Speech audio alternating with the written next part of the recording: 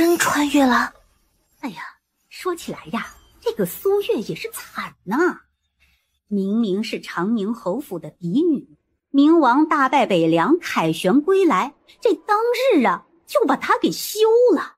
哎，长宁侯府那么大，都不够她寻死的吗？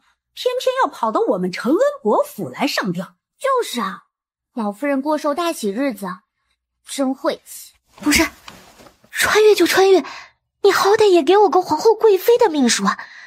怎么还穿越到比我原来还命苦10倍100倍的姑娘身上来了？敢在承恩伯府寻死，丢我们长宁侯的脸面，我成全你！你们抱怨我在承恩伯府寻死，给你们老夫人添晦气，现在大夫人要毒死我，你们却不阻拦。要你们老夫人真有血光之灾，你们都是帮凶！哎呀，今儿啊是我们老夫人过寿，这府里不宜见血。哎呀，是啊，外面客人们还等着呢，可别让人说了闲话去。行了，放开他吧，给承恩伯府添晦气，你以为老夫人还会保你？我们走。现在放弃要我的命，那我这条命你这辈子也休想再取走了。领我从大门出府。哼，没见过这么肮脏的心，自己过不好，就让人大喜的日子也不痛快。那你这毛空一样臭的嘴又干净到哪里去？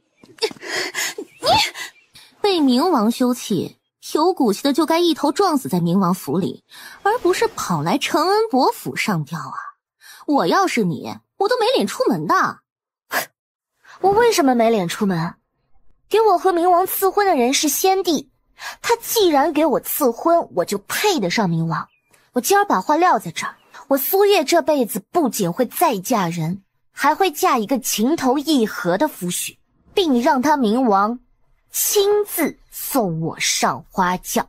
哎，看来长宁侯的女儿没有受住被休的打击，得了失心疯。姑娘，你为什么要说那样的话？现在所有人都知道我不会为冥王寻短见，我若死了，必是被人所害。哦，我明白了，这样大夫人就不能逼姑娘喝毒药了。姑娘真是聪慧。走吧。这路怎么如此颠簸？老夫人竟然让马夫把姑娘领送到归元寺来反省，真是一点都不心疼你。既来之则安之，来这儿或许是件好事。阿弥陀佛，来人可是冥王妃，小僧进司，恭迎王妃。怎么啦？这里咱们之前来过，所以呢？这是冥王住的地方，从不给外人住的。冥王妃，可是有什么不妥？这里是冥王住的地方，我已与他和离，住这里不合适，还有劳小师傅给我换个住处。是道衍师叔祖让我领冥王妃您来这里的，他知道您跟冥王和离一事，还是做此安排。他知道还这样安排？是。冥王妃，小僧先行告退了。算了，管他什么道衍不道衍的，咱们赶紧进屋里去吧，我都快饿死了。苏月抬脚上台阶，只是走了没2步就停了下来，回头张望。怎么感觉好像有人在暗处看我，甚至还带了几分杀气？姑娘在看什么？没什么，走吧。怎么回来了？爷，道衍大师出关了。他竟然提前出关了。道衍大师不止出关了，他还……得亏你今儿没有去承恩伯府，不然十有八九就要被气死在那儿了。说重点。今儿承恩伯府的寿宴格外的热闹，你那修回府的戚王妃在承恩伯府寻死不成，当众撂下话，说他和你再无瓜葛，从此桥归桥，路归路。他确实与我再无瓜葛。他可是当众说了，他会再觅良婿，再嫁人，而且要你这个前夫亲自送他上花轿。他可真敢想，一个被王爷休回府的女人，谁敢娶？别人我不知道，但我肯定能算一个。哼，一个？算半个。哎，你这屋子里的摆设，床、小榻、书桌还有屏风，怎么全给换了？哈，不会是因为长宁侯的女儿进来过，就全扔了吧？哎呀，你这洁癖也是没治了。清风，你接着说，道衍大师怎么了？长宁侯府将苏姑娘送去了归元寺反省，道衍大师将她安排在爷的竹屋里。大师这是想成人之美啊！奴婢一会儿就回长宁侯府拿东西。姑娘可有什么要奴婢带的？归元寺山脚下就是市集，真缺了什么也能花钱买。你看着带，最好多带些钱。是。哦，对了，姑娘记忆还没恢复，谁都不认识。奴婢不在，姑娘可千万别乱跑。奴婢午时前就会回来。放心吧，我不会乱跑的。芍药前脚走，后脚苏月就出门了。他先去大雄宝殿上香，从大殿内出来后，一路欣赏大雄宝殿上的雕梁画栋，一时看入了神，没注意台阶上有水，下台阶时脚下一滑，人就往前栽去。这也太好看了吧！哎啊！你干什么？男子却是厌恶他至极，连个眼神都没多给他就走了。哼，恬不知耻！我恬不知耻？你放心，我就是一辈子嫁不出去，我也不会嫁给他。什么人呢？不就是长得好看那么一点，以为谁都稀罕他呢？算了算了，身子是自己的，为别人气坏了，不值得。姑娘就是长宁侯府大姑娘。我是。这棵许愿树很灵验的，姑娘也许一个吧。我不用。拿着吧。我女儿5年前呀，也被夫家给休了。好在女儿孝顺，没舍得丢下我和他爹。姑娘在承恩伯府说的那些话，每一个字都说到我心坎里去了。苏月见大娘眼底都是泪花，心有动容，便接过了许愿牌。接着她围着姻缘树转了一圈，挑个自觉好挂的位置，利落地把手里的姻缘牌抛出去。可下一秒，那许愿牌却被一只骨节分明的手接住了。苏月一抬眼看清了男子的脸。许愿牌还给我。一生一世一双人，你也配？如此欺负个女人，你还是不是男人？你自找的。还是让属下去杀了他吧，不然也迟早会绿云照顶。姑娘你看，昨天在承恩伯府，姑娘受不了那些人的指指点点，奴婢便陪着姑娘去花园人少的地方坐会儿，只是半道上被人叫走。等回来时，在小路上看到了姑娘的绣鞋，这块玉佩就是在姑娘的绣鞋里找到的。姑娘被吊在树上时，脚上只穿了一只鞋。为什么你昨天没说玉佩的事？奴婢几次想说，可所有人都认定姑娘是自己寻了短见，根本不给奴婢开口的机会。奴婢跟在姑娘身边多年，又在明王府长了1个月的见识，知道这玉佩不是一般人能有的。大夫人巴不得姑娘早点死，她不会费心给姑娘找杀人凶手。奴婢就想着等侯爷回来，把玉佩交给侯爷。把玉佩收好了。是。我特意叮嘱你多带一些钱，怎么还只带了这么点儿？这是姑娘所有的钱了。这就是所有的钱了？这怎么可能？姑娘的钱都被2姑娘、3姑娘他们用五花八门的手段骗走了，就剩这些了。就这么点钱，哪里够用啊？奴婢还有点钱，虽然钱不多，但姑娘要用的东西，奴婢都带得足足的。侯爷很快就会回京，到时候姑娘就又有钱了。希望如此吧。姑娘一上午没出门，肯定憋坏了。一会儿上完药，奴婢陪姑娘去寺外的集市逛逛，散散心。那些人太讨厌了，姑娘戴上面纱能清静不少。姑娘，那儿有卖茯苓糕的，上回姑娘来没买到，还很失落呢。你去买点。芍药刚一走，1天之内看到这混蛋3回了，真是晦气到姥姥家了。恰巧他瞥见身侧小摊子上有弹弓，还有给人试弹弓的鹅卵石。苏月想都没想，就把弹弓拿了起来，瞄准男子。哎，姑娘，别！还是晚了一步，石子不偏不倚地朝男子射去。然而下一秒，男子手一伸，就把那颗圆润的鹅卵石接住了。你拉走我做什么？姑娘，你不会真的得了失心疯吧？我好着呢。那姑娘为什么拿弹弓打人？我看他不顺眼。姑娘，你知不知道你打的人是谁？他谁啊？他就是冥王啊！啊？姑娘，你还好吧？算了，不能惹也惹了，现在后悔已经迟了，只能往前看了。芍药，我们回去换个地方住。真的要换地方住吗？换。可奴婢已经把道眼大师安排姑娘住在冥王竹屋的事禀告过老太爷知道。老太爷说，姑娘只要待在竹屋一日，就没人敢动姑娘分毫。对啊，安排我在竹屋住下的人是道眼大师。姑娘还要换吗？不换了。参见冥王妃。小师傅，冥王来归元寺了，他有没有让我们家姑娘搬出去？这……小师傅，出家人不打诳语。对于道眼师叔祖将冥王妃您安排在竹屋一事，冥王确实很有意见，但是道眼师叔祖没有给他开口的机会，说这事过几日再谈。太好了，见到冥王，你帮我们家姑娘和他说一声，我们不会破坏他的东西的。就算破坏也没关系。冥王有这么好说话吗？冥王说竹屋他会烧掉重建的。这么罢了，他怎么不直接上天？竹屋我不住了，给我换个地方住。哎，姑娘，你别冲动。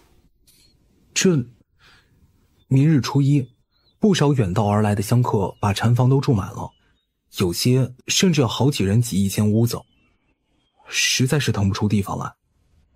再者，安排您住竹屋的是道眼师叔祖，他以前从来不管这样的小事，这样做必有深意。冥王妃切莫辜负道眼师叔祖的安排。小僧还有些事，就先行告退了。喂，小师傅，你别走啊！时辰还早，姑娘怎么不多睡会儿？还要半个时辰才用早斋呢。睡不着就起了，我们出去走走吧。姑娘，山林里风冷，露水又重，容易着凉，还是等太阳出来，咱们再来逛吧。没事的。那好吧。对了，姑娘，前面不远有片果林，开春时姑娘去赏过花。上次跟随老夫人来上香，我还特意去看了，上面挂了不少的果子，也不知道能不能吃了。咱们去看看。哎，姑娘，那儿有杏子，杏子一般要熟得早一些，我去看看。芍药说着往那边杏林跑去，苏月的注意力则被地上的药草吸引了过去。姑娘，你别过来！芍药，苏月心里一紧，想都没想就往声音传来处走去。你下不来了？我还以为什么事儿呢。不是的，姑娘，好像有死人。苏月转身望去，就见树下倒着个男子。姑娘，你别过去，一大早遇到死人会晦气一整天的。胡说什么？万一人还活着呢？姑娘，他还活着吗？还没死。奴婢去叫人来救他。等不及了，现在不立刻马上替他压制住毒性，最多半盏茶的功夫，他就会毒入心脉，神仙难救。那怎么办？快去把我刚刚挖了一半的那株药草挖出来给我。是他。男子见是苏月，眼底一抹杀意闪过，但苏月没看见，他正使出吃奶的力气和衣袍做斗争。这衣服质量也太好了点吧？怎么这么难撕？伤口处的血是黑色的，应该是中的暗器上淬了毒。看来这人是及时服了解毒丸，不然根本撑不到现在。他这什么眼神？嫌弃我？你认识我？走开，我不用你救。你以为我大清早吃饱了撑着喜欢救人呢？苏月气得当时就站了起来，转身就走。等等，救人一命胜造七级浮屠，我一个大夫怎么能和一个病人一般见识？再说了，正是因为世人敬仰冥王战神威名，才对我这个被战神休弃的女子多有成见。我要是想在这里立足下去，首先要做的就是扭转大家对我的看法。你回来干嘛？话音未落，男子瞳孔骤缩，因为苏月已经凑上前来替他吸出了肩膀处的毒血。你，姑娘，你在做什么？哎呀，男女授受不亲啊，你怎么能这？把药草给我。哦，给。我手里没有银针，没法替你逼出毒血，只能以毒攻毒，替你暂时压制毒性，应该够你撑到去找大夫救命了。男子力气恢复了几分，他艰难地站起身来，脚步踉跄地离开。对了，要大夫解不了你的毒，你就带一副银针，1000两银票来找我。男子脚步顿了下，没有回头，直接走了。救了他，谢都不说一声。姑娘，你会救人？这很奇怪吗？多读书就懂了。可姑娘，你以前不爱看书啊。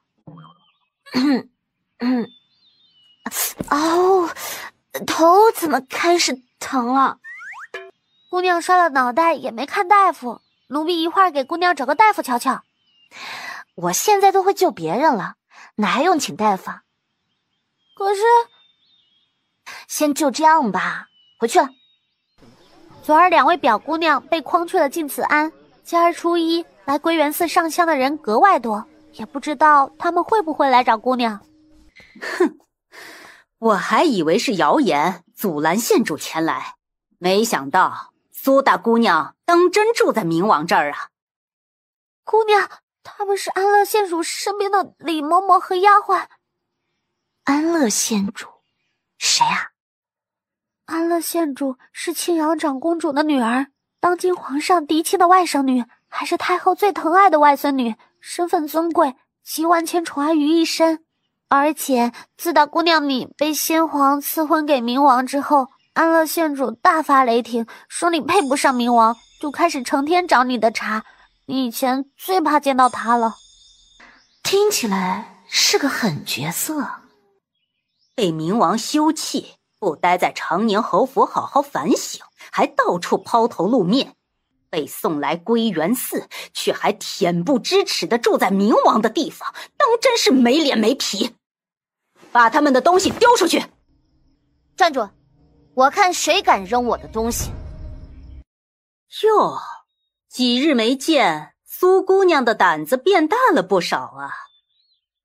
但我还是要奉劝苏姑娘一句，自己拿了包袱走最好，惊动了县主会有什么样的后果，你该知道的。我连冥王都得罪死了，还怕区区一个县主吗？连你们安乐县主都知道我住在竹屋，李嬷嬷觉得冥王会不知道？是道眼大师让我家姑娘住在这里的。这怎么可能？该说的我都说了，信还是不信，是你们的事。哼哼，苏大姑娘好大的胆子呀，竟敢打着道眼大师的幌子骗我们。今儿你们是走也得走，不走也得走。芍药，拿扫把，把他们给我撵出去。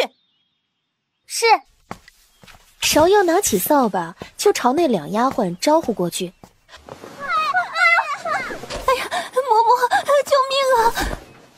哎呀，你好大的狗胆，敢打！哎呀，哎呀，打的就是你！糟了，安乐县主脾气不好，又得皇上和太后的宠爱，咱们打了他的人，他肯定不会放过咱们的。没什么大不了的，头一个不放过我的人是冥王，和冥王比，安乐县主根本不算什么了。姑娘，你这根本是破罐子破摔了吗？不然呢？我还能由着他们把我们的东西扔出去吗？而且往开了想，能狠狠地气一气安乐县主，是不是心情都好了不少？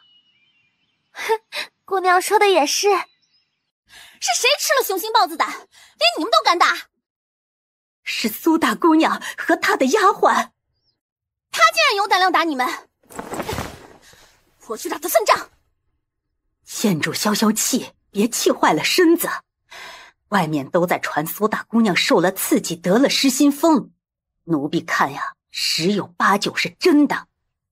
安排她住在冥王竹屋的人是道眼大师，冥王都睁一只眼闭一只眼，县主何必非要现在赶走她？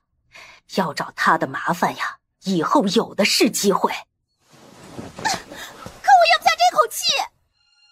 冥王交出丹书铁券，放弃到手的兵权，才把他休掉，只是让他住几天竹屋而已。县主别担心了，冥王这辈子喜欢谁也不会喜欢上他的。县主，李嬷嬷说的有理，就且让他在竹屋住着吧，住得越久，冥王越厌恶他。姑娘，是大表姑娘和二表姑娘来啦。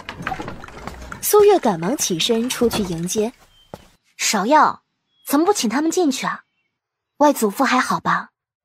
祖父虽然醒过来了，但情况很糟糕，吃什么吐什么。大夫太医都瞧过了，可祖父连药也吐，不见好转。我去顾府看外祖父。只是几人出了凉亭，快走到大雄宝殿时，却远远见到了赵林和周蕊，以及一位穿戴华贵的姑娘。姑娘，那就是安乐县主。真是两个搅屎棍。走吧。出什么事了？今儿礼部侍郎夫人登门，退了大姑娘的亲事，老太爷怒急攻心，吐血晕死过去。等醒来，眼睛就看不见了。祖母，都怪我。这桩亲事退了就退了，没什么好伤心的。供不得患难的亲家，不要也罢。我的孙女儿啊，值得更好的。见过外祖母。月儿啊，不让你来，怎么还是来了？哎呦，这才几天没见呀，就消瘦了一圈儿。外祖母，我想去看看外祖父。你们都去吧，也不知道还能见几回了。去归元寺这么快就回来了，怎么没陪你表姐说说话啊？表姐也一起来了。唉，外祖父已经看不见你了。不会的，外祖父失明只是暂时的，很快就会好起来的。外祖父需要安心静养，切莫再为我和表妹的事生气了。我先回归元寺，改日再来看您。好好。王爷，皇上急召您进宫一趟。出了醉月楼，萧承义翻身上马，只是他刚抓紧缰绳往前看去，就看到坐在画摊前的苏月。怎么走到哪里都能碰到他？冤家路窄也没这么窄的吧？爷休了他之后，怎么总是遇到他？简直是阴魂不散。去看看他做什么？什么？叫你去就去。爷难道是想……属下遵命。王爷放心，他不是去私会男人。我是让你去看一看他去药铺做什么，他私不私会男人与我无关。那爷还关心他去药铺做什么呀？继续说。他不知道从哪儿得来2张药方子，要请济世堂的李大夫去顾家，照着他写的方子给顾老太爷治病。但可惜济世堂的李大夫今早扭伤了胳膊，没法施针。济世堂其他大夫医术不到家，不敢接这个活儿。通知济世堂接下这个活儿。回到归元寺，这会儿已经过了用午斋的时辰，姑娘午饭还没吃呢，奴婢去集市给姑娘买些糕点带回去垫肚子。那姑娘在这里等奴婢，奴婢很快就回来。谢了凉亭，刚准备坐下，苏月就看见不远处一块大石头边上站着个衣着华丽的女子，而且那女子似乎有些魂不守舍，脚不自觉地往悬崖边走。别是要寻死啊！苏月赶紧起身，拎起裙摆就往那边跑。就在女子一脚踏空的时候，苏月一把抓住她的手，将她拽了回来。有什么事想不开也不能寻死啊！好死不如赖活着。苏月，你不认得我了？抱歉，我在承恩伯府撞伤了脑袋，以前的人和事我都不记得了。你既认得我，就该知道我这些天的遭遇。我都没寻死，你伤得这么严重，我怎么都没有听说啊？没去看太医吗？淑华，不是吧？又来个恨透我的。扶公主回去。那些是什么人啊？是淑华长公主和她的驸马爷武国公世子。我以前得罪过武国公世子？没有啊，武国公世子是当今太后的娘家侄儿。姑娘以前怕安乐县主都怕得厉害了，哪有胆量得罪武国公世子？淑华长公主和武国公世子感情不和吗？岂止是不和，估计一辈子关系都不会好了。为何？这事儿奴婢也只知道一点儿。去年中秋，淑华长公主怀胎6月，突然小产，还大出血。虽然最后命保住了，却伤了身子，以后再怀不了身孕了。本来淑华长公主膝下还有一个女儿，再生不了孩子也没什么。可今年初，淑华长公主的女儿误食了有毒的糕点，中毒死了。听说那糕点是武国公世子带回去的。难怪她会那么魂不守舍。爷，一会儿还是让王太医给王爷看看吧。王太医的医术不错，王爷的毒没准他能解。不可，我受伤的事不能让任何人知道。王爷传我来，可是身子有什么不适？本王这里有几张药方，王太医看一看，这些方子是治什么的？这几张方子是治脑袋撞伤，消颅内淤血之用，开得极好。那这几张方子可能治郭老御史的病？对症。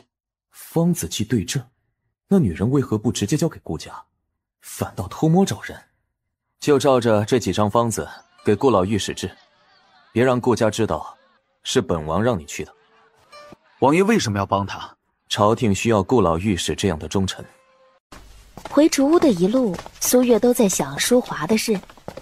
她迈步上台阶，抬手推门，然而门被推开的瞬间，地上竟是一地狼藉，衣服鞋袜被凌乱地扔在地上，有些还撕碎了，还有摆在桌子上的茶壶茶盏，床上的被褥枕头都被扯得破烂。哼，定是安乐县主的人趁姑娘不在干的。去报官，就说有人趁我不在砸了明王的竹屋。王爷，大理寺派人来传话，说是您在归元寺的竹屋被人给砸了。好大的胆子！住王爷的屋子也就算了，他还敢砸王爷的屋子。不是他，大理寺来人说，是他让人报的案。让大理寺查清此事。柳大人，摔的那些瓷瓶很值钱吧？哎呀，明王用的东西，有钱也买不到。我还想着要是不贵，我赔了也就赔了。我住在这里，看护不力，理应负些责任。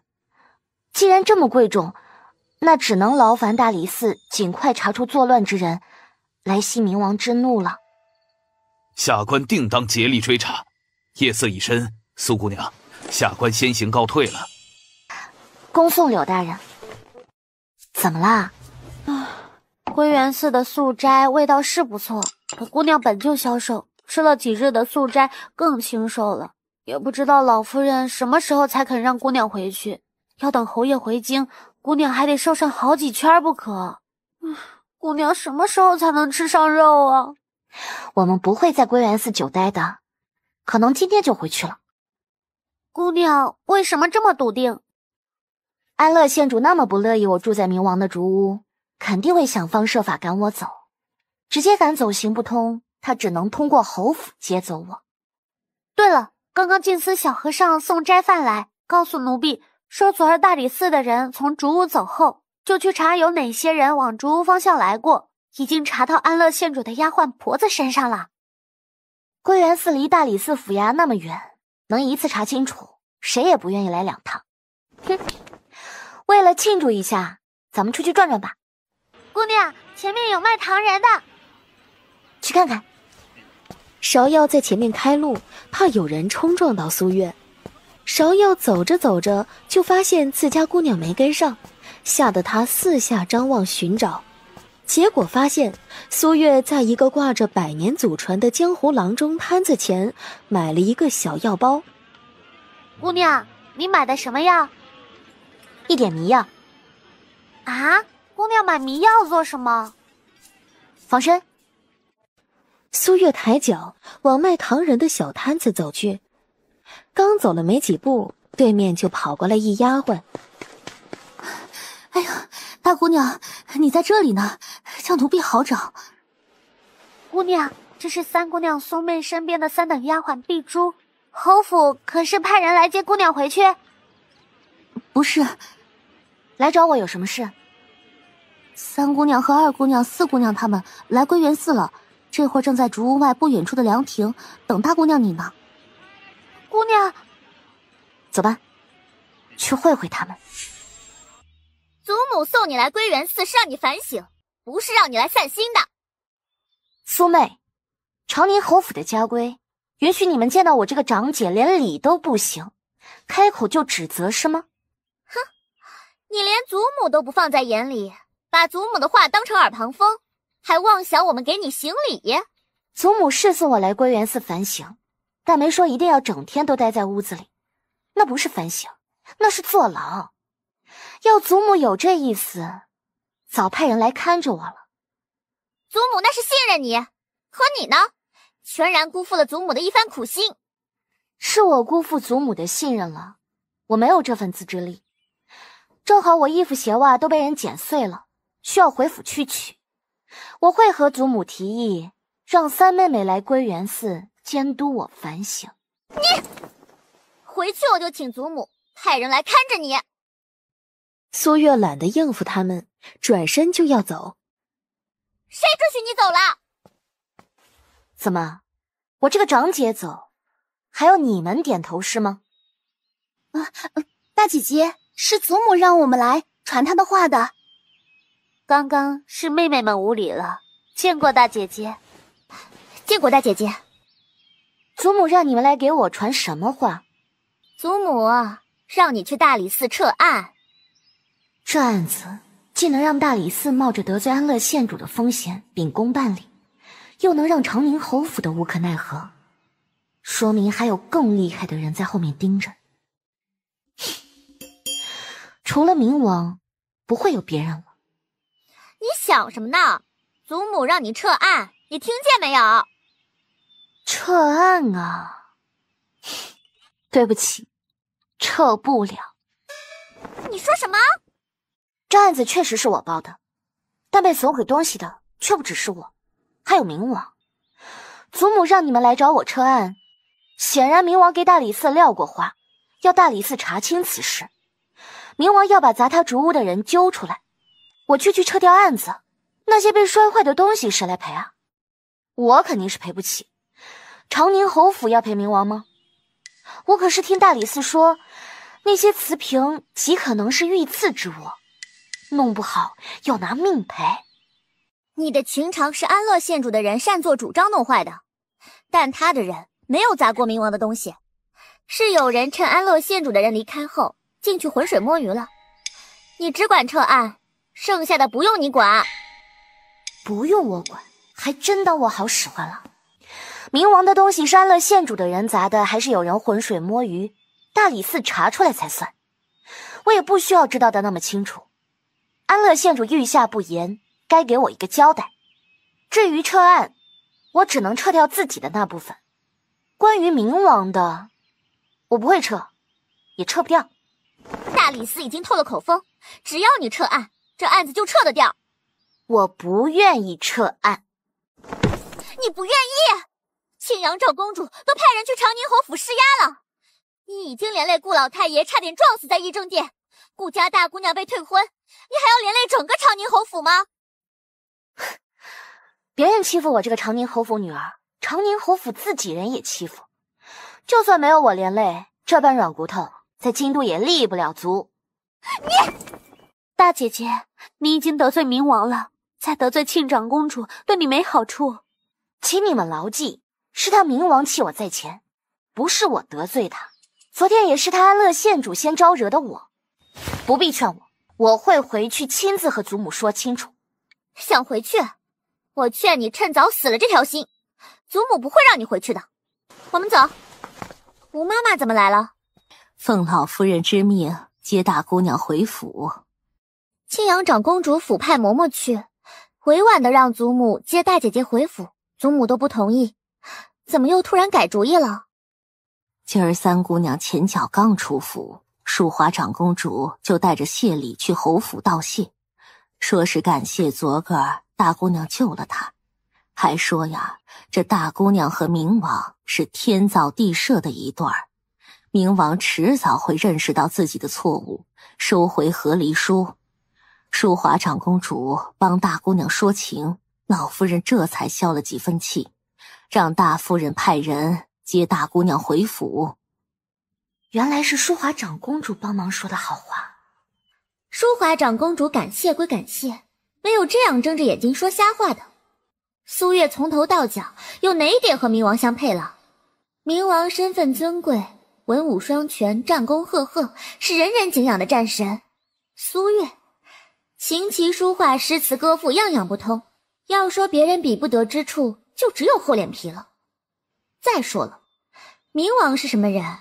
苏月在承恩伯府当众放话，要另择良婿，还要明王亲自送他上花轿。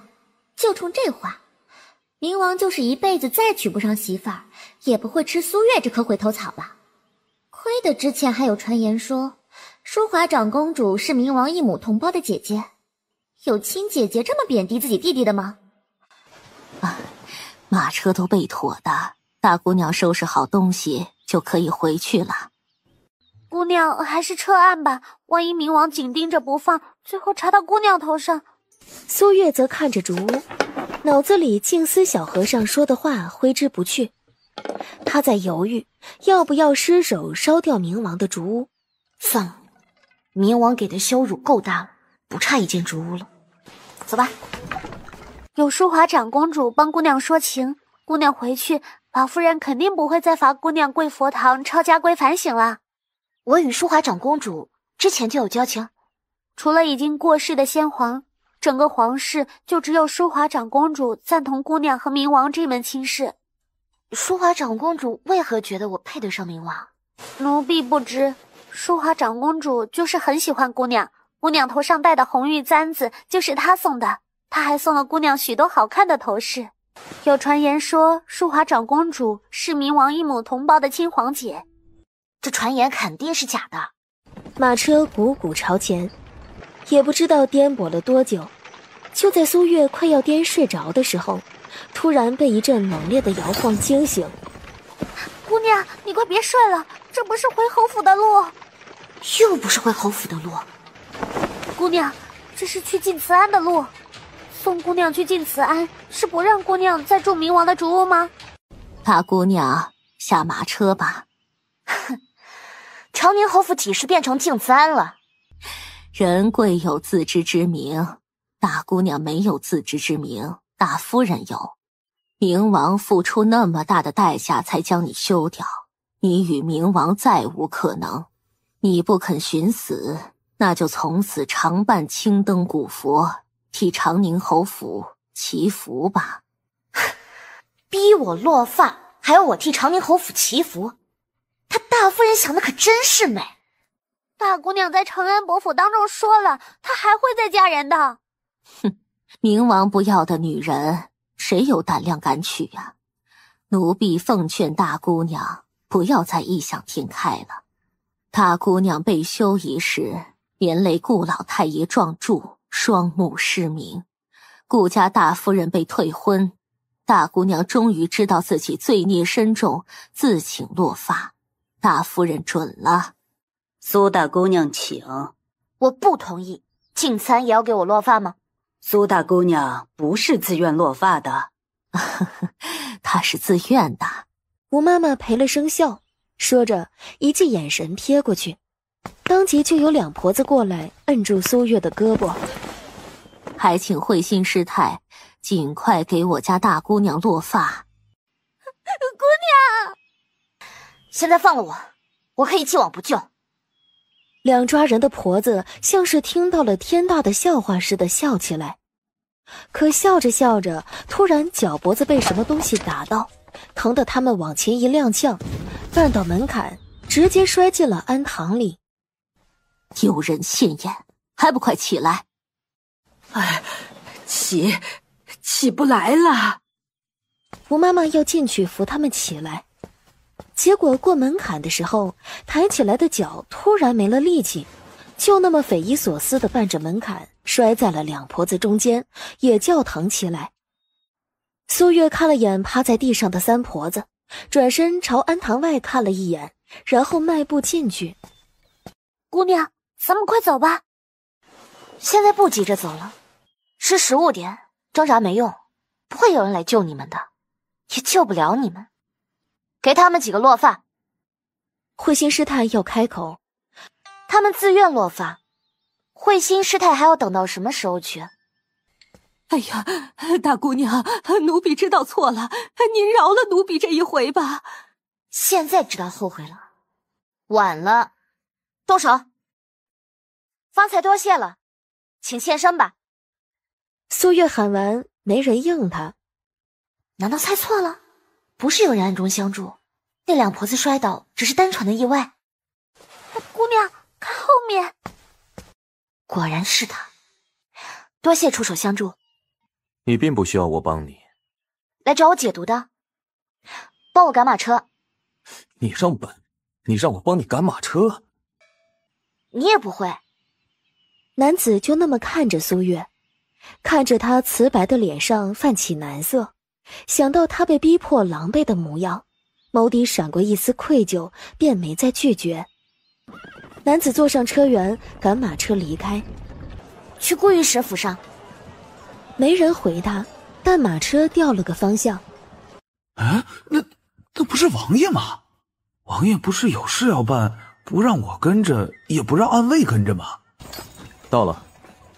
李管事，外祖父病情如何了？哎呀，多亏有王太医，老太爷病情好转了不少。今儿早上吃了一碗粥，一个上午都没吐。外祖母知道你记挂你外祖父，但归元寺离得远，你又这么清瘦，来回奔波呀，会吃不消的。我想在顾家住几日，多陪陪您和外祖父。谁给你委屈受了？娟儿大夫人。外祖母啊，我没带换洗的衣服来，您派人去长宁侯府给我多拿几套来。来外祖母这里还派人回去拿衣服啊，没得叫人笑话。外祖母这里就有现成的。那就不拿衣服了，外祖母派人去长宁侯府说一声，就说我要在您这儿多住些10日。外祖母，我先去看看外祖父。去吧。王太医医术高超，他说祖父眼睛失明，是脑袋里有淤血，等淤血散了，祖父就能看见。希望外祖父能早日康复。长宁侯府春晖院，老夫人才吃了这么点儿，可是今儿的饭菜做得不合胃口，奴婢上小厨房重做一份儿。吃不下。老夫人，大姑娘去顾家了，顾家派了小厮来传话，说大姑娘要在顾家多住些10日。大嫂派人去归元寺接大姑娘，怎么大姑娘去顾家了？吴妈妈带了那么多人去，竟然还让大姑娘逃去了顾家，这是怎么办事的？大姑娘有孝心是好事，只是他没出阁时都没在顾家留过宿，如今被休了，留宿在顾家，恐怕会惹来非议。去回了顾家来人，就说梁府离得近，大姑娘可以多去探望顾老太爷，但留宿不行，让大姑娘在傍晚前回府。顾家小厮传完话就走了，而且什么？顾家来传话的小厮态度很恶劣，都没下马，传完话就走了。顾家失礼传家，一向重规矩，下人也循规蹈矩。今儿这是怎么了？我这就派人去顾家接回大姑娘。大夫人，您派去接大姑娘的吴妈妈他们，被大姑娘在敬慈庵剃光了头发。这怎么可能？苏月身边只有一个芍药，吴妈妈可是带了好几个丫鬟婆子去，还有小厮，这么多人能被一对主仆反将头发剃光，这不可能。他们怎么会去敬慈庵？大嫂派人去归元寺接大姑娘，怎么大姑娘去顾家了？顾老太爷病入膏肓，大夫人要先去顾家探望再回府，她这么有孝心，总要依她。芍药，表姑娘醒了。芍药呢？长宁侯府老夫人身边的王妈妈来接表姑娘回去，老夫人觉得奇怪，把芍药叫去问话了。才出小跨院，就见芍药过来。苏月走过去，你都告诉外祖母了？奴婢不说，顾老夫人见到王妈妈也会知道。苏月没说什么，脚下步子走得飞快。进屋，受这么大的委屈也不告诉外祖母。这些天外祖母都没休息好，我不想外祖母再为我操心了。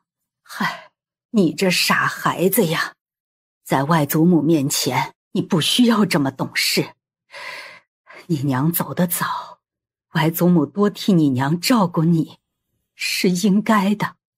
要是女儿还活着，怎么会让人这么欺负月儿啊？你伤在襁褓，外祖母就想把你接回来养，可长宁侯府不肯，以照顾你为由给你爹娶了续弦。结果呢，他就是这么照顾你的。王妈妈被领进屋，正巧听到这一句。老夫人让大夫人派人去归元寺接回大姑娘，并不知道大夫人擅作主张，把大姑娘送去了敬慈庵。老夫人知道这事儿，已经严惩大夫人了。怎么严惩的？罚大夫人跪佛堂反省。罚跪多久？3个时辰。把你们长宁侯府老夫人的话当成耳旁风，把我外孙女送去敬慈庵落发，就只用罚跪3个时辰。哼，你们长宁侯府的家规，我顾家今儿啊，算是见识到了。犯这样的过错都不当回事，我顾家怎敢把外孙女送回去？送回去给人接着欺负吗？老夫人原是要严惩大夫人的，但承恩伯夫人突然去了侯府，大姑娘在承恩伯府的事儿惹得承恩伯府不快，承恩伯夫人帮大夫人说情，承恩伯老夫人呢又有事，让大夫人明日去寻她一趟。老夫人看在承恩伯府的面子上，才从轻惩罚的。顾老夫人站在老夫人的立场，也能体谅一二。再者，大姑娘把大夫人派去的人头发都剃了，没吃亏。老夫人沉着脸，没再说什么。未免横生枝节，大姑娘还是随奴婢回侯府吧。今日时辰不早了，请回吧。明日晌午之后再派人来接，替我给你们老夫人带句话，只此一次，再有下回，我顾家必撕破脸。小丫鬟早把沐浴的水准备好了，还有顾童送来的裙裳。苏月舒舒服服地泡了个热水澡，只是下午睡足了，晚上不困，便歪在小榻上看书打发时间。姑娘怎么不穿袜子？小心着凉。没那么容易着凉的。传来咚咚敲响声，进来吧。吱嘎，窗户被推开，男子跳窗进屋，就看到摇曳的灯烛下，苏月在认真的看书，一双纤细精致的玉足随意的叠在一起。好看吗？你知不知道，女子的脚只能让自己的夫婿看。那你还看？大晚上的来顾家寻我，不会只是教我男女大防吧？我是不是首先就应该把你拒之门外？不对，是拒之窗外。男子眼睛死死盯着苏月，心头堵着一团气。男子转身就要走。等等！男子停下脚步，回头看他。你走可以，但能不能把银针给我留下？苏姑娘医术高超，竟连银针都没有。这事说来话长，我就不和你说了。你把银针给我就是。他到底没有转身走，从怀里掏出银针，连着银票一起放到桌子上。10000两。没1000两的吗？我找不开。你救我一命，这是给你的枕巾。用不着这么多。我的命值这么多钱。除此之外，我会许诺你一件事，只要是我能办到，事后你我两清。好像还没有替他解毒，他就这么相信我一定有把握解他的毒。说吧，需要我帮你办什么事？我要你摘下面具。换一个。这都办不到吗？我轻易不许诺，你不要浪费机会啊。这么难得，那我肯定不能浪费。我要你取下冥王的项上人头交给我。男子没有说话，但苏月明显感觉周遭的空气冷了几度。好吧，有些过于刁难人了。和你开玩笑的，不必当真。不过我确实有件事需要你帮我。男子要开口问是什么事，苏月没给他机会。先解毒吧，毒不解，你连明天的落日都见不到。苏月坐下来，手在桌子上敲了2下。等男子坐下，苏月便给他把脉，把了好一会儿，还换了只手。苏月的注意力在脉象上，男子的注意力全在他身上。这么看我，是不是开始觉得冥王挺有眼无珠的？你就这么恨冥王吗？我怎么会恨他？我感谢他都来不及呢。没有他，我哪会知道生活在水深火热中是什么感觉？说完，苏月站起身来，去书桌处写药方。吹干墨迹，苏月把药方交给男子。照方服药，连服3天，你体内的毒就解了。你要我帮你什么事？芍药，姑娘，你叫我。把那块玉佩拿给我。不多会儿，芍药就从包袱里把玉佩扒拉出来，交到苏月手里。这块玉佩是我的丫鬟捡到的，你帮我查一下是谁的。哪里捡的放回哪里就是。你确定要这么用掉我对你的承诺？这对我很重要，有劳了。不要让人知道你在查这块玉佩。看来这块玉佩并不是捡到的那么简单。我还不知道你叫什么呢。萧无咎。姓萧？你也是皇室中人？你想要回冥王府，我可以。我好心救你，你可不要恩将仇报。我就是去静慈庵，我也不会再去冥王府。面具下，男子脸渐渐黑下去。我会医术的事，不要告诉冥王。为何？你告诉他了，我还怎么毒死他？话不投机半句多，男子转身跳窗离开。王爷这是怎么了？大晚上的不带人出去，回来还一副气大的模样。派人去查一下，这块玉佩是谁的？清晨的阳光透过窗柩照耀进屋，洒下一地的碎金。哈哈，什么事让祖母这么高兴啊？你表妹的性子比以前活泛多了，祖母高兴啊。你大哥呢？怎么没和你一起来呀？大哥有事，刚刚出府了，让我带他和祖母您说一声。这是有什么急事，要这时候出去？一会儿我送表妹回长宁侯府。多谢二表哥。表妹太见外了啊。老夫人，长宁侯府来接表姑娘的马车到了。真是有够扫兴的，让晌午后来接，来这么早做什么？让他们等着。外祖母，那我就先回去了，改日再来看您和外祖父。要是长宁侯府还欺负你，就派人告诉外祖母。外祖母啊，去接你回来。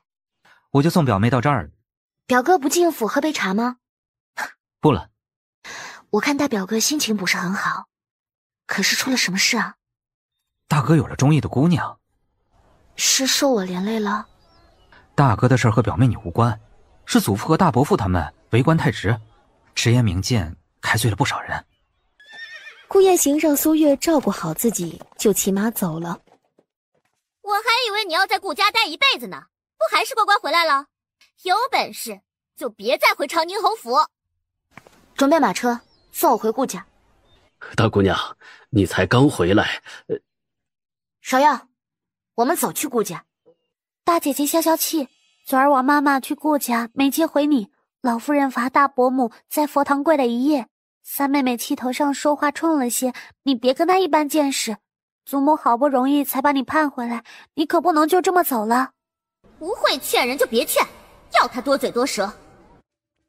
大姐姐，是我说错话了，你大人不计小人过，别和我一般见识。三妹妹这是要出府，出不出府关她什么事？要是平常，苏妹就对出声了，这会儿只能忍着点头。出门记得把脑子带上，别说话不经过大脑。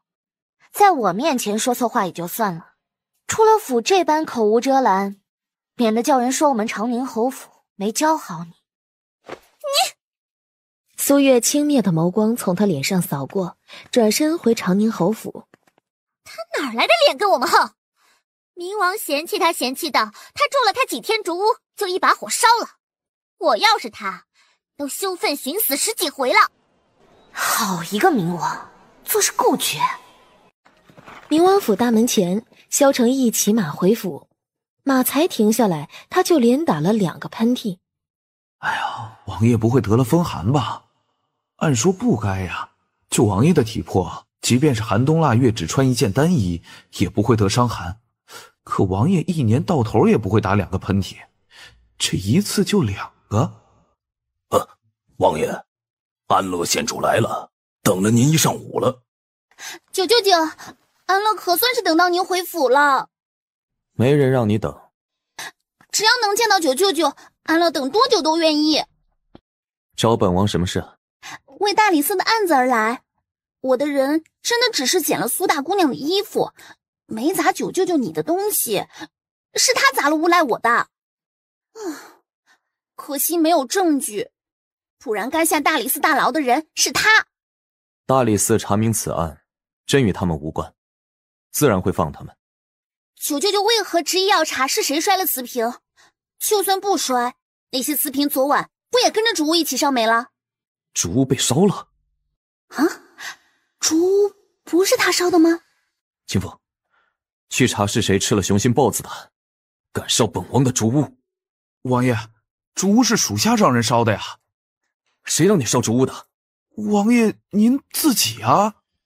王爷，不能请太医，属下给王爷请个大夫进府看看吧。我没伤寒，可王爷一直在打喷嚏啊。那是有人在骂本王。啊？谁吃了雄心豹子胆，敢骂王爷您？还不是你干的好事。他胆敢骂王爷，属下这就去杀了他。回来，没有我的允许，任何人不得动他一根手指头。属下还是去给王爷请大夫吧。哎呀，王爷绝对是病得不轻了。萧承义都来不及阻止，清风话音一落，人就不在屋子里了。不过清风走得快，回来的也快。王爷，玉佩查清楚了。玉佩是谁的？是武国公世子的。武国公世子的玉佩怎么会在他手里？老夫人，大姑娘回府了，在门外等着给您请安。让她进来。不多会儿，苏月就进去了。见老夫人在礼佛，她识趣的没出声。淑华长公主让你有空多去陪她说说话，明日你去武国公府向她道谢，回去吧。出了春晖院，苏月跟着芍药去往她住的婉月院。屋内，大夫人正坐在小榻上，任由丫鬟跪在地上给她的膝盖上药。大夫人息怒，是奴婢笨手笨脚的弄疼大夫人您了。继续上药。才上完一只膝盖，外面就快步进来一丫鬟，凑到站在大夫人身边伺候的张妈妈跟前禀告了几句。这怎么可能？什么事？大姑娘回府了。三姑娘和二姑娘他们出府的时候，正巧碰到大姑娘回来，没忍住脾气，呛了大姑娘几句。大姑娘转身就要回顾家，逼得三姑娘给她赔礼道歉。她好大的胆子，敢让我的女儿给她赔礼！把春桃、冬梅都给我叫过来。怎么就姑娘一个人在屋子里？芍药都没在跟前伺候。春桃、冬梅，你们不是去大夫人院子里当差了吗？怎么又跑回来了？我和冬梅是大姑娘的贴身大丫鬟，之前是身体不适才没能跟去明王府，便宜了你和白芷。如今病好了，大姑娘也回来了，我们当然要回来伺候了。你们就是怕姑娘嫁给明王冲喜会守寡，不愿意跟去才装病的，别以为我不知道。芍药是怕奴婢和春桃回来抢她大丫鬟的位置才这般挑拨，奴婢和春桃对姑娘忠心耿耿啊。姑娘，你多心了，如今我的名声可不好听，还比不上在明王府守寡。他们要不是对我忠心，不会走了还回来跟着我受人嘲讽。待在大夫人那儿可比待在我这儿好得多。两丫鬟冲芍药得意一笑。你们俩去大夫人那儿待了1个月，卖身契可一并拿回来了？两丫鬟摇头。去把卖身契拿回来，另外放聪明点，该拿回来的一并拿回来。错过这个机会可就没有了。奴婢们这就去大夫人那儿拿回卖身契。不等苏月答应，两丫鬟就火急火燎地走了。姑娘，你真要他们回来？当然是真的了。你家姑娘我身边少了谁也不能少了你，别失望了。陪我去院子里转转，拿去收好。苏月见茶盏里没茶了，吩咐春桃把桌子上的茶端给我。春桃赶紧过去端茶递给苏月，苏月伸手去接，结果咣当一声，茶盏摔她身上了，吓得苏月惊叫出声。这么笨手笨脚的丫鬟，我身边容不下，拖下去，叫孙管事找人牙子发卖了。奴婢没有摔茶盏，是大姑娘你容不下奴婢，故意打破茶盏，好卖了奴婢。你离得近，可看清楚是他没端好茶盏，还是我没接吻茶盏？奴婢没看见。白长了一双眼睛，一起卖了。大夫人，不好了，大姑娘要卖了春桃和冬梅。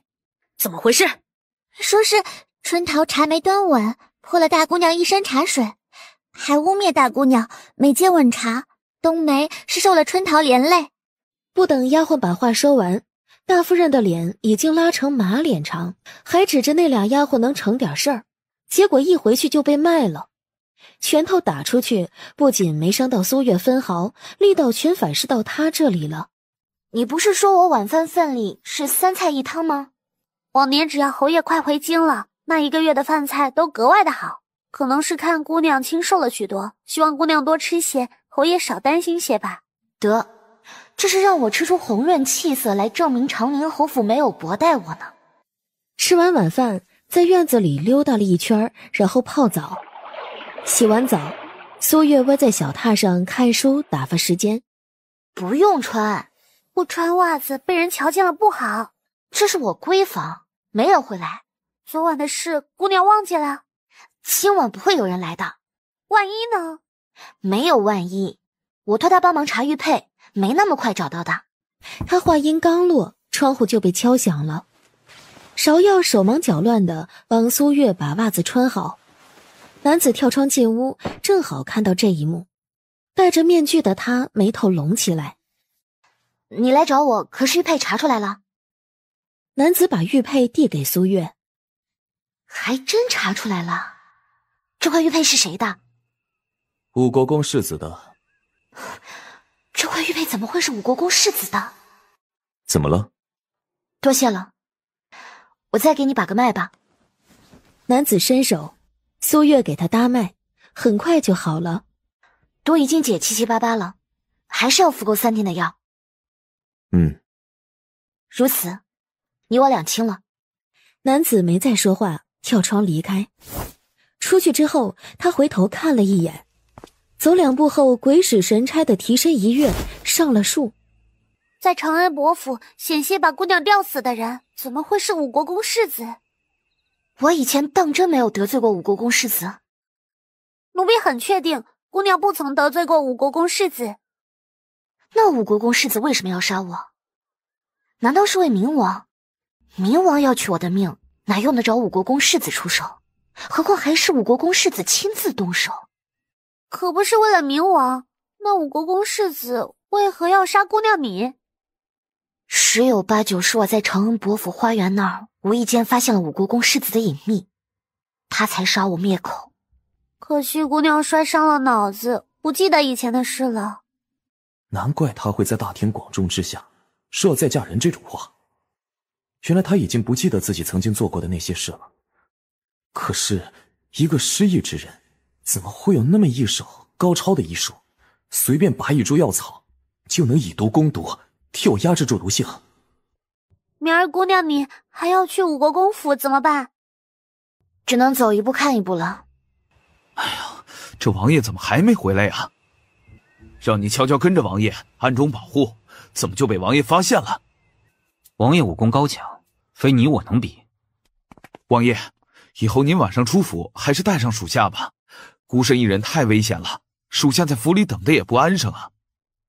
我自有分寸，你去暗中盯着武国公世子的一举一动，发现他有异常，立刻禀告我。一夜好眠，清晨醒来，苏月坐在床上伸懒腰。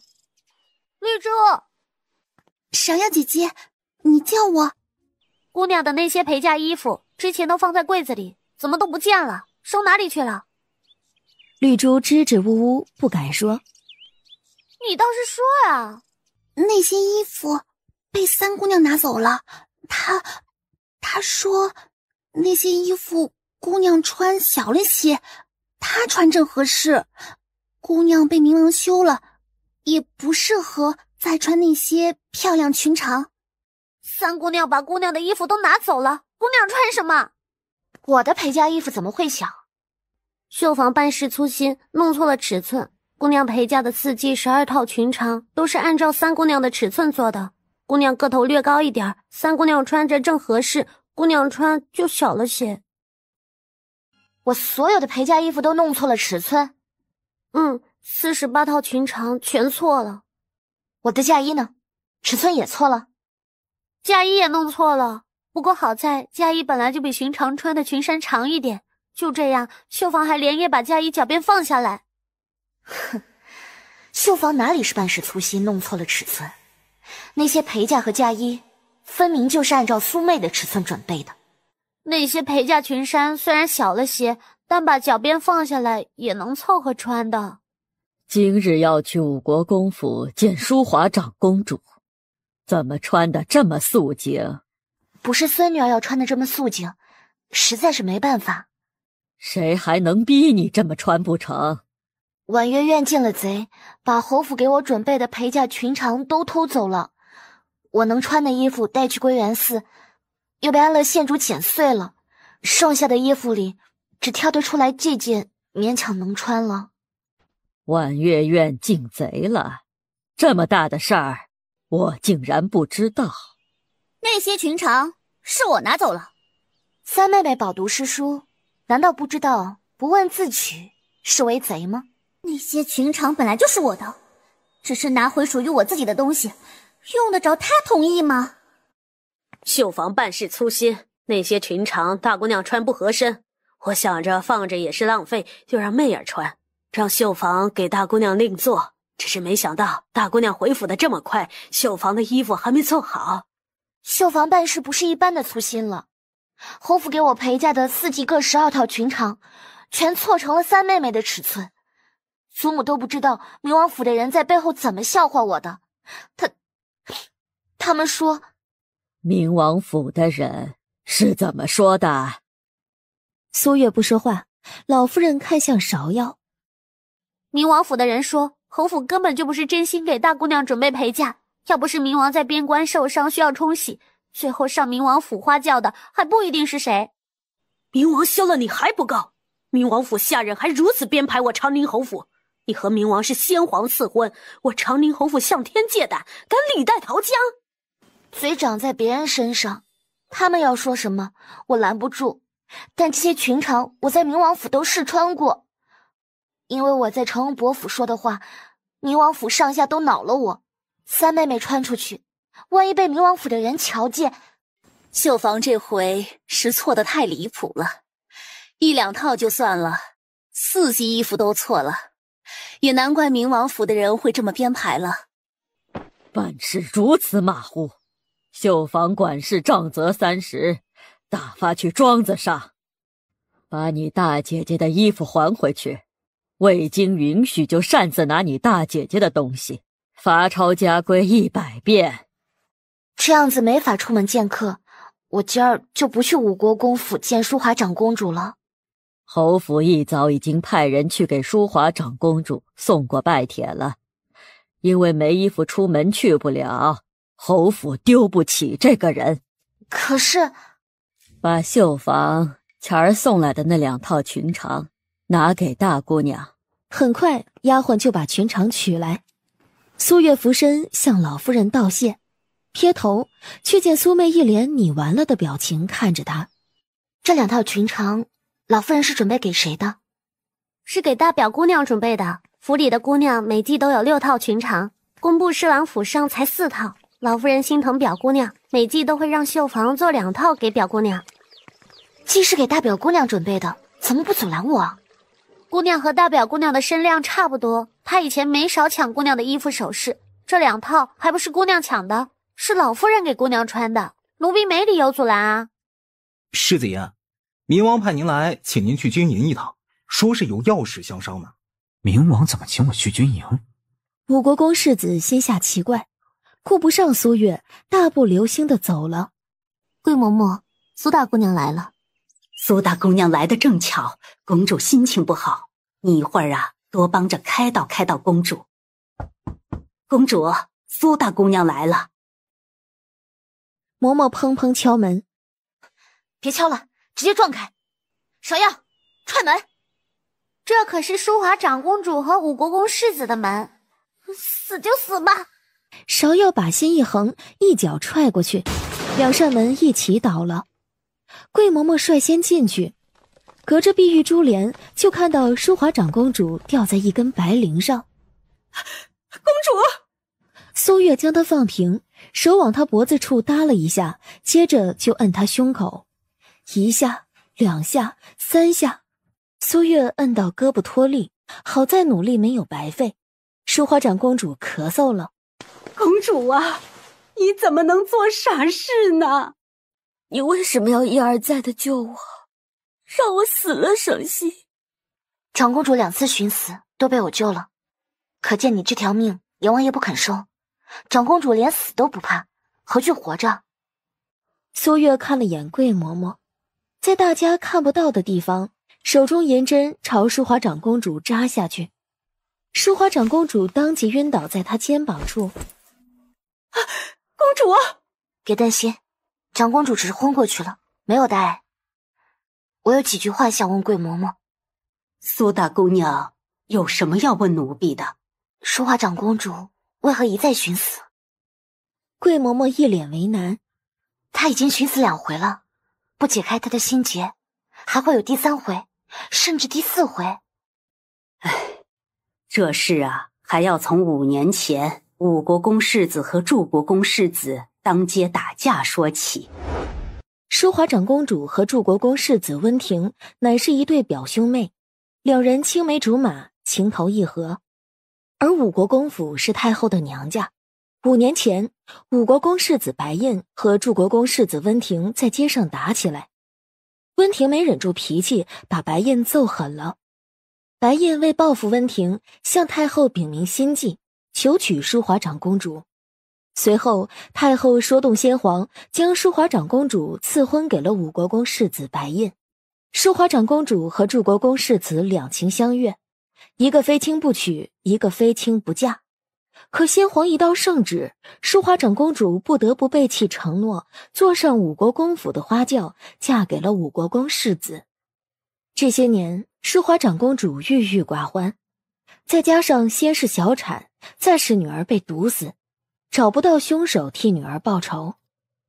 淑华长公主和武国公世子夫妻反目成仇，而祝国公世子温庭痛失所爱，心灰意冷，至今未娶。前几日，为了让儿子同意成亲，祝国公夫人不惜以死相逼。可就这样，温庭也不为所动。淑华长公主对武国公世子态度冷淡，武国公世子就拿这事儿扎他心窝子。武国公世子愤而离开后，淑华长公主就把桂嬷嬷和丫鬟婆子都支开了。后面的事，苏月就都知道了。公主肯定是觉得只有她死了，祝国公世子才会忘了她，安心的娶妻生子。淑华长公主是明王异母同胞的皇姐吗？桂嬷嬷听得一怔，让长公主在眼皮子底下寻死，你们都是怎么伺候的？还不把白绫给我拿下去烧了？苏月起身给武国公夫人行礼，请大夫进府。我就先回去了，改日再来陪长公主说话解闷儿。今儿多亏有苏大姑娘，才及时救下淑华长公主一命，我武国公府感激不尽。但为了淑华长公主的名声着想，她这寻死之事……什么寻死啊？我只是来陪淑华长公主闲聊了会儿，什么事也没发生。是，送苏大姑娘出府。桂嬷嬷送苏月出去，出了院子，四下无人。等长公主醒了，你告诉她，我会帮她和武国公世子和离。这是不可能的事啊！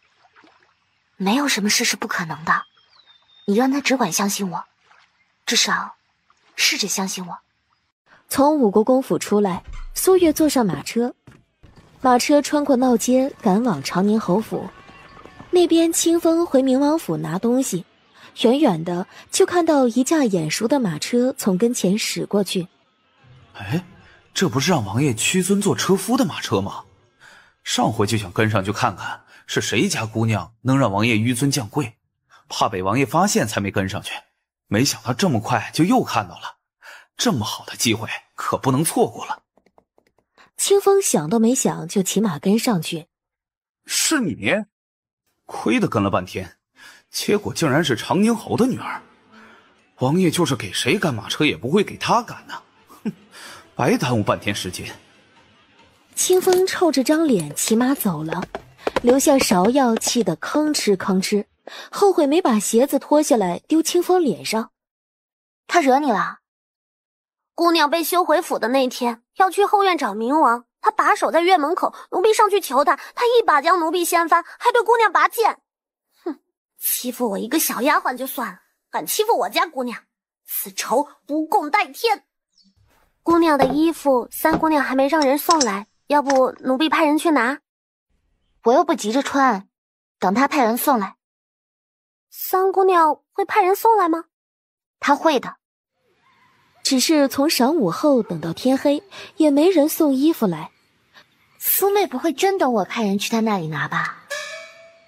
姑娘眼睛怎么了？没事儿，就是眼皮跳得厉害。左眼跳财，右眼跳灾啊！王爷想出府就出吧。我没想出府。是，王爷您没想出府，但是您兵书拿反了，反了整整1刻钟了都没发现，这是以前没有过的事儿。跟随王爷多年还能看不穿，王爷肯定是翻哪家姑娘的墙头翻习惯了，一日不见如隔3秋啊。擅自跟踪我，赏80鞭。这80鞭都够要命的了，爷这是去哪了？跟去的人都要灭口。清风就那么看着萧承义纵身一跃，消失在茫茫夜色中。宁王府距离长宁侯府不远，飞檐走壁就更快了。只是前2天他翻墙进长宁侯府的地方，有一道黑影先他进去。屋内，苏月眼皮一直在跳，心底也隐隐不安起来。这般想，就见一黑衣蒙面的男子跳进来。苏月人都还没反应过来，刺客的剑就朝着他杀过来了。苏月吓得闭上了双眼，可迟迟没等到剑刺过来。他小心翼翼地睁开眼睛，刺客还在，但刺客被一剑穿胸了。你怎么来了？我也不想来的，但是伤口隐隐作痛，我来找你看看。现在你欠我一条命了。你的伤口怎么会疼？我给你把脉看看。脉象没问题啊，伤口上次就愈合得很好了，应该也不会有问题才对。可是我就是很痛啊。但我真的没发现问题，我也不能随便给你开方子。那我忍一晚，要是明晚还有问题再来找你。可知道刺客是谁派来的？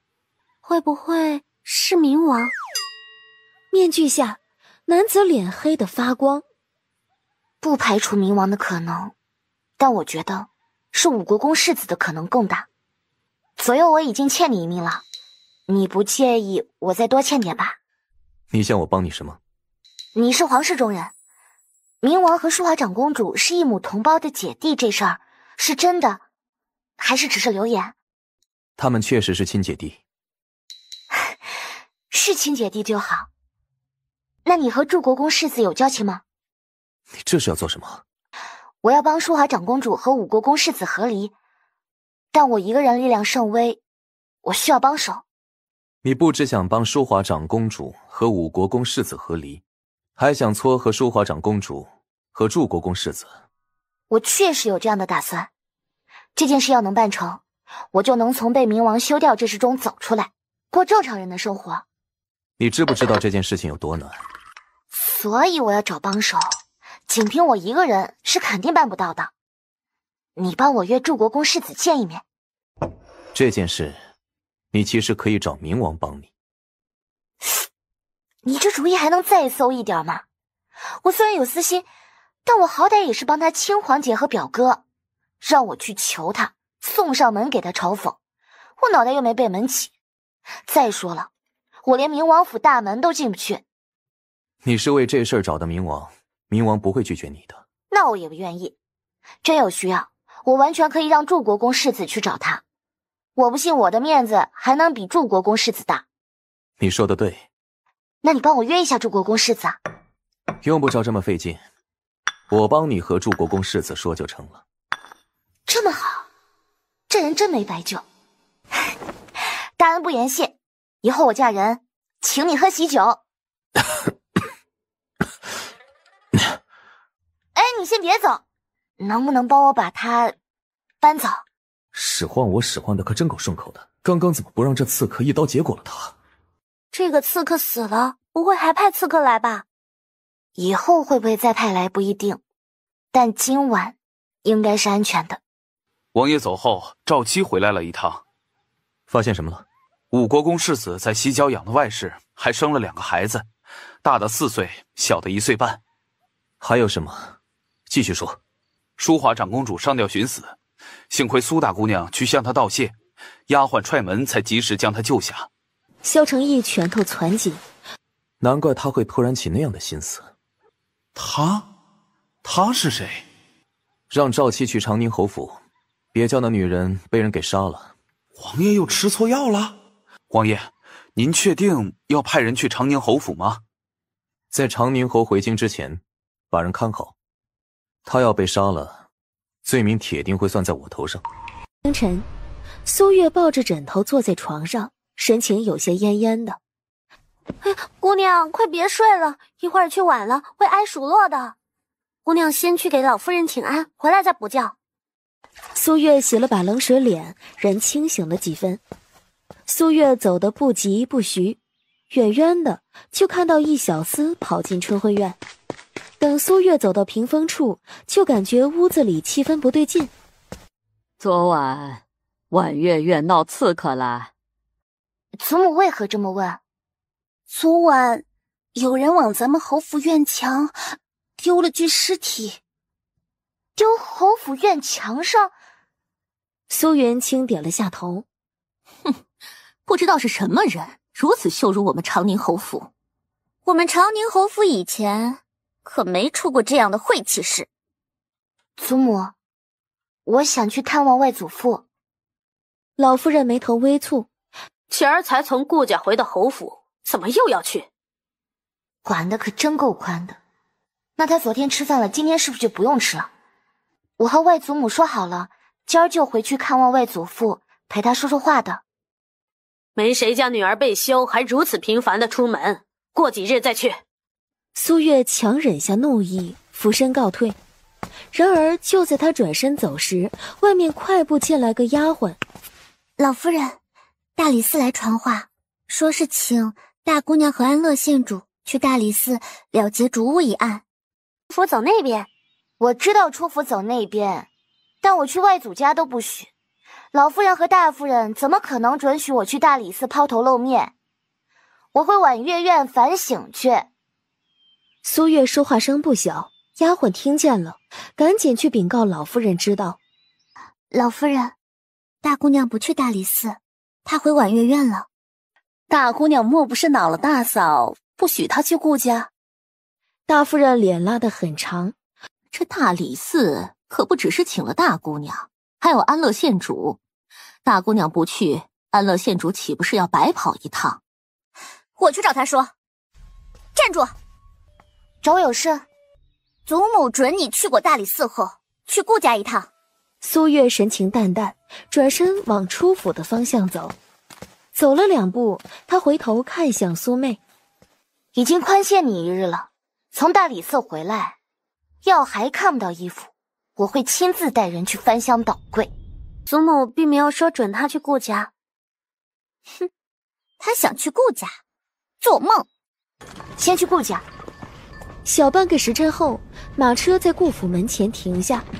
表哥在府里吗？2位少爷都不在。回长宁侯府这2天，可有人欺负你啊？有外祖母护着我，没人敢欺负我。哈哈哈哈！月儿对学医感兴趣？闲着没事儿就看医书打发时间。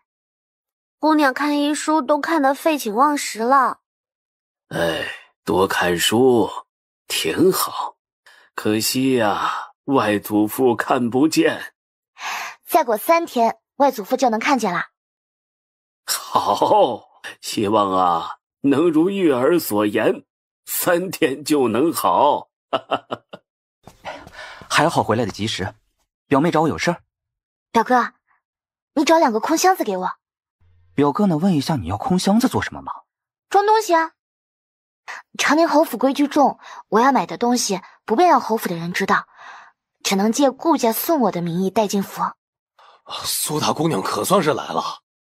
安乐县主到了。哦，安乐县主1刻钟前已经到了。哼，你竟然让本县主等你这么久！你我半斤8两，50步就不要数落100步了。这2位主可不就是半斤8两，再晚一点就该赶上大理寺饭点了。结案吧。安乐县主态度不善，苏月则俯身给大理寺卿王大人行了一礼。你该跪下听审。我虽然被冥王休了，但我的名字眼下还在皇家玉牒上，没有被划掉，可以免跪。你要不要脸？你都被冥王休了，还占这个便宜？安乐县主既然知道冥王已经将我休了，为何还要因为冥王处处针对于我？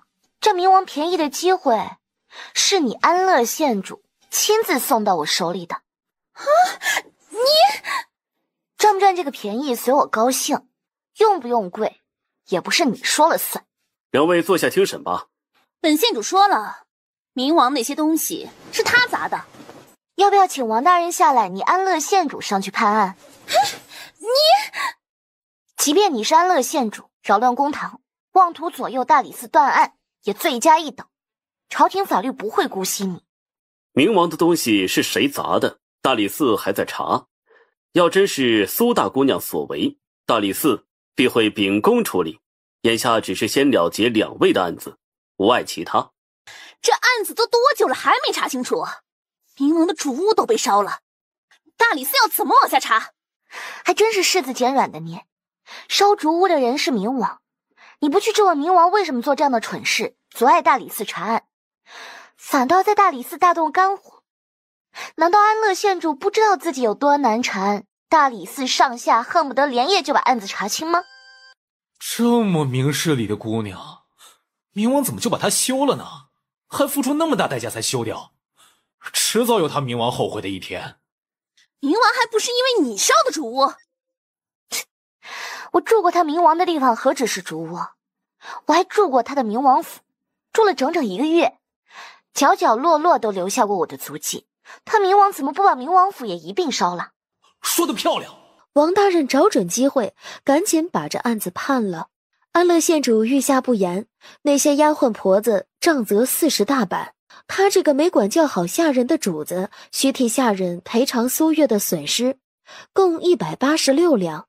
这里面是200两，不用找了。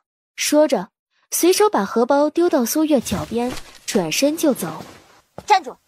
这钱是你赔偿我的，不是你施舍给我的，捡起来给我。安乐县主的丫鬟知道让安乐县主弯腰捡荷包是不可能的事，她赶紧把荷包捡起来递给苏月。苏月没接，是芍药接的，打开荷包，从里面拿出14两银子给丫鬟，然后退到苏月身后。苏月冷清眸光从安乐县主脸上扫过，迈步离开。大人，五国公世子来了。五国公世子怎么会来大理寺？怎么就倒霉的碰到五国公世子来大理寺呢？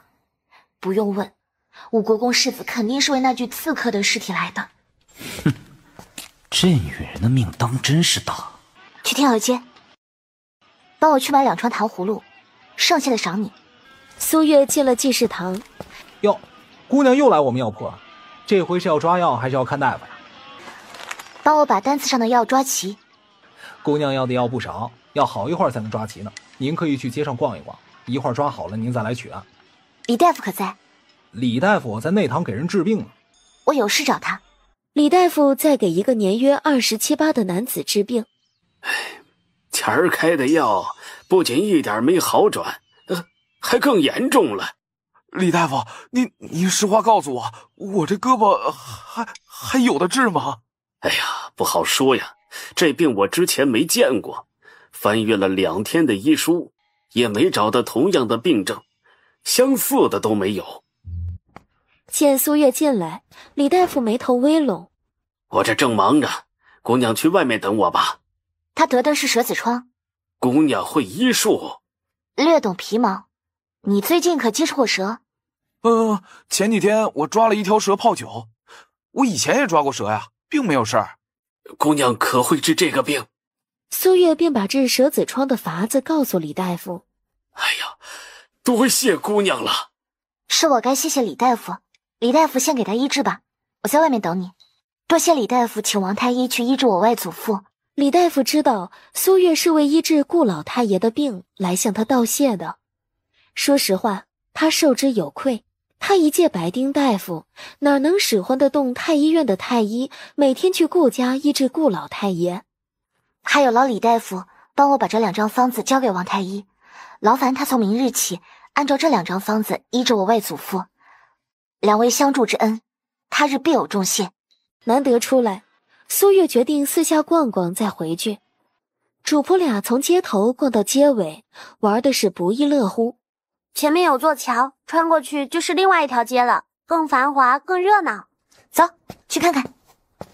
苏月抬脚就往芍药手指的方向走。只是上桥的时候，苏月感觉到一股让她浑身不舒服的视线落在她身上，可她回头什么也没看见。苏月将那股不安压下，轻提裙摆上台阶。刚走到最高处，远处一颗石子就朝苏月飞来。就在快砸到苏月肩膀的时候，被另外一碎银子打偏，擦着苏月右耳掉入水中，小碎银落在了地上。嘿，姑娘，天上掉银子啦！苏月飞快地抓过他的手，从桥上下去。他低估了那些人想要他命的决心，也低估了他们的手段。醉月楼包间内，爷，属下该死。出什么事了？刚刚武国公世子的人要杀长宁侯的女儿，属下一时不察。他死了？他没死，属下救了他。你救了他，请什么罪啊？属下不出手救他，他会落水溺亡，没人能怪到王爷您的头上。萧承义没有说话，他现在乱得很。除了武国公世子派人杀他，可还有别的事情要禀报？他胆大包天，竟然当着大理寺和安乐县主的面骂王爷您蠢，还嘲讽王爷怎么没连着明王府一块儿烧了。属下还要去保护他吗？让他死了省心。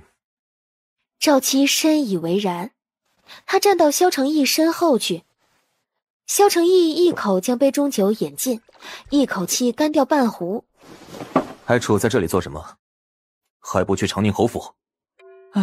难怪清风总是怀疑王爷病了，这岂止是病了，这是病得不轻了。赵七一脸担忧地开门出去了。那女人到底怎么犯到了武国公世子，竟然一而再再而三的要取他的性命？这时门外有敲门声传来。进来。门打开，柱国公世子温庭走了进去。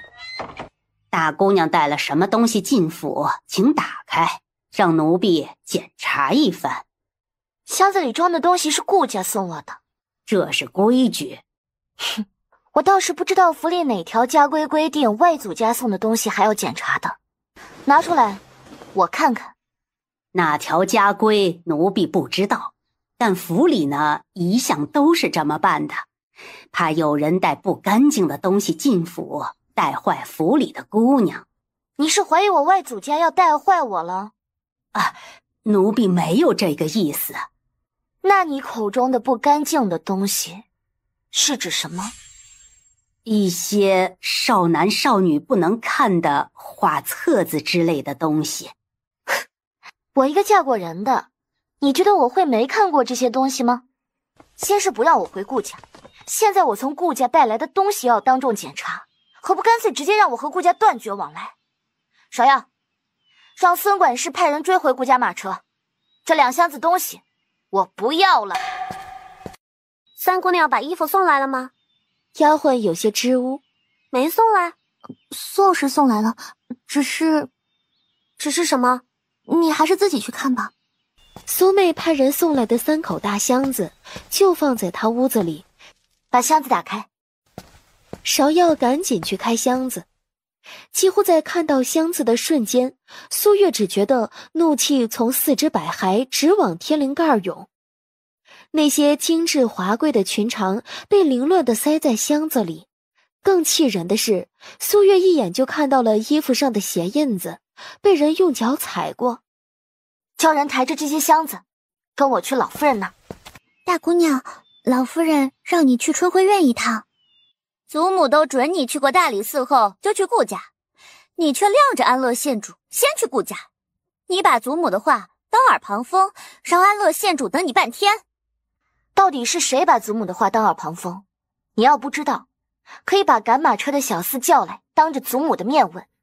若真是我甘愿去佛堂跪3天，才1晚上根本不足以长记性。老夫人脸拉得很长。还有，安乐县主只等了我1刻钟，那也不能让安乐县主等你。在你眼里，我就活该等安乐县主半天是吗？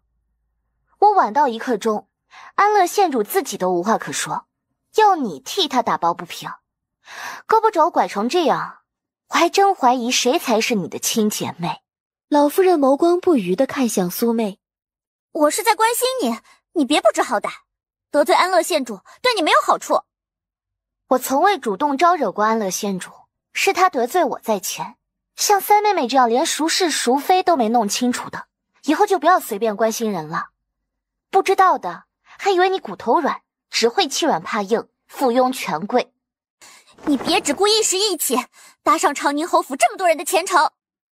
我这个长宁侯府嫡长女和长宁侯府一荣俱荣，一损俱损，被人欺负到头上了，还一味的忍耐。不只是我，连长宁侯府都会让人瞧不起。奴颜闭塞，换不来锦绣前程。够了，等着瞧吧！胆敢让安乐县主丢那么大的脸，安乐县主绝技饶不了他。知道惹老夫人不快了，苏妹起身要走。三妹妹就那么喜欢我的衣服，不愿意还给我吗？你的衣服我已经派人给你送去了。老夫人看向苏月，那就让祖母看看你是怎么还给我的吧。把箱子抬进来。话音一落，几个婆子就把3口大箱子抬了进来。要只是乱一点，我让丫鬟收拾出来也就算了，可上面还有鞋印子，不知道被踩了多少脚。这些衣服让我还怎么穿？你就是这么还衣服的？衣服不是我收拾的。啊，老夫人消消气，妹儿怎么说也是主子，收拾衣服这样的粗活，怎么可能她亲自动手？定是身边的丫鬟妄加揣测，借机献媚而为之。我一定会严查这事儿，给大姑娘一个交代。苏月垂下眼眸，什么都没说，转身离开。姑娘，你怎么走了？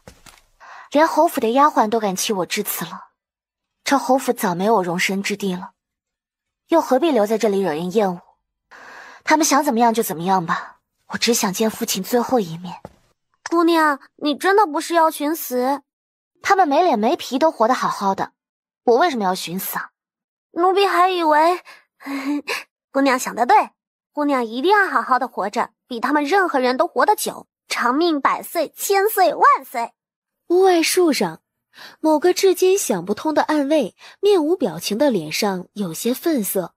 姑娘，老夫人罚大夫人和三姑娘为福堂抄家规，便让绣坊重新给您做4件衣裳，48套，1个月之内就做好。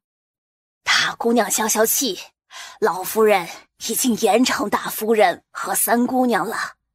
王妈妈，你告诉我，被明王休回侯府，当真是我的错吗？大姑娘没有被休，只是与明王和离了。要说错，姑娘何错之有呢？啊，错的是这不公的世道，对女子太过严苛了。外祖父为我差点撞死，表妹受我牵连被退婚，顾家依然护着我，从未说过一句重话。侯府又是如何待我的？王妈妈哑然。王妈妈回去吧，让祖母放心，我不至于为这点小事和父亲告状。大姑娘不止聪明，还通透。明王迟早有一天会为休了姑娘而后悔的。窗外树上，可真是敢想，王爷会后悔？就是太阳打西边出来也没这可能。天下的女人都死绝了，王爷也不会吃回头草的。苏月歪在小榻上看书打发时间，也不知道那位公子今晚会不会来。应该是不会了。得亏王爷派我来看着，我都要看看是哪个男人不怕死，敢给王爷戴绿帽子。还真来了。那不是王爷吗？侯府不是加强守卫了吗？你怎么还来了？侯府其他地方确实加强守卫了，但是你这里没有。你可真会聊天，专捅我心窝子。你伤口还疼吗？已经不疼了。你这更像是心理因素导致的。什么叫做心理因素导致的？就是你觉得自己伤口疼，但其实它并不疼。这女人当真是有几分本事。你在心虚？我有什么好心虚的？要不是知道你敬仰明王，巴不得与我早早两清，我都要怀疑你这肩膀隐隐作痛是故意装出来的了。装病来看你。我虽然长得还不错，但还不至于自恋到会觉得自己有本事让人大晚上披星戴月来只为看我一眼。那你来是拿那块玉佩。五国公世子的玉佩。苏月看向芍药，芍药赶紧把玉佩取来。你要这块玉佩做什么？不出意外的话，这2天就会有你想要的好消息了。夜深了，你休息吧。先别走，白天在桥上帮我的人是你安排的。你欠我2条命，在还清之前，我不会让你死的。我能使唤一下你的人吗？你要杀谁？我不杀人，我就是想你的人偶尔帮我跑跑腿，买买东西。爷，我今晚没有到过长宁侯府，属下也希望爷没去过。他有什么需要，尽量满足他。清风，王爷，您找我？怎么回事？方才王爷出府，赵七回来了一趟，说爷您要女人，让属下给您安排一个。你就听他的了。啊，不该听吗？出去，给我扎1晚上的马步。赵七，你看我！丫鬟躺在被子里，一脸娇羞。滚出去！苏月眼神冷冽，什么话都没说，转身就走了。把他坐过的椅子给我烧了。姑娘怎么就这么倒霉？谁都欺负她，外人欺负，长宁侯府的人也欺负，一个个的都想逼死姑娘吗？苏月面色冷沉地往大门口走去，心情本就极度的糟糕了，结果上台阶时正好看到冥王萧承义骑马停下。都是这混蛋害的，偏还哪都能碰到他。不止碰到，还特别的碍事。他往左走，冥王挡他左边；他往右走，冥王挡他右边。苏月心底气血翻涌，一个没忍住，一口血喷出来，除了零星几滴落在了地上，其余的不偏不倚喷了萧承义一身。苏月吐完血，已然人事不知地晕了过去。萧承义虽然很气愤，但下意识伸手要去扶苏月，就被赶来的顾燕文给撞开了。顾燕文将苏月抱起来，要带她走。把她交给我。冥王和我表妹是什么关系？凭什么要我把她交给你？你已经把我表妹害成这样了，你还想怎么样？今日除非你冥王杀了我，否则休想从我手中带走我表妹。县主，不好了，苏大姑娘出府就吐血昏死过去了。她玫瑰，顾家大少爷把她带走了。她出府的时候碰巧冥王来，结果她吐的血全喷冥王身上了，把冥王气走了。老夫人正端茶，听到小厮的话，手一抖，茶盏摔在了小鸡上。啊，怎么突然会被外放？小厮看了苏月一眼，是吏部侍郎刘大人向皇上推举的二老呀。你这个祸害，为了几件衣裳，连累我们老爷外放荆州那等苦寒贫瘠之地。三太太四太太也看苏月的眼神不善。调任书还没有下，就算真下了，只要人没有离京，这事儿就还有转圜的余地。要报复我们长宁侯府的是庆阳长公主，谁敢帮我们老爷？那就让庆阳长公主改主意，速去翠玉轩挑一套2000两的首饰，你带去向安乐县主赔不是。我去，我有事需要帮忙。何事？不论侯府派谁去翠玉轩买首饰，帮我拖住1个时辰。姑娘，二太太派人来催你。你把这些东西收进箱子里锁好，然后直接去侯府大门口等我。怎么这么磨蹭？要把二叔外放的是庆阳长公主，不是我。二婶儿有本事，就去指责庆阳长公主。要不是你招惹安乐县主，怎么会连累我爹？是他安乐县主招惹的我，难道我被人欺负了都不能反抗了是吗？长宁侯府权势不如庆阳长公主，为了他不迁怒侯府其他人，我就只能打不还手骂不还口了是吗？既然长宁侯府给不了我丝毫庇佑，只会落井下石，那请长宁侯府放过我，将我逐出家门吧。都给我闭嘴！现在是商议如何解决问题，不是让你来吵嘴的。他捅出来的篓子，他要摆不平，祸及爹，我一定让他尝尝我的手段。在去庆阳长公主府赔礼之前，我要先去一趟吏部侍郎刘大人府上。你不要借故耽搁时间。二婶觉得我是故意耽搁时间，我直接去庆阳长公主府就是，多派2个人跟着我一起去做个见证，别安乐县主消气了。吏部侍郎刘大人还举荐2书外放，庆阳长公主最后来一句刘大人的所作所为与他无关。说完，苏月转身就走。先送大姑娘去刘府。那100几十两银子拿着烫手吗？186两银子，够我办许多事了。敢拿安乐县主100多两的赔偿，他一定会让你付出100倍、10倍的代价。哼，那就看他有没有这个本事了。哼，都要去赔礼道歉了，还这么嘴硬。让开，别耽误我去赔礼。出了侯府，苏月坐马车直奔刘府而去。先前多谢了，请再帮我个忙。什么忙？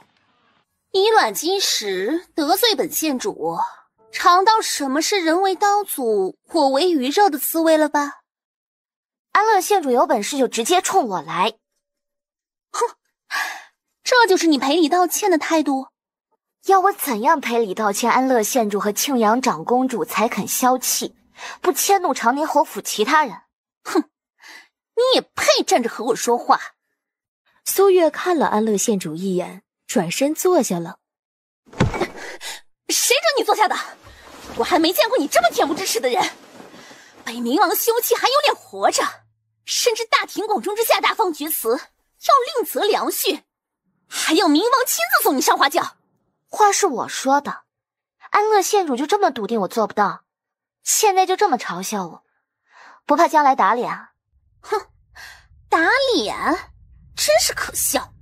我不信有人会娶一个被休的女人，我更不信有人敢娶冥王不要的女人。长公主，5个宫世子和淑华长公主和离了。什么？这怎么可能？他们不只是和离了，皇上还把淑华长公主赐婚给了诸国公世子，下旨让他们1个月就完婚。皇上是吃错药了吗？准他们和离就算了，还给淑华长公主和祝国公世子赐婚，脸疼吗？安乐县主脸都气绿了，想叫人把苏月拖下去活剐的心都有了。如果苏大姑娘不是来赔礼道歉的，就请回吧。要我怎么赔礼道歉，安乐县主和庆阳长公主才肯消气，不迁怒长宁侯府其他人啊？去我庆阳长公主府大门外跪着，告诉所有人，归元寺竹屋冥王的东西是你砸碎栽赃本县主的啊！那些衣服也是你撕的，是你贼喊捉贼，诬赖本县主。今日你不跪，我要你长宁侯府永无宁日。再说男子走后，苏月就坐回小榻上，继续之前没看完的书。姑娘，西边不知道谁家着火了，火势好大。听到这话，他当即从小榻上下来，出门一看，西边方向火势冲天，将黑夜照耀得如同白昼。冥王府好像就在那个方向，难道我在大理寺和安乐县主说的话传到冥王耳中，他真一把火烧了自己的府邸？不会是真的吧？主屋烧了就烧了，那点损失冥王还不会放在眼里，可让冥王烧冥王府，他直接把我烧了的可能性更大，还算有几分自知之明。等明天就知道是谁家这么倒霉了。翌日，苏月从熟睡中醒来，坐在床上伸懒腰。姑娘，大夫人和三夫人昨儿半夜就出佛堂了，怎么回事？三姑娘身子娇贵，从来没被老夫人罚跪过，昨儿半夜跪晕过去，大夫人让丫鬟去禀告老夫人，可那个时候老夫人已经睡下了，没人敢惊动老夫人。王妈妈就替老夫人做了决定，让人送三姑娘回院子，大夫人不放心，就跟着一起回去了。洗漱打扮完，苏月吃完早饭，就带着芍药去春晖院给老夫人请安。听说昨晚这祝国公府闯入了不少的刺客，祝国公世子受了伤，住的屋子还走了水，烧了整整1夜，到天亮才灭呢。老夫人，不好了，皇上要把二老爷外放去荆州。你给他下毒了？娘怎么会这么想？要给他下毒，也不会是今天呢。他跪都没跪一下。长公主，谁敢殴打你这个朝廷命官？今儿长宁侯府大姑娘登门求见，我没见呢。她走后，我书房闯进来一个黑衣蒙面人，不由分说就把我打了一顿，还逼我写下是长公主您授意我上折子保举长宁侯府二老爷外放荆州的亲笔供词。好一个苏大姑娘，打着赔礼道歉的幌子来摆我一道，以前当真是本公主小觑她了。表少爷，姑娘出府的时候交代过，无论发生什么事，送她回侯府。长宁侯府如此待她，她还要回去？表少爷就听姑娘的吧，姑娘现在可有主见了。姑娘自己服毒的。啊，自己服毒的？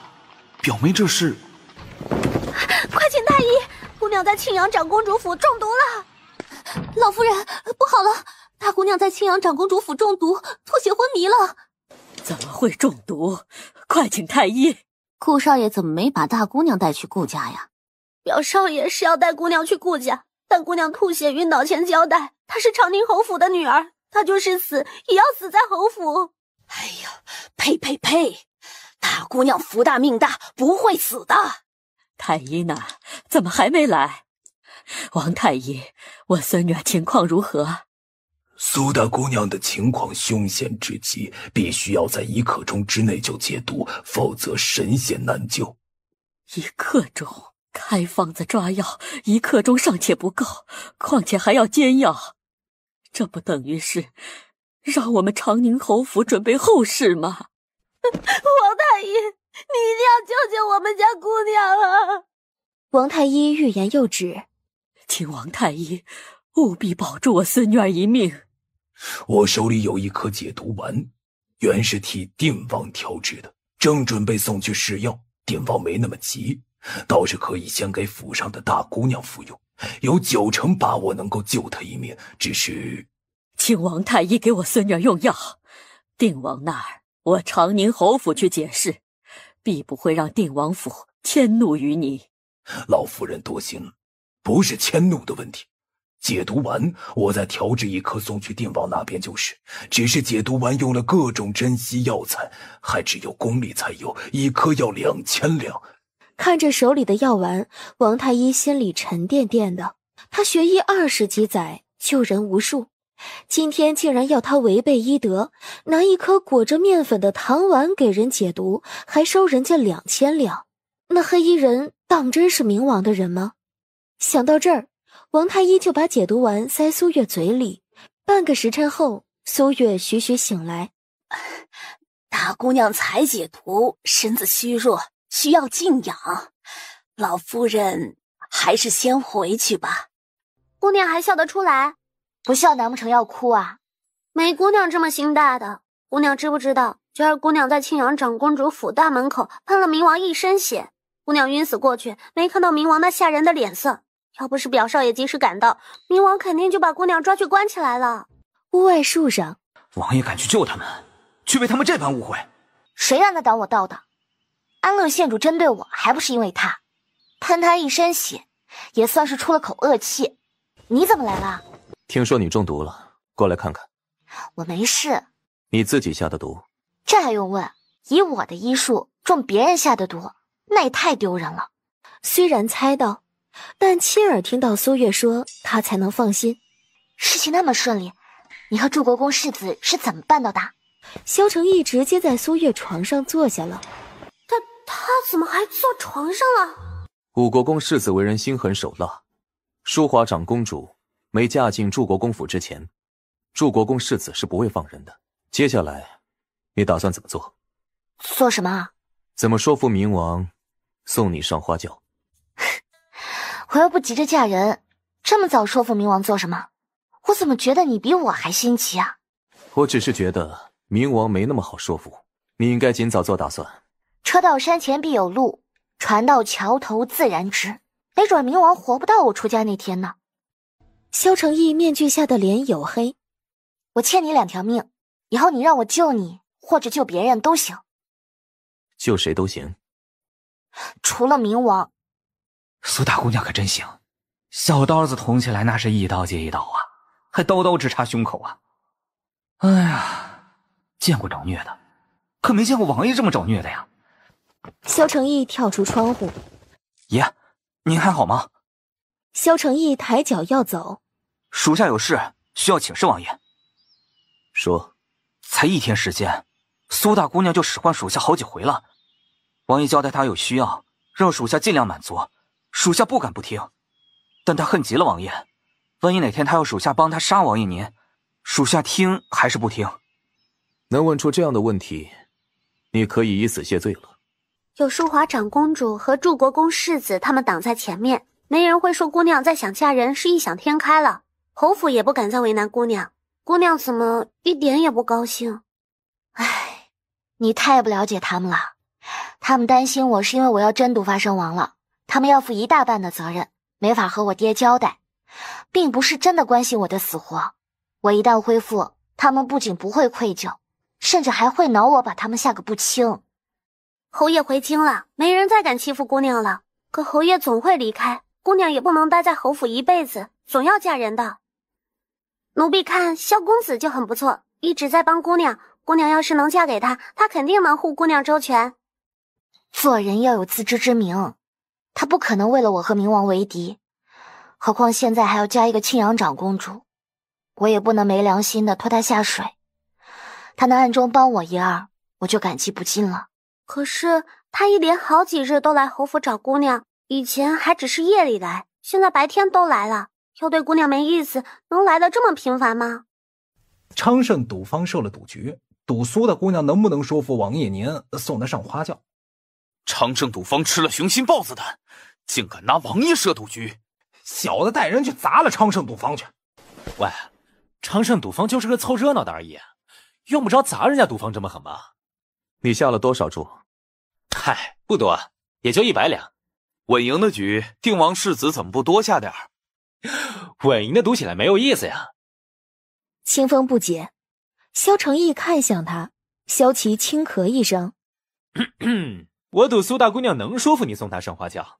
萧承义脸黑下来，哎，这不能怪我，实在是赔率太大了，1赔50，我赌输了不过是赔100两，可要是赢了，那可是能赢5000两，值得赌一把。你怎么不再赌大一点？没了，这是赔率最大的了。没有让昌盛赌方加上？没得加了呀。还可以赌我萧承义回心转意，再娶她一回。这摆明了是不可能的事儿，开了也不会有人下注的。我有可能送她上花轿，怎么就不可能回心转意呢？你要是回心转意，你们大婚那天，我脱光了绕城门跑3圈给你们当做贺礼。你可以走了，回来。萧琪眉头一挑，转身看向萧承义。你父王病情可有好转？唉，还是老样子，吃多少药都不管用。不知道他的医术能不能解定王的毒。姑娘，顾老夫人和顾大太太来了，外祖母和大舅母来了。不多会儿，顾老夫人和顾大太太就进来了，两人脸色都不好看。走，跟外祖母回顾家。外祖母消消气，我没事儿。都被他们逼到这份上了，还说没事儿。唉，都是外祖母的错，当日啊就不该松口让你回来。我被逼着去给安乐县主赔礼道歉的事，外祖父不知道吧？没敢告诉你外祖父，外祖母知道啊就足够了。也是你大表哥不懂事，他应该直接把你带回顾家的。不怪大表哥，是我不肯去的。外祖父眼看着就能看见了，这时候切忌动肝火。我要去了，很难不惊动外祖父，而且我也不能在顾家待一辈子。这些人我总还是要面对的。外祖母放心，我能应付的。怎么就不能在顾家待一辈子呀？月儿要是能常伴外祖母膝下，外祖母高兴都来不及呢。等苏怀臣回来，他就把亲事定下，将月儿风风光光的娶回去。顾老夫人的弦外之音，苏月没听出来。外祖母，你要相信我。偌大一个长宁侯府，老爷少爷那么多，加起来还不及你一个女儿家来的有骨气。难怪苏怀臣宁愿常年驻守边关，也不回来了。你外祖父的性子呀，我了解，他就是宁愿眼睛一辈子看不见，也不会让你为了他留在长宁侯府受人欺负的。我知道外祖父为了我连命都能不要，但我不能永远活在你们的羽翼之下。苏月都这么说了，陪着苏月坐了会儿，顾老夫人就走了。姑娘，顾老夫人这回气大了，来侯府一趟都没见老夫人就直接走了。姑娘，淑华长公主身边的桂嬷嬷来了。桂嬷嬷怎么来了？长公主听说了苏大姑娘在庆阳长公主府中毒的事儿，不放心，就派奴婢来看看。让长公主担心了，我服过解毒丸，已经无碍了，只是需要调养几日，只能过2天才去给淑华长公主道贺了。哎，苏大姑娘说的哪儿的话呀？要不是你托人相助，长公主估计这辈子都没机会走出武国公府。她让奴婢带她向你道声谢。那我等着喝淑华长公主和祝国公世子的喜酒了。他们应该不介意我去喝杯喜酒吧？要是真能办喜宴，头一个请的就是苏大姑娘您呐。皇上不是下旨让他们1个月之内就完婚吗？唉，皇上是下旨了，但是长公主不肯嫁给祝国公世子啊。为什么？长公主在宫里不是答应嫁的吗？长公主在宫里答应皇上赐婚，是因为祝国公世子料到他会拒绝，先给长公主撂了话。他要是不同意嫁给他，他出宫啊就去归元寺。长公主怕他真做傻事，不得不答应啊。其实出了宫，2人就闹矛盾了。长公主觉得呀，自己嫁过人，还生过2孩子，还不能生养了，不配再嫁给祝国公世子。她不想祝国公世子啊，因为他被人耻笑一辈子，也不想祝国公世子一辈子都没有嫡子。淑华长公主不肯嫁祝国公世子，只是因为不能生养吗？唉，和这个原因比，其他的已经不算什么了。要只是这个原因，那就没事了。我给淑华长公主把过脉，她确实伤了身子，但不是调理不好，都不用1年半载，我3个月就能让她恢复。苏大姑娘还会医术？我会医术的事，知道的人确实没几个，但我可是当着桂嬷嬷你的面救过淑华长公主的。桂嬷嬷不敢置信。我写2张方子，你带回去给淑华长公主，帮我转告淑华长公主一句，我希望能喝到她和祝国公世子的喜酒，希望有一天我家人时，她和祝国公世子也能来喝我的喜酒。桂嬷嬷接过药方，欲言又止。桂嬷嬷有话不妨直说。长公主不会希望你嫁给除冥王之外的人的。有没有搞错啊？淑华长公主自己都合理要另嫁了，还不死心想撮合我和冥王？己所不欲，勿施于人啊，懂不懂啊？还好姑娘是完璧之躯，清清白白的。完璧之躯，清清白白？难不成那天晚上，王爷和苏大姑娘其实并没有圆房？我就说，大家最敬重佩服的，杀伐果决有着战神称号的王爷，怎么可能会在一个女人的手里栽跟头？果然是多心了。苏月一觉睡到第2天日上3竿，正伸懒腰呢。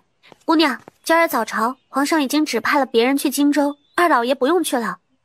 姑娘，顾府刚刚派人来传话，说是顾老太爷病情大有好转，有只眼睛能看见东西了。姑娘真是神了，说顾老太爷3天就能看到，1天不多1天不少，3天一到，真的就能看见了。能看见了就好。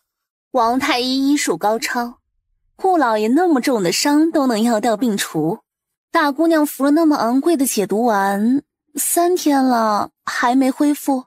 不等他说完，老夫人一记眼刀就飞了过来，将二太太没说完的话悉数咽了下去。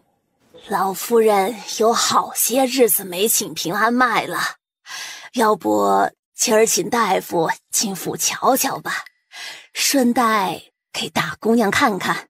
也好。姑娘，王妈妈领着魏大夫来给您把脉，这是怀疑我是在装病是吗？我吐血被送回来，想多安静几天都不允许是吗？王妈妈领着大夫进来，见苏月一脸不快。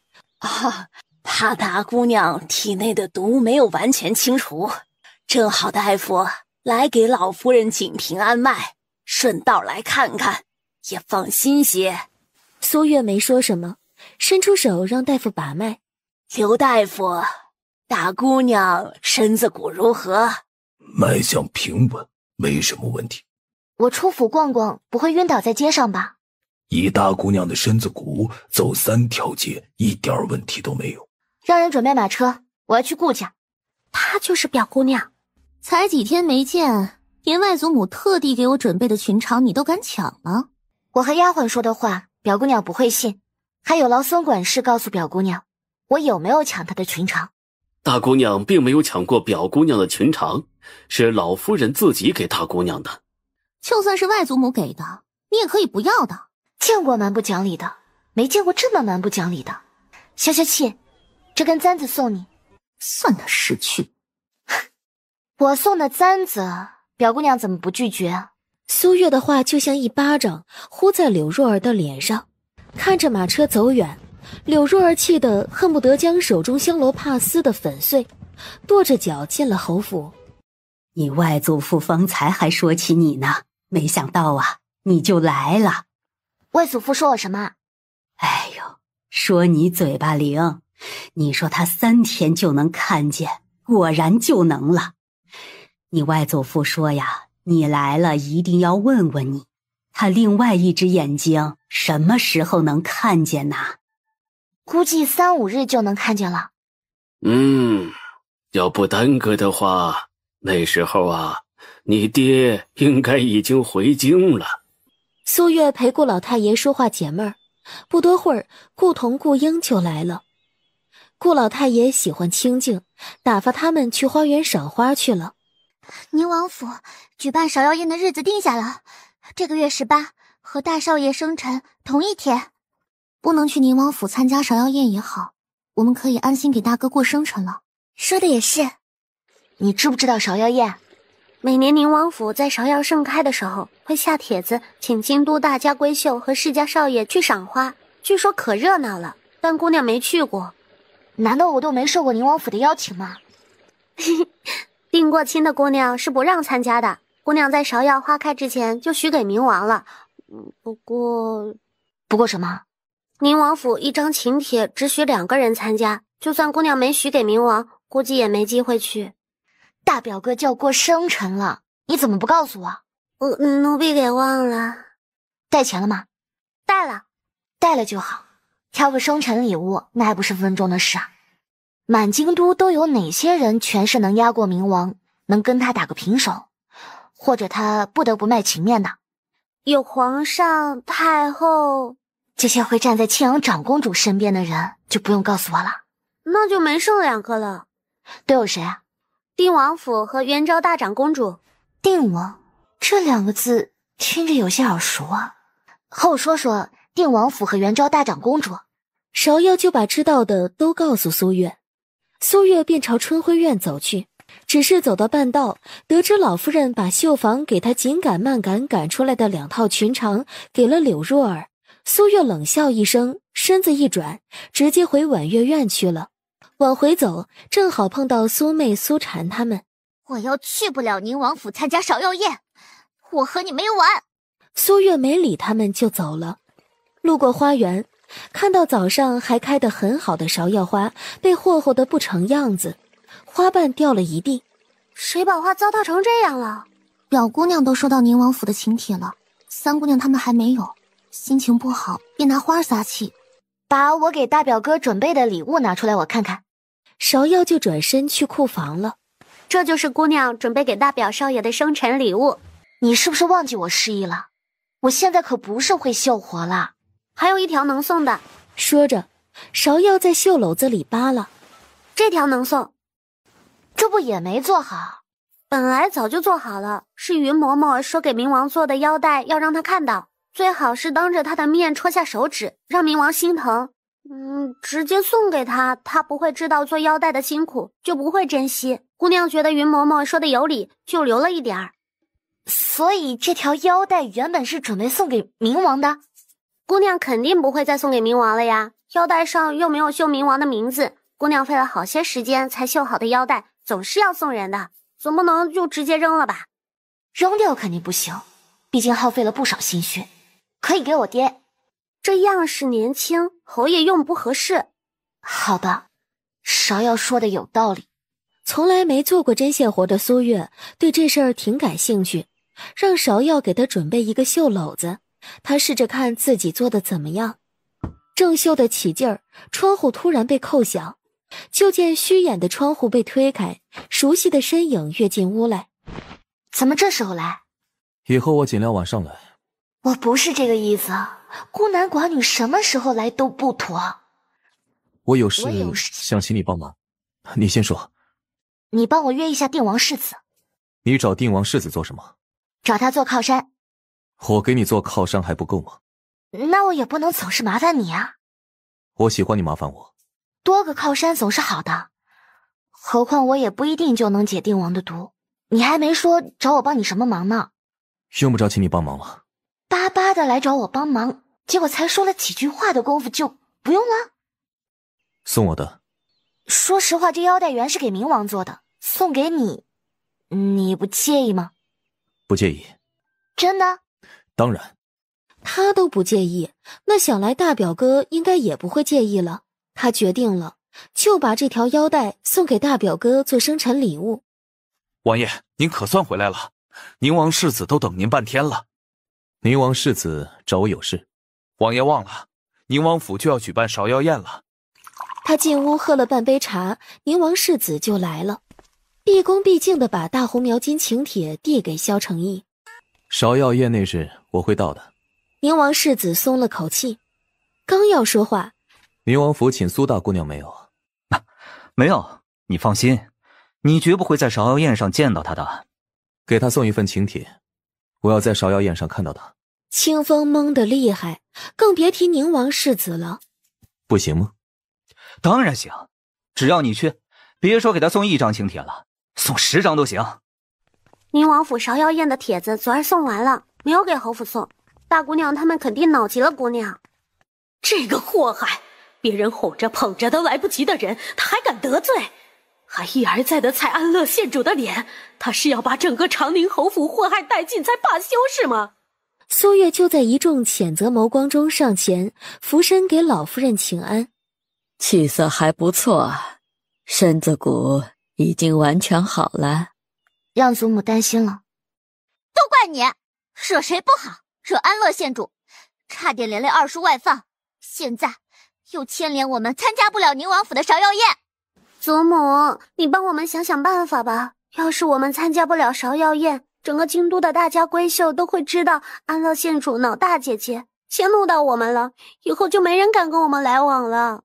你们别为难你们祖母了，没人敢去帮侯府要这个请帖，侯府也丢不起这个人。那我们就真的去不了了吗？这就是你得罪安乐县主的下场。三妹妹是要我再去青阳长公主府赔不是，给你换回1张宁王府的请帖是吗？苏妹气得咬牙。大姑娘在承恩伯府寻了个死，胆子比以前可谓是天差地别，连谁都敢硬碰硬了。我知道老夫人疼大姑娘，不愿多责怪，可这性子啊，若是不改，将来不定给侯府惹来多少麻烦，让多少人跟在后头倒霉呀！那到时候后悔可就迟了。送大姑娘去佛堂，抄家规反省。苏月站着没动，这时候一穿着桃红色裙长的小丫鬟快步进来。可是宁王府送来的芍药宴请帖。宁王府下帖子请大姑娘去参加芍药宴。这怎么可能？大姐姐，我陪你去参加芍药宴。1张请帖只能去2个人，我带谁去都会得罪另外一个，还是由祖母决定让谁跟我去吧。大姑娘不好了，二姑娘和三姑娘争着跟你去宁王府，不小心把请帖给撕了。他们太欺负人了。这帖子来得奇怪，不去也好。莫非是王爷？哎，王爷不是让你去盯着苏大姑娘吗？你怎么回来了？什么盯着？王爷是让我去护着苏大姑娘的。怎么回来了？宁王府给苏大姑娘下请帖，请她去参加芍药宴，是王爷替她要的帖子吗？萧承义没说话，清风跟进来。是王爷让宁王世子给她送的，怎么了？苏大姑娘去不成了，请帖被人给撕了。没想到请帖会被撕掉，老夫人已经罚二姑娘、三姑娘去佛堂抄家规了。知道大姑娘委屈，老夫人让奴婢把这只碧玉镯带给你。大姑娘也别生气了，去不成宁王府，未必是坏事。我不信宁王府比庆阳长公主府还危险，去不了和能去而不去可不是一回事。王妈妈一脸尴尬，我去不成宁王府不打紧，可长宁侯府要是一个姑娘都不去，那些大家闺秀和世家少爷怕是会误会安乐县主，迁怒到他们了。以后没大家闺秀敢和他们往来，事可就大了。这是之前二姑娘说的话，大姑娘全还回来喽。昨儿不是说尽量晚上来吗？怎么说完这话来的还越早了？这还不到晌午呢。我来给你送请帖。送请帖？送什么请帖？宁王府请我去参加芍药宴，是因为你？是我。你为什么要我去参加芍药宴？你不是想要过正常人的生活吗？冥王不会去吧？你这么怕见他？我不想和冥王一起出现在芍药宴上被人非议。你不可能永远躲着他。你不是要见定王世子吗？他会参加芍药宴。你都帮我找宁王府要了2张请帖了，你索性再帮我多要2张呗。请帖1份就够了，你要那么多做什么？替我2位表哥、2位表妹要的。这么点小事儿，萧承义不会不答应。不止答应得快，当天傍晚2份请帖就送到苏月手里了。苏月看着请帖，笑得眉目舒展。姑娘给顾家要了，没给三姑娘他们要，叫他们知道，还不得闹翻天啊！转眼3天过去，到了宁王府举办芍药宴的日子。大姐姐这么看着我做什么？来的路上我还在想，不能去宁王府参加芍药宴，2妹妹、3妹妹必定很失望。方才没进屋就听到你们笑得愉悦，再看你们打扮得如此漂亮，莫不是收到宁王府的请帖，要去赴宴？去赴什么宴？受你牵连，宁王府……话才说到这里，就被大夫人用眼神扼住了。大姐姐这身穿戴也不错。今儿我表哥过生辰，我要去顾家一趟。把那方翠竹砚台拿来。王妈妈回屋把砚台取来。这是祖母的一番心意，你带去给你大表哥。这份礼物太贵重了，便是父亲送，外祖父都未必会收，我就不替表哥收下了。表哥的生辰，我准备礼物就够了。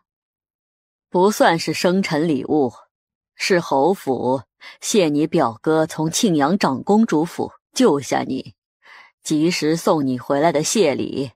那我就更不能带去了。大表哥没把我带回顾家，外祖母都恼他没把我当亲妹妹看，狠狠地训斥了大表哥一顿。借大表哥几颗胆子，他也不敢收这份谢礼。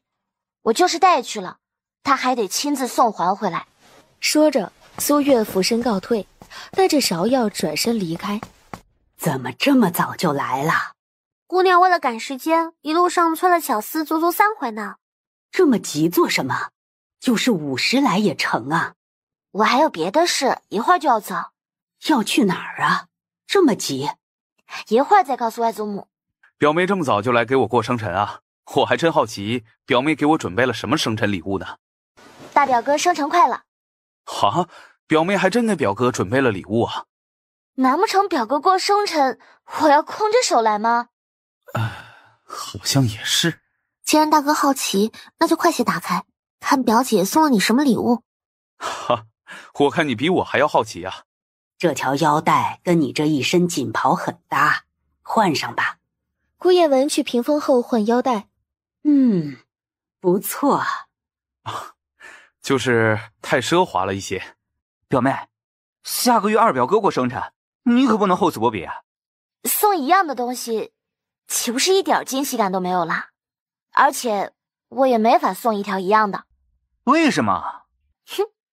因为二表哥过生辰那天，宁王府不会举办芍药宴。说着，苏月从身后芍药手里接过2张请帖，递给顾燕文和顾彤，邀请我们去宁王府参加芍药宴。苏月点头。哎，表妹，你从哪儿弄到的请帖？托人拿到的。时辰不早啦，我们该准备去宁王府赴宴了。去吧。顾燕文、顾燕行骑马，苏月则和顾彤、顾英挤一架马车。看来今年明王也不会参加芍药宴了。明王没参加过芍药宴，难道表姐都不知道吗？苏月摇头。明王从来没有参加过芍药宴，京都各府的大小宴会，明王都甚少参加，就连宫宴都是经常缺席。要是明王会去，宁王府也不可能会给你送请帖。这倒也是。你怎么也来了？请帖被撕就不作数了。顾家丫鬟见不得苏妹那怀疑的眼神，把手里3张大红描金的请帖交给宁王府小厮看。2人在佛堂跪了半天，吵了半天，最后一合计，2人凑了500两，买了套精美首饰去求安乐县主，哄得安乐县主高兴，才拿到1张请帖。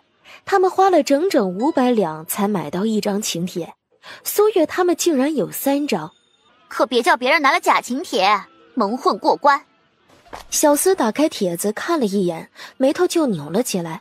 不会叫我猜准了，这请帖是假的吧？这请帖上的笔迹看着陌生啊，是假的吗？真的不能再真，这是世子爷亲笔写的。这怎么可能？你这请帖哪来的？宁王世子亲笔写的请帖，你说哪来的？苏月抬脚要上台阶。啊，明王来了！说好的明王不会来宁王府参加芍药宴呢？萧承义骑马过来，虽然宁王府大门口人很多，但他还是一眼就看到了要上台阶的苏月，嘴角不自觉地往上勾了勾，只是还没完全勾起，就看到了一脸警惕看他的顾燕文往苏月身边靠了靠。萧承义从来没把顾燕文放在眼里过，但他眸光从顾燕文脸上扫过时，瞥到顾燕文腰间那条熟悉的腰带，萧承义脸色骤然一沉。苏月按捺不住好奇，看向萧承义，正好对上萧承义冰冷的脸色，苏月恶狠狠地瞪回去，瞪了一眼，收回眸光，抬头挺胸的上台阶进府。郡主，世子爷邀请长宁侯府苏大姑娘来参加芍药宴。这怎么可能？怎么会是瑞哥哥给他下的请帖？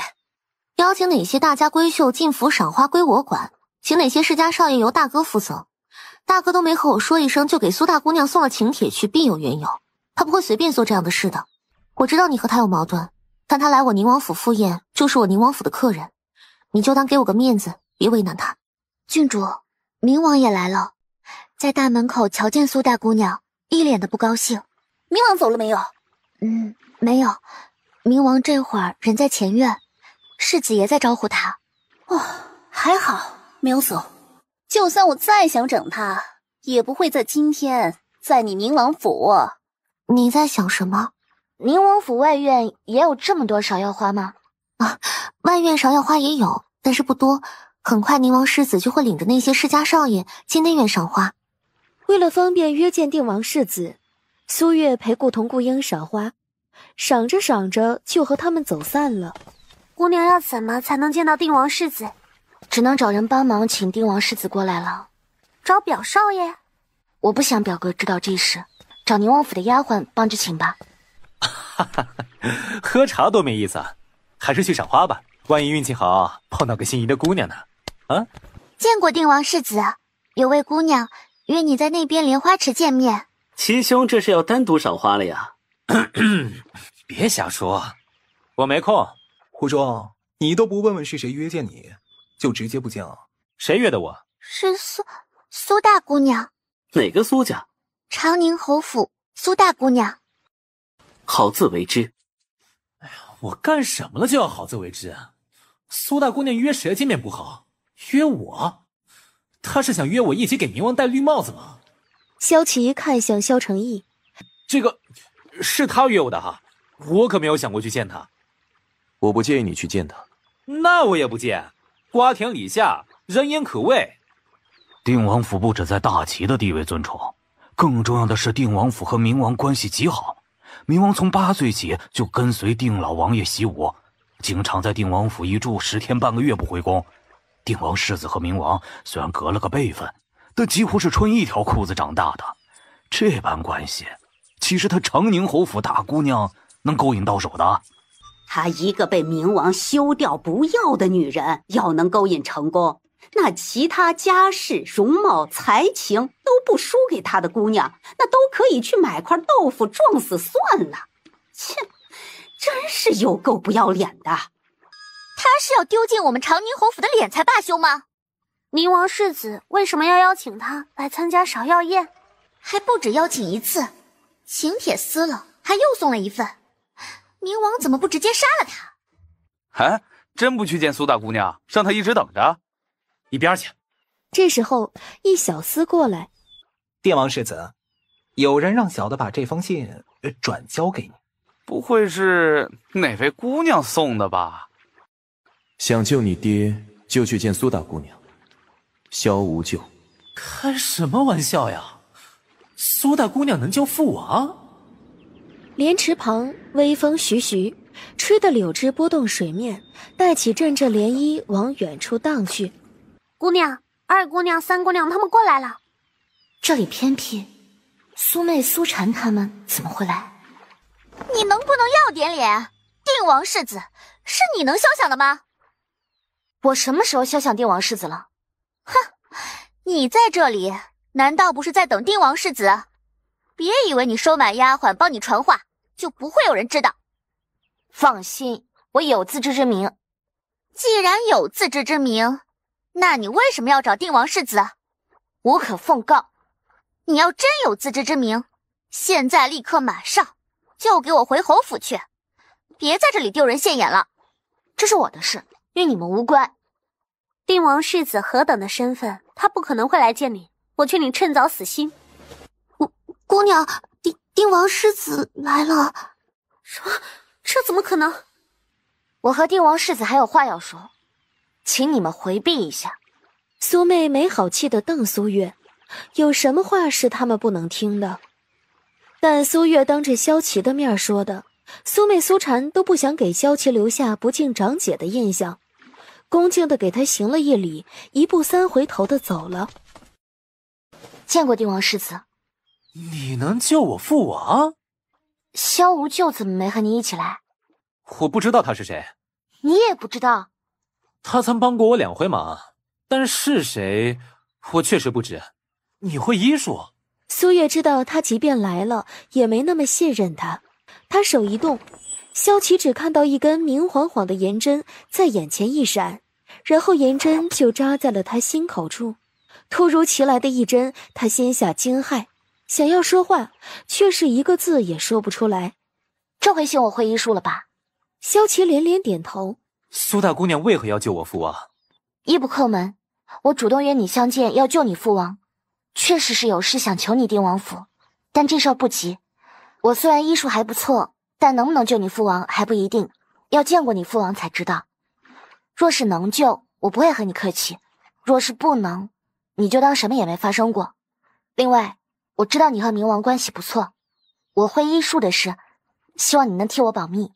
萧琪应下，约定明日去定王府医治定王。苏大姑娘不与本世子一起走？一点流言蜚语而已，我问心无愧，不会放在心上。萧琪还真有些佩服苏月的豁达，转身离开。真是哪儿都能碰到他，惹不起总夺得起。苏月果断转身，带着芍药绕道走了。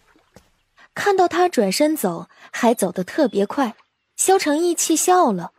算他识趣，知道看到王爷绕道走，肯勾引定王世子，小心王爷打断他的腿。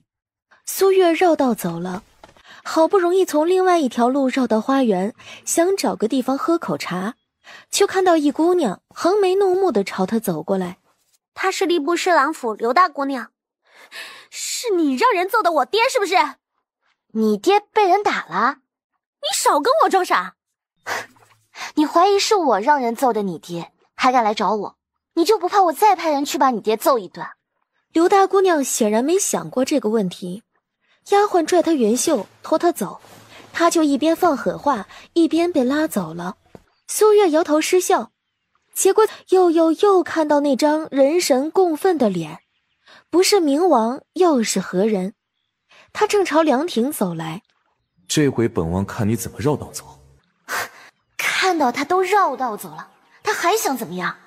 苏月四下看了看，在冥王迈步进凉亭的时候，他把心一横，踩着凉亭长凳翻出了凉亭。芍药没想到苏月会翻出凉亭，直接惊呆了。萧承义就那么看着苏月，急切又小心翼翼地抓着假山走，还抽空瞪他几眼。萧承义已经被气到笑都笑不出来了。虽然苏姑娘很识时务，但也用不着识时务到这种程度吧？过头了呀！定王世子真的去见你了？苏月点了下头。表姐是不是有事瞒着我们？瞒你们什么？你不仅拿到了宁王世子亲笔写的请帖，请定王世子相见，他就真的去了。我不是告诉过你们有人帮我吗？请帖是他帮我拿到的，定王世子也是看在他的面子上才见的我，只是他的身份我不便告诉你们，总有一天你们会知道的。帮你之人十有八九和冥王有仇，或许吧。郡主派奴婢请诸位姑娘入席，可算是开始了。冥王世子绝对是故意的，就是不知道是故意给冥王添堵，还是故意给他添堵。能自己调换位置吗？可以的。能调换就好，要不能换，大不了现在离开，反正来宁王府的目的已经达到了。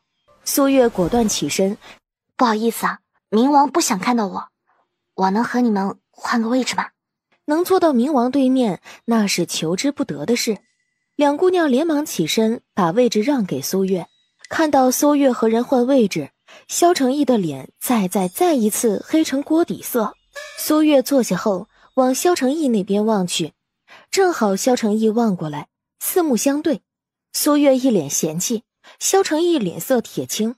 长宁侯府大姑娘苏月，献舞一支。我又没有登记，怎么要表演才艺啊？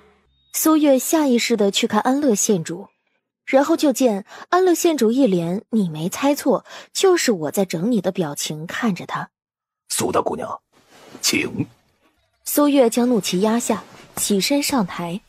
安乐县主笑得得意，但这样的得意很快湮灭，因为苏月没有像他想象的那样慌张，舞步凌乱，没在节奏上。相反，苏月舞姿轻灵飘逸清雅，高贵绝俗，远胜过之前那些大家闺秀。当着这么多男人的面跳舞，当真是当我不存在，想另择良婿再嫁。一舞毕，顾燕文率先拍手，接着大家都为苏月鼓掌。冥王一双怒目横扫过去，杀伤力之强，哪个敢为苏月喝彩？想死还差不多。没见过这么讨厌的人。萧承义脸色越发难看。哎，我簪花还没投呢。萧承义眸光如刀扫过来。啊，苏月约定王世子在莲花池相见，定王世子还真去了，现在又将唯一一朵簪花送给了苏大姑娘。这定王世子莫不是看上苏大姑娘了？可定王世子和冥王不是关系极好吗？以他定王世子的身份，娶哪个大家闺秀不行？哎呀，得是多想不开，去见冥王不要的女人，就不怕因此和冥王生出嫌隙来吗？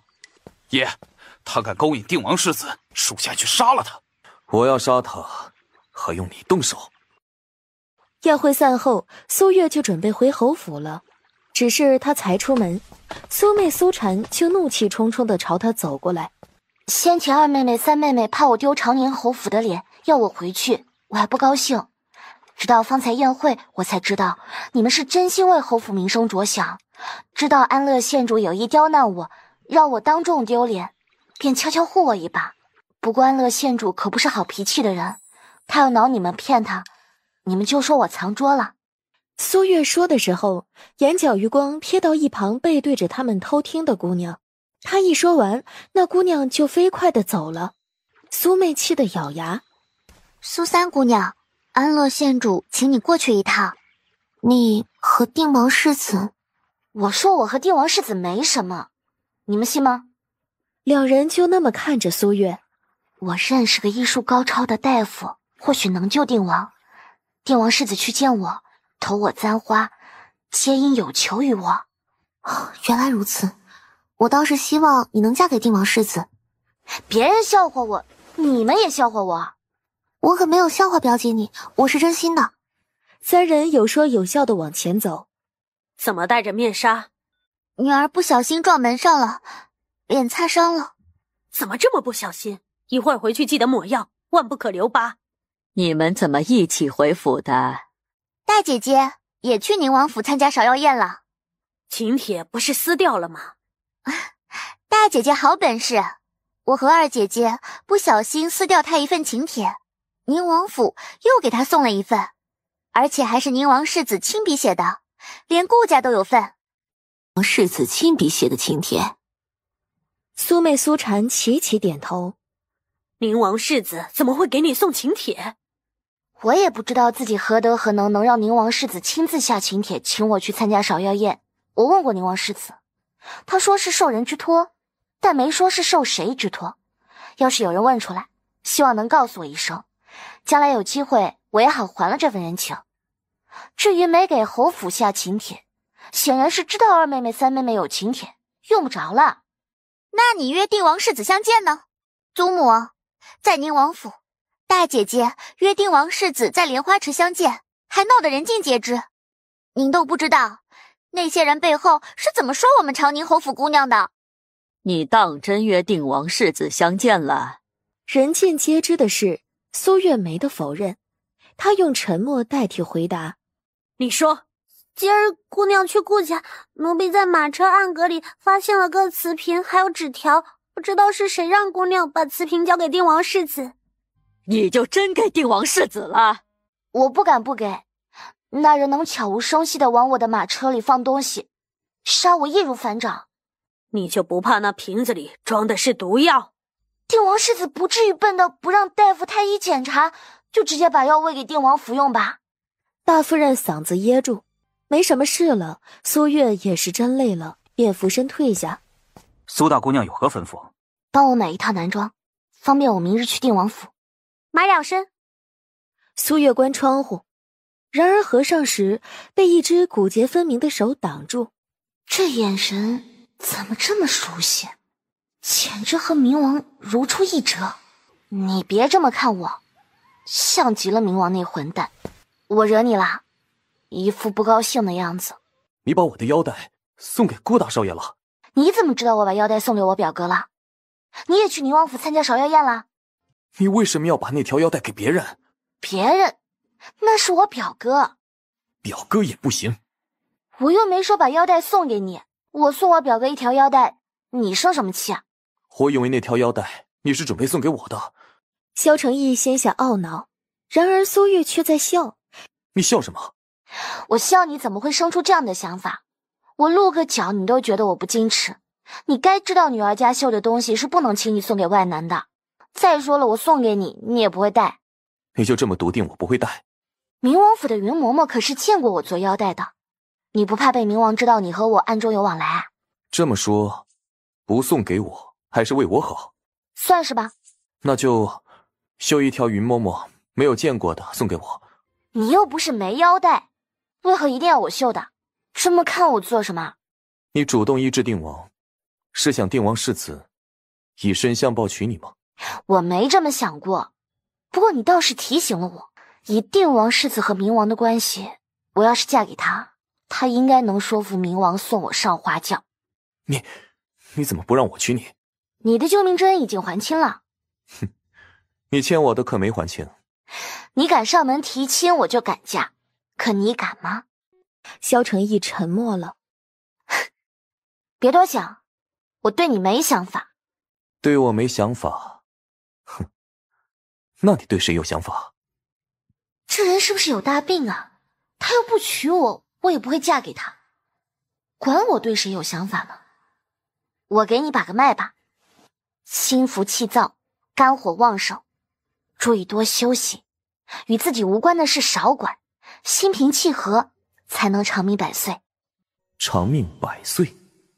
只今天一天，就已经被他气得短命10年8年了。在你我两清之前，我不会让你嫁给别人的。这是萧无咎给的，偷摸给的，即便簪花再好看，他也不会带出去。苏月随手将簪花插在了花瓶里。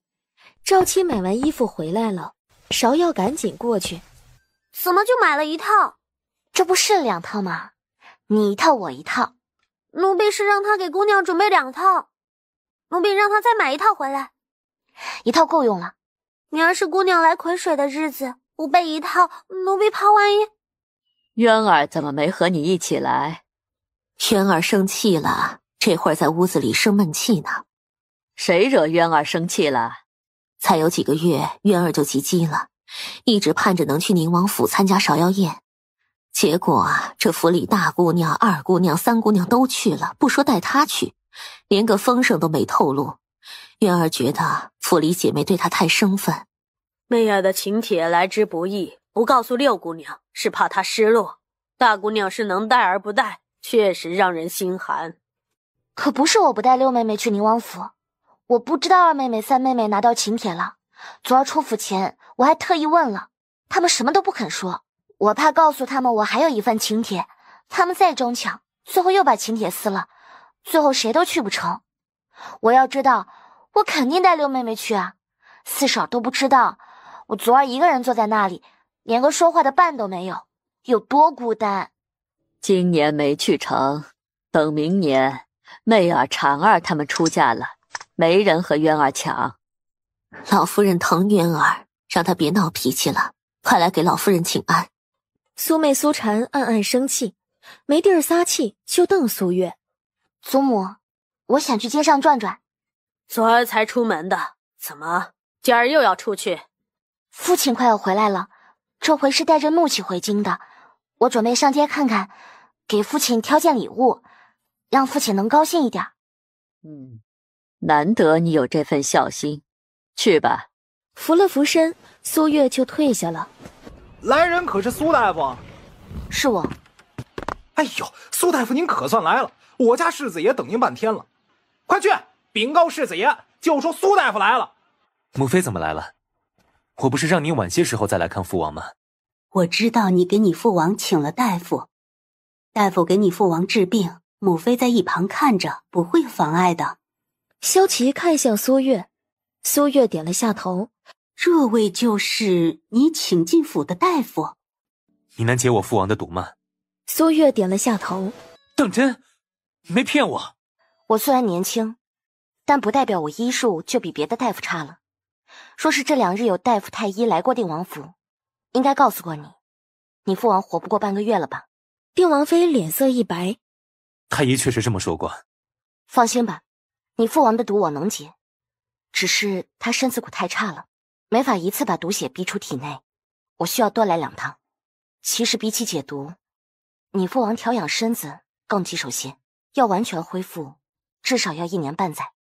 我需要的药材不少，另外我要给你父王泡药浴，需要1个大浴桶，应该有现成的吧？府里也有药房，各种稀罕药材都有现成的。苏月一口气把药方写好，然后递给萧琪。赶紧让人把药抓来。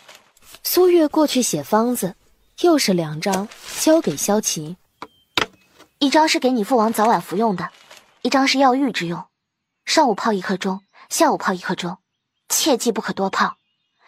3天后我会再来给你叠鼻毒。定王病得那么严重，姑娘真的能让他药到病除吗？若是没有十足的把握，我能说的那么斩钉截铁吗？有把握就好。要是真治好了定王，那就是定王的救命恩人。便是冥王想把姑娘怎么样，也得给定王几分薄面。你给父亲选的礼物呢？没买到。我看你就是打着给父亲选礼物的幌子上街游玩。老夫人眉头皱紧，有些不愉。我给父亲选了把折扇，上古是紫檀木的，价格有些贵，我带的钱不够，等我拿了这个月的月钱再去买。最后芍药捧着老夫人赏的50两银子，跟在苏月身后出了春晖院。如何？他能救定王吗？赵七连连点头。有话就说。爷，要不您试着吃一下回头草？你话太多了。唉，满京都都知道，王爷付出那么惨重的代价才把苏大姑娘修回去，最后王爷又把人接回来，还不得笑到人大牙？哎，大姐姐昨儿不是没买到折扇吗？正好我也要给父亲选些礼物，大姐姐一起吧。今儿太阳是打西边出来的吗？你们去吧，我今儿不去了。你就不怕去晚了，给父亲选的折扇被人买走？祖母，我不是不想去，是我这几日身子不方便。那就改日再去吧。苏妹扭着袖帕，一脸不高兴。得亏姑娘没应下，不然老夫人给的50两银子就保不住了。连50两都骗，丢不丢人啊？姑娘这几日身子不方便，不能劳累。我没来癸水。还没来吗？姑娘月信一向很准，31天，一天不早也一天不晚。这回怎么晚了？不会有问题吧？要不要请个大夫进府看看？我就是大夫，还请什么大夫啊？可是不要大惊小怪，晚几天没事。你主子我这个月经历的事太多了，心情大起大落，就是晚10天半个月，甚至这个月不来都可能。回头情绪稳定，心情好了，自然就没事了。没人怀疑你吗？小厮说苏大姑娘你脾气不好，要去哪儿都让我顺着你，不然会有苦头吃。擦，好歹也是个侯府，混了个人进去，没人怀疑就算了，还和他说我的坏话，有这样疏忽大意的吗？这是我依照你父王身子骨调制的养生丸，不仅有调理5脏6腑之效，我还加了些安眠的药，每晚睡前给他服1颗。你来的这2回都走得匆忙，若是不急的话，我陪你在我定王府的花园里走走。定王世子这是有话要单独说啊。萧琪领着苏月去了花园，苏月看蝴蝶穿过花丛，一路走到池畔才停下。定王世子要与我说什么？之前你在宁王府与我相见，我怕人言可畏，就回绝了。若非萧无咎让我去找你，我是真不敢相信你能救我父王的命。那日是我冒昧了，你不信我会医术，很正常。池畔清风徐徐，杨柳依依，两人谁都没说话。我娶你。你说什么？你救我父王的命，我以身相报娶你。你放心，我绝不会让冥王再欺负你。你娶我不怕冥王生气？他不会生气的，你约我相见的事情，他和我同时知道的，他不介意我去找你。可能吗？我这辈子不会再轻易嫁人。既然定王世子娶我是为了给我庇佑，还请先证明给我看，不然免得庇佑不了我，最后还害了你自己。要怎么证明啊？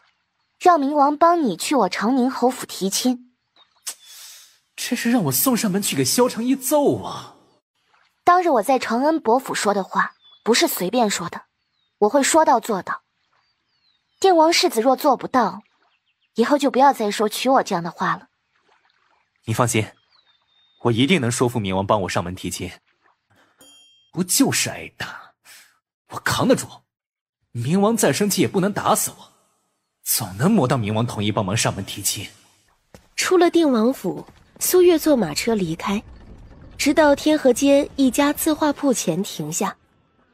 哎呀，姑娘要买什么字画？我不买字画。有紫檀木折扇吗？哎呀，有的有的。姑娘这边请。就这把。这把折扇，本县主要了，真是绝了！出门逛个街，不是碰到冥王，就是碰到安乐县主，有本事哪天一起碰到了，添双倍的毒。这3把折扇，我都要了。苏月当他不存在，自顾自地看折扇。他看一把，安乐县主要一把。买不了折扇，姑娘还可以买字画，侯爷最喜欢字画了。苏月就顺着芍药递过来的台阶去看字画了，看一幅，安乐县主抢一幅。县主，不能再买了。安乐县主就动怒了，狠狠地剜了丫鬟一眼。安乐县主一口气抢了我看中的这么多把折扇和字画，身上带的钱够结账吗？我怎么结账和你无关。要这些东西安乐县主后悔不买了，把折扇给我留一把，我过2日来取。没有折扇，字画也行。一样也没买到。这不正好，3天后我又有理由出府了。在铺子里结账，听到要4500两的安乐县主气到头顶冒青烟。被摆了一刀又一刀，今天不让苏月尝到得罪我的下场，我就不是安乐县主。苏月坐马车去了另外一条闹街，下马车后，赵七赶马车去停下，苏月则带着芍药往前头逛去。只是没走10几步，苏月就觉察身后有人跟踪他。借着看折扇，苏月瞥到2贼眉鼠眼的男子在跟着他们。就不信大庭广众之下这2人就敢胡闹。这般想，苏月就看到2男子袖子里藏着的刀了，不由得脸色一变。2男子步步靠近，苏月四下张望，没看到赵七。快跑！2人在前面跑，2男子在后面追。姑娘，你跑什么呀？有人要杀我们！芍药心下惊骇，反拉苏月跑得更快，跑到苏月快接不上气了。赵七身子一闪，挡住他们的去路。没事了，那2人我已经解决了。苏月连拍胸口，缓了好一阵，苏月才缓过劲儿来，抬脚往前。往前走了没一会儿，就闻到一股若有似无的胭脂味。结果往前走了会儿，发现是个花楼，而且巧的是，正好看到一张熟悉的面孔走出来，萧承义。我是来办正事的。得亏早就和离了，大白天就往青楼的，能是什么好男人？我是来办正事的。这人有病吧？他来是找姑娘还是来办正事的？和我又没关系，搞得好像我来抓奸似的。萧承义就那么看着苏月走远，脸色难看到找不到词形容。爷为何要跟他解释？萧承义带着一肚子火气翻身上马回府。回到竹屋，萧承义连过了2盏茶，才把怒气压下。一阵脚步声就传了来，萧琪走了进去。我有点事想找你帮忙。说。啊，我看上个姑娘，想请你去帮我提亲。这么点小事儿也要找我帮忙？这是我的终身大事，不是小事。你看上哪家姑娘了？说之前，能不能先保证不打人？我想娶苏大姑娘。哪个苏家？长宁侯府苏家。萧承义脸已经黑成浓墨了。见过找死的，没见过这么找死的呀。他同意了。也是他让你来找我，帮你去提亲的吧？萧琪没说话，算是默认了。萧承义额头青筋暴起。以后我和他成亲了，他就是你侄媳妇了，你可不能再欺负。话还没说完，眼睛就狠狠挨了一拳，被一脚踹出竹屋，打得清风都担心萧承义会把萧琪打死。把他给我丢出冥王府。爷，您刚刚下手太狠了。空着手，可别告诉我你又没买到礼物。苏月没回他，算是默认了。祖母，我就说吧，他就是借口给父亲买礼物，一而再的出府玩，一样的借口用2次，我看他还准备用第3次。这回怎么还空着手回来？这回去的不巧，我准备结账的时候，安乐县主去了，二话不说就抢了我要买的紫檀木折扇。我没和他争，准备换一把，可不论我买哪一把，他都抢，逼得我改买字画，他又抢我看中的字画，我实在没办法，就出了字画铺子去别家选。可是选来选去都不及那家好，我不想随便买一把回来，左右父亲还没有回来，没那么急，我过2日看过老黄历再出府。你不是喜欢和安乐县主硬碰硬吗？怎么这回处处忍他了？吃一堑长一智，我怕不让给他，把折扇买回来，最后还得乖乖给他送过去。为了这点小事与人争，确实没必要，下次再去也一样。苏月面上带了些委屈，其实心底乐开了花。没什么事，他就准备回去了。然而就在他准备开口的时候，外面进来一丫鬟禀告，不知道发生了什么事儿，街上都在传冥王把定王世子揍了一顿，丢出了冥王府。冥王和定王府关系那么好，怎么会揍定王世子啊？不用问，萧齐挨揍肯定是因为他了。那日在宁王府芍药宴上，定王世子当着那么多人的面将簪花投给你，冥王的脸色就很不好看了。定王世子挨揍，绝对有你一份功劳。现在还没人知道定王世子为何挨揍，三妹妹怎么断定有我一份功劳？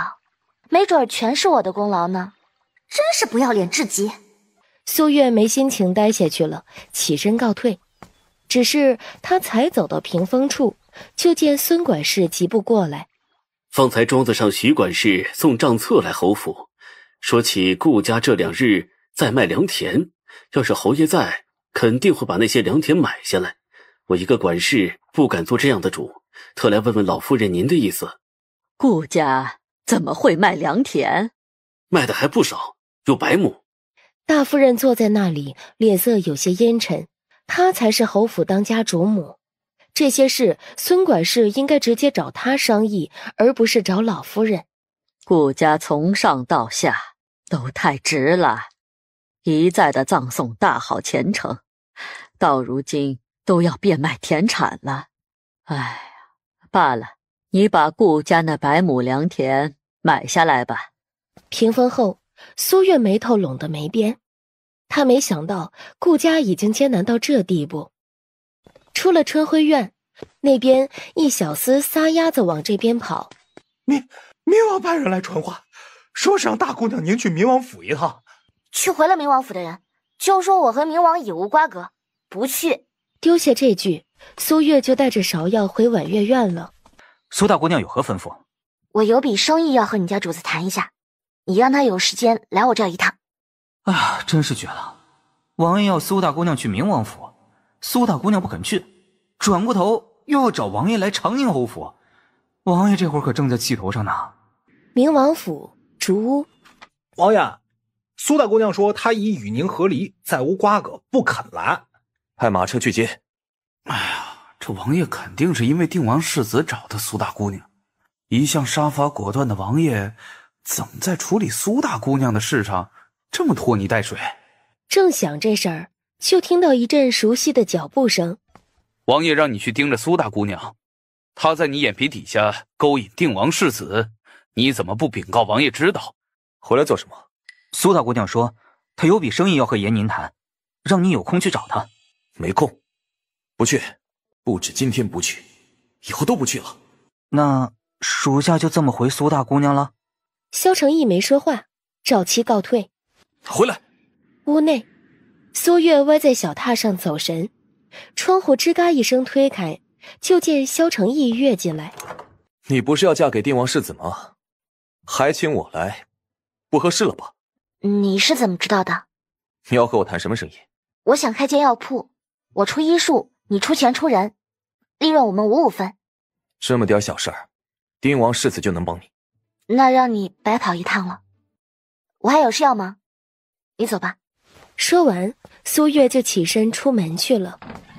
姑娘，院子里有丫鬟修剪花枝，苏月过去要了剪刀，咔嚓一下就把一朵开的枝丫给剪了。暗处赵七都觉得那枝丫是他家主子。萧承义知道苏月没事忙，只是在避他，就跳窗走了。爷，苏大姑娘让属下跟您一起走。这个女人，我不过说2句气话，你当真与我这么生分啊？啊？我们就没熟过，何来的身份？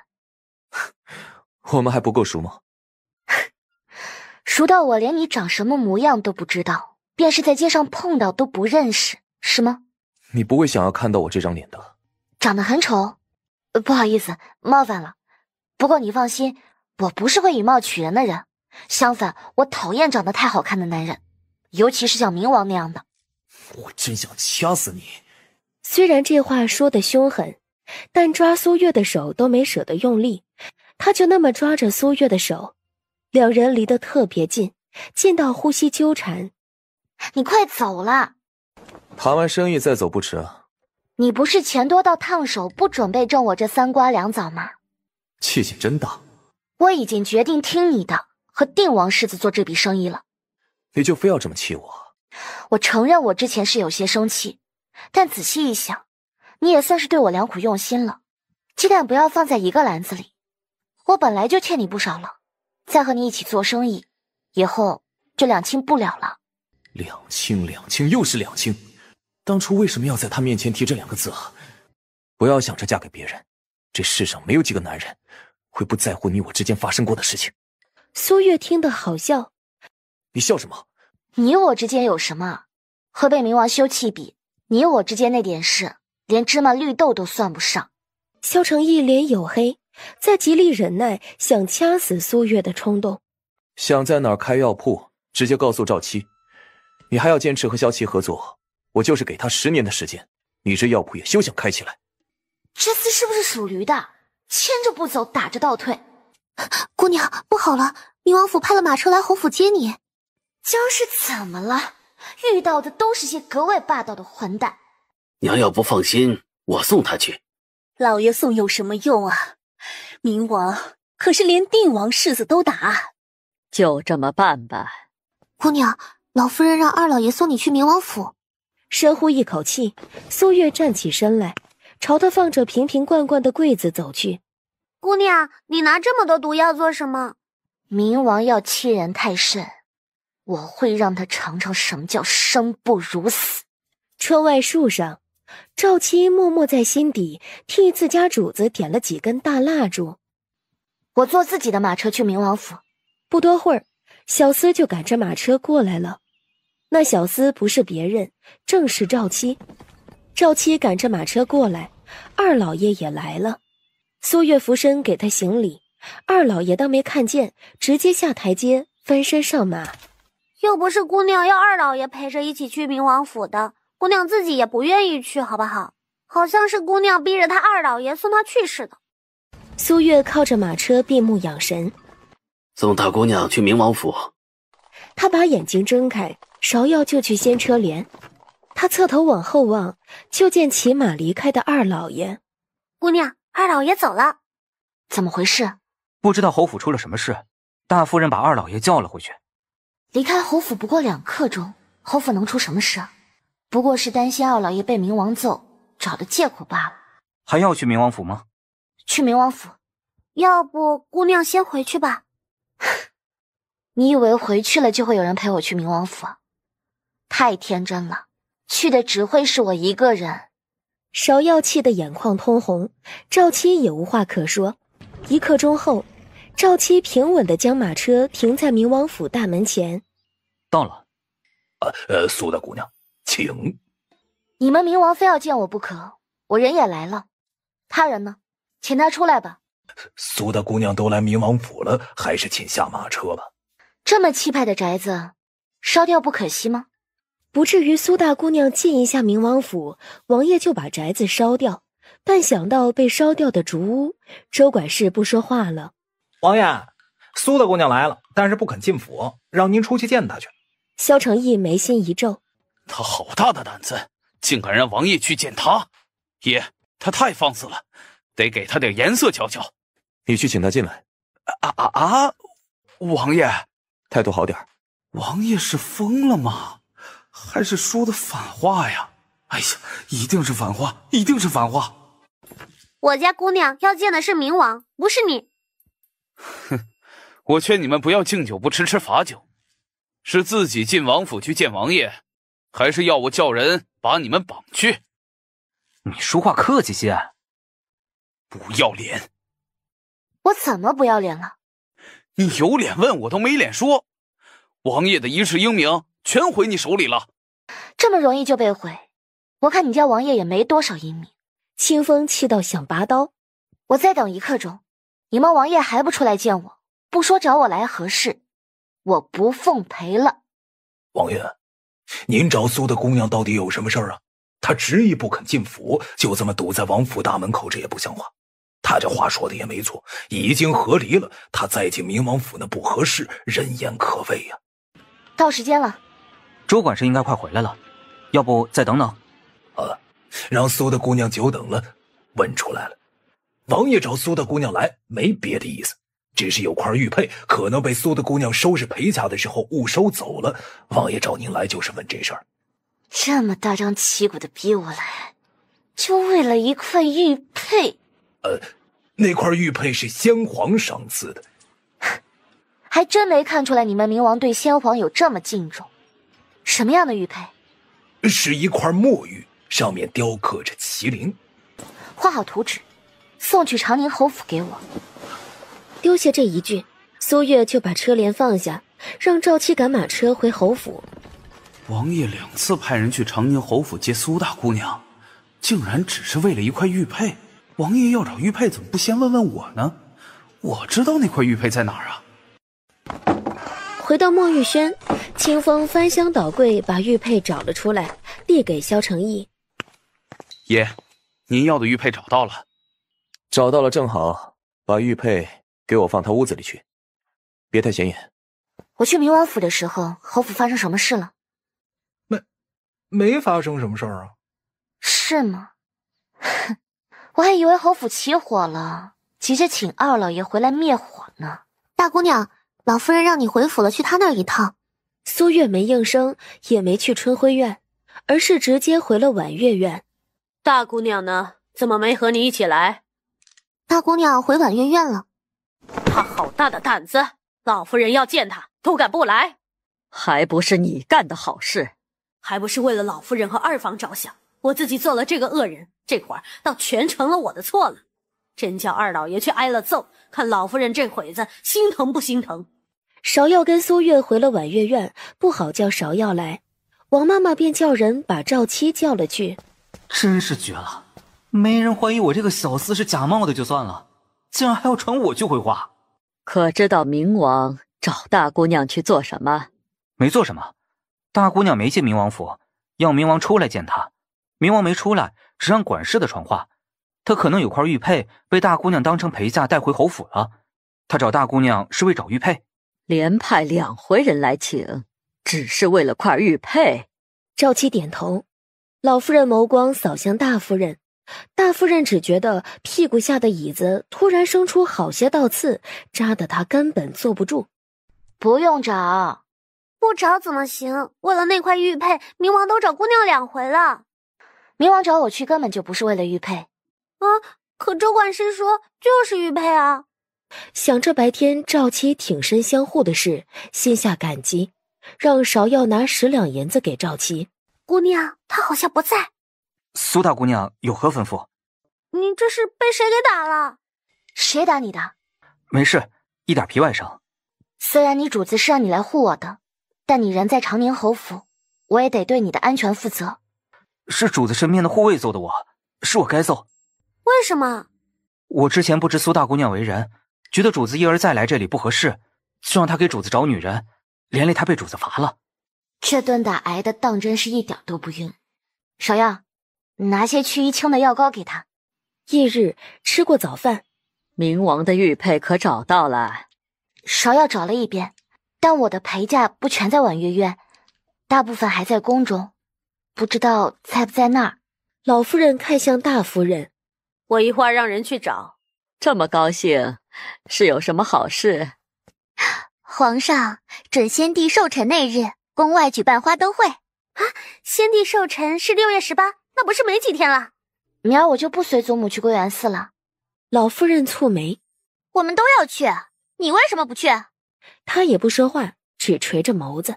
这个月你在归元寺住了不少时日，就不用跟去了。苏月俯身道谢，苏妹气得扭紧袖帕。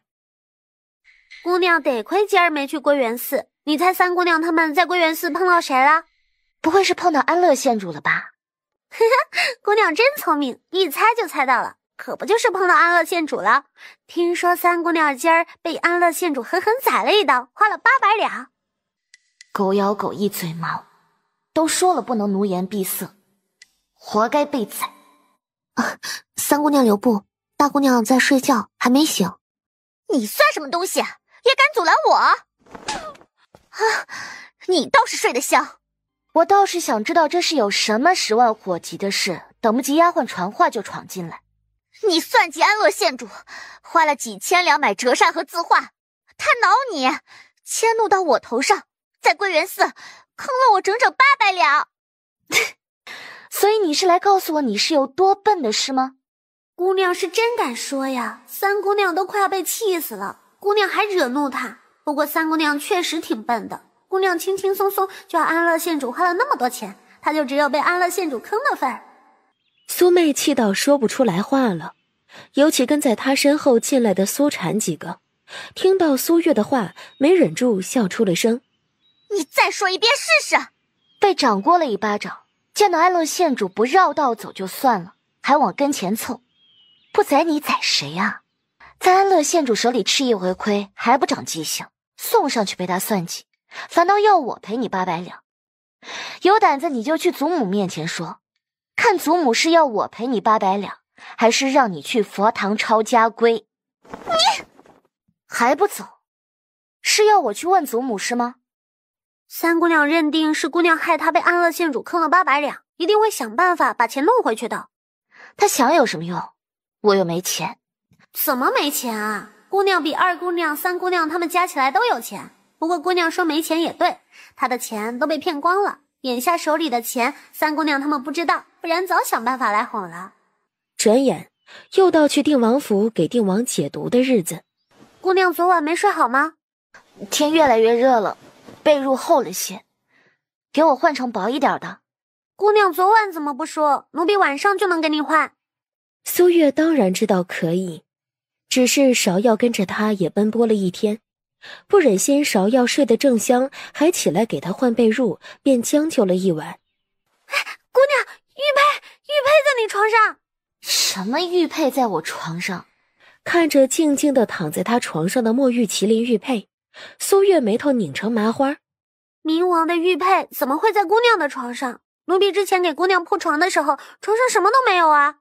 要不把玉佩交给老夫人，让老夫人派人给冥王送去。顾家的良田卖给别人了。你们压价了？没有，我特地叮嘱价格给高一点，13两银子一亩，但是顾家卖给了开价12两的那家。有人出高价不卖，宁愿卖给便宜的。难怪顾家铺子的生意一间比一间惨淡了。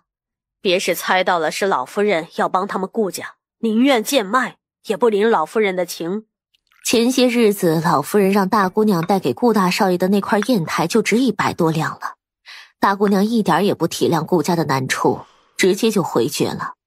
苏月绕过屏风进屋，当没听见四太太的话，俯身给老夫人行礼。我翻了老黄历，今儿适合出门，我准备上街一趟，还望祖母同意。祖母，我们和大姐姐一起出门，看着她点儿，免得又空手而回。我找到冥王要的那块墨玉麒麟玉佩了，正打算送去冥王府。我一个人不敢去，有二妹妹、三妹妹她们陪我一起，正好给我壮胆。找到冥王的玉佩了，你怎么不说？今儿吃早饭的时候才找到的，我正要禀告祖母呢。送玉佩而已，让孙管事派个人送去冥王府就是，用不着你亲自去。玉佩丢了，都一定要大姑娘去冥王府才说这事，只怕不亲自送去不行。娘怎么不向着我说话？我们才不要陪大姐姐去冥王府。去冥王府不会有好事，万一冥王羞辱大姐姐，跟去岂不是要被一块羞辱啊？苏月心下冷笑，她要的就是他们知难而退。停车！赵七勒紧缰绳，让马车停下来。苏大姑娘要下马车，帮我把这块玉佩当了。苏大姑娘不是去冥王府还玉佩的吗？王爷可还等着呢。把当票给冥王，让他自己赎玉佩，看他下次还敢不敢算计我。怎么没当点？御赐之物，当铺不敢收。去，把玉佩给我输掉。输掉玉佩，冥王那儿怎么办？哼，他一而再的羞辱我，还把玉佩送到我这里，我没直接砸了已经算好脾气了。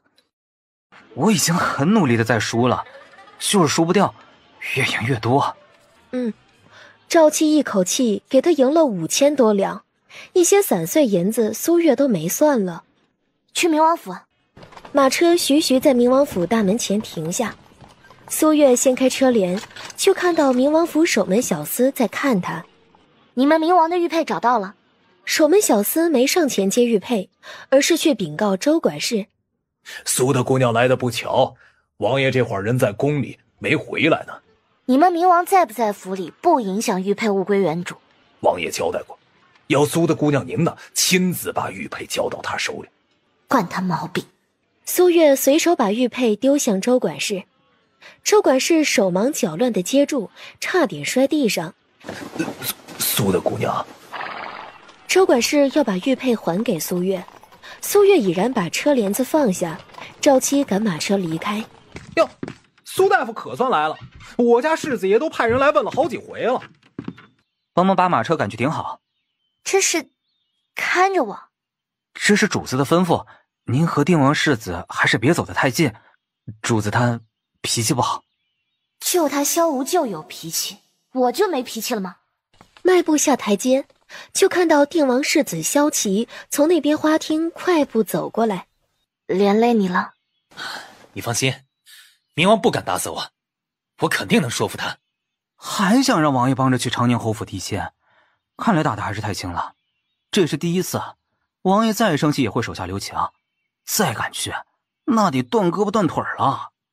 毒血已经清除差不多了，残留一点，服药7天就能完全除尽。多谢苏大夫。7天内依旧药浴2次，每次1克钟。7天后你父王要受得住，可以改为每日药浴1次，1次2克钟。半个月左右，我会来给你父王把脉，到时看他的恢复情况，再调制药方。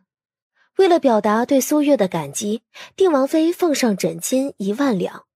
苏大夫是我定王府的恩人，这枕巾一定要收下。我医治你父王不是为了钱。我知道，我会尽快说服冥王。冥王的态度都在你脸上了，你说服不了他的。我也没打算嫁给你，只是借你试探一下冥王，气气他而已。但我真没想到他会下手这么狠。你放心，我一定娶你。我真的只是用你试探冥王而已，没有别的意思。你要实在过意不去，就帮我点忙。什么忙？世子爷，皇上派人来王府宣旨，让您赶紧接旨去呢。这好端端的，皇上怎么给我下旨啊？哦，适陪一下。奉天承运皇帝诏曰：兹闻抚远大将军沈望之女沈离温良敦厚，秀外慧中，朕公闻之甚悦。今定王世子年近弱冠，尚未婚配，2人堪称天造地设。为成佳人之美，特给2人赐婚，一切礼仪交由礼部操办，则良辰完婚。定王世子，该接旨了。皇上怎么突然给我赐婚？是冥王进宫替世子爷求的赐婚圣旨。你刚才让我帮你什么忙？你知不知道京都有哪些铺子是冥王的？萧齐和萧承义关系极好，萧承义的铺子他不说全知道，至少知道一半。当下把铺子名字写下来，交给苏月。王爷不在的时候，苏大姑娘来过王府，直接把玉佩扔给我就走了，我不敢不接呀。把玉佩放到他屋子里去，这回给我放到他一眼就能看到的地方。王爷到底是要做什么呀？你不肯帮我去长宁侯府提亲就算了，为什么要给我求赐婚呢？只有皇上给你赐婚了，你们俩才会给我一起死心。你都休了他了，我为什么不能娶她？即便我休了他，我也不允许任何人染指他。你不想别人娶她，当初为何执意要休掉她？放在内院养着，哪来这么多事？哼，这道赐婚圣旨是你给我求的，你让皇上把圣旨收回去。我就算不娶苏大姑娘，我也不会娶沈离。你和沈大将军之女早有婚约，即便没有这一道圣旨，你也得娶她。啊？我和她哪来的婚约？你们私定过终身。私定过终身？什么时候的事儿？我怎么不知道？没有的事儿。你7岁那年说长大了娶她，她答应了。真的，萧琪差点一口老血就喷出来了。还不走？是要我再让人扔你一回吗？知道萧承义说得出就做得到，萧琪转身就走。把圣旨带走。就是这件了。赵七疑惑地看着苏月，回去告诉你那霸道的主子，我看上这间酒楼了，怕买不下来，就别阻拦我找定王世子一起开药铺。苏大姑娘恼主子霸道，不许她和定王世子一起开药铺，还派我看着，故意给主子出难题。却不知主子就是明王，这酒楼就是主子的。先皇给主子赐婚还真没赐错，主子被苏大姑娘吃得死死的，苏大姑娘也跑不出主子的手掌心。确实不错，你爹应该会喜欢。算算日子，如果侯爷收到信就立即出发的话，这2天就该回京了。还有远旦那孩子，一声招呼不打就偷偷去了边关，3个月了，也不知道写封家书回来。王妈妈站在老夫人身边，欲言又止。啊，那不是墨玉麒麟玉佩吗？姑娘送去明王府了，怎么又回来了？墨玉麒麟玉佩没长脚，肯定是被人送回来的。抓过玉佩，苏月转身就出了门。让你们周管事出来一趟。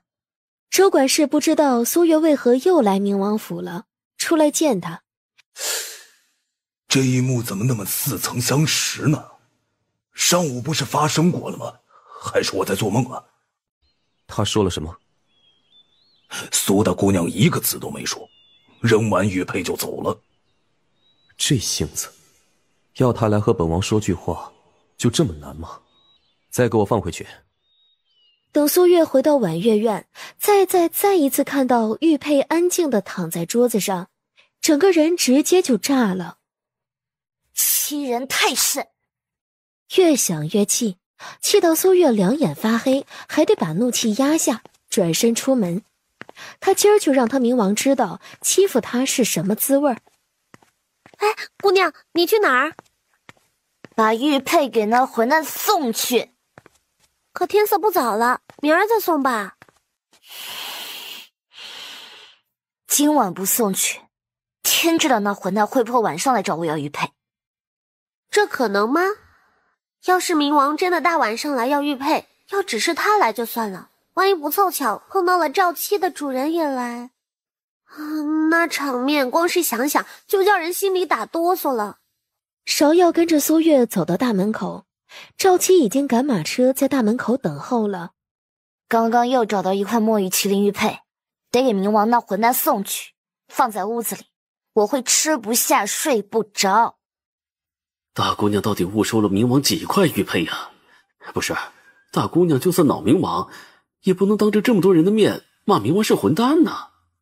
哎，苏大姑娘怎么又来明王府了？前2次是还玉佩，这次来是……苏月从马车上下来，带着熊熊怒火迈步上台阶，守门小厮都没想起来阻拦，他就进明王府了。还没通报王爷呢，不能进。还通报什么呀？王爷为了逼苏大姑娘来，把玉佩放人家苏大姑娘屋子里2回了。这好不容易真的把苏大姑娘逼进了王府，阻拦她去找王爷，那就是找板子挨呢。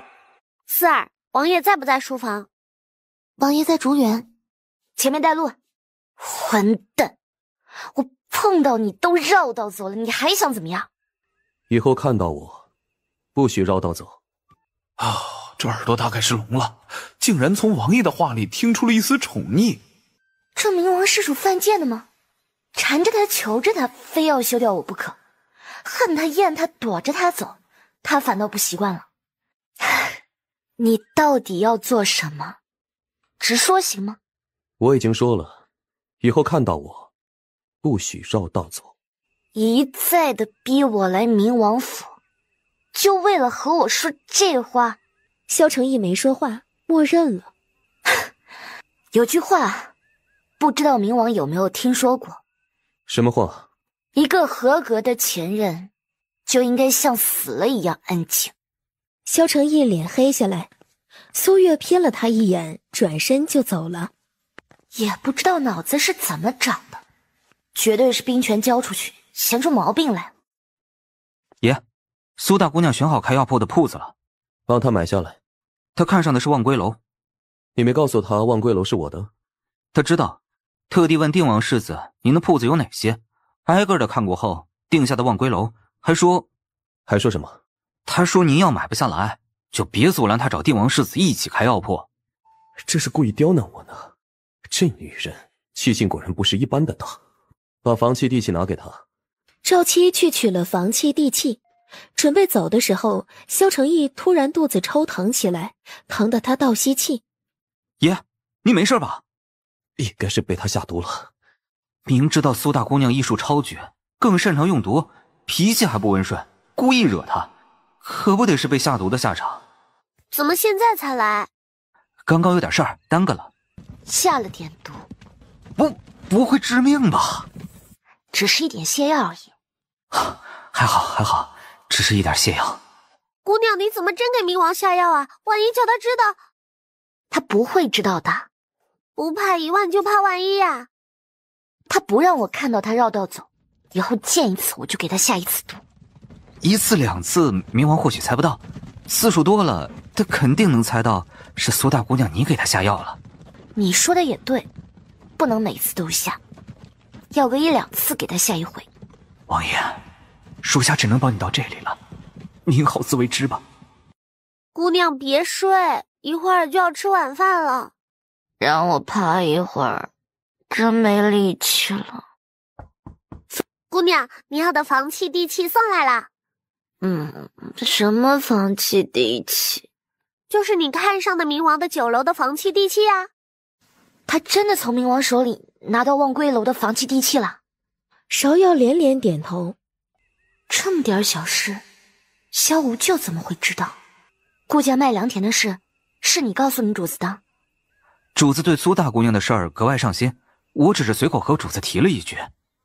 田契我收了，房契地契你带回去给你主子。这是主子给苏大姑娘你的。合伙开药铺不需要把房契地契给我，他拿着就行了。苏大姑娘拿着也一样。这是谁的暗卫呀？竟然不向着自己主子，向着他。也不知道萧公子到底是什么人，冥王的酒楼他都能轻而易举的拿到，肯定比定王世子要厉害。苏月也觉得过于轻松了，轻松到让他生出一丝不真实的感觉来。明晚花灯会，也不知道萧公子会不会陪姑娘逛花灯。这时候丫鬟端饭菜进屋，苏月就不想这些事了，她现在饿得很。然而坐上桌，才吃了几口饭就吃不下了。可是今儿的菜做得不合姑娘的胃口。可能今儿太累了，没什么食欲，吃不下。都怪冥王，姑娘光是还玉佩就去了冥王府3趟。后悔昨天只给她下泻药，太便宜她了，就应该直接给她下毒药，让她在床上躺个10天半个月。去春晖院和老夫人说一声，就说我昨儿累狠了，晚上起夜的时候不小心崴了脚，还有点疼，没法去给她请安。到了傍晚，小丫鬟来禀告说苏妹、苏婵他们都出府了。苏月方才换了裙裳去春晖院。脚不疼了？让祖母担心了，我已经好差不多了。难得举办花灯会，我想出府逛一会儿。多带些人跟着，别被人冲撞了。玩累了就早些回府，别顾着贪玩，伤了身子。多谢祖母。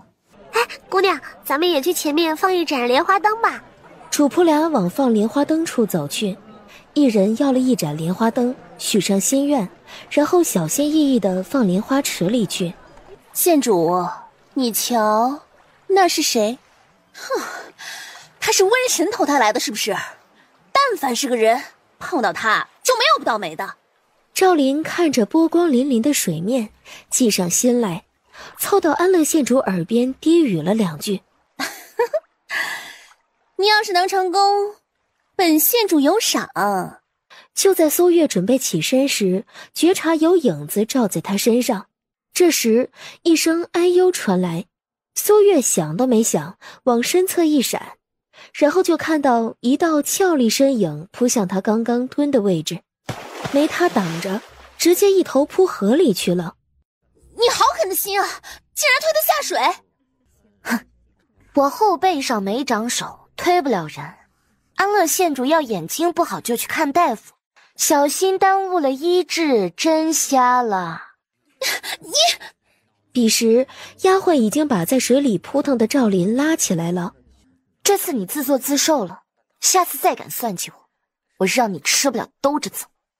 看着苏月离开的背影，安乐县主眼底涌现出恶毒。县主，我哼，没用的东西。娘，我要糖葫芦，我要糖葫芦。哎呀，今儿不行，花灯会上人太多了，吃糖葫芦容易戳到自己，扎到别人。下次娘给你买啊，乖。安乐县主瞥向那边卖糖葫芦的，嘴角勾起一抹弧度，眸底寒光闪烁。再说苏月带着芍药走后，怕再遇到安乐县主，准备换条街逛。一小厮尾随他们身后，手里拿着一串糖葫芦，最锋利处朝着苏月后背就要扎下去。就在要扎到苏月身上时，一道身影一闪，及时抓住了小厮的手，用脚一踹，小厮就跟断了线的风筝一般，重重砸在了墙上。看到那张熟悉的面具，苏月脸上瞬间绽放一抹笑容。萧承义笑不出来，天知道他有多后怕。赵七人呢？他怎么没有跟在你左右？话音刚落，那边赵七就跑过来了，手里拿着2张面具。不关赵七的事，是我让他帮我买面具去了。说着，赶紧从赵七手里接过面具戴脸上，然后抓着萧承义的手往那边人群走去。芍药戴上面具要跟过去，被赵七拦下。有爷跟着，你主子不会有事的。萧承义就那么被苏月拉着往人多热闹处走去。看着苏月抓着他的手，他嘴角勾起一抹弧度，心情没来由的好。然而还没好片刻，苏月就把手松开了。谢谢你帮我买下顾家的田契。望归楼的地契房契你为什么不要？用不着啊。你不把房契地契拿在手里，就不担心回头药铺开起来我会据为己有？你是这样的人吗？你就这么笃定你了解我？好像也是。我现在后悔还来得及吗？来不及了。你就不好奇我是怎么从冥王手中拿到望归楼的？冥王连丹书铁券和兵权都那么轻易就交出去了，何况区区一座望归楼。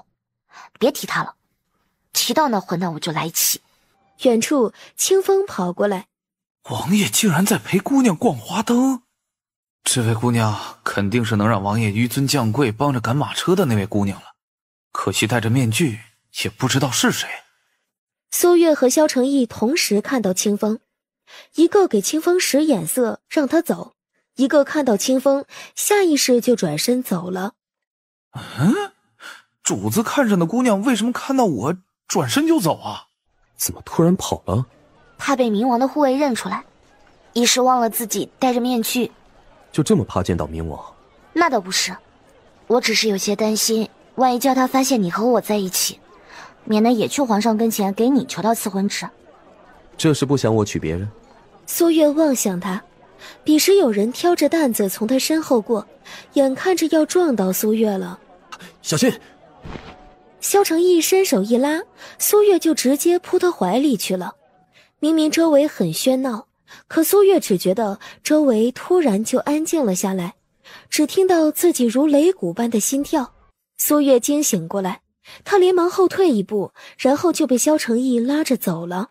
被萧承义带到一个昏暗的小巷子里，随手揭掉他脸上碍事的面具，俯身就亲了下来。苏月身子一震，像是被雷电击中了一般，心跳如擂鼓。2辈子头一次被人亲，苏月忘了反抗，也忘了呼吸。会有人过来？我有个宅子就在附近，我们去哪儿？我连你长什么模样都不知道。我怕吓到你。话音未落，苏月膝盖一抬，萧承义只觉得某部位传来一股剧疼。你这是要我断子绝孙呐！啊！我没那么胆小，不说娶我了，连张脸都不给我看，就想骗我。在你眼里我就是这么随便的人，真是看走眼了。你这是在谋杀亲夫！你再这么口没遮拦，别怪我给你下毒了。你什么时候才能恢复记忆啊？你怎么知道我失忆了？我的失忆一辈子都好不了的。你医术那么高，难道连自己失忆都治不了？虽然没有了以前的记忆，但并不影响我生活。治不了也没什么大不了的。可是我希望你能够想起以前的事，尤其是对他做过的事。你是不是有什么事瞒着我？萧承义摇头，朝苏月走近一步。苏月吓得后退2步。你别过来。你腿不是疼吗？我带你去休息一下。你想什么呢？你怎么知道我腿疼？我又没瞎啊。难不成他刚刚说去附近的宅子是带我去休息？腿是怎么受伤的？还不是冥王那混蛋。昨天光是冥王府就去了3回，生生累出来的。他这一天得要挨他几回骂呀？他承认，昨天他是多跑了冥王府几回，但他把玉佩再送去，又没人逼他立刻就要送到他手里。萧承义走过去，打横将他抱起。你要干什么？我不碰你，我送你回长宁侯府。那也不用抱啊，我自己能走。萧承义没理他。我待会儿再回长宁侯府，我还想再逛一会儿。都疼得走不了路了，还要逛花灯会？难得才有一次花灯会，我还没玩够。他看了怀中人一眼，而后眸光看向屋顶，轻点地面，就带着苏月腾空而起，上了屋顶。这里才是赏花灯最佳之地。该回去了，下次花灯会我陪你多逛一会儿。王爷可算回来了，有什么事要禀告的？还好，王爷还想起来问。宫里传出来消息，北凉不日将送公主来大齐和亲，皇上有意让王爷您去和亲公主。这消息是皇帝故意泄露给我知道的，他不信我对兵权毫无留恋，在试探我。王爷拼命挣回来的丹书铁卷和兵权都悉数交出去了，皇上还对王爷如此忌惮，也太令人心寒了。浴桶里备了冷水，清风要添热水，然而才把热水拎来，萧承义已经泡进浴桶里，靠着浴桶把眼睛闭上了。近来王爷每天晚上都会冲冷水澡，都习惯了，只是这样时日久了有伤身体。王爷既然有了中意的姑娘，3媒6聘娶回来就是，何必苦了自己呢？姑娘不再睡会儿？时辰不早了，一会儿还要去给老夫人请安。老夫人体恤小辈，知道姑娘们昨晚逛花灯会累着了，免了姑娘们去请早安。京都有哪位皇亲毁容了吗？有。是谁？住哪儿？是当今皇上的2皇子，3年前被竹子划伤了脸，毁容了。因为容貌被毁，有碍观瞻，2皇子尚未成亲就搬出宫住了，府邸离明王府就隔了1条街。不过听说2皇子毁容后性情大变，几乎从不出府，奴婢没见过他。毁容？还住在明王府附近？难不成萧武就是当今皇上的2皇子？姑娘，宫里私下几匹绸缎，老夫人让府里的姑娘一人选1匹做新衣裳。宫里怎么突然赏赐咱们侯府绸缎？北凉战败，向我们大齐求和，奉上的战马、粮草和布匹绸缎送进京了。皇上龙心大悦，文武百官皆有赏赐。据说明儿还在宫里设宴庆祝，4品官以上都能携家眷参加。只是等他到的时候，苏妹、苏婵他们已经选完了，就剩2匹花色不大好看的了。丫鬟去请姑娘，姑娘也没耽搁就来了，还剩2匹给姑娘选，这还选什么呀？还不如直接派人给姑娘送去，我来这一趟都不会这么生气。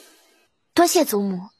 就剩2匹不起眼的了，大姑娘竟然一点儿不生气。这般想，就见苏月朝绸缎走去，拿起1匹放到芍药手里，又拿另外1匹。我们都只有1匹，你还想拿2匹？这2匹不是都送给我的吗？我还以为先选的可以选好看的花色，最后的不能选，但可以多1匹，难道不是？这2匹花色确实不显，多给1匹算是补偿。这花色大姐姐穿不好看，娘做衣服更合适。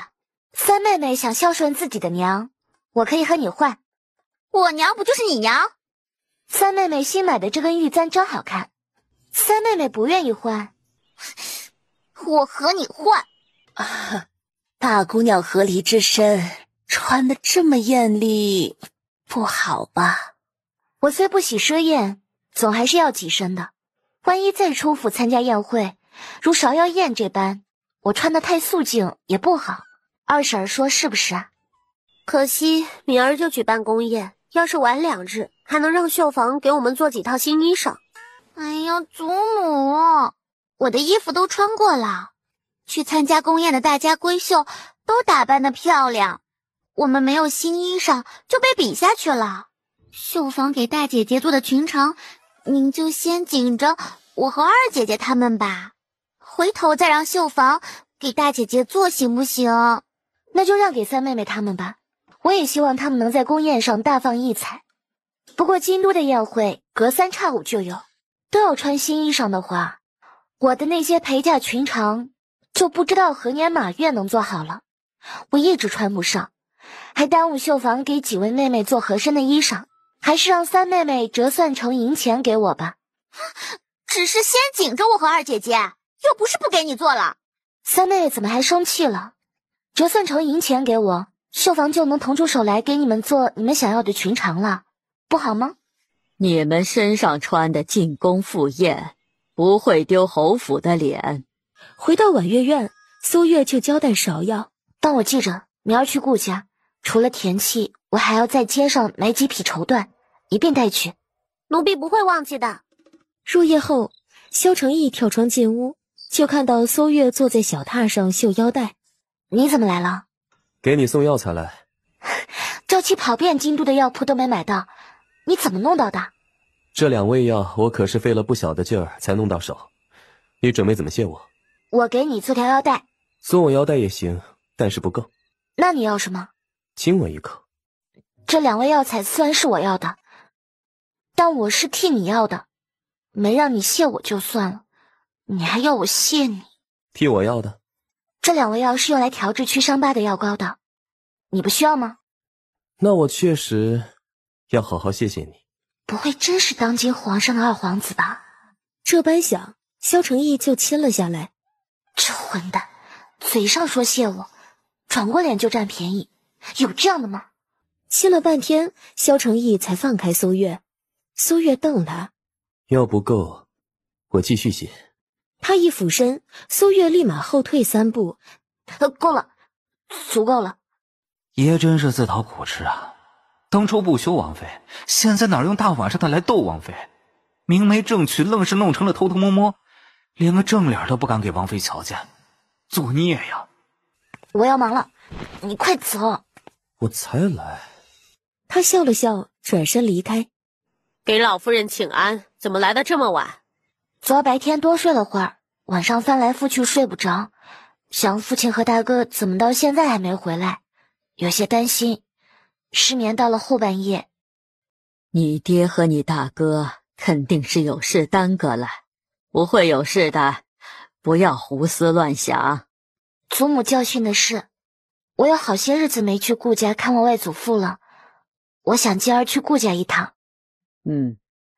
让孙管事备些补品，你带去给你外祖父。老夫人，宫里派人来传话，说是让大姑娘也进宫赴宴。我装病不去行不行？宫里特意派人来传话，是你想不去就能不去的吗？这是非要他去不可了。苏月郁闷极了。皇宫可不比宁王府，进宫后给我循规蹈矩，再做出约人私下见面这样丢人的事，回府我绝不饶你。真的非去不可吗？进宫后跟紧你母亲和你2位妹妹，遇到事情同你母亲商议，就出不了岔子。开什么玩笑，让我遇到事情和大夫人商议，那不死得更快。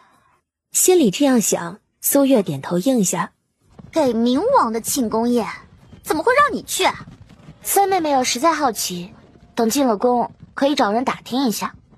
三妹妹消消气，我可是听说皇上和皇后有心借这次宴会给几位皇子物色皇子妃，要是三妹妹能被看中，哼，托他的福，进宫后不被人指指点点就算不错了，哪敢奢望被皇上皇后相中。这次进宫你再做出丢我们脸的事，我跟你没完。三妹妹是不是觉得我特别喜欢丢脸？大姐姐，三妹妹也是为你好，你怎么能这样？如果这就是你们的为我好，我希望以后少为我好一点。这次宴会皇上交由李尚书全权负责，怎么会请苏大姑娘啊？这事我还真不知道，回头呀，我问问我家老爷。哎呀，这事儿办的，明王不恼他呀，才怪了。比上回见，似乎还精神了不少。苏月干了个尬，怎么不说话呀？上回进宫见皇后娘娘时，忧心明王的病情，提不起精神。如今，臣女只想比明王活得更久。皇后娘娘，青阳长公主到了。这是进宫来参加鸿门宴了呀！哎，惹不起，躲着吧。苏月趁机告退，好在没人留他。姑娘，明王过来了。老天爷真是不公平，给了这混蛋尊贵无比的身份，还给了他一张无可挑剔的脸，就不能原谅给别人吗？袖帕还我！连袖帕都抓不住，还要做什么？你管我？把袖帕还我就是。想要袖帕，明日到王府去拿。姥姥的，这人绝对是有大病。苏月两眼瞪他，往左边走他挡左边，往右边走他挡右边。让开！姑娘她可真敢啊，竟然敢让明王给她让路。苏月抬脚走人，芍药只能屏住呼吸，快步跟上。苏月往前走，前面有2个身穿锦衣华服14、15岁的少年，见苏月过来，2人飞快地往旁边让路。苏月站在那里，看看左边的少年，再看看右边的。其中一个穿湖水蓝锦袍的少年飞快地站到另外一边，用一种敬仰的眼神目送苏月离开。刚那是五皇子和永川侯府的3少爷。哼，他苏月是吃了雄心豹子胆吗？敢对明王大呼小叫，还让明王给他让路。臣女见过太子殿下。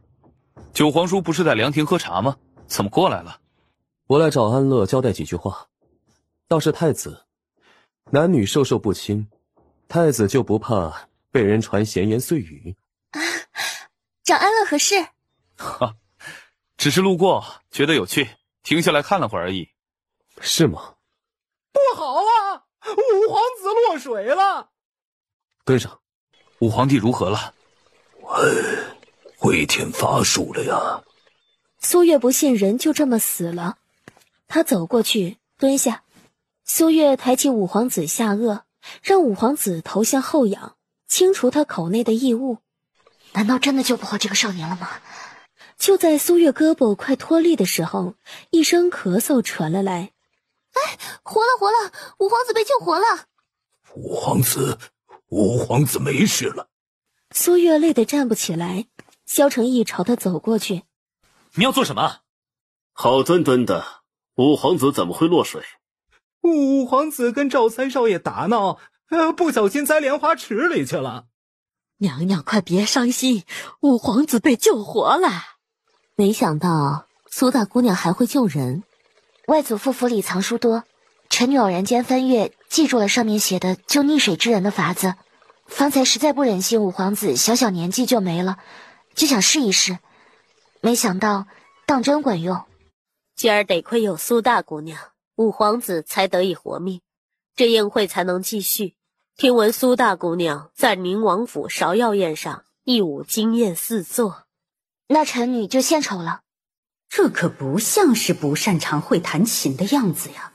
苏月坐下后，一手拨弄琴弦，婉转琴音便从指尖流泻而出。苏大姑娘这琴弹得果然不错。明王觉得呢？一般般，又会跳舞，又会抚琴，什么都会。明知道我对先皇赐婚不满，却还是在我面前装出一副唯唯诺诺的样子，可真能装。明王要求太高了，朕觉得苏大姑娘的琴弹得就极好。苏大姑娘和传闻的很不一样，明王不了解她，就将她休了，如今可反悔了。你们的亲事是先皇所赐，你要反悔了，可接她回明王府。皇上，您可不要和臣女开这样的玩笑，臣女配不上明王。不后悔。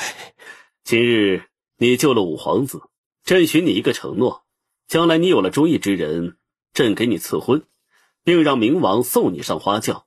谢皇上。大姐姐瞒我们，瞒得可真严实，亏得我们还以为你学什么都笨，都学不会。我为什么藏拙，你们不知道吗？那大姐姐怎么不继续装笨了？你们都告诉安乐县主我善跳舞抚琴了，我要还藏拙，安乐县主能不挠你们？祖母可是耳提面命，那是我们长宁侯府惹不起的主。回到侯府，苏月没去春晖院，直接带芍药回了婉月院。然而一进屋，看到坐在那里周身寒气往外涌的男子。大白天的，姑娘人都不在屋子里，萧公子就跑来了。没敢多想，芍药连忙转身出去，把门带上。你想害死我？苏月话还没说完，铺天盖地的吻就落了下来，将他的话悉数吞没。你吃错药了。谁让你亲别的男人的？我几时亲别的男人了？等等，你是指五皇子？你还敢提他？什么亲不亲的？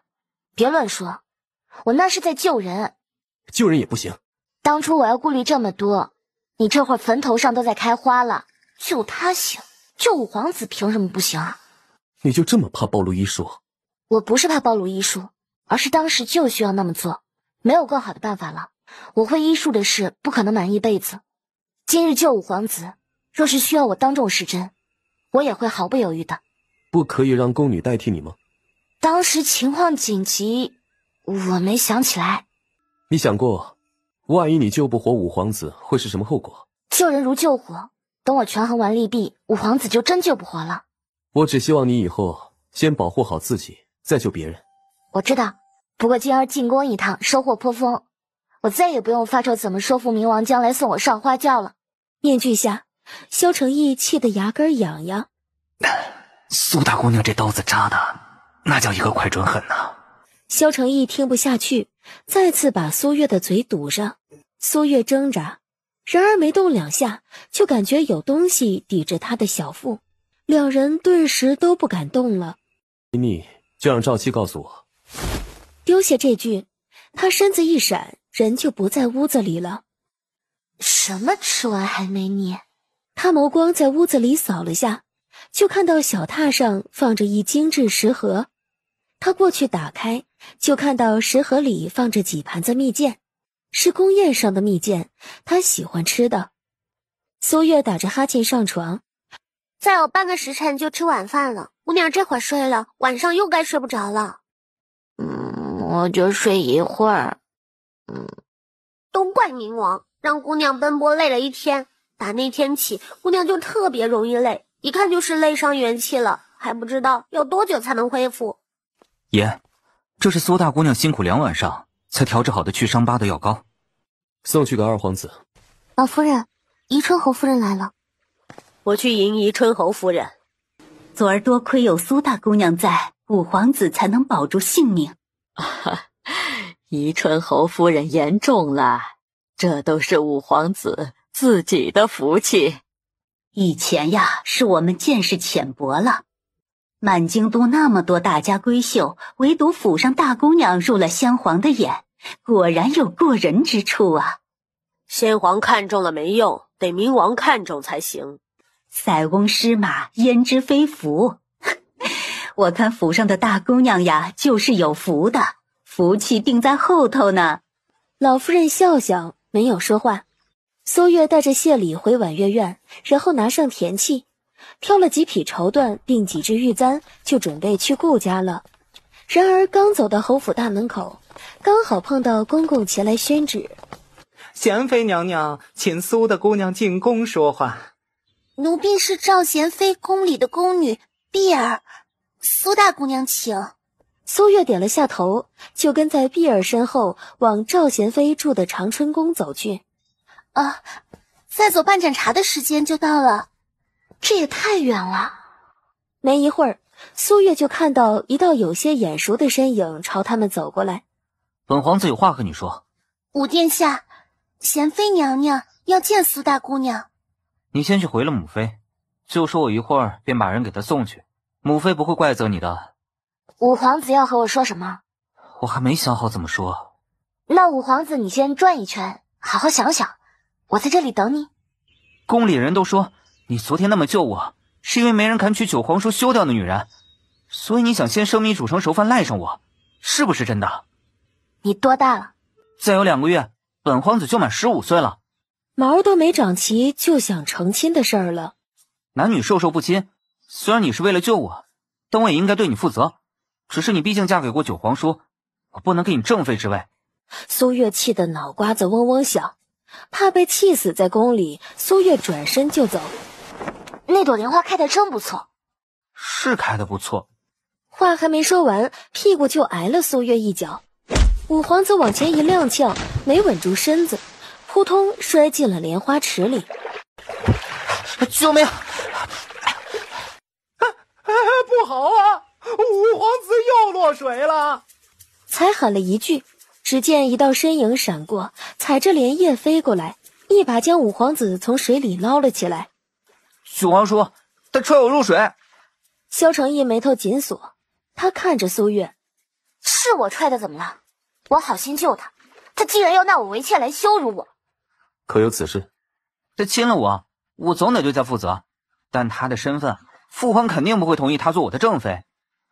可怜五皇子话还没说完，萧承义随手一扔，他人就在空中了，重重地摔在了莲花池里，水花溅得老高。救命啊！自己站起来。站在莲花池里，看着围过来准备捞他的宫女太监。五皇子长这么大，脸就没这么红过，尴尬的他想直接淹死算了。娘娘，不好了，不好了！五皇子他又落水了。哎呀，五皇子怎么就又落水了？五皇子先是被苏大姑娘踹进了莲花池里，被冥王救起来之后，又被冥王给丢莲花池里去了。虽然冥王把五皇子踹莲花池里，但肯定不会让五皇子出事的。这时候又跑过来一公公。五皇子没事儿，他自己从莲花池里爬起来了。见过贤妃娘娘。你好大的胆子，敢踹五皇子入水！我也不想踹五皇子落水，实在这么做是为了他好。哼，踹皇子落水还是为了皇子好？贤妃娘娘可知道前些日子冥王为何奏定王世子，将他丢出冥王府，还找皇上给定王世子赐婚？这事本宫倒是不知。因为定王世子说要娶我，触怒了冥王。赵贤妃眉头拧紧。我昨儿急着救五皇子，没顾得上男女大防。五皇子说要对我负责，我怕他步定王世子的后尘，再加上五皇子落水吓怕了，为了帮他克服恐惧，最好是能学会浮水，这才将他踹进莲花池里的。赵贤妃脸黑下来，别说苏月踹五皇子落水了，她这个母妃都想补一脚了。不知贤妃娘娘召我进宫是？你昨儿救了皇儿，本宫甚是感激。你有什么想要的，只管开口。我救五皇子不图什么，何况贤妃娘娘和皇上已经赏赐许多了，只希望贤妃娘娘不恼我踹了五皇子。你既是为了皇儿好，本宫又怎么会怪你呢？皇儿确实需要克服恐惧，也应该学会浮水，以防再遭遇不测。这是要去哪儿？冥王吩咐让我赶马车去冥王府，说是苏大姑娘您有东西落在了她那，让您去取去。我能有什么东西落在冥王那？送我回长宁侯府。可是冥王，你要不送我回长宁侯府，就把我放下。这是怎么了？你踹五皇子落水了？不只是我帮五皇子，冥王也帮他，把五皇子扔莲花池里，还不许人救他。幸亏姑娘先禀告老夫人了，方才姑娘一走，大夫人就火急火燎的去禀告老夫人，要老夫人严惩姑娘，结果被老夫人数落了好几句，还要大夫人以后不要听风就是雨，说姑娘不是一点分寸都没有的人。听禀告的小丫鬟说，大夫人从春晖院出来，脸都是绿的。听到大夫人挨了骂，苏月心情好极了。冥王性子叫人捉摸不透，他要姑娘去找他拿绣帕，姑娘没去，他会不会给姑娘送来？那混蛋性情阴晴不定，还真得防着点。苏月朝窗户走去，赵七立马现身。冥王可见过你？没见过。你去冥王府帮我取绣帕。早知道他就回答说见过了。我去，冥王不会给我。他要真不给，你帮我送点东西给他。方才宫里的公公来传话，说是苏大姑娘不肯来冥王府，他没法子，于是就只好把人送回长宁侯府了。我知道了。这还有13天就到王爷的生辰了，太妃不在府里，王爷准备怎么办呢？今年母妃不在，就不办了。去年王爷人在军营，就没办了。虽说今年太妃不在，也还是可以在府里办几桌酒席，热闹一番的。我自有打算。周管事前脚走，后脚赵七就进来了，手里拎着个包袱。怎么回来了？苏大姑娘让属下回来帮她拿绣帕。自己不来就算了，竟然还使唤我的人来帮她拿，还真忘记谁才是你主子了。您和王妃都是属下的主子。王妃说了，属下要带不回绣帕，就让属下把这包袱送给王爷您。送我的是什么？爷你还是自己看吧。萧承义把包袱解开，只见包袱里都是绣帕，少说也有10几20条，五颜六色的，看得他眼睛疼。带回去给他。赵七赶紧照办。回来。姑娘、二姑娘、三姑娘他们来了，让他们进来。很快，苏妹、苏婵他们就进来了。快吃午饭的时辰了，怎么都来我这儿了？今儿皇上和赵贤妃赏了侯府那么多东西，祖母一件也没入宫中，不能全给你，我们一人来挑2件。啊，把那些首饰都拿出来。祖母一把年纪了，都把圣旨听清楚了。你们要是没听清楚，就去祠堂看圣旨上是怎么写的。这些赏赐，皇上到底是给侯府的还是给我的？你是长宁侯府女儿，给你的自然就是给侯府的。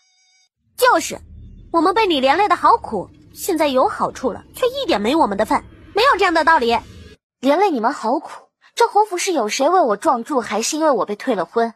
没有，有的只是逼我自尽，喂我毒药，送我去归元寺反省，骗我去静思庵落发，逼我去庆阳长公主府赔礼道歉，诓我去冥王府，还有你们一遍遍的数落，联手外人看我的笑话。苏月一步步逼近，苏渊被苏月的样子吓住了，一步步往后退。你倒是数1、2件侯府为我做的事给我听听。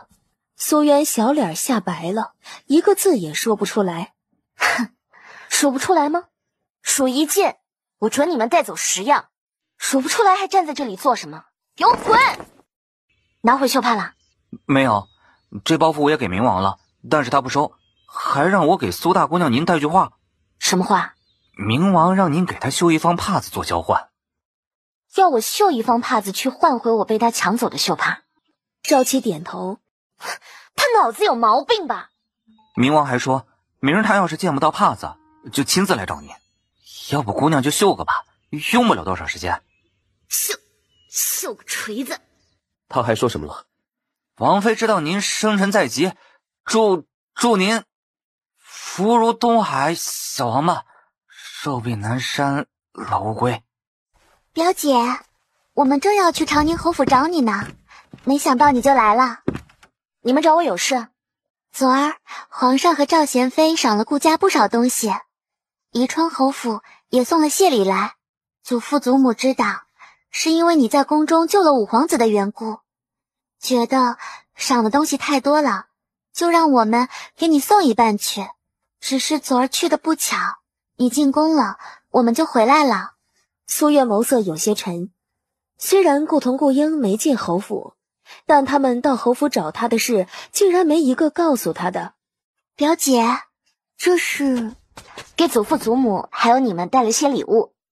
哎呦，几天没见，瞧着消瘦了许多呀，可是受委屈了？没受委屈，可能是最近路走多了，看着消瘦，但人结实了。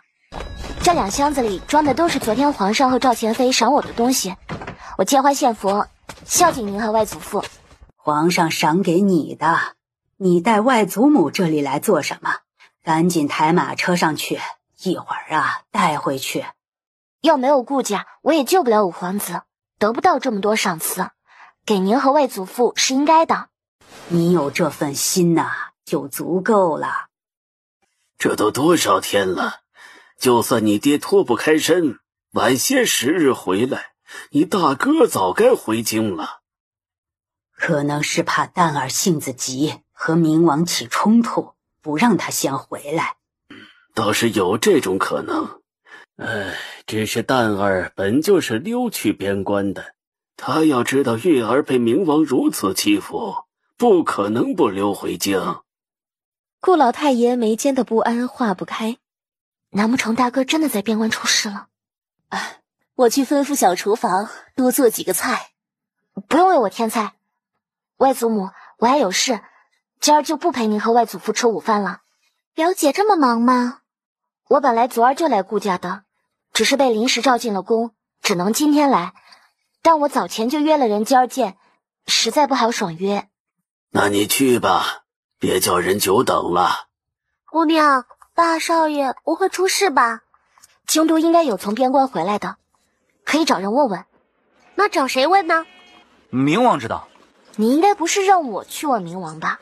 他就是这个意思。回头请你主子帮我问一下。不用找萧公子帮忙了，侯爷回来了。我爹回来了。芍药抬手指着远处骑马过来的几人，那就是侯爷。侯爷可算是回京了，侯爷回来了，侯府就没人能欺负姑娘了。苏月高高兴兴地迎上去，一行6人，为首2人，一人身穿铠甲，一人只着锦袍。爹，您回来了。大哥，错了，这才是侯爷，这才是他爹。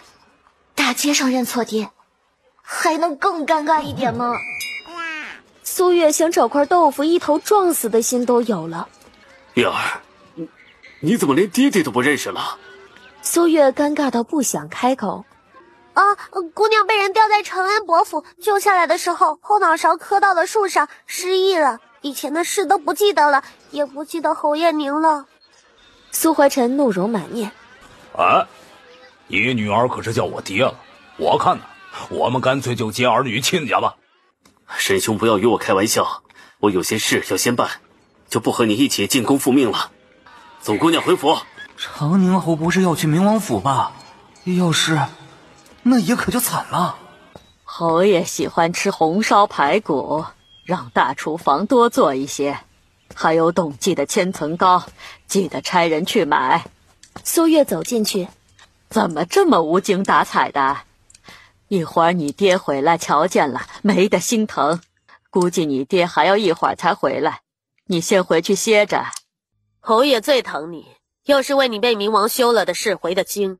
但既然皇上已经当着文武百官的面承诺将来给你赐婚，还让冥王送你出嫁，你和冥王和离一事就算过去了。一会儿侯爷回府，别在他面前哭哭啼啼。侯爷再厉害，也不是冥王的对手，别害了侯爷，害了整个侯府，听到没有？老夫人，不好啊！侯爷去冥王府奏冥王去了。哎呦，快去拦着侯爷！七位老爷都在衙门，还没回府，等去找肯定来不及了。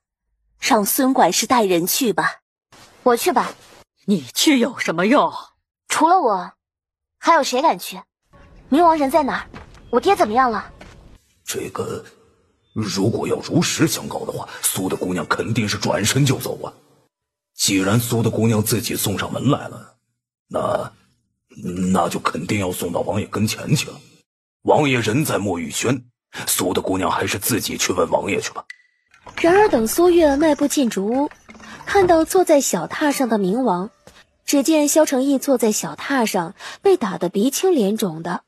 在来的路上，苏月想过任何一种可能，唯独没想过冥王会被他爹打伤。你是冥王？某位王爷那张挂了彩的脸就黑成了锅底色，气得咬牙切齿，疼得倒抽气。我爹打的。萧承义也不知道是疼的还是气的，根本说不出来话。不然呢？还能是我家王爷自己撞出来的吗？我爹呢？被我关起来了，把本王打成这样，你不会以为你爹还能够活着走出我的冥王府吧？明明长宁侯已经，可王爷为什么要这么说呀？要怎么你才肯放了我爹？给我上药，把本王哄好了，再考虑要不要放你爹。我给王爷上药不行吗？王爷为什么要苏大姑娘给他上药啊？苏大姑娘是吃软不吃硬的人，和她来硬的，只怕王爷最后会自讨苦吃啊。你轻点。可能在爷的眼里，苏大姑娘给的苦头也是甜的吧。竟然不生气了，这女人脾气几时变得这么好了？等等。某王爷脸色一变，他眼前一黑，在他倒下的瞬间，苏月拔下了金簪，抵着他的脖子，望向清风，让人放了我爹。装的，王爷肯定是装的。这里是冥王府，敢伤王爷分毫，我要你身首异处。你家王爷都晕了，你还嘴硬什么？赶紧放人！王爷只是派他去盯着苏大姑娘，他倒好，苏大姑娘都当着他的面将王爷毒晕了，他还帮着苏大姑娘，到底谁才是他赵妻的主子？快放人！王爷压根就没抓长宁侯，让我怎么放？那我爹在哪儿？你爹在哪儿？我哪知道？我只知道他不在冥王府。你没骗我。冥王在你手里，他不敢骗你。苏月看了眼晕在他肩膀上的萧承义，嫌弃地推了把他的脸，可能气头上用力大了点儿，不止把人推开了，而且还直接撞到了小榻上。苏大姑娘她是真敢啊！清风气疯了，比起苏月，他更恼被主的赵七，拔剑就朝赵七刺了过来。赵七一个闪身就出了门，清风追出去打，苏月和芍药赶紧跟出去。别打了，我是替王爷揍你的。哎呀，等王爷醒了，知道你要杀苏大姑娘，王爷头一个杀你。你少替那个女人说话。王爷喜欢苏大姑娘啊？这不可能！我被派去看着苏大姑娘，我能不知道吗？王爷3天2头去翻苏大姑娘的墙，墙都快被王爷翻烂了。你好好想想，王爷要不喜欢她，能让你一而再的把玉佩放到他屋子里去？能容忍他到现在？王爷不是这样的人。他可是王爷的心尖儿，你以后对他客气些。说完，赵七松开手并推了一把，清风一时没防备，往后踉跄了好几步。把解药留下。一点迷药而已。不可能，一点迷药毒不倒王爷。我的药连牛都能迷晕，何况是你家王爷。要不信可以请太医看看。苏月抬脚走人，芍药赶紧跟上，赵七走在最后。我爹什么时候走的？在苏大姑娘来之前1刻钟。大姑娘怎么一个人回来了？父亲不在明王府，你派人去宫里问问，看父亲是不是进宫了。苏月去了春晖院，就看到2老爷、3老爷还有4老爷坐在那里。苏月越想越恶心，然后他就作呕了。怎么了？我没事，就是见有这么多人焦急的等我爹回来，心下感动。派去宫里打听的人回来了。侯爷是进宫向皇上复命去了。哎呀，列祖列宗保佑！约莫半个时辰，又进来一小厮。侯爷回府了。明王被打成那样，爹竟然一点伤都没有，这不科学啊！难不成明王没还手？这可能吗？哼，我人在边关，把女儿留在府里，你们就是这么照顾她的？她在承恩伯府撞伤脑袋失忆了，这么重的伤，侯府竟然没有一个人知道，不给她请大夫，还把她送去归元寺自生自灭。失忆了？怎么会？失忆这么大的事儿，之前没听你说过半个字，别是装出来骗侯爷的。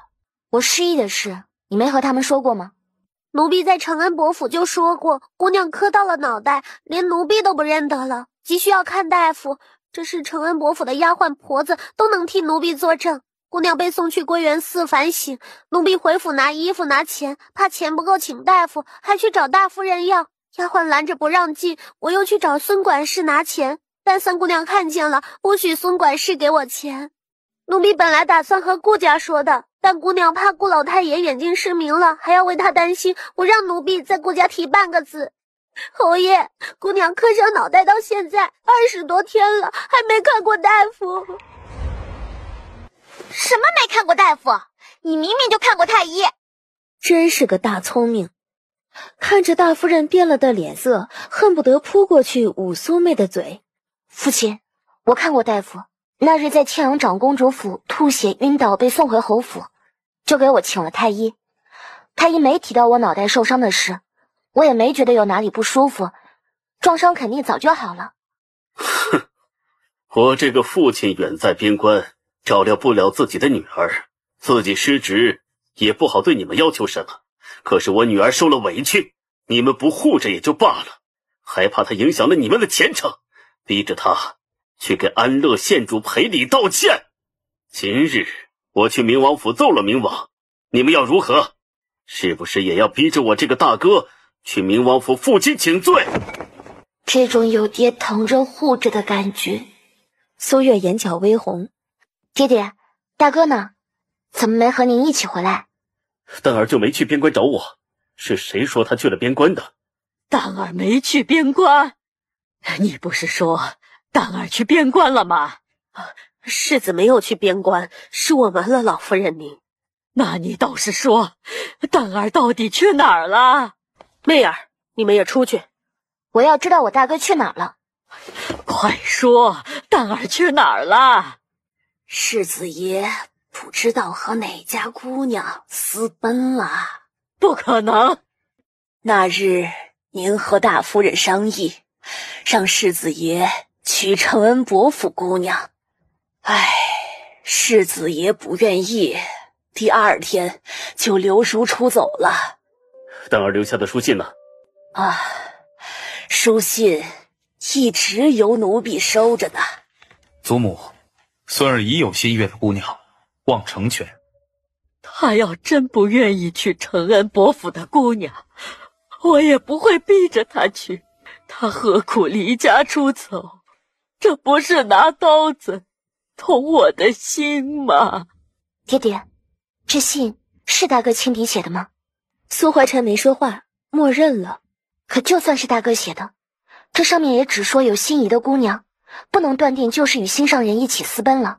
你大哥离家出走，又留下这样一封信，不是私奔还能是什么？3个月前，我就从府里还有庄子上挑了20名小厮出府去找世子爷了，顾着世子爷的名声，只敢让小厮们暗中寻找，没有世子爷的消息。可吃过午饭了？我在顾家吃过了。又是一刀子捅在了老夫人心窝子上。这次回来打算待多久？等月儿出嫁我再去边关，也就下个月。不是说等我出嫁了再去边关吗？怎么又下个月就走？我已经把月儿许给他表哥了，顾家这2日就会登门下聘，下个月月初就完婚。顾家有2位少爷，许给哪位了？月儿他大表哥。大表哥也同意？你外祖父定下的，他肯定会同意。苏月想哭。姑娘，你怎么不和侯爷说大表少爷有心上人的事？苏月不想说话，脑瓜子疼。姑娘定亲了，萧公子怎么办？爷，不好了，程宁侯把苏大姑娘许给顾家大少爷了。萧承义脸色骤变。不过苏大姑娘并不想嫁，而且顾大少爷似乎有心上人。给我去查，顾大少爷心上人是谁？姑娘，侯爷领了太医来给您治病。王太医有劳了。不敢当，不敢当。好歹也是在太医院当差的太医，给人把脉还能走神，能不能稍微专业一点啊？小女如何？我给令爱仔细把了脉，她脑袋之中并无淤血，造成失忆的原因这就不好断了，可能是惊吓刺激所致，也可能是悲伤过度所致。那还能恢复记忆吗？这事儿吧，说不准，可能哪天就自己恢复了，也可能一辈子呀也就这样了。我唯一能够肯定的就是这应该不会有性命之忧。无害性命就好。这是药3分毒，苏大姑娘没有吃药的必要啊，我就不给您开药方了。苏月点头道谢。苏怀臣送王太医离开。唉，自打那天还玉佩，姑娘累坏了之后，这几天就格外容易疲惫，胃口也差了许多。奴婢正担心呢。王太医给姑娘把脉说没有问题，奴婢就放心了。我自己就会医术，有没有问题我自己还能不知道吗？医者不自医，奴婢不放心嘛。让我再睡一会儿。不能再睡了。侯爷今儿回来，午时没在府里用饭，晚上要在老夫人那里吃团圆饭。时辰还早呢。你主子今晚来吗？主子有事在身，来不了。爷倒是想来啊，可被打成那样了，还怎么来啊？爷这几天都来不了。表哥，我正要找你呢。表妹，我有急事要出府一趟，有什么事等我回来再说。说着他就翻身上马，一夹马肚子就跑了。是要着火了吗？要走的这么急的，就不能先听我说几句话再走吗？以后外祖母就能天天看到你啦。外祖母在我心底，大表哥就跟我亲哥哥一样。你表哥不会也不敢欺负你的。还是等和大表哥商议过后再一起提退婚吧。二表哥心情不好。我没事儿，要是表妹不想嫁给大哥，其实我也……二表哥可知道大表哥的心上人是哪家府上的姑娘？大哥说他会忘了他的。那到底是哪家姑娘？不好了，大少爷和太仆寺卿府上3姑娘一起落水了。大表哥的心上人不会就是……苏月话还没说完，顾雁行就点了下头。他们怎么落水的？大少爷和太仆寺卿府上的李3姑娘经过白玉桥时，正巧碰到冥王的护卫抓贼。护卫追贼的时候不小心撞到了大少爷，大少爷往前扑过去，就把李3姑娘一起扑下了桥。等你大表哥回来，看我不打死他。这又不是大表哥的错。你大表哥没这个福气。回头我和你爹说，把亲事换成你二表哥。表哥太多了也不好，退掉一个表哥的亲事，还有一个表哥等着。可怜爷火急火燎的把苏大姑娘和顾大少爷的亲事搅黄了，惹得苏大姑娘恼他不说，最后却便宜了顾二少爷。也要知道，还不得活活气死啊！外祖母，我现在还不想嫁人。老夫人，大少爷回府了。让他去祠堂跪着。大表哥又没错，外祖母罚他做什么？表妹，是表哥对不起你。祖母，我连累了李3姑娘，我要娶她。李家姑娘是你想娶，李家就会嫁的吗？他都与我……你只会害了他。我去长宁侯府一趟。外祖父身体还没好全，您要见父亲，派人去通传一声就是了。虽然外祖父是长辈，但是这事儿是顾家理亏，你应外祖父去长宁侯府。老夫人，明王派人来传话，让老太爷去明王府一趟。明王找外祖父去做什么？犯错的是他的护卫，要赔了也该他来顾府。明王府的小厮说，本该明王亲自登门，但是明王有伤在身，就只能麻烦老太爷跑这一趟了。我回去找父亲，让他去明王府看看。今日本王的护卫抓贼，不小心碰到了府上的大少爷，连累了李家的三姑娘，将你们请来，就是为解决此事。萧承义眸光一瞥，被五花大绑的清风就被踹了出来。虽然清风是本王的左膀右臂，但是他办事不力，惹下祸事，本王也绝不会姑息。现在本王就将他交由你们处置，是杀是剐，悉听尊便。苏月躲在窗外，听到这话，气得牙根都发痒。不敢。就算杖毙了护卫，也解决不了我孙儿连累李家三姑娘清玉一事。说的也是，本来还有一个更好的解决办法，由本王保媒，顾李两家皆秦晋之好。但是本王听说顾大少爷已经有婚约在身，总不能委屈了李家三姑娘与他做妾。除了这样的岔子，是谁都不愿意看到的。我孙儿毁了李三姑娘的清誉，理应负责。长宁侯府通情达理，他会同意换门亲事。换门亲事？万幸我膝下有2个孙儿，一个娶不了，还有另一个。萧承义没差点当场气炸。顾家大少爷会退亲，迎娶李家三姑娘，李家可愿嫁女儿啊？李老太爷心头发怵，但强忍着没有点头，面露难色。有什么话就直说。不是我不同意，实在是我李家跟顾家有旧怨，淑儿宁死不肯入李家呀。本王会派人去冲州查，只要府上二老爷改过自新了，本王会保举他回京。进来。识时务者为俊杰，好女不跟男斗。苏月深呼一口气，转身迈步进屋。找我何事？这话应该我问你吧。我是来找我外祖父的。我帮了你大表哥这么大的忙，你都不准备说声谢就走？果然不是意外。我不仅帮你退了婚，还成全你表哥，你准备怎么谢我？谢你个大头鬼！你家王爷病得都这么严重了，没给他请大夫吗？请喝茶。你怎么不对我拔刀了？哎呀，王妃问这话就代表了记仇，以后回王府给王爷吹吹枕边风，我就死定了呀。清风，没想到你也有今天。你到底想怎么样？不想你二表哥遭殃，就不要和他定亲。我和我表哥定亲关你什么事？你一天是我的人，这辈子就只能是我的人。看来冥王是不记得自己和离书是怎么写的了。没事多翻翻，少说这样笑掉人大牙的话。实在闲着没事干，多关心一下自己的终身大事，早点娶个王妃。以后本姑娘嫁人，请你们做上席。萧承义脸黑成锅底色，不想理会他。苏月转身就走了。爷，王妃对您充满了敌意，这里面也有你的一份功劳。爹爹，您没同意把我许给二表哥吧？还没有。你想嫁给你二表哥吗？不想，在女儿心底，2位表哥就是我亲哥哥。冥王不是会打不还手的人，昨日他反常，我就觉得有问题。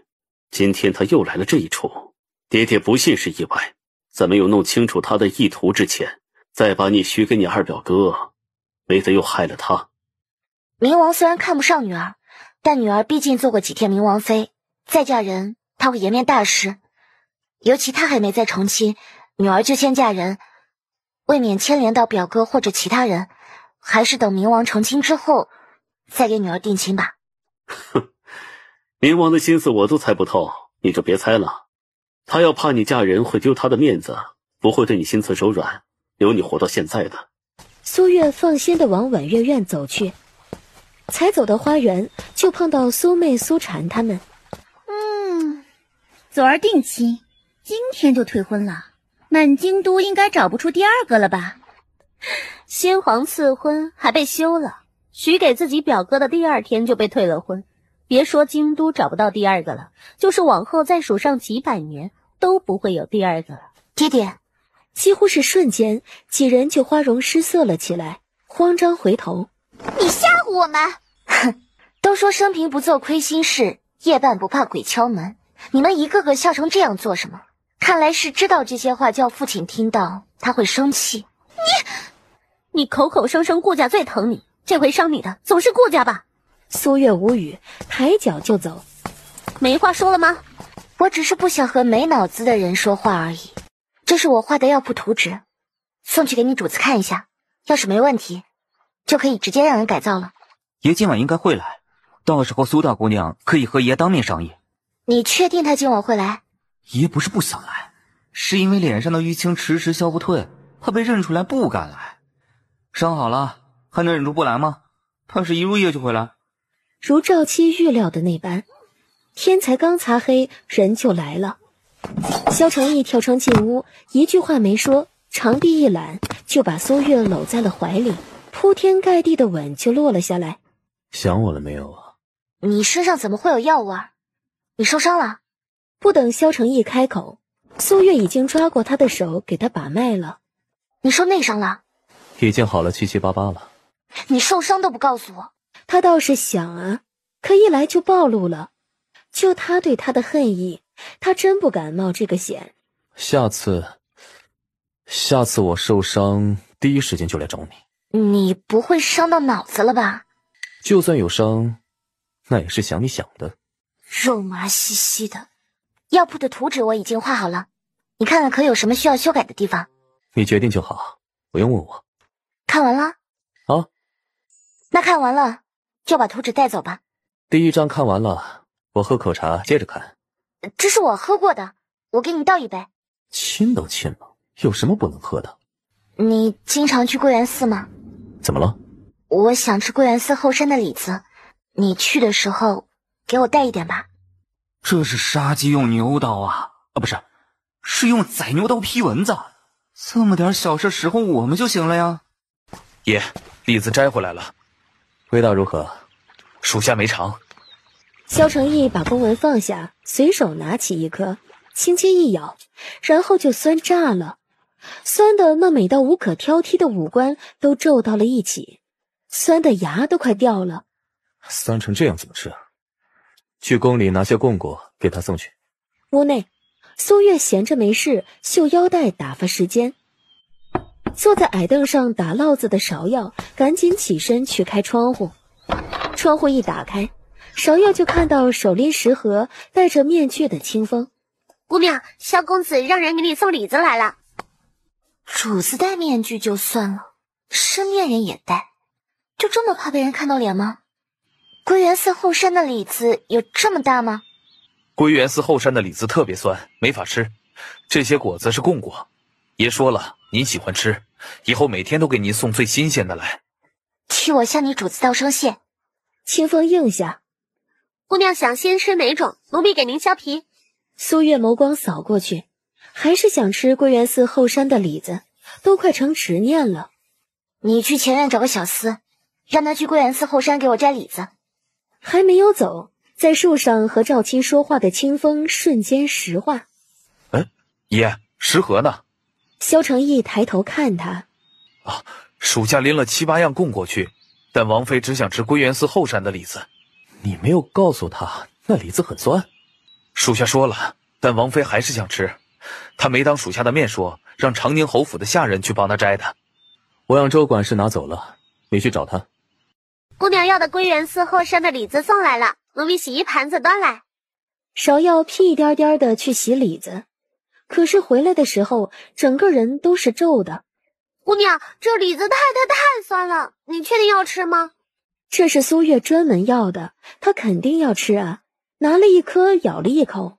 苏月和窗外没走的清风以为会听到苏月感慨真酸，然而并没有。他吃了？王妃一口气吃了6颗。没嫌酸？王妃说酸的过瘾，让人多找一些酸的果子给他送去。天热，这么多果子，奴婢一个人吃不完，坏了可惜。装一半送去顾府。这一日天气晴好，碧空万里无云。吃过早饭后，苏月带着芍药去春晖院给老夫人请安。听说这淑华长公主和祝国公世子的婚期定下了，就在下个月初6。怎么气色瞧着这么差？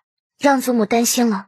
我没事，可能是夜里没睡好的缘故。得亏侯爷早几日就回来了，要现在回来看到你这个样子，别得以为我薄待你了。姑娘的气色能好才怪，本来饭量就小了很多，每天还把酸果子当饭，不正经吃饭能不瘦才怪了。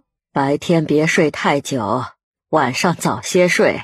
姑娘，淑华长公主身边的桂嬷嬷来了，我正打算调制些养生丸，这2日就去给淑华长公主请安，没想到桂嬷嬷您就来了。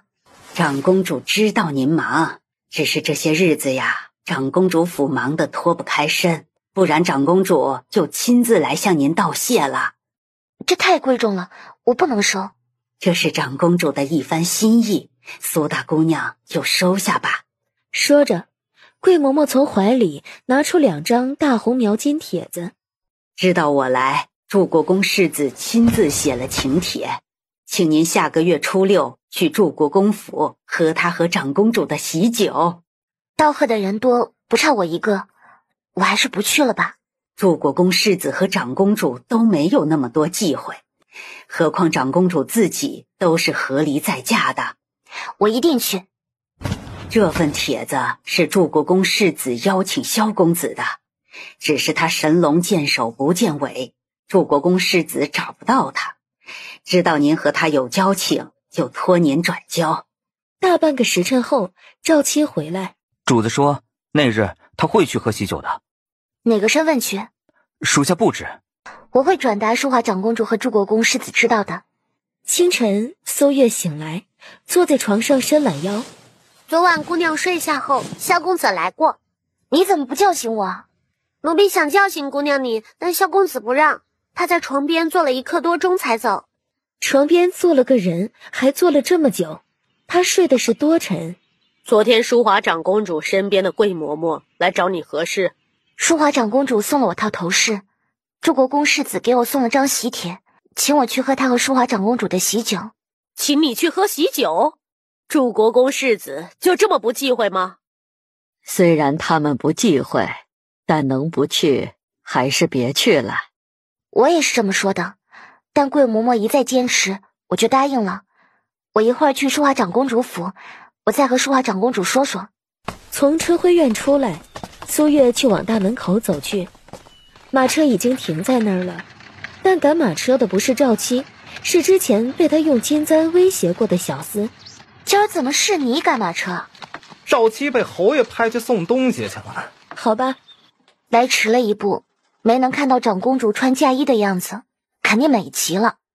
长公主没几天就出嫁了，到时候啊，苏大姑娘肯定能瞧见。那日我们只能瞧见嫁衣，只有祝国公世子才能看到长公主娇艳欲滴的模样。你和冥王当真没希望了吗？我和冥王有缘无分，但不论我和他关系如何，都不会影响我们之间相交。你这么好，他却不知道珍惜。我虽是他一母同胞的皇姐，可从小被分开，姐弟情分不深，不然我肯定狠狠揍他一顿，给你出气。不说这些了，我给你把个脉。长公主身子骨如何呀？长公主有心事。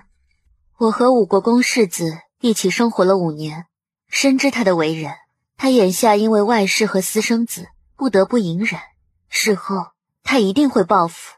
祝国公世子肯定知道武国公世子的为人，这些事由他操心，你只管安心待嫁。苏大姑娘说的是，今儿天气不错，让苏大姑娘陪公主您去花园走走，散散心。花园里姹紫嫣红，花红柳绿。你怎么也来了？哼，我要知道他来，我才不来呢。苏月没有接话。都被冥王休了，还一而再的往冥王府跑，你休不休？安乐县主要有本事让冥王不找我的麻烦，我保证这辈子都不再踏足冥王府半步。你们都是来陪我的，就给我一个面子，和睦相处。哼，今儿我就看在长公主的面子上，不与你计较。苏月懒得搭理他。逛了没一会儿，安乐县主很累，那就去凉亭坐会儿，喝杯茶。几人往凉亭走去，不多会儿，丫鬟就把茶端了来。苏月端起茶盏，用茶盏盖轻轻拨弄了几下，准备喝时，鼻尖一动，眼神就冷了下去。时辰不早了，我该回府了。苏月朝淑华长公主扶了扶身，就转身出凉亭。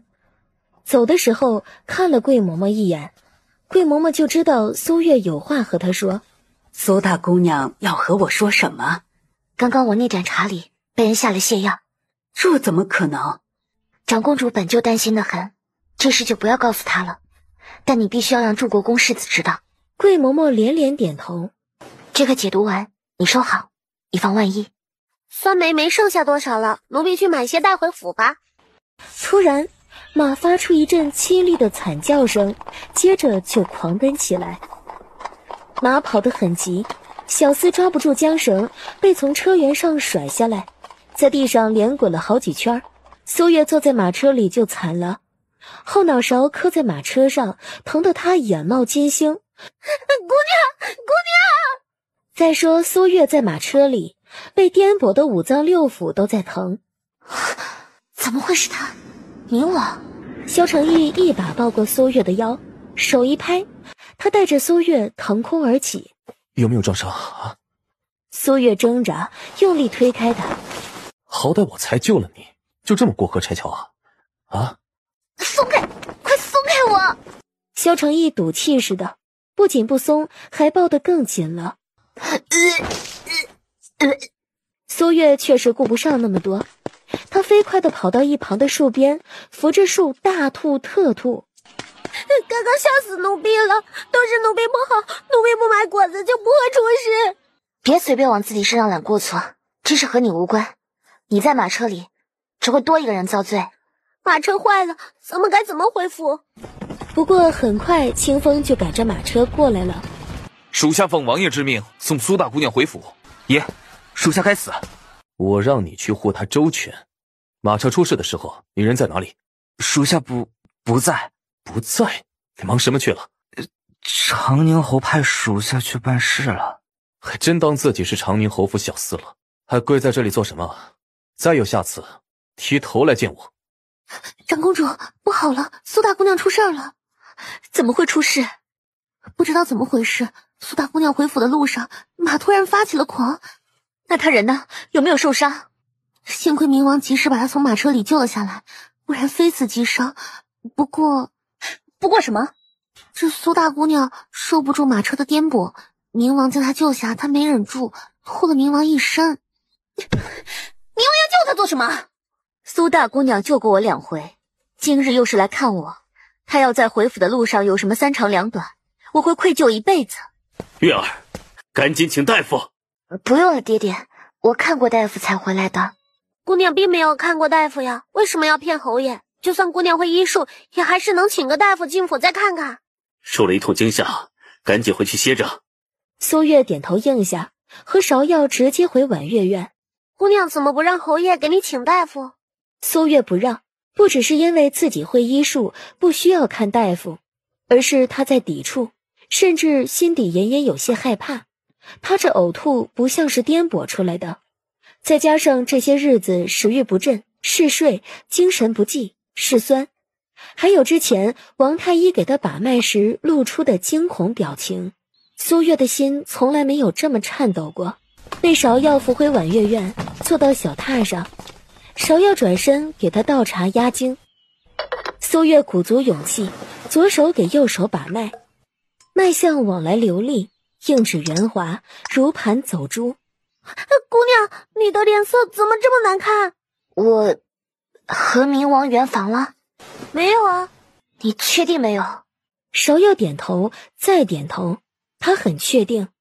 那日冥王凯旋回京，宫里设宴替他庆功，姑娘没进宫，云嬷嬷让人布置了喜房，点了龙凤烛，准备让姑娘和冥王圆房的。可是冥王一进屋看到喜房就让人拆了，吩咐完就走了。等再回来，就把和离书扔在了姑娘脸上，让姑娘带着和离书滚出冥王府。这事儿之前就和姑娘说过，姑娘怎么又问？冥王那么讨厌姑娘，怎么可能和姑娘圆房呢？想也知道不可能啊。不是冥王的，那会是谁的？想到清风骂他不要脸，说他毁了冥王一世英名，他不会是给冥王戴绿帽子了吧？可冥王为什么没有杀了他？留着他是为了揪出奸夫是谁，还是那个人是冥王也惹不起的？由不得。苏月飞快地从小榻上下去，翻箱倒柜给自己抓了一副堕胎药。抓药很快，煎药也很快，可药真端到跟前，苏月却连伸手端起来的勇气都没有。药都冷了，姑娘怎么还不喝呀？是不是怕苦？有蜜饯压着，不会苦的。我想一个人待会儿，你先出去吧。姑娘自打给自己打脉之后就特别奇怪，药也不喝，在马车里撞出浑身的淤青，也不上药，就像丢了魂似的。苏月对着手中药碗发呆，这么怕吃药啊？声音很熟悉，可冷不丁的传来，吓了苏月一跳，手里的药碗没拿稳，咣当摔在地上，摔得四分五裂。怎么变得这么胆小了？是不是今天金马吓着了？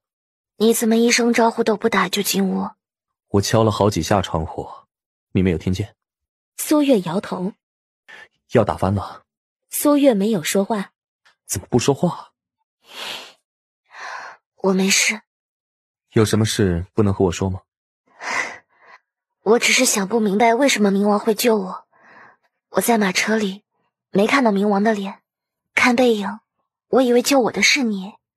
你是不想被冥王救，还是失望救你的人不是我？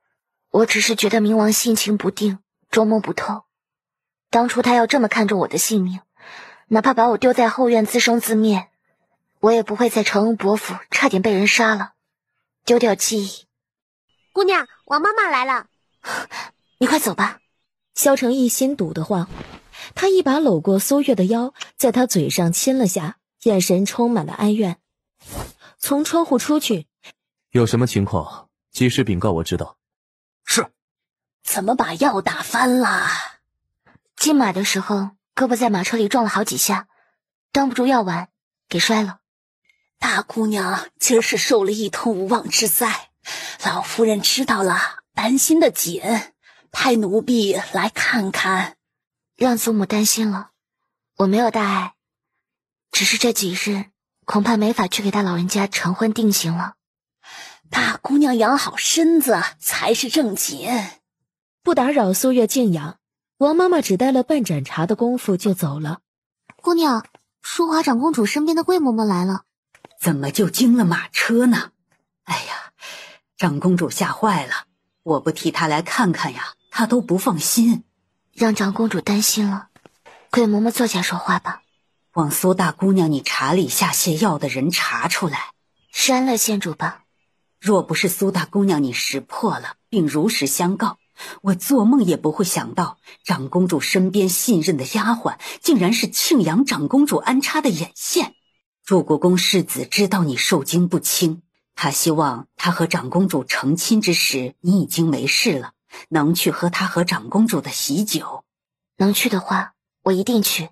白天没睡，晚上就睡得格外的早，日有所思夜有所梦。在梦里，娘亲，你真的不要我们了吗？可就在他要回答的时候，却突然醒了过来，一股热流涌出来，苏月脸都白了。苏月庆幸安胎需要的所有药材他都有现成的。苏月胎下我了之后，做的第一件事就是写药方，足足100张，每一张都价值千金。拿下去收好。不是送去给萧公子吗？过几日再送，暂时还用不到。那天赶马车的小厮伤得如何？芍药摇头，派个人去前院问问，要是没大碍的话，让他来见我。姑娘，有2个好消息，一个不好的消息，你要先听哪个？先说不好不坏的吧。王太医就是前几日侯爷请进府给姑娘把脉的那个太医，立了请辞的折子，要辞官还乡，但他的医术在太医院排得上号，皇上没有准许。王太医不会是因为他给明王戴了绿帽子，与人捉胎暗结，怕被他爹或者明王灭口，才吓得赶紧辞官逃命的吧？好消息呢？昨儿夜里，安乐县主突然说不出话来了。大晚上的，庆阳长公主几乎把太医院所有的太医都请进了府。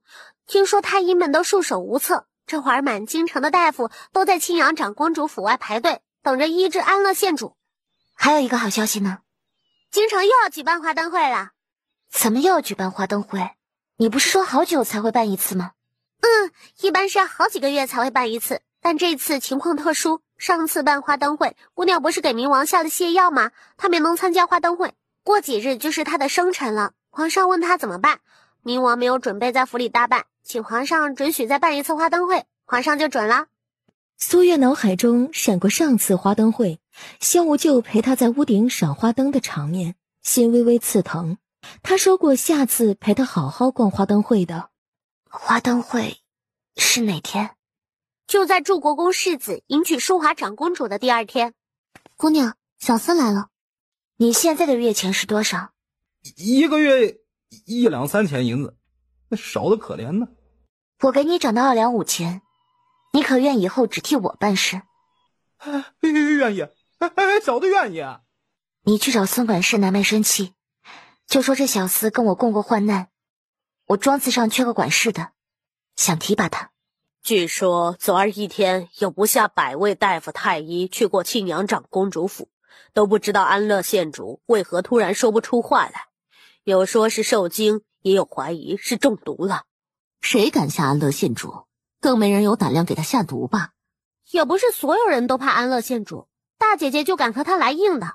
听说定王的病情大有好转，一位医术高超的大夫去了定王府3次，就让定王药到病除了。太医院的太医、京都的大夫都治不了安乐县主，也不知道那位大夫能不能医治安乐县主啊？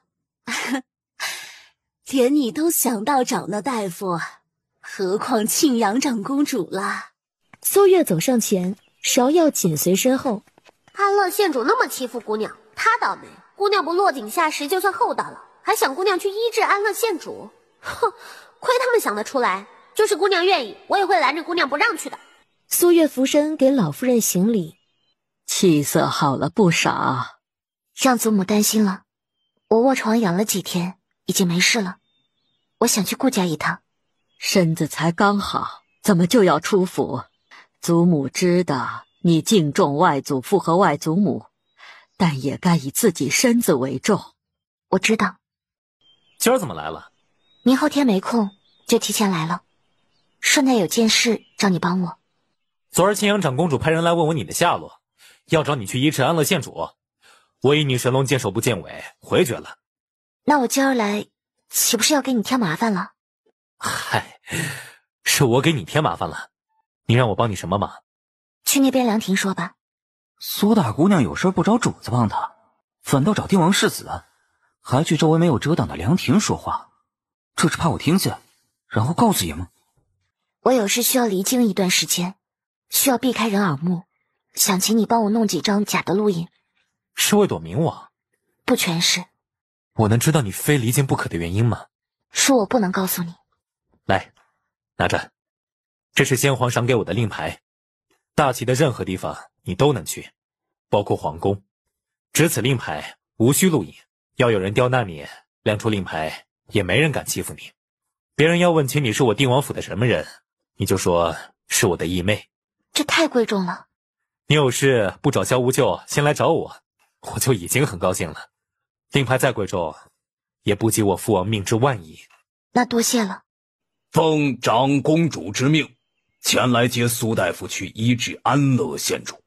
哎，苏大夫去庆阳长公主府了，你来的时候没有碰到他吗？没有。2刻钟后，马车在顾家大门前停下。这如何使得？这是您的陪嫁庄子铺子。我这一只脚都踏进棺材的人了，留着这些也没用。迟早是要给文儿、行儿他们的，这时候不给，什么时候给？那也不能咬娘您的陪嫁呀，我还有几个庄子，先紧着我的。哎呀，给你拿着就是，一家人分什么你的我的。苏月走进去，哎呀，月儿来了呀。外祖母，您和大舅母在争什么？还不是你大表哥和李家三姑娘的亲事，有冥王摁着，李家虽然答应让李三姑娘嫁进我们顾家，可李老夫人明里暗里的刁难。快把那3000两拿给我。芍药一脸茫然，但还是听话的把3000两银票递到苏月手里。这是外祖父那日被请去冥王府，我也跟着去了。冥王的护卫抓贼撞到大表哥，连累李家三姑娘。我觉得他让大表哥和李三姑娘定亲还不够，就敲了他3000两，给大表哥做聘礼。我今儿就是来送银票的。冥王会受你的敲诈？我躲在屋外，偷听到冥王和护卫说话了。护卫不是不小心撞到表哥的，他是故意的，觉得我再嫁人会害他主子冥王被人议论，故意给大表哥一点苦头吃。只是没想到会连累李三姑娘，我逮住了他的把柄，他只能说我敲诈了。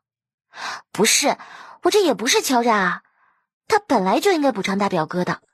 我不知道李家这么难缠，我要是早知道，我就多替大表哥要点了。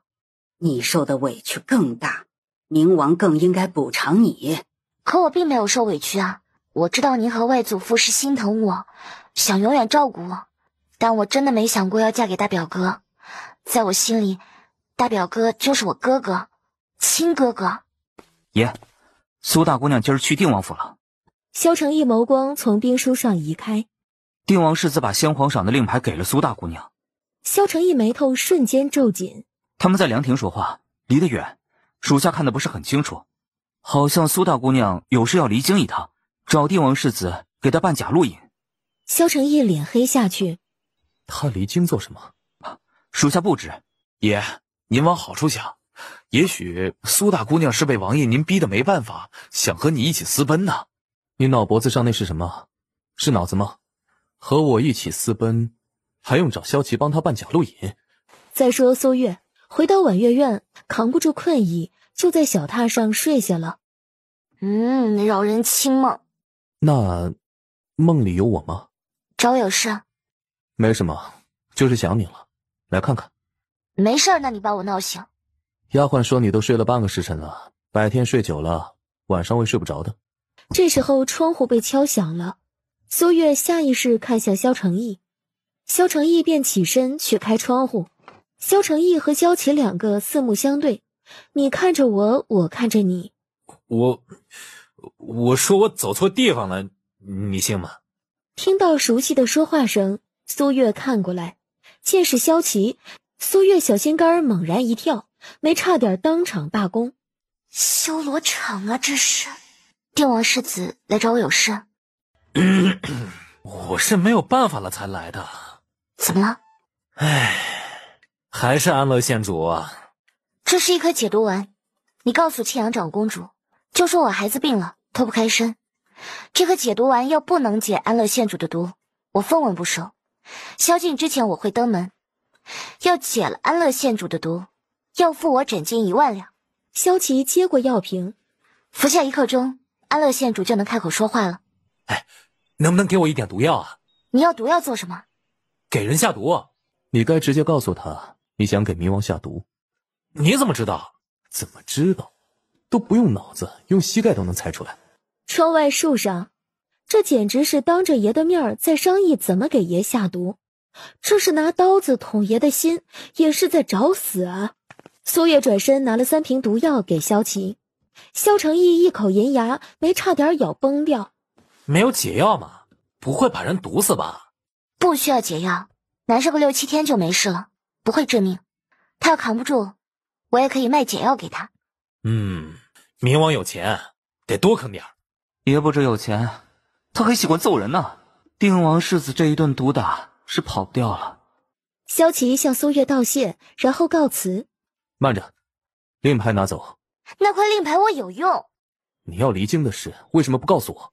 我准备离开京都的事，你怎么知道的？赵七会唇语，好端端的，你为什么要离京？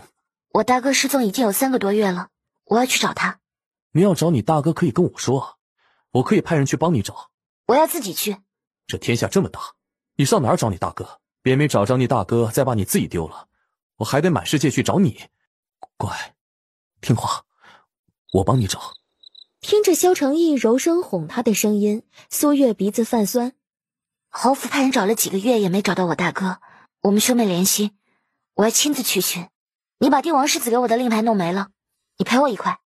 你一定要亲自去找你大哥，我多派一些人护送你去，赵七也跟着，不需要令牌。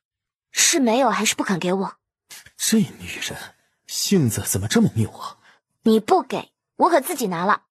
你要怎么拿？你说呢？你搜搜看。苏月伸手一推，站在小榻边的他就一屁股坐到了小榻上。他想起来，然而浑身无力，根本动弹不了。这女人又下药了。苏月伸手过来，往他怀里摸去。萧承义脸色微变，我看你找令牌是假，借口对我上下其手才是真。苏月瞪了他一眼，继续搜令牌。你想做什么就做吧，我不反抗。这混蛋说的我要霸王硬上弓似的。闭嘴！苏月在他胸前摸了一圈，最后在靠近腰的部位摸到一硬硬的东西，不知道是不是令牌，需要确定一下。然而苏月多摸了2下，就见某部位迅速地鼓起了一小帐篷。苏月摸在萧承义腰间的手哪儿还搜得下去，飞快地收了回来。怎么走了？不继续了？卑鄙，无耻，下流！在我怀里摸了半天，还反过来骂我。谁让你不经过我同意就把令牌还给帝王世子的，还吝啬的不补我1块，我只能自己拿了。就非要令牌不可？苏月点头。刚才怎么不揭开我的面具啊？强扭的瓜不甜，我要想用这样的方式看你的脸，我早就看了。虽然他一直很好奇他是何模样，但他们这辈子注定有缘无分。他都决定要离开了，还看他的脸做什么？这般想，嘴就被堵上了。想到要走了，他第一次没有反抗，甚至回应起来。萧承义没想到苏月会回应他，顿时有种苦尽甘来的感觉，当下加深了这个吻。后日花灯会，我给你令牌。那后日戌时，我们白玉桥见。时辰不早了，你该走了。那苏大夫的医术得高到什么程度？连人都没去庆阳长公主府，就只用了1颗解毒丸，却让安乐县主药到病除了。不过1万两的诊金也是珍贵呀，人家有这个本事啊，别说是1万两了，就是再多的钱，庆阳长公主也掏得心甘情愿。就是不知道是什么人这么大胆，敢给安乐县主下毒。三太太听到脚步声望过来，见是苏月。大嫂怎么回事？今儿这么晚都没来给老夫人请安。祖母，我一会儿去祝国公府喝喜酒。你确定要去？我听说有不少文武百官都在为去不去祝国公府喝喜酒发愁呢。不去吧，怕祝国公府不高兴；这去了吧，怕武国公府不高兴。我答应淑华长公主去喝喜酒，不好食言。你要真想去，那就去吧。酒宴上人多手杂，跟在大夫人身边，别乱跑。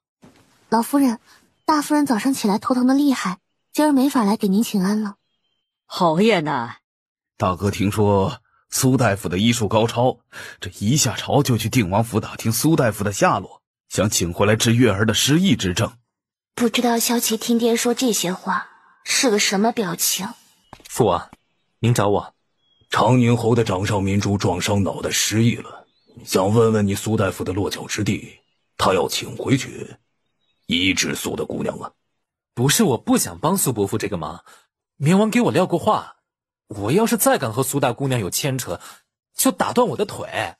苏怀臣脸骤然沉下去，萧琪都这么说了，苏怀臣哪儿好让他为难，当下起身和定王告辞。爷，您不喝祝国公世子和淑华长公主的喜酒了吗？换个身份再来。芍药掀开车帘，苏月就看到萧承义离开的背影。冥王怎么看到侯爷掉头就走了？是被侯爷打怕了吗？可能呢，苏月不信。哎呦，苏大姑娘多礼了，你是淑华长公主的救命恩人，就是我祝国公府的恩人。夫人，世子爷已经接上淑华长公主，花轿在回府的路上了。娘，花轿还要一会儿才回来，我带苏大姑娘他们去花园转转。好生招待，不要怠慢了贵客。温明珠连连点头。你前几日在街上惊马，我还担心你受惊不轻，没法来国公府和我大哥大嫂子喜酒呢。祝国公世子和淑华长公主盛情相邀，我肯定得来。淑华长公主对你赞不绝口，我大哥极少夸人，都夸了你好几回了。以前我们虽然也见过，但并不熟。大哥交代我说是你来了，一定招待好你，还说我们一定会成为好朋友的。宁王府芍药宴，我见过你跳舞，在宫宴上我见过你抚琴，你和传闻很不一样，我就知道你是个有趣的人了。温明珠到了花园，那些大家闺秀却围了上来，温明珠就没法和苏月单独说话了。祝国公府花园里的花开得甚是好看，苏月就边走边赏花了。姑娘，帝王世子过来了。萧琪把银票递给苏月，剩下这些事，你要的录影，多谢了。昨天没有给你招误会吧？没有。啊，没有就好，没有就好。还有需要的话，只管告诉我。他看着苏月，见苏月抬头扶额，萧琪觉得奇怪，他回头就看到萧无咎朝他们走过来。这回你也别误会，我是来给他送枕巾的。我还不至于误会，但是抚远大将军会不会误会就不一定了。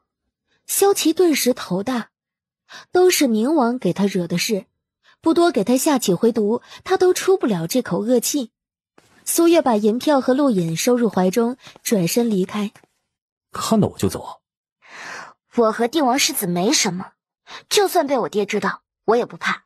和你，我爹要是问起来，知道我既不知道你真名，也不知道你长什么模样，还和你走得这么近，我爹会反省自己怎么会生了我这么个蠢女儿。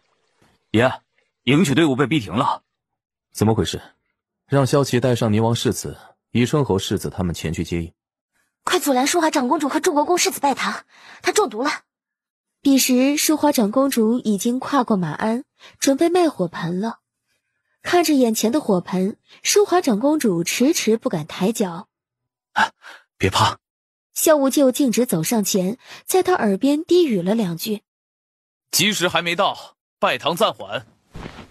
说完，一把将有些摇摇欲坠的淑华长公主抱起，迈过火盆，大步流星就往一旁的偏屋走去。你给淑华长公主符解读完了？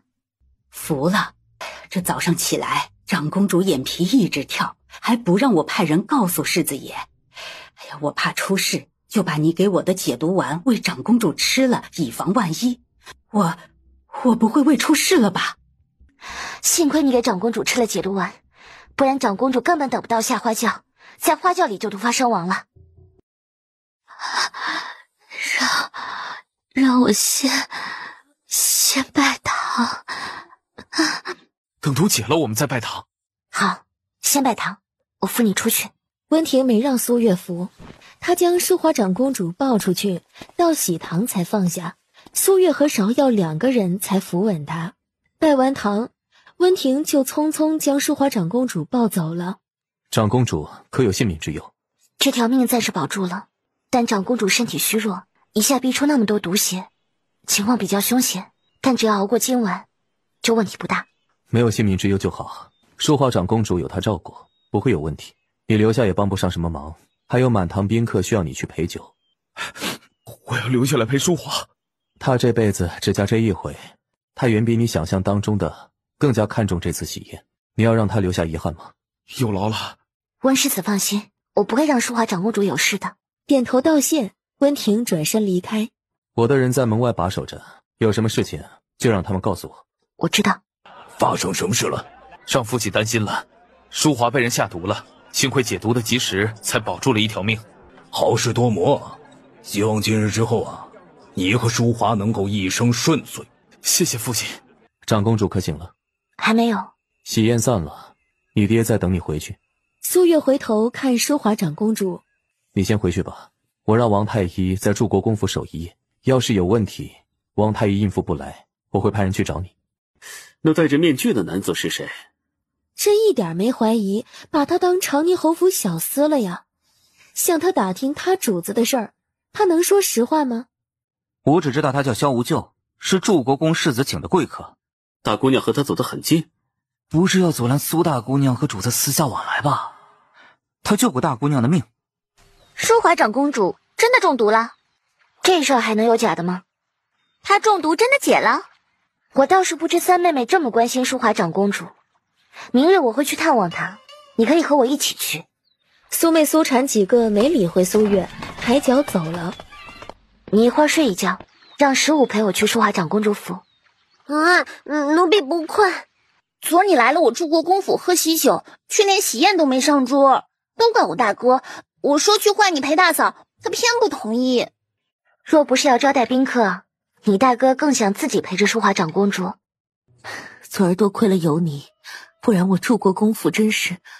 你们说话吧，我不打扰了。娘，你拽我做什么？女儿才刚进来啊。你又救了我一命，我救你也是在救我自己，更是救天下无辜被休的女子。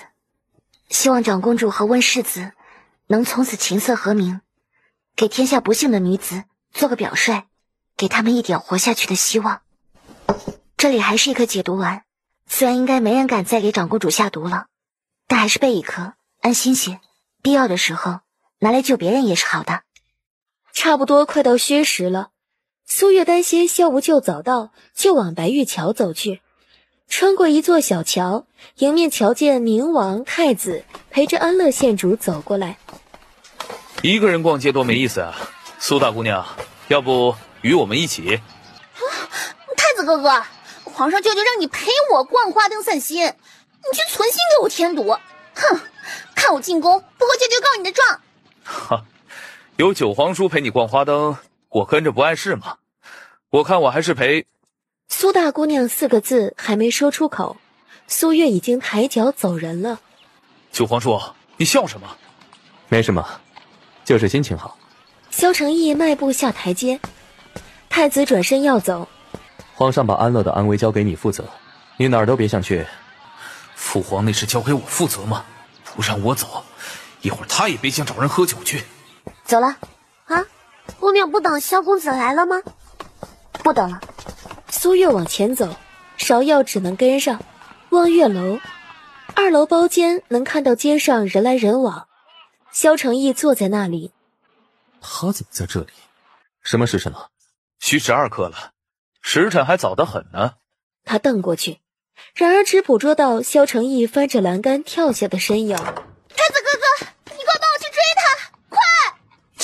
他都走了，还追回来做什么？你别问了，你先帮我追他回来。我换身锦袍就去帮你找他。哼，就这么不情愿陪我逛花灯吗？那边热闹，我们去那边看看吧。你干嘛？我迟到了，你不生气？我相信你是有事耽搁了才迟到的。今晚怎么这么好说话？那你说，你为什么迟到这么久？萧承义低头，想俯身亲上去。陪我逛花灯会吧。一路往前走走逛逛，见前面有人围着，过去看看。好。中年男子将挂得高高的灯笼取下，递给苏月。哈哈，夫人好福气。多谢了。苏月和萧承义从人群中出去。你笑什么？我高兴他喊你夫人，你默认了。苏月耳根红透，但心底却在刺疼。这花灯你还是留着送给你夫人吧，我不要了。哎呀，怎么突然就生气了？是因为我一直戴着面具生气？然而苏月突然停下脚步，飞快地躲到他身后去。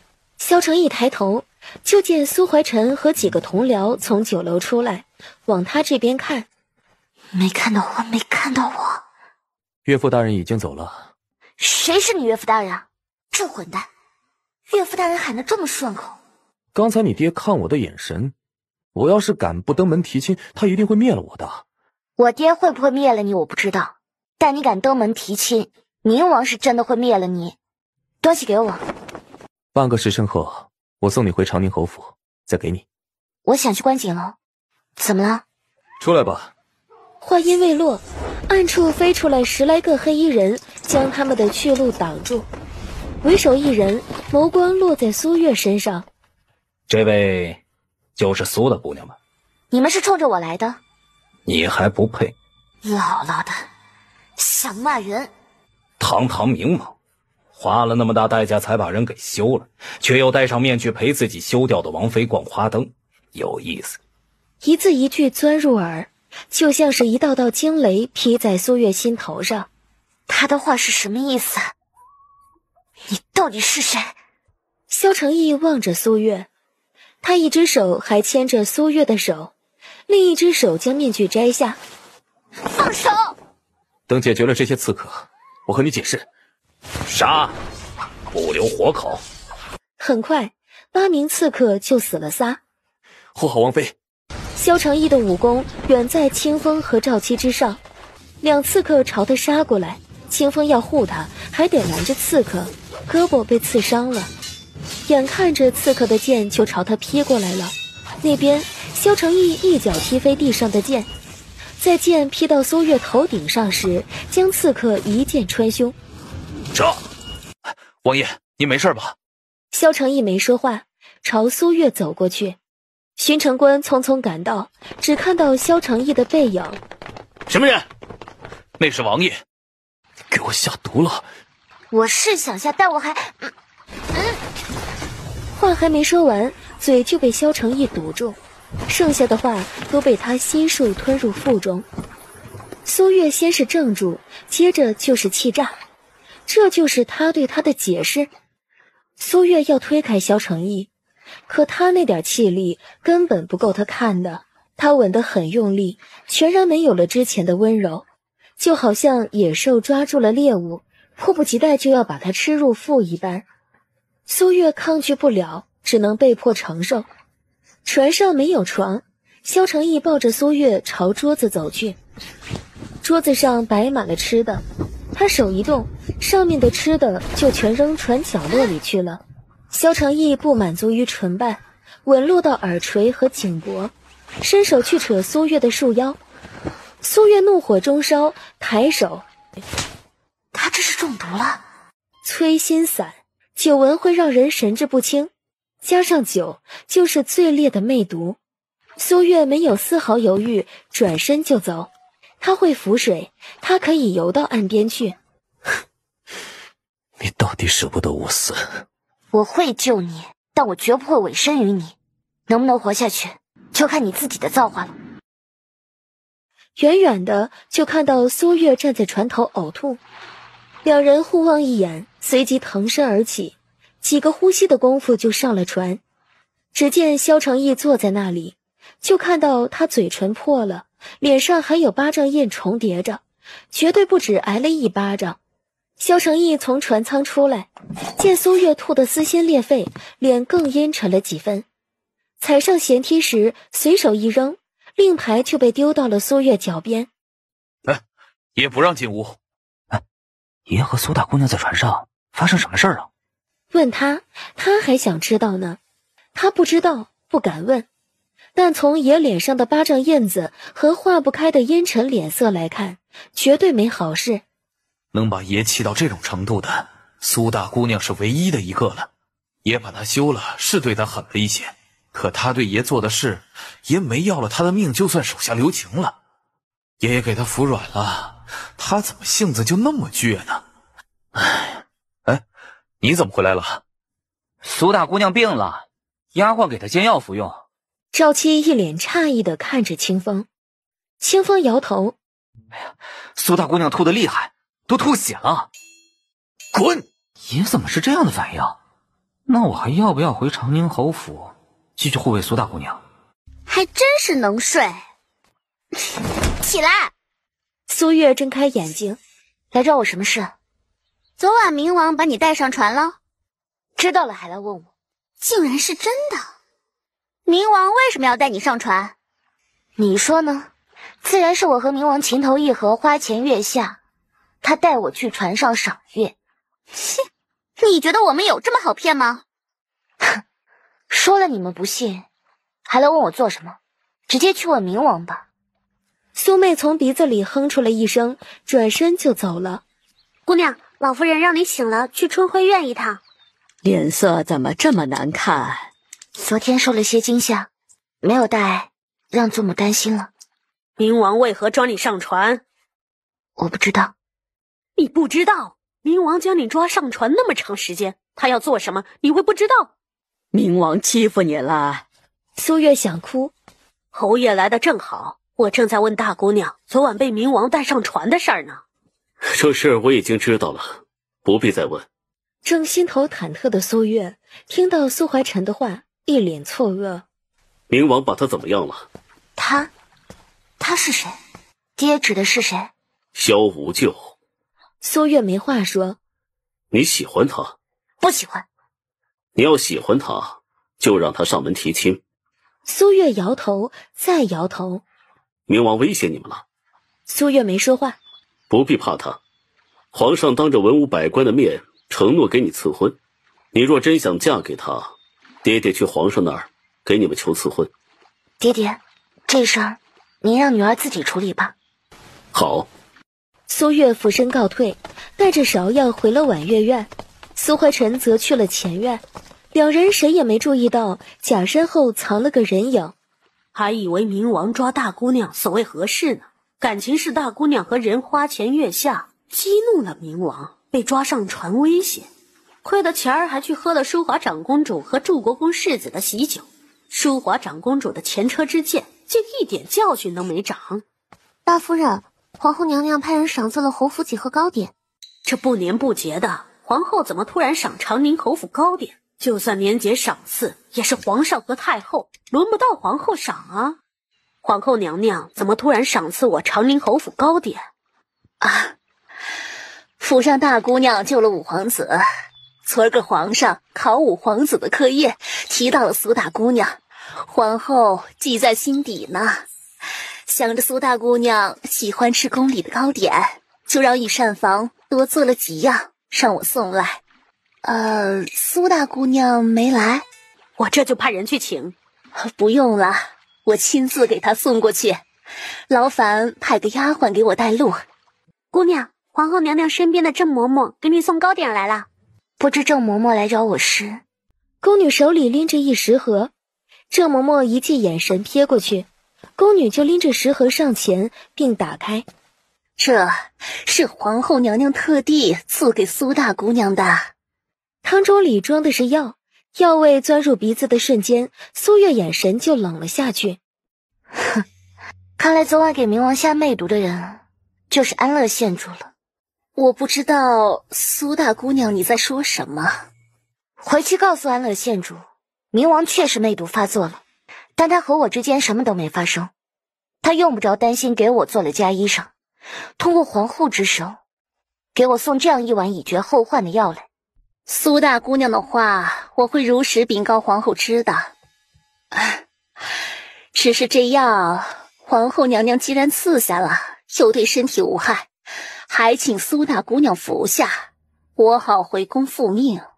既然这药对身体无害，那郑嬷嬷就带回去给安乐县主服用吧。芍药，送客。哼，这是皇后赐的药，你敢不服？哼，皇后就能仗势欺人了吗？我现在是给你机会走，不要敬酒不吃吃罚酒。我真动怒了，将你连着这碗药送去刑部，到时候会有什么样的后果，你自己掂量吧。郑嬷嬷气得浑身颤抖，转身就要走。将药带走，不想皇后被人利用，就在回宫之前找个大夫查查，看看这到底是什么药。窗外树上，赵七心下叹息：姑娘，皇后赐给你的是什么药？绝子药。本来爷和苏大姑娘的关系就差到极点了，还有一群火上浇油的，不行，这事得禀告爷知道。莫玉轩竹屋，萧承义在看兵书，只是眸光落在兵书上半晌，也不见翻页。爷，昨晚给您下媚药的极可能是安乐县主。你怎么知道的？皇后刚派了心腹嬷嬷给苏大姑娘送了一碗橘子药去。她吃了？没有，郑嬷嬷把药原封不动地带走了。把安乐县主昨天送我的荷包送去给青阳长公主，以后没有我的准许，不许她再踏足明王府半步。以后我也不想听到任何有关她的事。那属下还用去长宁侯府守着苏大姑娘吗？赵七话还没说完，萧承义一记凌厉的眼神扫过来。属下失言。退下。姑娘，赵七走了。听到赵七走了，苏月心底闪过一丝刺痛。我和他主子这辈子都不可能再在一起了，他没有理由留在我这里。为什么不能再在一起？宁王休掉姑娘是不该，但他知错就改，姑娘应该给他一个机会的。给他机会，他会死得更快。宁王用萧无咎的身份来接触他，显然不知道他给他戴绿帽子的事。要叫他知道他肚子里有孩子了，能不杀他？他不信自己在明王心底会比他的脸面更重要。以后别在我面前提他。那药材怎么办？老夫人不让姑娘出府怎么办？姑娘，淑华长公主身边的桂嬷嬷来了。芍药出去迎接，很快桂嬷嬷就进来了。桂嬷嬷眼睛怎么红成这样？出什么事了？我来找苏大姑娘你救命的。怎么了？长公主从昨儿傍晚起，右胳膊就没了知觉，连筷子都拿不起来了。看了太医，太医也不知道原因，只能试着治。长公主知道明王一再的欺负你，不肯让我来找你，我也是实在没办法了呀。长公主是长公主，明王是明王，长公主何必和我见外？去禀告老夫人一声，就说淑华长公主找我有事，我去祝国公府一趟。路上，苏月嫌马车里闷得慌，掀开车帘透气。芍药给她递酸梅，也不知道说了什么，惹得苏月笑得合不拢嘴。苏月没看到骑马过来的萧承义，但萧承义看到了他，看着苏月如花笑脸，萧承义脸阴沉沉的。哎呀，苏大姑娘也太没心没肺了。爷这几日心情差的，整个王府都成了惊弓之鸟。别人还好一些，能躲着爷走，我这个贴身护卫就倒霉了，稍有不顺就被爷罚，一天罚3回都算少的。赵七更惨，待在树上睡觉的姿势不对，都会被爷罚扎几个时辰的马步，真是苦不堪言呐。苏大姑娘却一点不受影响，还和丫鬟有说有笑的，她是心底真一点没爷呀。淑华，别试了。长公主，苏大姑娘来了。我不是不让你，快请进。苏月走进去，你几次三番救我帮我，明王还那么对你，我实在没脸见你。如何？长公主胳膊抬不起来，应该是前几日中毒留下的后遗症，当时服的解毒丸将毒逼到2手，伤了手部神经，才会如此。我给长公主施针，双手每日泡药浴，时间半个月应该就能恢复。你和我大嫂神神秘秘的做什么？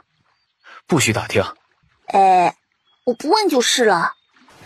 要不是你今儿来，我都忍不住去长宁侯府找你玩了。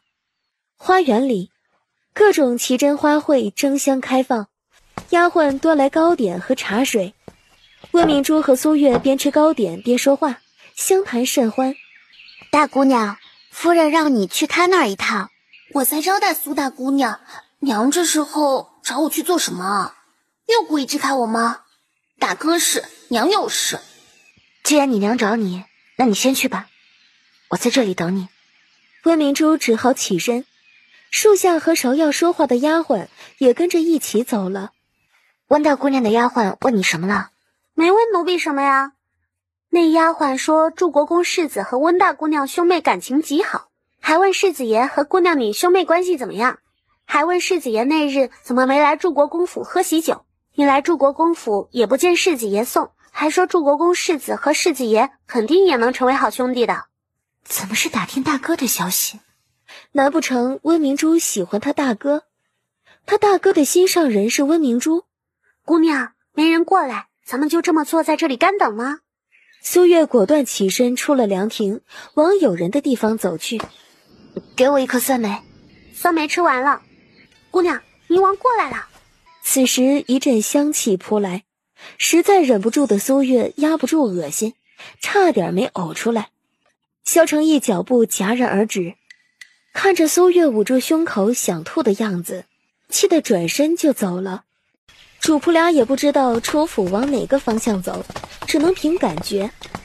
从假山边路过的时候，突然苏月都没看清楚抓他的是谁，人就被带进了假山。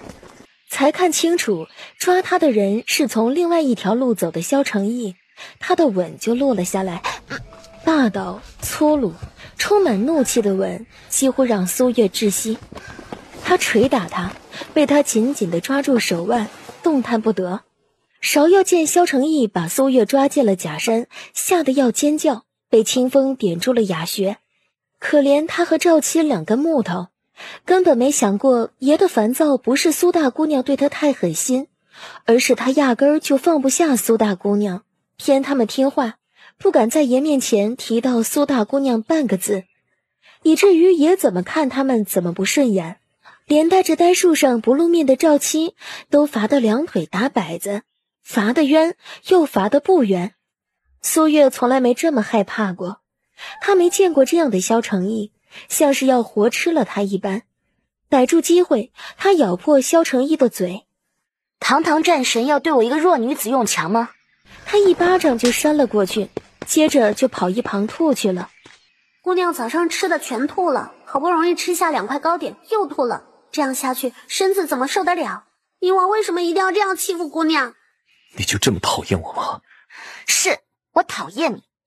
我从来没有这么讨厌过一个人，你是唯一的一个。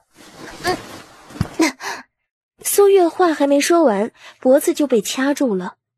我不会强要你的，我会在冥王府等着你去求我。这苏大姑娘性子怎么这么拗啊？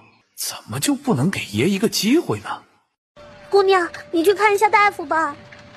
我知道自己是什么情况，不需要看大夫，你下去吧。姑娘，想以后还跟着我，就听我的。芍药哪还敢再劝，只能乖乖下去买药材。赵七，你快去长宁侯府守着。去长宁侯府做什么？清风就把今天发生的事告诉赵七知道，不想再被罚的赵七赶紧去婉月院。你不是都回去了吗？还来做什么？当婉月院是什么地方？想来就来，想走就走吗？哎，别说苏大姑娘不好哄了，连她的丫鬟都不好哄啊。我也是奉命行事，你难道就不想你家姑娘和我家主子重修于好吗？不想。今日在祝国公府，冥王害我家姑娘后背撞出了好几处淤青，我家姑娘脾气倔，有药都不肯用，就这么忍着。你让你家主子以后少欺负我家姑娘。这一日，苏月歪在小榻上走神。姑娘，不好了，您的二表哥顾家二少爷在望月楼撞到冥王，以致冥王失手摔了先皇赏赐他的玉骨扇，被冥王关进了大理寺大牢。这混蛋！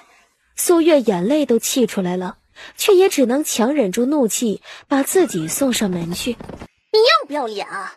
你们敢拦我？王爷有令，没有他允许，不得放安乐县主您进王府一步。安乐县主脸都绿了。苏月迈步进冥王府，守门小厮别说阻拦了，还主动把路让开些。他怎么能进去？王爷说过，苏大姑娘进王府不用通传，直接放行。放了我表哥。你拿自己的命来威胁我放你表哥？我有自知之明，我杀不了你，但我可以杀了我自己，结束你我之间的纠葛，免得祸及无辜。损坏御赐之物，轻则流放，重则处死。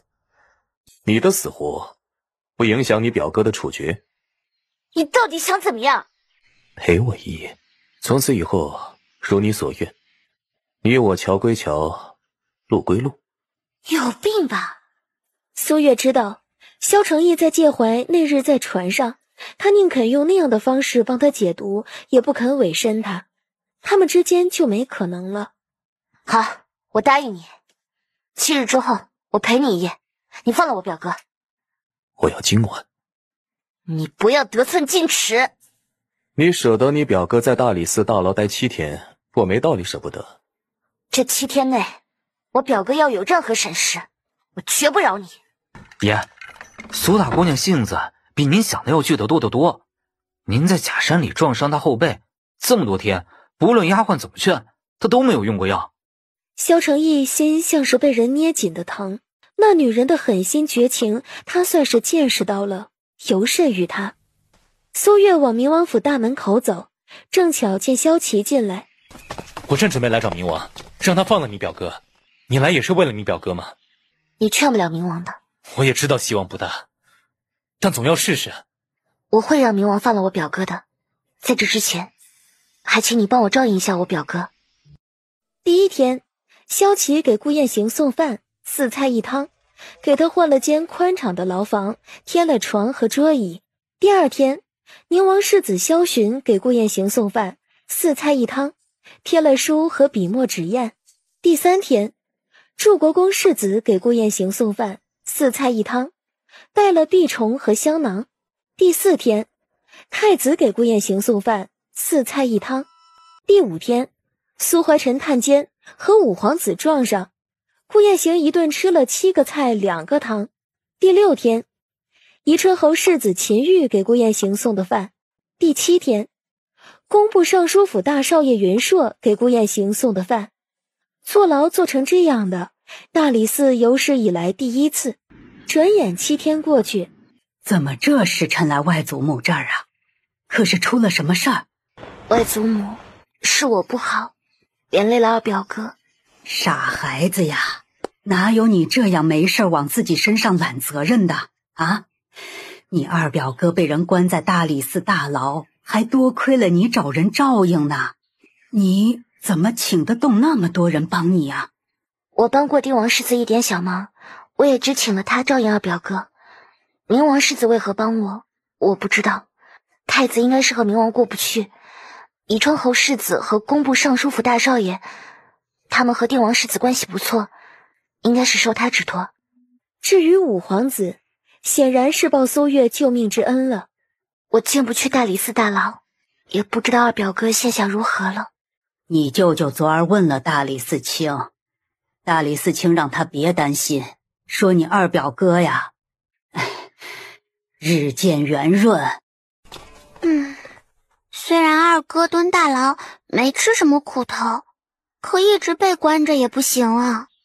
天知道冥王什么时候消气，放二哥回来。多关些日子也好，让你二哥呀长长记性，看他以后见到冥王不避着走，往冥王跟前凑，送上去呀给他算计。大哥没往冥王跟前凑，不也被他算计了？有这么多人帮二表哥，去大理寺给二表哥撑腰，大理寺不敢把二表哥怎么样，冥王觉得没意思，肯定就把二表哥放了。月儿说的不错，就安心等着吧，你二表哥不会有事儿的，你早些回侯府吧。啊，来的时候我和爹爹说过了，晚些回府，爹爹同意了。苏月又待了半个时辰，直到天际晚霞遍布，苏月方才起身。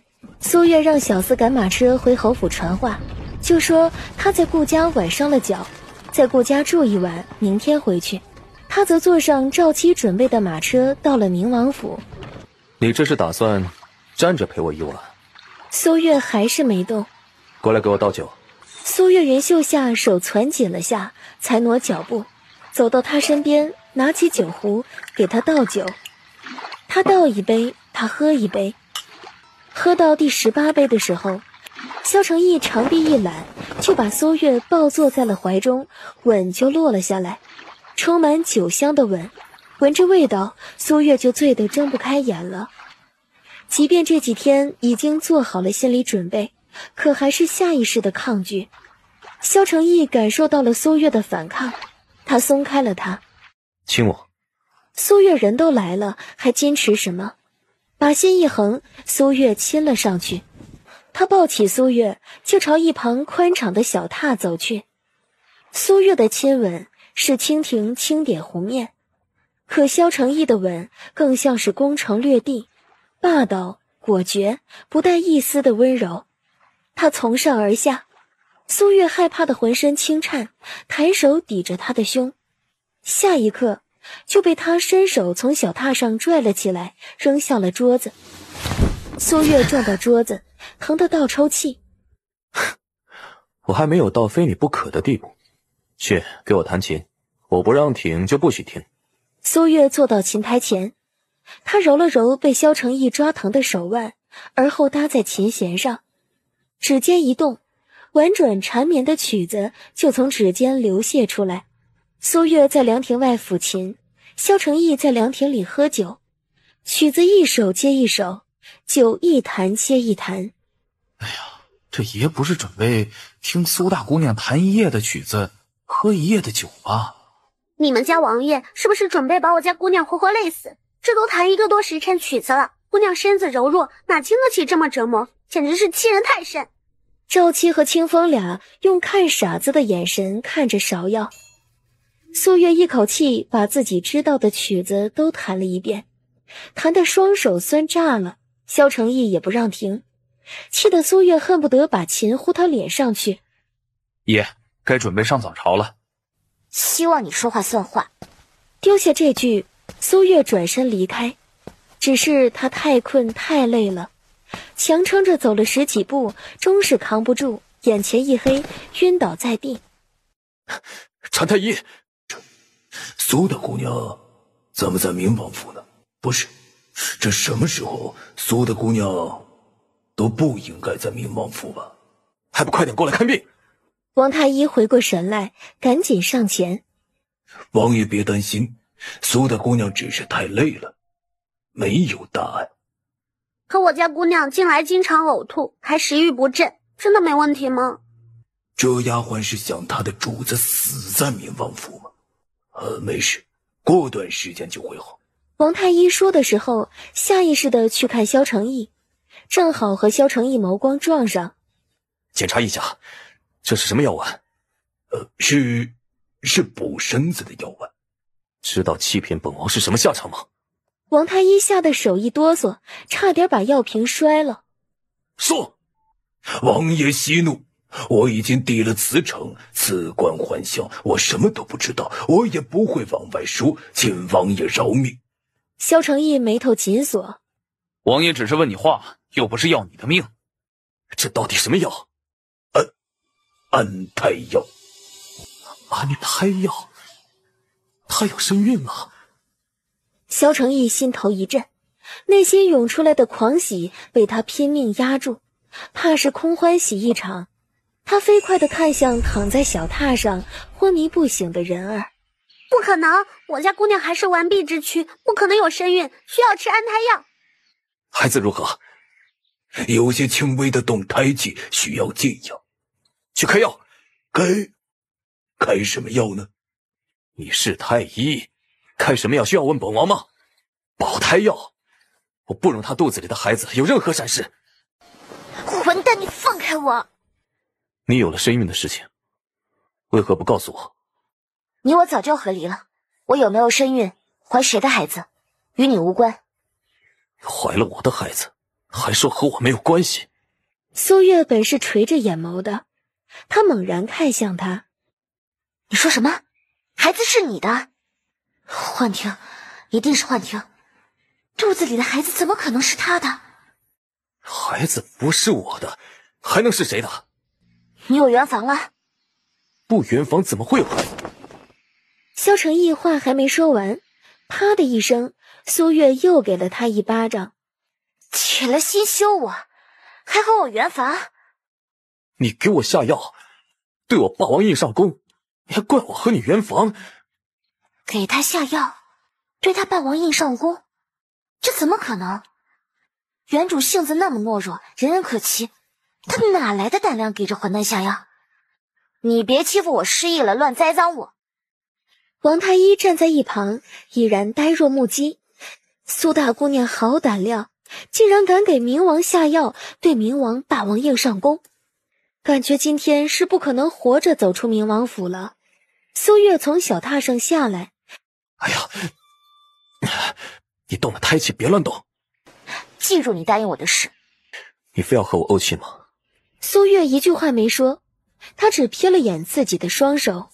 萧承义顿时嗓子像是被人扼住了一般，再说不出来半个字。王爷，长宁侯来了。我有身孕的事，不许告诉我爹。要我不说也行，你得答应我留下来。不可能，没门儿。那你就不能怪我父凭子贵了。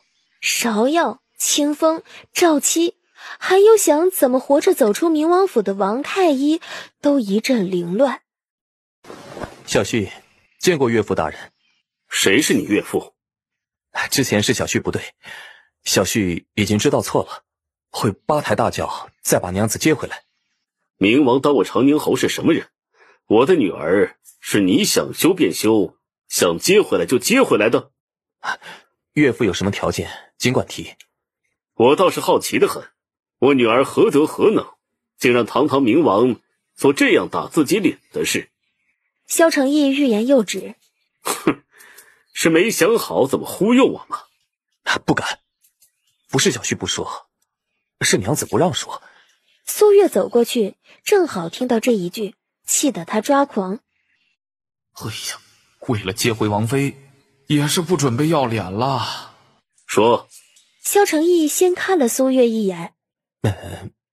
娘子已经怀了小婿的骨肉。苏月脸红脖子粗，单是这句就听得他想死的心都有了。不过好在苏怀臣没给他说的机会，只这一句就气得苏怀臣揍萧承义了，而且是暴揍。清风和赵七不敢上前阻拦，只能乞求地看着苏月，希望苏月拦着点儿。爹爹，您别打了。送姑娘回侯府。袖子一甩，苏怀臣也转身走了。你不是说我和明王之间什么都没发生过吗？芍药一无所知，摇头再摇头。白芷和奴婢一样对姑娘忠心耿耿，却不幸被杖毙。姑娘能不能问问明王，白芷埋在了什么地方？奴婢想去祭拜她，多给她烧点纸钱。白芷埋在哪儿了？属下不知，回头属下问问清风，看他知不知道。月儿，你双手是怎么了？爹爹，我没事。找2个丫鬟送大姑娘回婉月院。我爹问你什么了？侯爷问奴婢萧无咎是不是就是明王？姑娘和他是怎么认识的？怎么识破的？昨晚又为什么去明王府？那你怎么说的？照实说的呀。明王受伤晕倒在归元寺后山，姑娘舍命替他吸出毒血，救了他一命。你告诉我爹我会医术了？奴婢没说，侯爷也没问。没说就好。侯爷很生明王的气，知道赵七是明王的人，把赵七叫去，要他离开侯府。不过什么？赵七没走，他说早在有人闯入婉月院要刺杀姑娘的时候，明王就把他给姑娘了。他卖身契都在姑娘手里，武国公世子为什么要杀姑娘尚未弄清楚，还不知道他会不会继续对姑娘下杀手。花灯会那晚杀明王的人是北凉派来的，逃走的人会不会对姑娘包藏祸心也不知道。他知道侯爷肯定会保护好姑娘，但万一真的有事，多个人也多个帮手。他怕侯爷不信，还当着侯爷的面问奴婢。奴婢想着姑娘不能使唤侯爷的人帮着买药材，让小厮买，又怕会被大夫人他们知道，就擅作主张把赵七留下了。姑娘，你不会生奴婢的气吧？既然他说是我的人了，那就让他把卖身契交给我，把这事儿做实了。被赶回来了？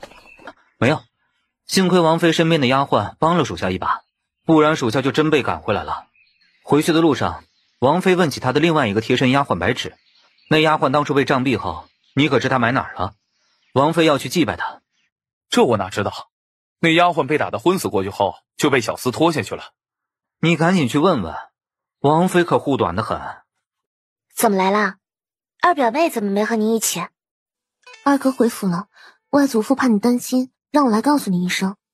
二表哥回府了就好，被关在大理寺这么多天，二表哥没事吧？你托定王世子照应，二哥这么多天一点事都没有。可今儿明王去了大理寺大牢一趟，二哥就受伤了。怎么回事？明王想接姑娘回他的王府，对侯爷毕恭毕敬，骂不还口，打不还手，还亲自去大理寺大牢放表少爷，怎么会让表少爷受伤呢？冥王恼外祖父弹劾他，让他被皇上罚了半年的俸禄，就故意拿二哥出气，算计二哥，把二哥关进大理寺，还不许人探监。这些日子，二哥在牢房里吃得好，住得好。可冥王突然去，大理寺怕惹怒冥王，就给二哥换个最差的牢房。仓促之下，推了二哥一把，二哥摔倒，将胳膊摔脱臼了。表少爷也太倒霉了些。那混蛋到底是去放表哥的，还是去欺负表哥的？不过二哥除了胳膊脱臼，也没有受别的伤，你别担心。表姐，你手怎么了？没事，练琴练的，休养2天就会好。昨晚表姐去哪儿了？你怎么知道我昨晚没回侯府？来的路上，我听到侯府的丫鬟在议论你和二哥是不是定亲了，我就多听了2耳朵。丫鬟说你和大哥定亲又退亲，要是没和二哥定亲，即便崴脚了，也不便留宿顾家，惹人非议。二哥被抓不是因为外祖父弹劾冥王，是受我牵连。冥王恼我藏拙，把二哥下狱，只是为了逼我给他弹1晚上的琴。你就真的给他弹了1晚上的琴？经过昨晚，我的琴艺又精进了不少。冥王真是欺人太甚，我爹把他狠狠揍了一顿，以后他应该不会再欺负我了。这事儿你就别告诉外祖父外祖母了。姑娘，白芷回来了。你说什么？谁回来了？白芷姐姐啊。亏我还和她姐妹一场，她鬼魂回来都不找我。白芷姐姐没死，她还活着呢。白芷还活着？丫鬟点头如小鸡啄米。你不是被冥王下令杖毙了吗？怎么活下来的？冥王是要将我杖毙，是云嬷嬷救了我一命。云嬷嬷说，冥王才回京，我一见血，让周管事把我丢庄子上自生自灭。我被小厮扔上马尸，已经奄奄一息。云嬷嬷见我可怜，就给了我1瓶金疮药。那天晚上到底发生了什么事？就是冥王凯旋回京，姑娘被休的那天晚上。云嬷嬷走后，侯府就派人送来一个锦盒，锦盒里装着一支香，是催情香。姑娘还真对冥王霸王印上弓了。我用了催情香。白芷点头又摇头，把苏月弄糊涂了。又点头又摇头做什么？姑娘是让奴婢给冥王用催情香，奴婢也去了，借口有东西落在主屋需要收拾，进了竹园。可是奴婢从来没有做过这样的事，手抖得厉害，半天没把香点燃。听到冥王回来的脚步声，奴婢胆小，就赶紧从侧门跑了。催情香没点着？白芷摇头。你确定？奴婢很确定。奴婢办事不力，姑娘不知道，还是去了竹园找冥王。这其中发生了什么事，奴婢也不知道。但冥王中了媚药，还有软骨散，姑娘以为是催情香的效果，然后就和冥王圆房了。事后冥王勃然大怒，认定是姑娘给他下的药，将姑娘掀滚下床，下令杖毙奴婢。又不是姑娘给他下的药，都圆房了，他怎么还休姑娘？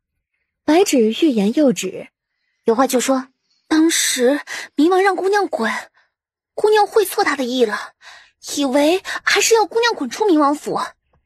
府里的下人也不知道，把姑娘的陪嫁抬出墨玉轩。姑娘离开冥王府后，冥王的护卫清风还回禀了冥王。奴婢那时候虽然被打的就剩下一口气了，但还是听见了冥王说的话。我没杀他已经够给先皇面子了，怎么，你还想本王去把他追回来吗？姑娘，冥王想接你回去，你……我说那混蛋怎么突然放你回来？感情是让你回来做说客的。刚刚那些话，也是他教你说的。奴婢刚刚说的话没有半个字是假的，奴婢指天发誓。哼，先皇赐婚，他想休便休，丝毫不顾念我的死活。他在自己王府里被人下药，还诬赖在我头上，现在又想接我回去。接我回去做什么？继续替人背黑锅吗？还说我霸王硬上弓，我那是霸王硬上弓吗？我那是舍身救他。这些日子受委屈了，多歇几天。奴婢没受委屈，白芷，我对不起你。你怎么对不起我了？我以为你真的被杖毙了，向冥王小厮打听你埋在了哪里，冥王府小厮也不理我，我也不知道去哪里给你烧纸钱，就给你准备了块灵牌，供奉在归元寺。你辛苦攒下的那些钱，我也舍不得昧下来，就给你请僧人诵经祈福，还有烧纸钱，全花光了，全没了。人死了，钱还在；人活着，钱没了。提前烧点纸钱也好，万一将来我死了没人祭拜，去地下也有钱花。呸！不许说这样的晦气话，我们是要跟着姑娘一起长命百岁的。我把我攒的钱分你一半。去拿30两给白芷，再从库房挑1对银镯，你们俩一人1只。你说什么？昨晚入夜后，苏大姑娘进了冥王府，在冥王府过的夜。冥王这是要做什么？他连兵权都不要，也要把苏大姑娘休掉。现在怎么又让苏大姑娘在他冥王府过夜？还有那日安乐给他下药，他也是将苏大姑娘带上船的。但他们之间不是什么都没有发生吗？要说冥王后悔了，想接苏大姑娘回去，那他怎么又把顾家2少爷关进大理寺大牢？听说昨晚冥王的竹园传了一夜的琴声，早上苏大姑娘走的时候，双手红肿。他的琴弹得确实不错，但冥王可是当着皇上的面说苏大姑娘琴弹得一般呢，怎么把人叫去？不，准确的说是逼去冥王府给他弹1夜的琴。冥王做事越发叫人捉摸不透了呀。想到女儿，庆阳长公主眼神就冷了下来，眸底隐隐有杀意涌动。莫雨轩竹屋，萧承义果断将书合上，而后起身翻墙出了冥王府，一路飞檐走壁，熟门熟路的到了长宁侯府院墙外。和往常一样，他翻墙进去。冥王，请回吧。萧承义没想到长宁侯会猜到他会来找苏月，派人守着婉月院。他更没想到阻拦他进婉月院的主力不是苏怀臣的人，而是自己一手培养出来的暗卫。姑娘，刚刚冥王来了，但侯爷派了人守在婉月院，他进不来。这混蛋，大晚上的来找我，还被爹的人知道了。他想过这事要传到爹耳中，我这个做女儿的会有多尴尬没有？唉，果然没有辞不掉的官。王太医去意已决，皇上到底还是准了。王太医是怕被爹和冥王灭口，才要辞官避祸的。昨天王太医不是已经知道我肚子里的孩子是冥王的，他不会有性命之忧了吗？怎么还辞官了？哎呦，这多少大夫做梦都想进太医院，好光宗耀祖。王太医医术在太医院数得上号了，这年纪也不大，将来未必做不到太医院院正的位置上，这样离开太可惜了。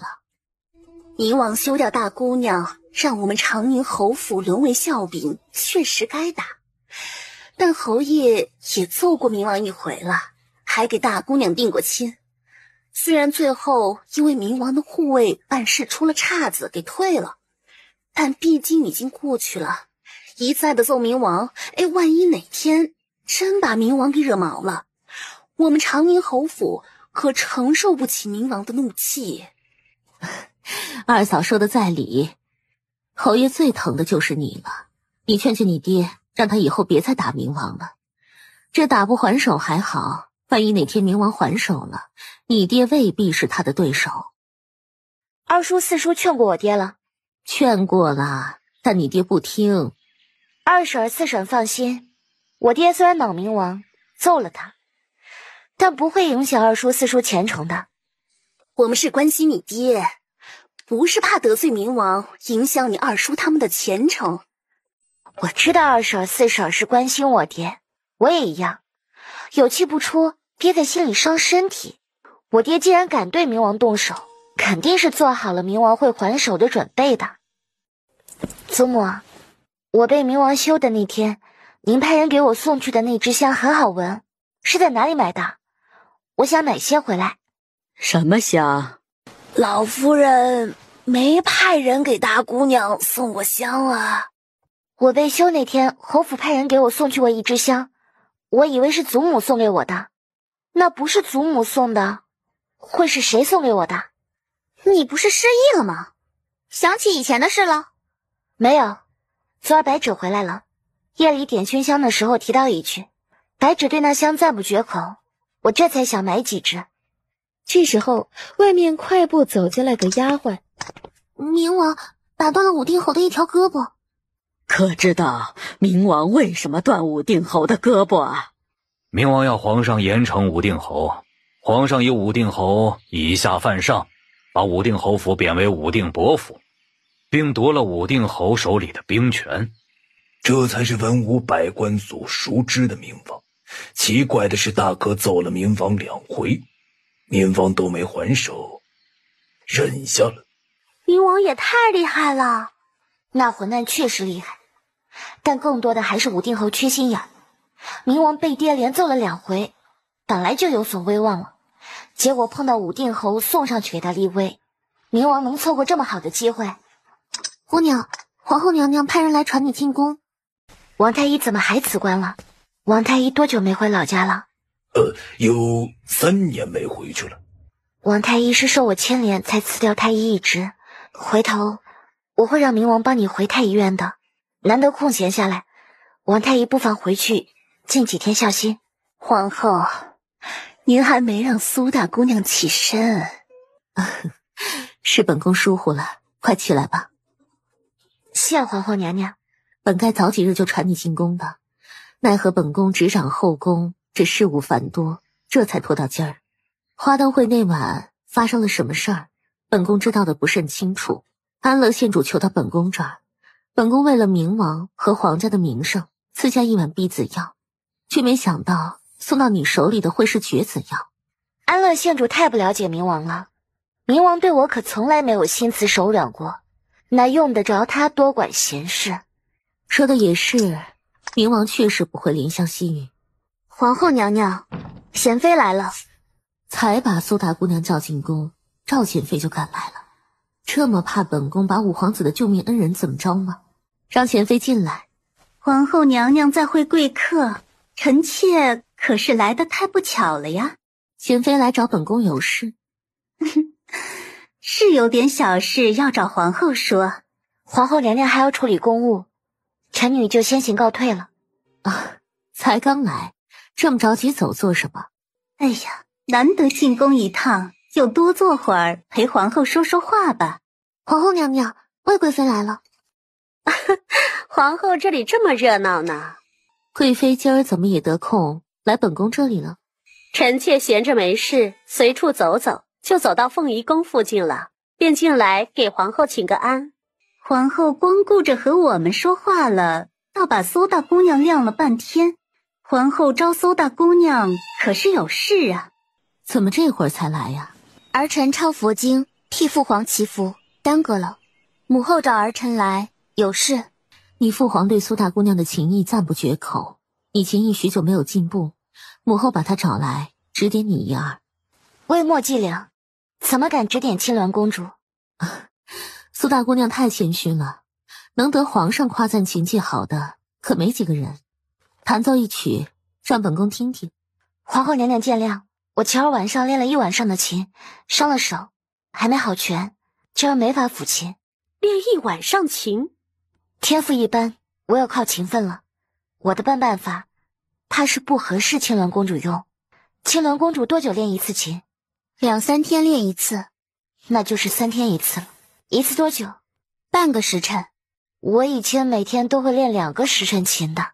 青鸾公主极少练琴，都弹得那么好了。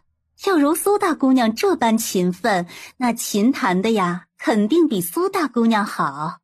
哼，本公主又不需要取悦谁，我琴弹得好全靠多练，指点不了青鸾公主。没什么事，臣女就告退了。你带苏大姑娘去御花园转转。今儿太阳大，逛御花园怕是会晒着青鸾公主，臣女还是改日再进宫陪公主吧。苏大姑娘很着急出宫，我是有些急事要办。皇后娘娘，定王世子求见。你父王身子骨可大好了？劳皇后娘娘记挂了，父王身体日渐康复，气色大好。皇上最是信任你父王，你父王恢复了，你能多个人帮皇上排忧解难。你来找本宫可是有事儿？我来给皇上请安，听说苏大姑娘也在这里，正好有件小事找她，就过来了。周皇后眉头紧锁，她在等明王，结果明王没来，被明王揍过的定王世子来了。是沈大姑娘让你来的？哦，我进宫的时候看到她在街上等人，就多问了一句，才知道是等你一起逛街。我昨儿说错话，惹她不高兴了，想找你帮我出去说两句好话。我进宫的突然，忘了派人告诉沈大姑娘，她估计还在等我。苏月俯身告退，和萧琪一起出了凤仪宫。你是来捞我的，还是真找我有事？真找你有事。找我什么事？苏大夫名声大噪，不少人找我打听苏大夫的下落。我能推都推了，可有些我实在推不掉。宁王府的清宁郡主这些日子不知道怎么了，一只耳朵突然温宁，看了好几位太医大夫都没有效果。宁王世子就找我要请苏大夫。造成耳鸣的原因有不少，没给清宁郡主把脉，我也不敢断言。你让他去长宁侯府找我吧，我给他看看。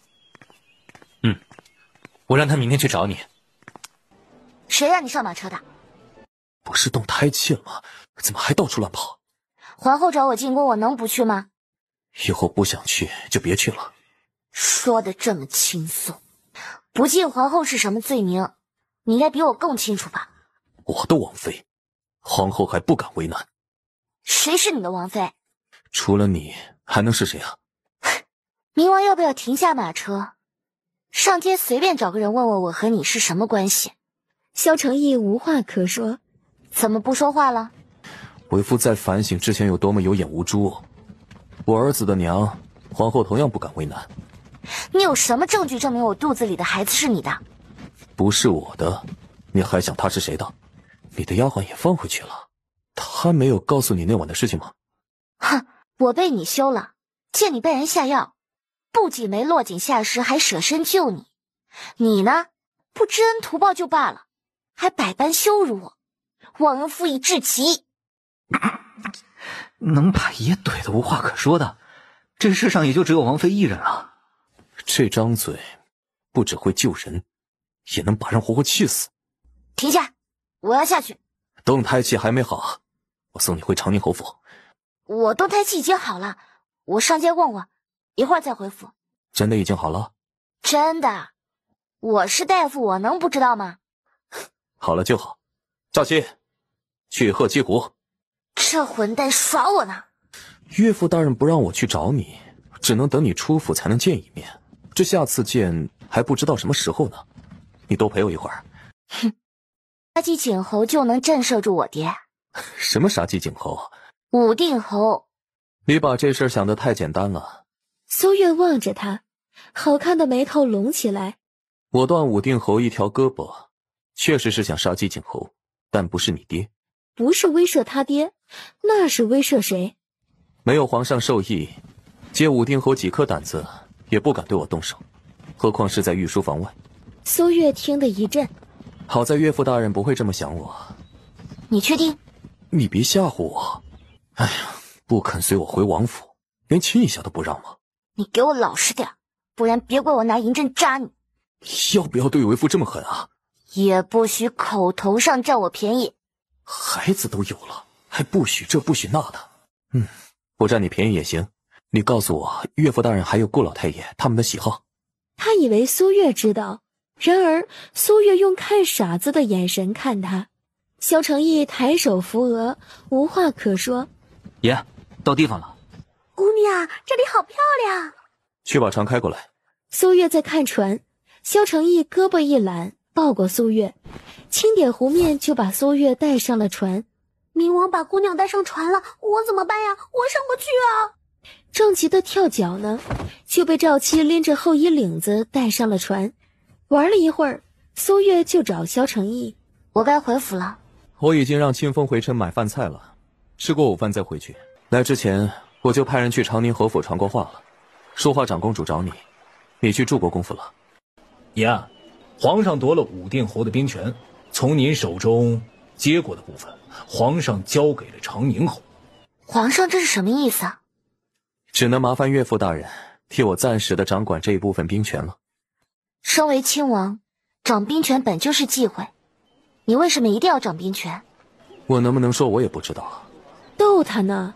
苏月一脸“你看我有这么好骗吗”的表情。萧承义一脸无奈，他岂会不知染指兵权会遭来皇上忌惮，但让他掌兵权的是先皇，先皇临终一命，他不能不听。快要到侯府了，你快下去了。那你亲我一下我就走。苏月心不甘情不愿地凑上去亲了下。爹爹。苏怀臣只点了下头，没有说什么。侯爷，老夫人让您回府之后去她那儿一趟，老夫人让大姑娘回府也去她那儿。皇上当真让你接手武定侯手里的兵权了？我没有理由拒绝。大哥不准备回边关了。我说过，这次回京，等月儿再嫁后才回去。哎呀，武定侯手里的兵权是明王交出去的，他断武定侯一条胳膊，未尝不是为了拿回那部分兵权。这事儿我自有分寸。侯爷，别嫌我说话难听，我们都知道您因为冥王休大姑娘恼了冥王，可您不只是大姑娘的父亲，还是长宁侯府的一家之主啊。希望侯爷疼大姑娘之余，也能为侯府其他人着想一二。这也是你的意思？没有。连枕边人都管教不好，去祠堂给我跪4个时辰。二老爷脸色一僵：“侯爷，是弟妹说错话了。”苏怀臣连个眼神都没给他，直接扫向二老爷。二老爷不敢求饶，他指望老夫人替他求情，可惜老夫人也不敢。还不快去！你去佛堂给我跪4个时辰。苏月想笑，没见过二太太这么找罚的。祖母，您找我来是？皇后找你进宫做什么？苏月欲言又止。屋子里没外人，直说就是。皇后找我去，说是让我指点清凉公主弹琴。这怎么可能？也有人说皇后找我进宫是试探冥王。试探冥王？爹爹揍冥王，冥王一下没还手，却在御书房外就断了武定侯一条胳膊，再加上冥王曾在街上救过我，怀疑冥王是想接我回去，把我扣下，看冥王会不会救我。那冥王去了吗？没有。是谁这么猜的？这摆明了就是不可能的事。只管嘲笑吧。等知道姑娘怀了冥王的骨肉，冥王盼星星盼月亮的想让姑娘回去，还不得惊掉这些人的下巴。姑娘让你这几天好好歇息，你怎么不听姑娘的话呢？我歇不住，屋子里也没什么灰尘，不累。姑娘，宁王府清宁郡主和祝国公府温大姑娘来了。苏月起身出门迎接，才走到院门口，就见清宁郡主和温明珠有说有笑的走过来。你们怎么一起来了？啊，在侯府门前碰上，就一起来了。那天我还说好好招待你，结果我本该早几日来跟你说抱歉的，奈何这几天身子不舒服，到今天才来。怎么身子不舒服？老毛病了，每个月那几天都会疼得死去活来。你带丫鬟去门外守着，不要让别人进来。我给你把个脉，开张方子调理下，回头你就不疼了。给他开方子？苏月给他把脉。温明珠一头雾水，不过很快他就反应过来了，这是药方。这就是治你耳朵无名的药方子，广进性点。不用吃药吗？你只管信我。姑娘、二姑娘、三姑娘他们来了，让他们进来。苏妹、苏婵他们走过来。苏月姐姐还擅长针线活。苏月姐姐，这亲昵的称呼听得苏妹、苏婵他们一愣。一般般。苏月姐姐太谦虚了，不只擅长跳舞和弹琴，连绣工也这么精湛。大姐姐这腰带是送给谁的？过几日就是我二表哥的生辰了，这是我准备了送给他的生辰礼物。王妃还敢送顾家少爷腰带呢？上次爷心心念念等着收他绣的腰带，结果王妃说送给爷，结果转过头就送给了自己的表哥，把爷给气的。这回送什么不好，又送腰带，爷要知道，一准又要打翻醋坛子。我打算一会儿上街上转转，苏月姐姐要不要和我一起去？我就不去了。我陪你逛街吧。正好，我也打算上街买些首饰。青宁郡主不介意我也一起吧？姑娘，刚刚奴婢送青宁郡主和温大姑娘出府，正好碰到了侯爷回来。侯爷一脸生气的模样，奴婢就打听了下。侯爷一早去军营接管兵权，但是王孙两位副将都没有去军营。侯爷，王孙两位将军在望月楼等您。两位将军没去军营，却约我在这里见，是何用意？孙将军和王将军更疑惑了，面面相觑。他们约长宁侯在这里见面，没有的事啊。这时候有脚步声传来，见到推门进来的是萧承义，王将军和孙将军赶紧起身给萧承义行礼。小婿见过岳父大人。岳父大人？谁是你明王的岳父？不愧是亲父女啊，这呛人的话都一模一样。小婿知道岳父大人气难消，但是小婿相信总有一天岳父大人一定会消气的，准小婿接回娘子。苏怀臣一脸嫌弃。是小婿借两位将军的名义约岳父大人来到望月楼，岳父大人不愿见小婿，小婿就先走了，你们慢吃慢聊啊。走之前还给苏怀臣作了一揖。这是怎么了？谁惹你生气了？二姑娘、三姑娘陪青宁郡主逛街回府了，他们一人买了2只玉簪，宫中付的钱。老夫人准府里的其他姑娘一人选1只簪子，但是没有姑娘你的份。怎么回事？奴婢也不知道，但是已经派人去打听了。打听出来了，快说。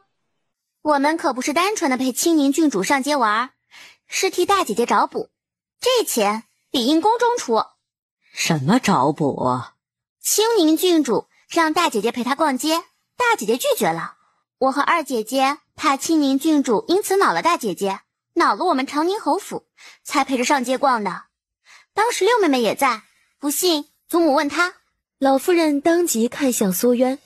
大姐姐是拒绝了青宁郡主，但青宁郡主可没生气，还请大姐姐有空去宁王府赏花呢。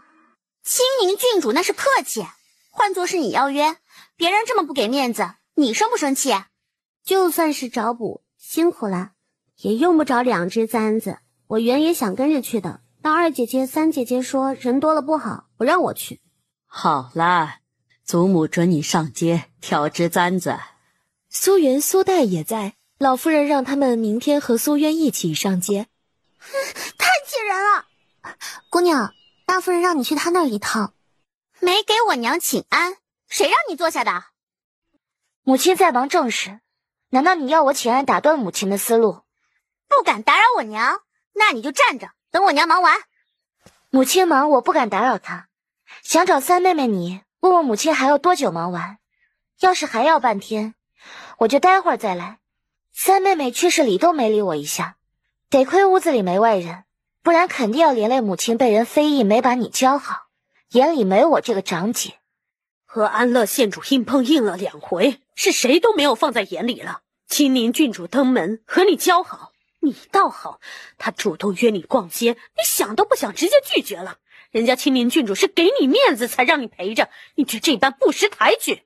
三妹妹和二妹妹几个之前从我这里借走的钱，准备什么时候还我？我娘在说你对青宁郡主不敬的事情，你扯什么还钱？我几时和你借钱了？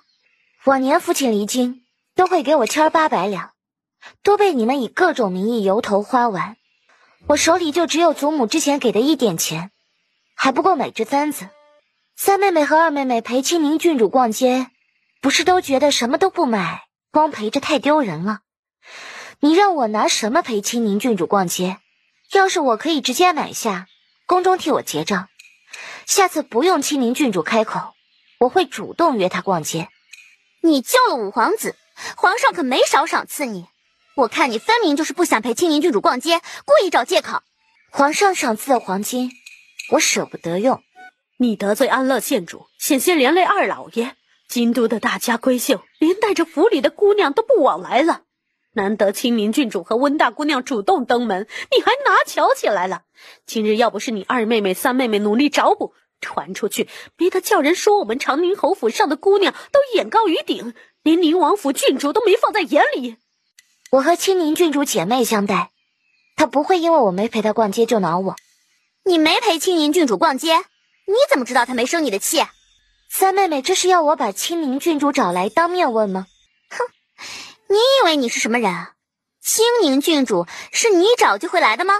侯爷宠着你，我怕侯爷在边关分心，不敢对你严加管教，倒是纵的你谁都没有放在眼里了。去佛堂给我跪着，抄100遍家规，什么时候抄完什么时候出来。苏月也没再说什么，转身离开。大夫人，大姑娘没去佛堂抄家规。这是怎么了？大姑娘今儿拒绝陪青宁郡主逛街，我把她叫去，本想教她为人处事之道，可她不仅油盐不进，还对我不敬。我罚她去佛堂抄100遍家规反省，她直接当耳边风，回婉月院去了。哎呀，您让侯爷娶我，就是为了管教大姑娘，她有侯爷护着，恃宠生骄，我不敢管，也管不了。您干脆让侯爷给我一封休书吧，省得我被人笑话。把侯爷给我叫来。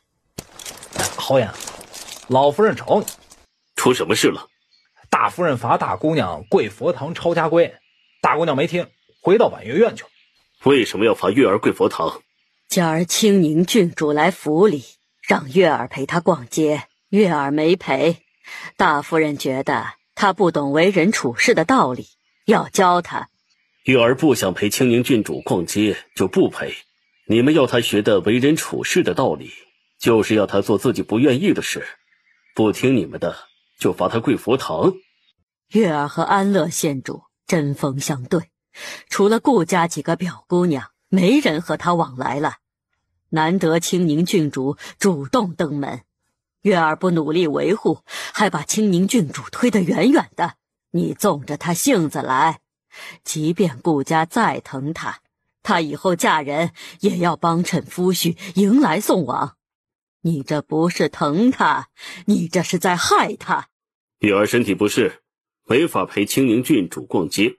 青宁郡主不会因为这点小事和月儿生出嫌隙来。爹爹就知道护着大姐姐。青宁郡主来府里，我和二姐姐他们都去招呼青宁郡主了。大姐姐精神好得很，身体没有哪里不舒服，想替苏月辩驳。苏月敢把娘的话当耳旁风，今儿佛堂她是跪也得跪，不跪也得跪。苏怀臣眉头拢紧，侯爷要是不想我管教大姑娘，就直说，我以后不管她就是了，省得招人嫌隙。那你以后就别管月儿了。大夫人脸色僵硬，宠女儿也该有个度，就是有你这么宠着护着，她才会做事这般任性。侯爷想休了我就直说，我这就走。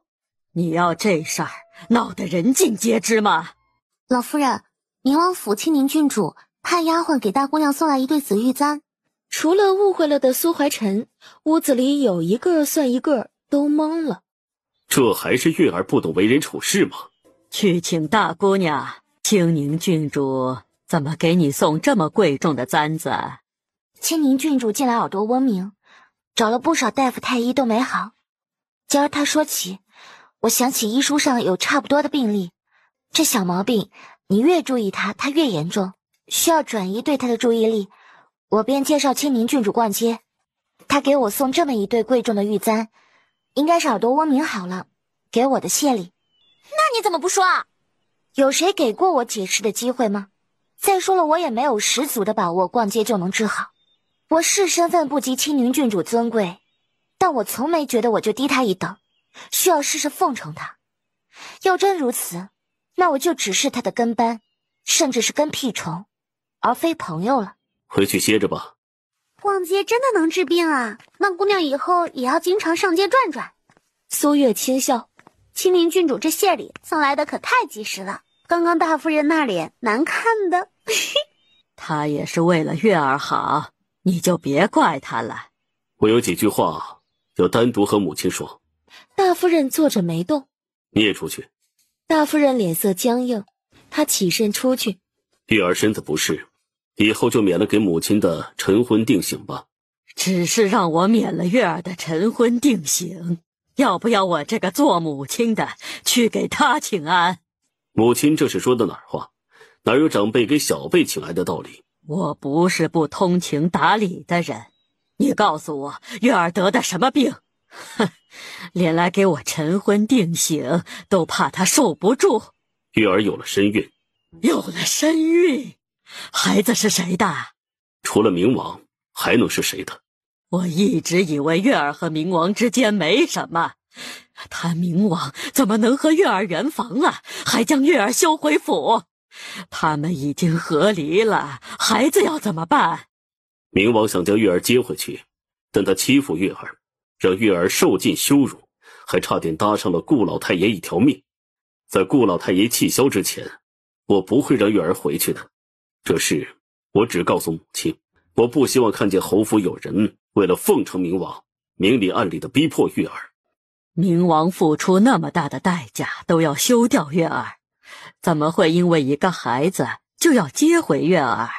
是个女人就会生孩子，冥王那么想要孩子，再娶王妃那侧妃便是。有孩子，他冥王才有一丝希望接回月儿。这下老夫人可以宽心啦。一夜好眠，翌日醒来，不知道可以不用去给老夫人晨昏定省的苏月，和往常一样去春晖院给老夫人请安。祖母，您最好了，就准我们也买2只簪子吧。祖母，去把我梳妆匣里那只羊脂玉镯拿来。祖母，这是您最宝贝的镯子，您怎么送给大姐姐了？万一她给摔碎了怎么办？苏月赶紧要摘下来。这玉镯是祖母当年怀你爹时，你祖父送给祖母的，陪了祖母几十年。祖母一把年纪，过不了几年就去陪你外祖父了，不用这玉镯寄托思念了。祖母会长命百岁的。你身体不适，需要静养，就别和你六妹妹她们出府逛街了。以后也不用日日来给祖母请安。不用天天来请安，还有这样的好事啊！二太太、三太太他们面面相觑，怀疑苏月是不是得了什么眼疾，要命不久矣了。老夫人于心不忍，这才把玉镯给苏月。我就知道今儿表姐会来，二表哥过生辰，我肯定得来啊。前几天你爹说你身子不适，可有哪里不舒服呀？前几日不小心伤了手，养了几天，已经好了。表妹看什么？没看出来二表哥圆润了呀。这话一出来，四下都是低低的笑声。表妹送我什么生辰礼物啊？表哥点名了要腰带，那自然是送腰带了。顾雁行有些迫不及待。苏月看向芍药，芍药手里端着托盘，托盘里放着锦盒，腰带就在锦盒里。顾雁行满心雀跃地把锦盒打开，然而看了一眼，他眉头就拢了起来。哎呀，表妹怎么和表哥开玩笑啊？什么开玩笑？这么贵重的礼物，表哥不能收。哪儿贵重了？苏月站起身来，然而看到锦盒里装的东西的瞬间，他眼睛都瞪圆了。他准备的礼物是腰带啊，怎么会变成一方砚台，而且还是上等端砚？苏月看向芍药，芍药心虚地低下头去。苏月看的那叫一个气呀！不用问，肯定是那混蛋拿端砚换走了给表哥的腰带了。那混蛋换就算了，芍药是我的贴身丫鬟呀，竟也帮着隐瞒。我送的生辰礼物，二表哥不喜欢吗？太贵重了，表哥不能。我精心准备的礼物，二表哥不收，可就太伤我的心了呀。那多谢表妹了。外祖母，你们去玩吧，不用守在外祖母跟前。你也骗我。奴婢不敢欺瞒姑娘，但赵七说上次在宁王府烧药宴，宁王就是瞧见大表少爷带着姑娘绣的腰带，才没给姑娘好脸色看的。我要看他好脸色做什么？好像也是，现在都是姑娘给宁王脸色看。见苏月一脸气愤，芍药举手做发誓状。奴婢对姑娘的忠心日夜可见，赵七拿银子收买奴婢，奴婢都不为所动。奴婢是盼着小世子好。也就是说你帮着换掉腰带还没收人家银子了，你傻不傻呀？姑娘，你不生奴婢的气啊？这次我姑且算了，再有下次你就等着被卖吧。顾同顾英净手回来，苏月就没再说芍药什么了。李家没有再刁难顾家了吧？不刁难怎么可能呢？大哥还不知道什么时候才能把大嫂娶进门呢。怎么了？顾同欲言又止。不能和我说吗？上回李家挑剔聘礼，连着你从明王那里敲来的3000两，添了5000两，李家总算是没话说了，想着能把人娶回来了。结果李家收了请期礼，但不挑出嫁的日子，说要等外放的二老爷回京喝侄女出嫁的喜酒。大伯父大伯母几次登门，没哪一次不是气回来的。大表哥不忍心大伯父大伯母为他的事受李家奚落，一气之下说不娶了，被祖父罚跪了半天的祠堂。你这么清闲吗？修身齐家，治国平天下，排第2的事可不是小事。谁让你换走我给二表哥准备的生辰礼物的？你把我准备的腰带给你大表哥，我都忍着没有拿回来，你还敢送你二表哥腰带？我以前倒是想送，是谁不给机会的？哼，所以你是故意气我了？我直接给你下毒，不气消得更快。萧成义把头埋在苏月颈脖处低笑。你笑什么？你给我下毒轻而易举，但是你并没有这么做。毒哑，不想听他说话，免得被气。顾二少爷过来了。苏月掀开车帘，抬头就看到顾雁行骑马追上来。我送表妹回府。苏月正要说话，然而顾雁行的马屁股挨了一记，马蹄一扬就把顾雁行带跑了。顾雁行不知道怎么回事，苏月心底门清。他转身瞪萧成义，萧成义一脸无辜。我倒是不介意你表哥发现我在马车里，你愿意吗？可我表哥不会武功，摔下马怎么办？我的人会看着的，不会让你表哥有事的。还不都是你干的好事？现在我大表哥的亲事架在那里，娶娶不了，退不掉。虽然踹你大表哥落水主要是为我自己，但我也没有随便做这事儿。成全了你大表哥，怎么还怪起我来了？李家一直记恨我外祖父弹劾，导致李二老爷外放，已经明说了，在李二老爷回京之前，是不会让李三姑娘嫁进顾家的。怎么不说话？让我说什么？你替你大表哥着急，你怎么就不替我着想一二？苏月也不说话，就那么看着他，看得萧成义浑身无力。你今日做回明王妃，都不用顾家开口，李家自然就会登门商议婚期的。那你可太不了解顾家了，就是大表哥一辈子成不了亲，也不会让我这么做的。我已经派人去冲州查这事情了，这几天应该就有消息送回来了。就冲李家这态度，李二老爷干净不了。你只管安心养胎，这事儿啊，我会办得妥妥的。苏月望着萧成义，不信我？没有。你大表哥的事，我会尽快办好。还有你二表哥呢，我也一起办了。我二表哥办什么事啊？自然是终身大事啊。你是不是清闲过头了？连我二表哥的亲事你也要管？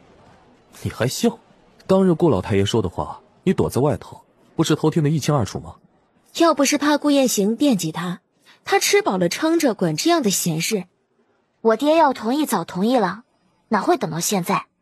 时辰还早，陪我绕着京都转一圈，马车慢的话，我要回去。不等他把话说完，王妃放心，顾二少爷没事儿。我二表哥没事，其他人呢？苏月就是随口一问，结果清风眼神躲闪。伤到人了？嗨，不知道该心疼格外倒霉的顾二少爷，还是心疼王爷。快说呀，撞到谁了？没撞到谁，就是叶老太傅的孙女儿为了避让，被人不小心撞到一个老翁挑着卖的豆腐上，甚是狼狈。这就是你说的不会让我表哥有事？萧承义已经不想说话了，他能不能说这是意外？本来二表哥就因为被他关进大理寺大牢饱受非议了，现在又连了叶老太傅的孙女儿倒霉，即便不是故意的，也会惹来非议。回侯府。怎么回来了？不会是被赶回来了吧？不是，是属下自己回来的。你倒是说，你回来做什么呀？爷，您能不能重新派个人去守婉月院？怎么了？属下能不说原因吗？说，快说，惹恼爷小心挨罚。王妃丫鬟想嫁给属下。我操！赵七，你这是回来炫耀的吧？也想再娶回王妃，想得摧心挠肝都办不到。这王妃的丫鬟想嫁给他赵七，他还不乐意了。哎呀，听得我手心都痒痒，我想揍人。这不是好事吗？你接哪个暗卫成亲的？爷派你去护卫王妃，因为这点小事你就退缩了，你这不是把自己看得比爷还重要吗？萧承义看过来，属下对爷忠心耿耿，就是上刀山下油锅也绝不皱眉。好，我给你安排一个新的任务。赵七连连点头，把王妃的丫鬟取回来。赵七生无可恋的提醒，属下的卖身契在王妃手里，属下取不回那丫鬟，只可能是入赘。那你还回来做什么？唉，找错主子了。赵七默默转身走了。赵七回婉月院，就看到芍药在窗户旁找他。王妃有什么吩咐啊？东西给我。什么东西？银子啊。他为什么要把银子给他呀？你是不是不想给我？王妃，呸！我家姑娘赞同我要的。赵七虽然很疑惑，但还是从怀里把荷包拿出来，递给芍药。这么多呀？还是姑娘聪明，帮了忙还不收钱，多亏啊！看着芍药灿烂的笑脸，赵七肉疼得紧。攒了好久的钱就这么没了，就算要管他的钱，也得先嫁给他吧。王妃此举，怕是醉翁之意不在酒，让丫鬟管我的钱，实则是王妃准备管爷的钱了。都管钱了，那王妃肯定是原谅王爷了。苏月睡了大半个时辰，醒来坐在床上伸懒腰。怎么啦？刚刚姑娘睡着了，奴婢去绣坊领绣线，回来的时候正好二姑娘、三姑娘他们回府。他们出府逛街，从铺子里出来的时候，正好看到二表少爷金马叶老太傅的孙女儿撞到豆腐上的狼狈样子，说两位表少爷是祸害。这话听得苏月是一佛出世，二佛升天。动怒伤身，姑娘别生气，小心小世子。正生气呢，窗户就被扣响了。芍药赶紧去开窗户。姑娘，这是明王给你的，还回去。送都送来了，姑娘好歹看一眼吧。整整一匣子的银票，少说也有10几20万两了。以为给我银票我就会消气，钱我自己会挣，让赵七送回去。芍药把匣子送给赵七。王妃不替爷管钱吗？我没事替你主子管什么钱？可是您不都让丫鬟管属下的钱了吗？我什么时候让丫鬟管你钱了？他看向芍药，没有啊。先前你不是让我把钱给你吗？我找你要的是今儿早上你让我帮冥王换腰带的钱。赵七脸爆炸似的红，苏月看得眼睛疼，怎么感觉赵七今天脑子不大在线？不是已经到缺心眼儿的程度了？他是不是对芍药有意思？我一会儿把荷包还给你。爷，有个好消息和一个坏消息，你要先听哪一个？先说好消息吧。好消息是王妃原谅你了。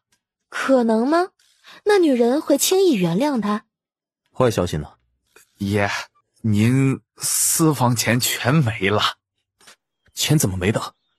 清风在萧承义身后，把赵七回来拿钱，说苏月要管他钱的事禀告萧承义知道。你确定回来的真的是赵七，不是被人假冒了？啊，不是吧？爷呀，你别吓我呀！我真的没看出来赵七被人假冒了呀。不放心的清风要去找赵七了，然而他一转身就看到了赵七。你怎么把匣子又带回来了？是我会错意了，王妃没想管爷的钱，让我送回来。他还说什么了？王妃说钱他自己会挣。萧承义一脸无奈，他就知道没有好消息，只有坏消息和更坏的消息。爷已经去过叶老太傅府上了，但叶老太傅不在，爷明日会再去。荷包也没多少钱，就当是我误会芍药，补偿给他的吧。白芷转身把荷包递给芍药，芍药接过，直接扔出窗外。姑娘，侯爷来了。苏月赶紧把酸梅放下，起身去迎接。爹爹怎么来了？昨天你二表哥惊马，是不是和冥王有关？没说话，苏月只点了下头。苏怀臣也没说什么，见屋子里摆了盆冰，叮嘱苏月别太贪凉，就转身走了。侯爷不会又去揍冥王了吧？不会。姑娘不好了，您的二表哥顾家二少爷在归元寺摔断了胳膊。二表少爷怎么会摔断胳膊？听说是救叶老太傅府上的四姑娘从台阶上滚了下来，不小心把胳膊摔断了。表哥昨天在街上亲马，今天怎么跑去归元寺了？他去就算了，怎么叶四姑娘也去了？两人还碰上，还为救叶四姑娘滚下台阶，这不会留下后遗症吧？应该不会。顾不得顾家人都在，苏月上前帮李大夫打下手，打着打着就自己上了。哎，月儿，你快过来，别妨碍李大夫。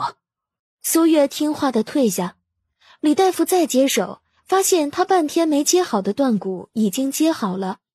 他看向苏月，苏月朝他摇了下头。二表哥今儿怎么去归元寺，还救了叶四姑娘了？是我见你二表哥近来晦气得很，想去归元寺替你二表哥祈福，又想着他亲自去更显诚心，就让他陪着我一起去。娘平常都白教你了，看到人家顾家二少爷，气得连台阶都不会下了。娘，您说什么呢？昨日街上的事只是意外，女儿还不至于因为那点小意外就恼他，把自己气得连路都不会走了。何况当时女儿还戴着面纱。不是因为看到他，女儿当时在想事情，压根儿就没有注意到的。在想什么事情啊？娘，您就别问了。我不在的时候发生什么事了？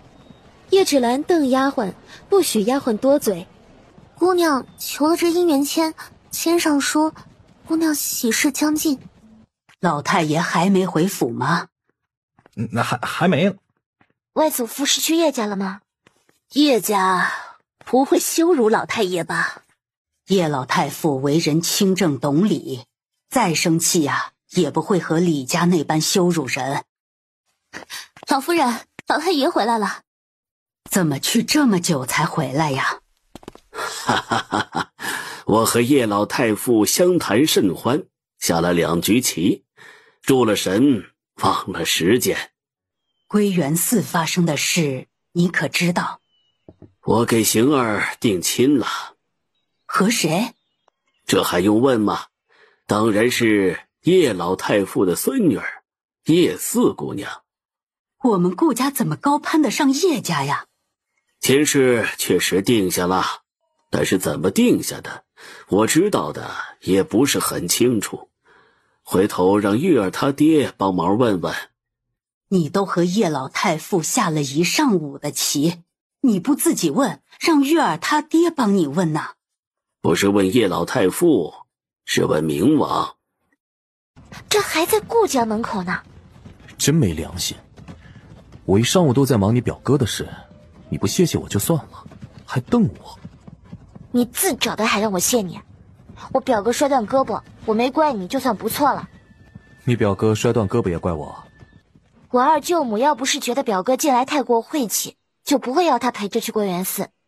不去归元寺，怎么会碰到叶四姑娘摔下台阶舍命相救？你说这事儿和你有没有关系？舌灿莲花，为夫说不过你，你就不问问我是怎么说服叶老太夫的？这混蛋要不要把自己说的这么可怜啊？他通过叶老太夫到顾家喝喜酒，也不怕人家叶老太夫笑话他。哎呀，还好你只有2位表哥，不然为夫真的招架不住了。谁告诉你我就只有2位表哥的？你还有表哥？至少还有10几个表哥吧。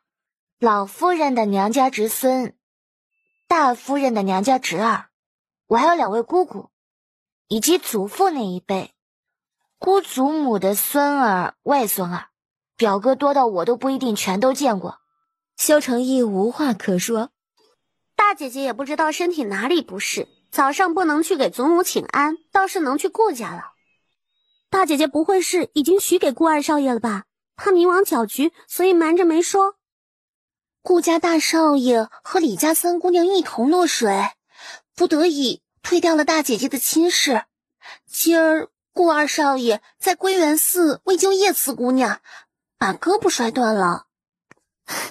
街上都在传，说叶老太傅把叶四姑娘许给顾二少爷了。这怎么可能？顾家怎么高攀得上叶老太傅？清困呐，故意走歪门邪道，想以小博大。姑娘，3姑娘说这么过分的话，你都不生气吗？被狗咬了一口，你还要咬回去吗？难道我说错了吗？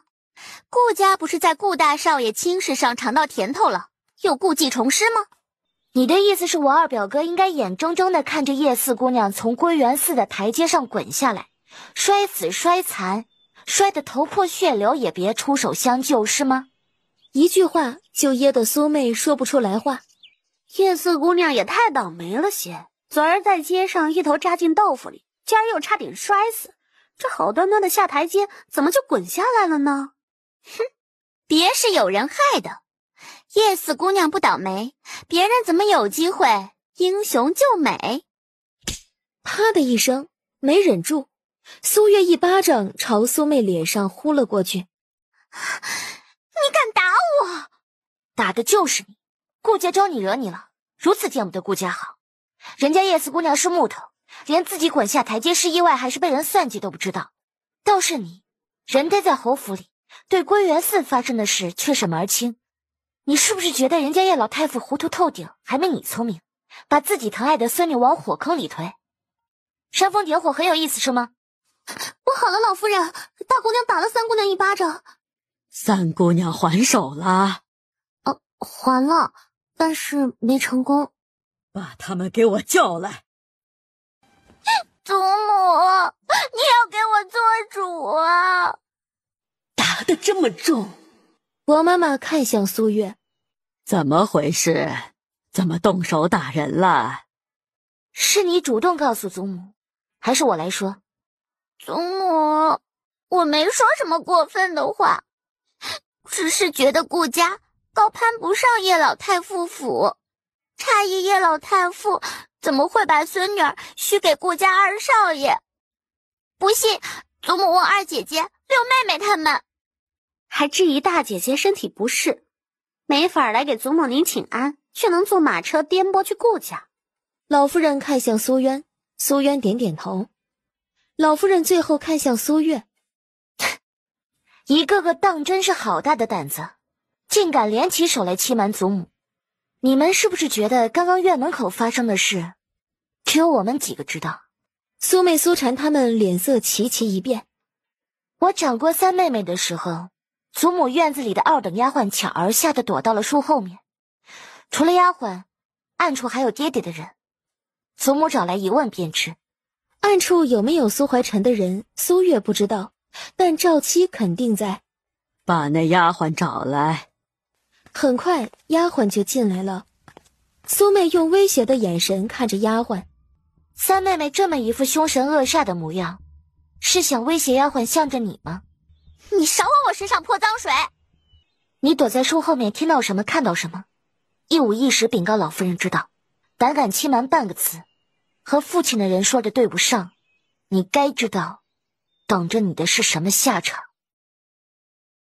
奴婢出门的时候，正好听到三姑娘讥讽顾家表少爷说亲困难，只能走歪门邪道，以小博大，还说了什么？还说叶四姑娘摔下台阶是顾二少爷指使人推的，好英雄救美，大姑娘气不过就打了。给我跪下！几人扑通跪下来。我不知道顾家怎么招惹三妹妹了，她要如此恶毒的揣度顾家。长宁侯府是顾家的亲家，这些话要传出府，连亲家都这么认为，别人会怎么看？事情又发生的那么巧，顾家万一辩驳不了，以外祖父的性子，只怕会以死以证顾家清白。我只要想到这后果，就控制不住打了三妹妹一巴掌。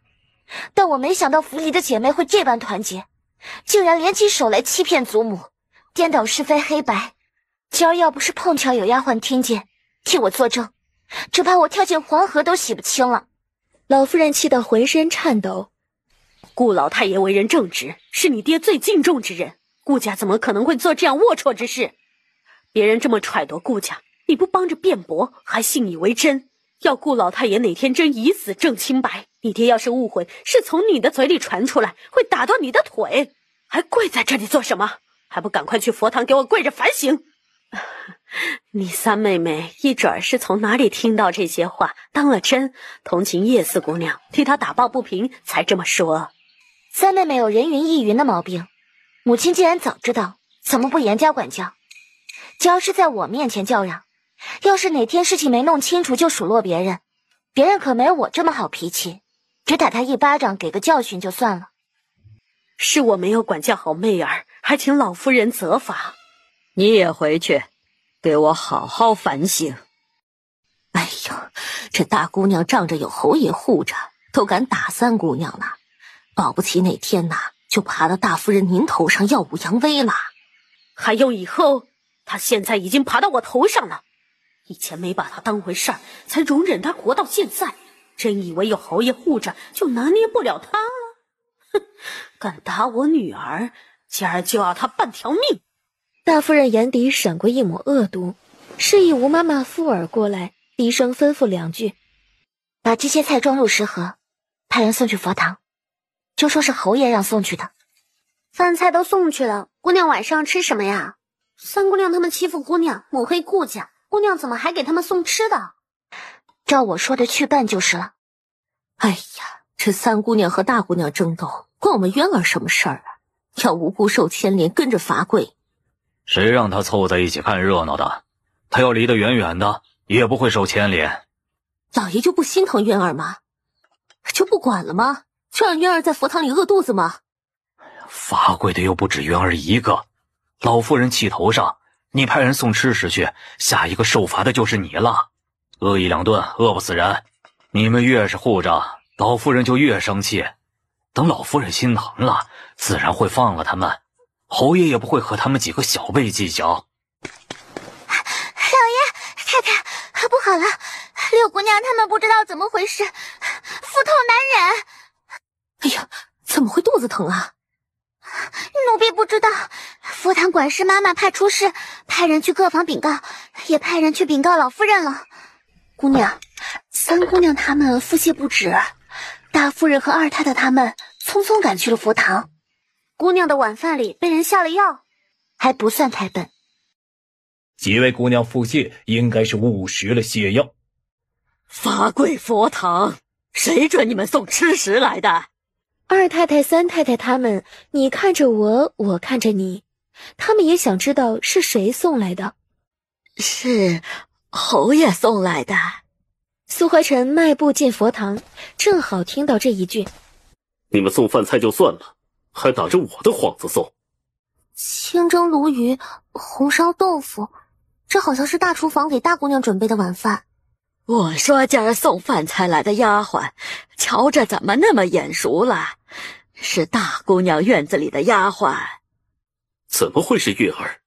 大夫人云秀夏手攥得紧紧的，气到眼前一阵阵发黑，更是心慌不安。去婉月院传话，让大姑娘来佛堂。丫鬟转身离开。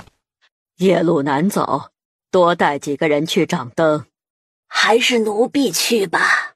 也好。你给他们送晚饭了？是我送的，先前气头上打了三妹妹一巴掌，事后想想，嘴长在别人身上，我也拦不住，不该如此。知道三妹妹恼我，我给她送饭菜，她不会吃，就借了爹爹的名义。你这是给他们送饭菜吗？你这是要他们的命！四手这话什么意思？我怎么听不明白？饭菜里有泻药？怎么可能？饭菜里怎么可能会有泻药？这是大厨房给我准备的饭菜，我一口没吃，全送来了。我没有往饭菜里下泻药，这菜是我借爹爹的名义送来的，一查就查到我头上了，我不会做这样的蠢事。这是有人要害我，恳请爹爹和祖母彻查此事，给几位妹妹下泻药的罪名，我担待不起。把家大厨房从做菜到送到婉月院的所有丫鬟婆子都给我叫来，今儿不论是谁动的手脚，我绝不轻饶。去春晖院处置吧。老夫人点点头，认同苏怀臣的安排。夜深露昼，让丫鬟送你回去。这事儿祖母一定会查清楚，给你一个满意的交代。老夫人真的会给姑娘一个满意的交代吗？老夫人会给一个满意的交代，但那交代不是给我的。不是给姑娘的，那是给谁的？冥王。夜静如水。姑娘，初四十五回来了，让他们进来回话。初四十五两个小丫鬟走进来。查出来了吗？哦，查出来了。两丫鬟细细道来。大姑娘哪里不舒服啊？我没有哪里不舒服，我只是有点事，找李大夫帮忙。我能帮得上苏大姑娘什么忙吗？李大夫都帮我好几回了。我表哥摔断胳膊，用寻常的药，只怕在秋闱之前都没法恢复。这药膏对治疗断胳膊断腿效果极好，再配合施针，我表哥能在秋闱之前恢复，我不便经常去顾府，还有劳李大夫帮我。这药方，李大夫几次帮我，我还没道过谢，这药膏方子就当是谢礼了。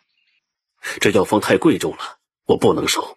李大夫不收药方，叫我怎么好意思一再麻烦你？苏大姑娘误会了，帮你的人不是我。苏月扭眉，我一介白丁大夫，怎么可能使唤得动王太医去顾家医治您的外祖父呢？当日是有人让我收下药方，是那人找的王太医。李大夫看出此药方之妙，王太医的事你不说我不会知道，但你选择和盘托出，令人佩服。这药方你收下便是，我也希望李大夫能透过此药方造福更多的人。我保证济世堂绝不用此方挣钱。苏月点了下头，让芍药送李大夫出去。不是身子不舒服吗？怎么还来祖母这儿？让祖母担心了，我没有哪里不舒服，找李大夫就是问问二表哥的情况。二表哥摔断胳膊就是李大夫医治的。啊，没事就好。昨夜多谢祖母和父亲查明真相，还我清白。以后吃食上还是要小心。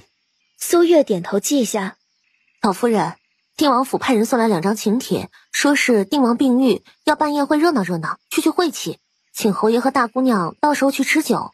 这样的宴会以后有的是机会参加，这次你爹去就行了。苏月正要点头，侯爷让大姑娘那日随他去定王府。他爹不会是准备带他去定王府找苏大夫治病吧？佛堂，大夫人，定王府派人送来2份请帖，请侯爷和大姑娘3日后去定王府赴宴。你主子让你来的？定王府办宴会重会去，定王世子单独给王妃送了请帖。爷，这是派去冲州的人快马加鞭送过来。让李家老太爷来王府一趟。不知明王找下臣来时，顾李两家什么时候办喜事？估计还要几个月。下臣长子想多留女儿在西夏1年半载，内子也希望亲叔他二叔能回京喝杯喜酒啊。看来李家当真是准备等本王帮着把人留京，才肯嫁女儿了。下臣绝无此意。没有最后。萧承义把手里的折子随手扔给李老太爷。本王没有耐心，半个月之内，李家是办喜事还是办丧事？选一个吧。王爷明鉴，这折子是有人污蔑犬子。王爷派人去冲州查的，你的意思是王爷污蔑你了？要不要呈给皇上，让皇上派人去冲州查？是下臣教子无方，请王爷高抬贵手，饶犬子一命。本王看在顾老太爷的面子上，给你们李家一个活命的机会，1个月之内把贪墨的钱财都给我还回去。胆敢留一个铜板，会有什么后果，自己掂量。王爷肯给犬子一个改过自新的机会，下臣感激不尽。这就回去操办喜事，尽快送孙女儿出嫁。姑娘，您的表哥顾大少爷和李家三姑娘的婚期定下了。哪天啊？就在7天后。转眼3天过去，到了定王府办宴会的日子。他怎么来了？今儿沈大姑娘也来了，哼，有热闹看了。回京这么久，总算是来看我了。苏月只看到那姑娘的背影。皇上已经给他们赐婚了，等世子把沈大姑娘娶进门，就能天天瞧见了。苏月眉头一挑，这位就是沈大将军的女儿沈离。我就盼着这一天呢。王妃，苏大姑娘来给您请安了。是世子爷下帖子请苏大姑娘来的。定王妃眉头打了个死结。苏叶姐姐，你本应该是定王府座上宾的。这些我并不在乎，我没打算来的。奈何我爹认定定王府会请苏大夫，带我来找苏大夫致失意。苏大姑娘，沈大姑娘有请。转身正好见安乐县主在2跟班的簇拥下过来，苏月和他擦身而过。你几时和他走得这么近？和他相处几次就知道之前太不了解他了。他人很好，或许你也可以试着和他交个朋友。我不屑和这样的人交朋友，我劝你也别和他走得太近，免得沾上晦气。不知沈大姑娘找我来是？我会成全你和定王世子的。成全他和萧琪？他摇头轻笑。你笑什么？你喜欢萧琪？我没有。我和萧琪不是你想的那样。这是说来话长，以后等你和萧琪成亲了，他会告诉你的。谁要嫁给他了？皇上赐婚，你能不嫁，他能不娶啊？你真的不要我成全你和萧琪？你和萧琪还真是绝配。哎呀，你说什么呢？希望能早日喝上你们的喜酒。沈离盯着苏月的脸看，拿出了鸡蛋里挑石头的挑剔，也没看出苏月有一丝一毫的生气。没礼貌，哪有这么盯着人看的？大哥，你不是去找萧琪问苏大夫去了吗？怎么过来了？好，他忙着招呼宾客，我回头再找他。娘找你，你去见他吧。大哥不和我一起去？我一会儿就过去。沈大少爷可是有话和我说。好，你我两家是世交，你唤我一声大哥也无不可。你找苏大夫？家父肩膀几年前中过箭，每逢刮风下雨就疼，看了不少太医大夫都没有什么效果。我想着苏大夫医术不错，想找了给家父瞧瞧。等苏大夫给家父看过后，我会领他去长宁侯府治你的失忆症。哎，这份好意他心领了呀。苏月点头道谢。那边萧承义过来找苏月，就见2人站在银杏树下，不知道说了什么。苏月脸上洋溢着几分笑容，分外惹眼。萧承义大步流星走过去。明王，我家王爷请您去他那儿一趟。找我有急事？这事儿倒是不急，只是大家都在，办起来方便。萧承义看着他，想知道是什么事非要图这个方便的。你跟长宁侯的女儿既然已经要和离了，那就过去了。长宁侯在战场上救过沈大将军的命，沈大将军想替沈大少爷求娶苏大姑娘，你就当给我一个面子，不要为难沈大少爷。觊觎他媳妇儿，还让他不要生气，他都快气炸肺了好吗？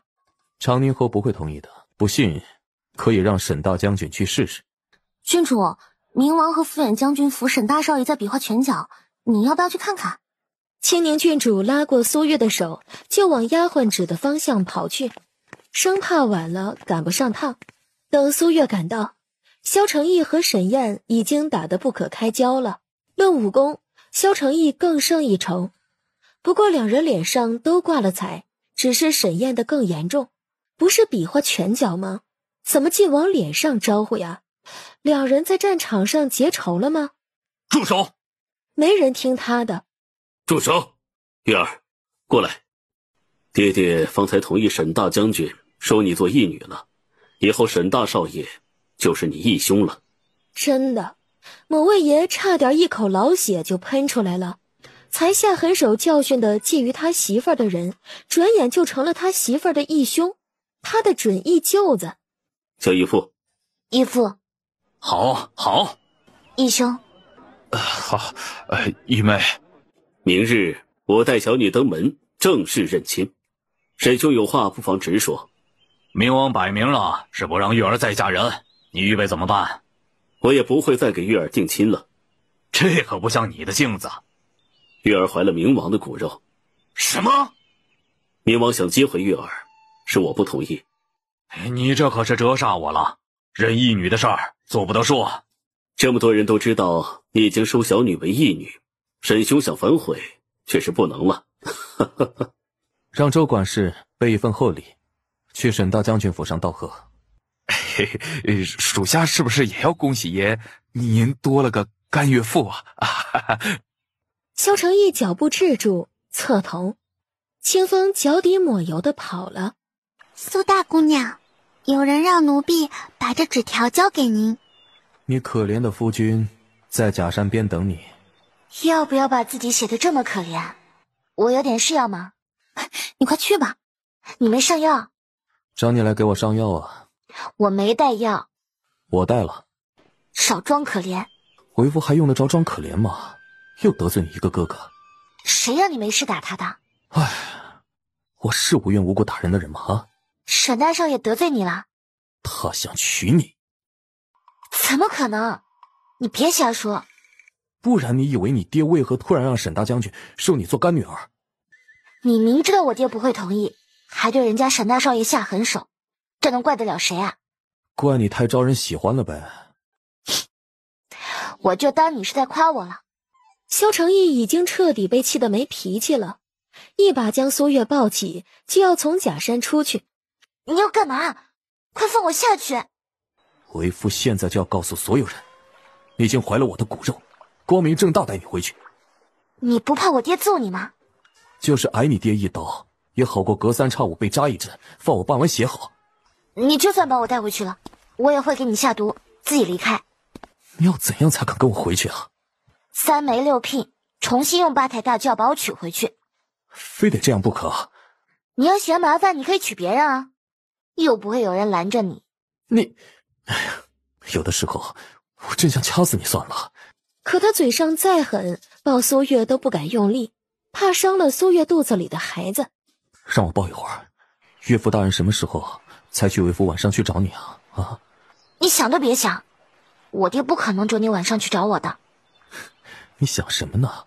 我只是晚上有空去看看你，陪你说说话而已，我又不做别的。苏月羞恼交加，气得苏月脚一抬，狠狠地踩在了他脚背上。哎呀，为夫这脚迟早有一天会被你踩断。哼，怕啦，正好离我远点。爷，演习就要开始了。你帮我个小忙。什么忙？苏月凑到他耳边低语了2句，青宁郡主连连点头。有什么话要叫开我说的？哦，苏月姐姐让我转告你一声，让你后天在沈家等她他大概43刻左右到。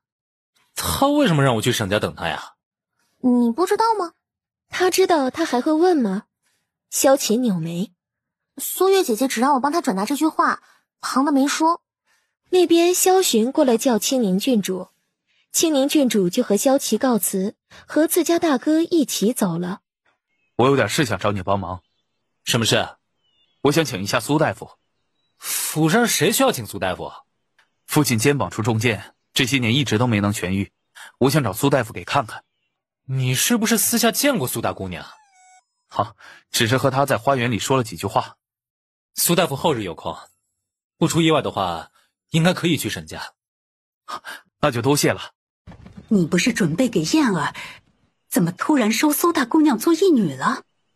哎呀，将军跟夫人可算回来了。在半个时辰之前啊，明王派人送了一份厚礼过来，说是恭贺将军跟夫人收了个好义女啊。明王怎么会送贺礼来？明王打着切磋的幌子把燕儿打了一顿，现在却派人送来这么重的贺礼，明王这到底是什么意思啊？别多心，这些只是咱们的准干女婿孝敬你这个准干岳母和我这个准干岳父的。你的意思是明王和苏大姑娘？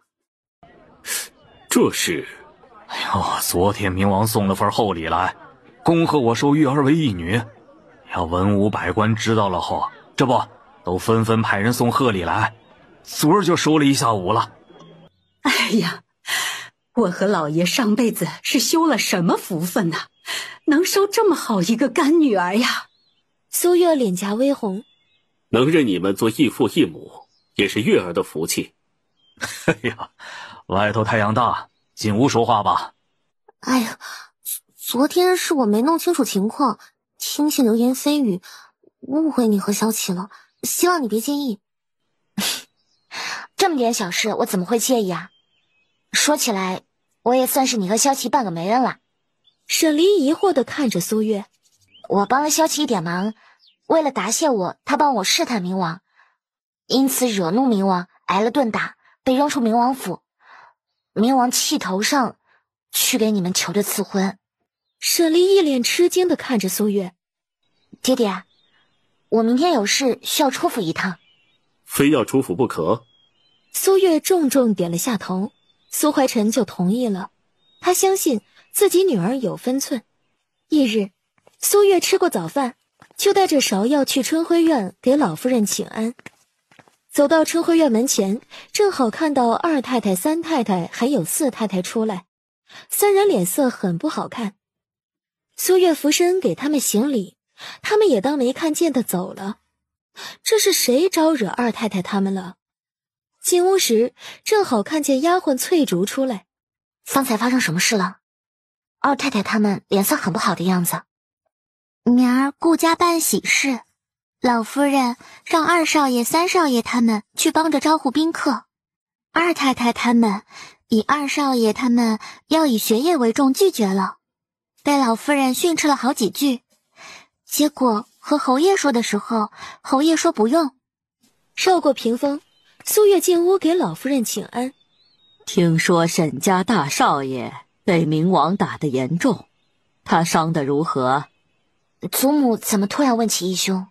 你爹打算让沈家大少爷帮着顾家招呼宾客。明儿帮顾家招呼宾客的人多，就算义兄脸上的伤没好，帮不了也没事。累不累？有点儿。我自己能走。乖，这后院挺大的，你不怕累，我还怕我儿子累着呢。什么儿子？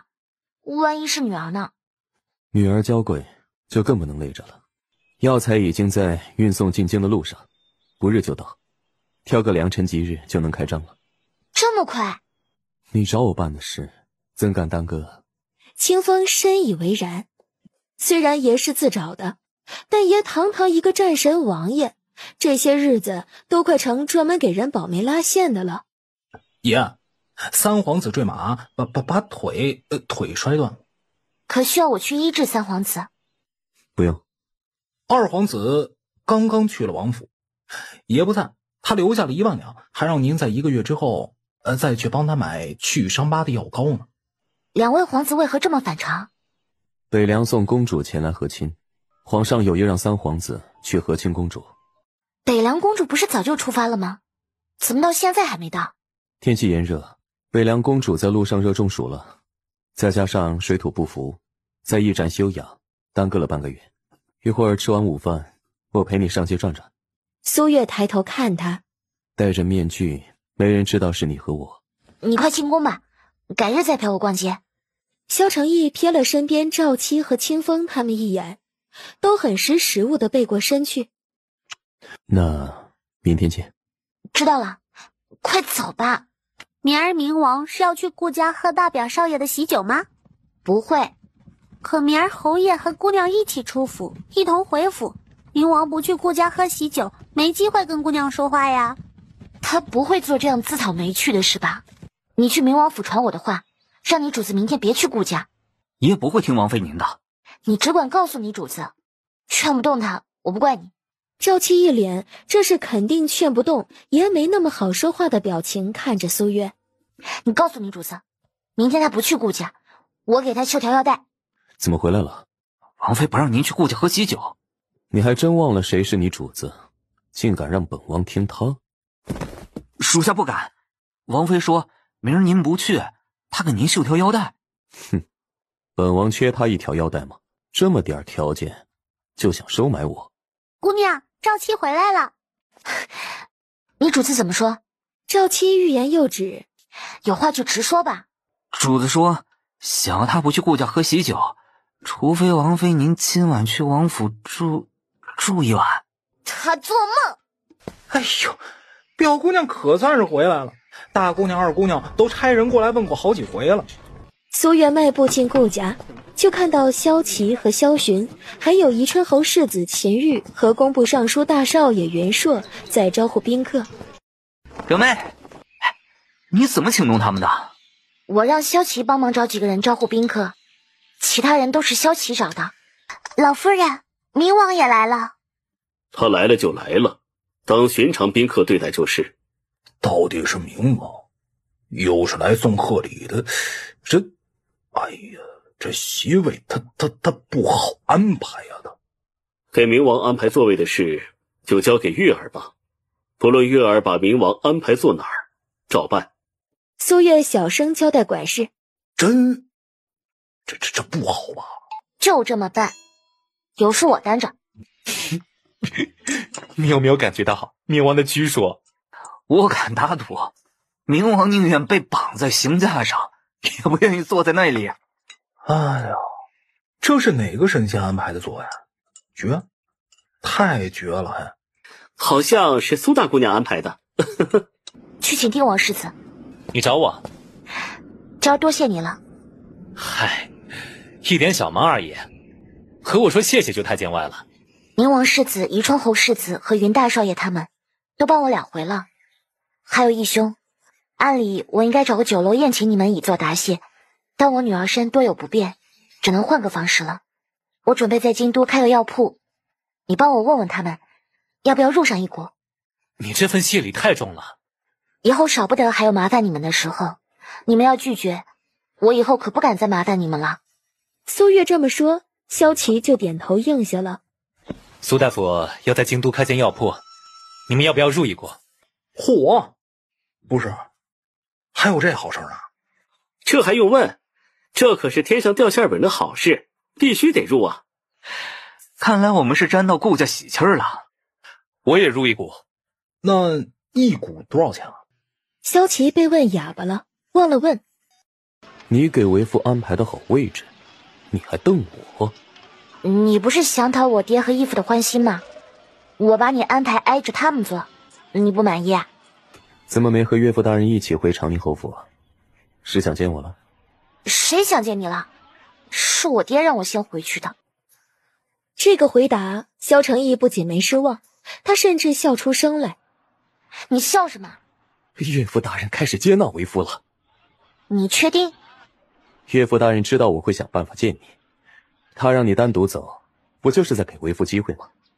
我爹让我先走，一是怕我累着，再就是我安排你坐那儿，外祖父肯定会问起，怕我应付不来，到时候外祖父起疑心好吗？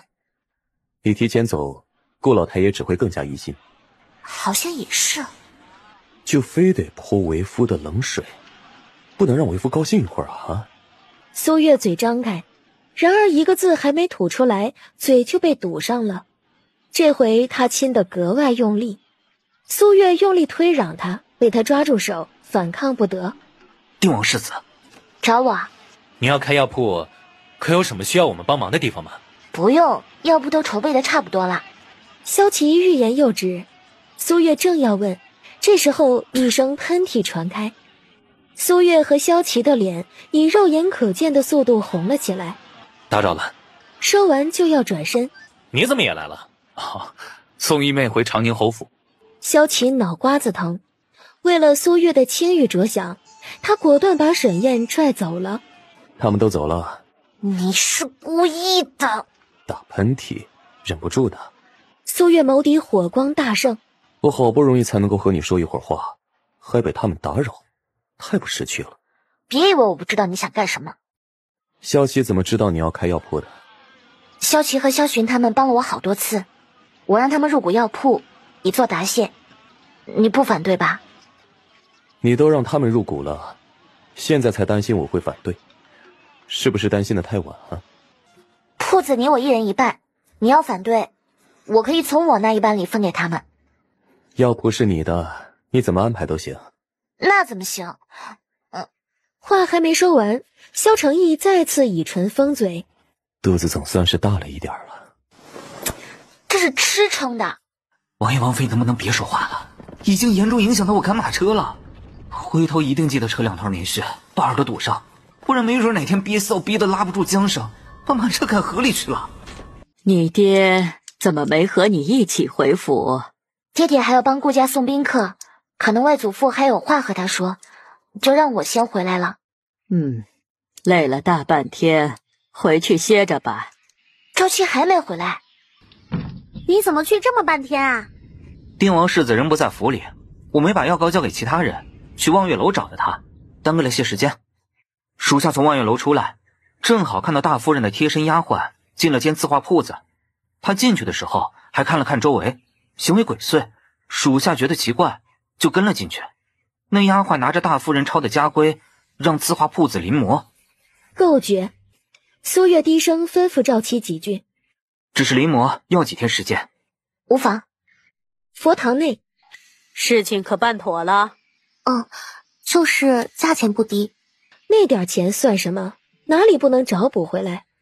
让几位管事妈妈这些天办事尽心些，千万别给我出岔子。屋内，苏月坐在小榻上看书。今儿晚饭怎么还没领回来？姑娘今晚需要早睡，晚饭吃的不宜太晚，奴婢派人去看看。芍药抬脚就要走，这时候丫鬟初四走了进来。你不是去大厨房给姑娘领饭菜吗？怎么这么灰头土脸的回来？饭菜呢？奴婢去大厨房领饭菜准备回来的时候，大厨房笼子里关的鸡鸭不知怎么跑了出来，几个丫鬟婆子抓鸡鸭的时候撞到了奴婢，饭菜全洒了。大厨房说会给大姑娘重做一份送来。大厨房怎么会连鸡鸭都关不住？初四摇头，只摔了我的饭菜，还有四姑娘的丫鬟也摔了。王妈妈怎么来了？大厨房的事儿，老夫人已经知道了。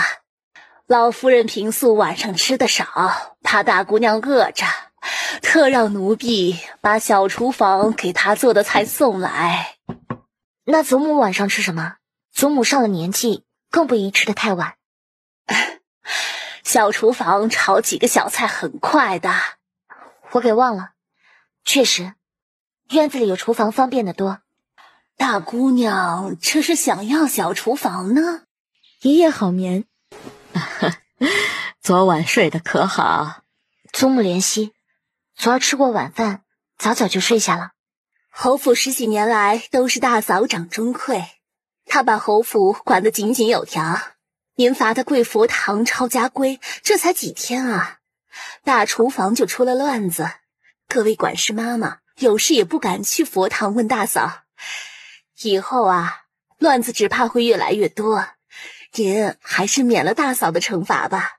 乱子只怕大嫂也没法安心在佛堂反省，还是找个人替大嫂分担一下的好。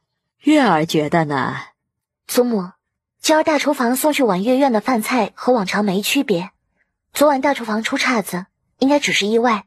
我相信母亲选的管事妈妈没这么无能，应该给她一次机会。要大厨房还出乱子，您再找人帮母亲分担也不迟。二太太看苏月的眼神，当时就跟看傻子一样了。这次便罚大厨房管事妈妈1个月月钱，以示警告。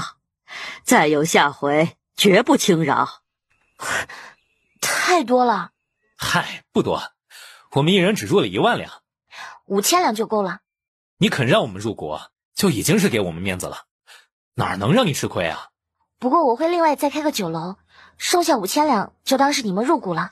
冥王的酒量很差吗？能喝4、5坛酒，不算差了。4、5坛，那天晚上一地的酒坛，少说也有20、30坛了呀。以后不要为我和冥王对上了，我和他。这次是为我自己。父王让我明日登门给冥王赔礼，再向他道谢。我不想去，冥王也看出来了，他说我今儿要能把他灌醉，之前的事就一笔勾销。明儿我和爹爹一起给义父送行。爹爹去就行了。可是女儿才刚认。沈大将军不是讲那些虚礼的人。孙管事这时，老夫人见大姑娘喜欢她小厨房孙妈妈做的饭菜，就让我带人来婉月院砌个小厨房，以后大姑娘想吃什么就让孙妈妈给您做。姑娘，京都不知道谁家着火了。苏月听得一愣，从小榻上下来，踩着鞋出门，就看到长宁侯府西边方向火光冲天。上一次看见这样大的火光还是柱国公府，这回被烧的又是谁家？等等，五国公府好像就在那个方向，着火的不会是五国公府吧？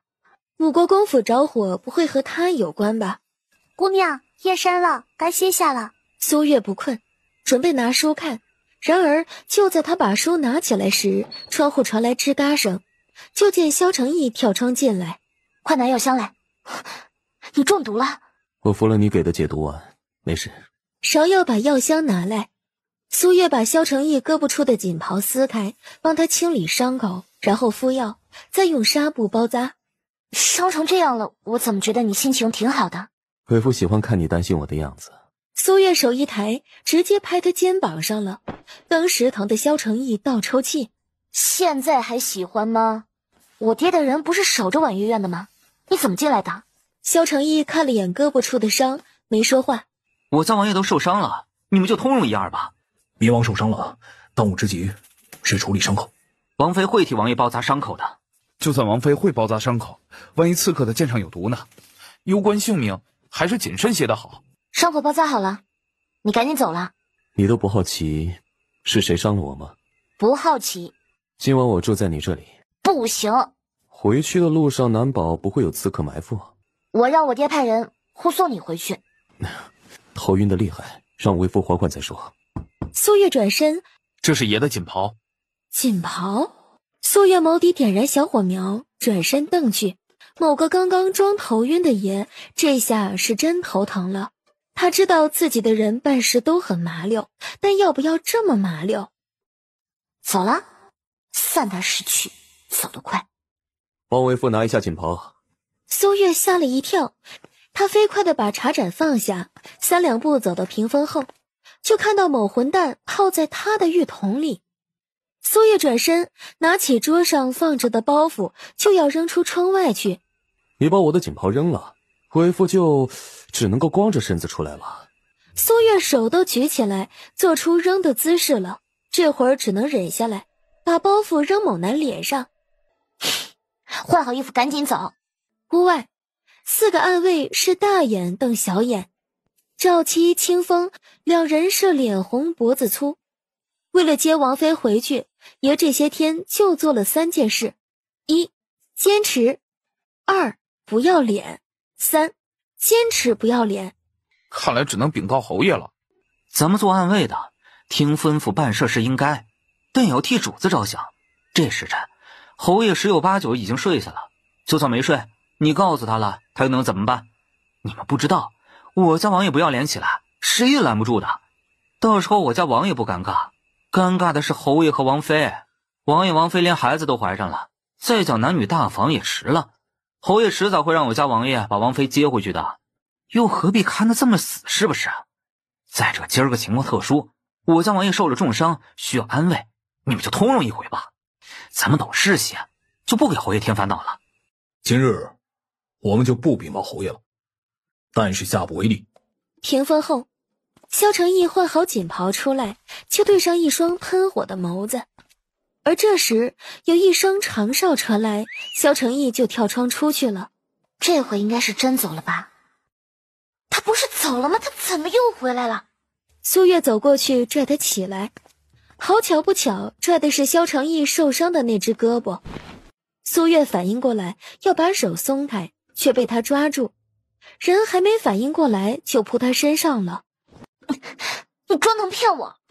我没装，我真疼。真疼还不放开我？萧承义一个翻身就将苏月压在身下了，这姿势让苏月脸火辣辣的。你要捅我了？陪我说会儿话吧。起来说。萧承义非但没坐起来，反倒抱得更紧了。苏月挣扎，却听到身后有压抑的痛哭声，还有抵着他臀部的东西，当下不敢再动。你有什么想问的就问吧。着火的是武国公府啊？是。是你放的火？是我。为什么？此事说来话长了。武国公府守卫严密，查探不易。放火是为了转移武国公世子的注意力，方便我行事。上次你晕倒在归元寺，也是夜探武国公府受的伤。萧承义也不隐瞒苏月，那次受伤，他去归元寺是准备找道眼大师救命，结果体力不支晕倒在了杏子林，幸亏遇到了他，不然他极可能就死在那儿了。你为何一而再的夜探武国公府啊？我想知道先皇为何要在临终之前把你赐婚给我，又为何让我掌兵权？但这和你查武国公府有什么关系啊？要照你说的，长公公失踪该有1年之久了，武国公府只关着他而没有杀他，这是有非从长公公嘴里问出来的事情不可了。长公公威胁不了武国公，更加威胁不了太后。他知道的事必然是和先皇有关，还有定老王爷被人毒害，定王中毒瘫痪在床半年，我怀疑他们出事和长公公失踪也是有关。你下次夜探武国公府必须要告诉我一声。告诉你只会多一个人担心呢。明知道武国公府是龙潭虎穴，没有十足的把握还去闯，1次2次不够，还要去第3次。下次你去之前，写份遗产继承给我。窗外，不愧是王妃，关仙爷都这么别具一格。你就是这么担心为夫的啊？你都不担心自己，我替你担心做什么？你这样抱着我，我没法睡觉。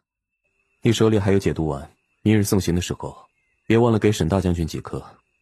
为什么？今日时辰不早了，明天再说吧。就不能说完再走吗？你挽留我，我不一定会舍得走了。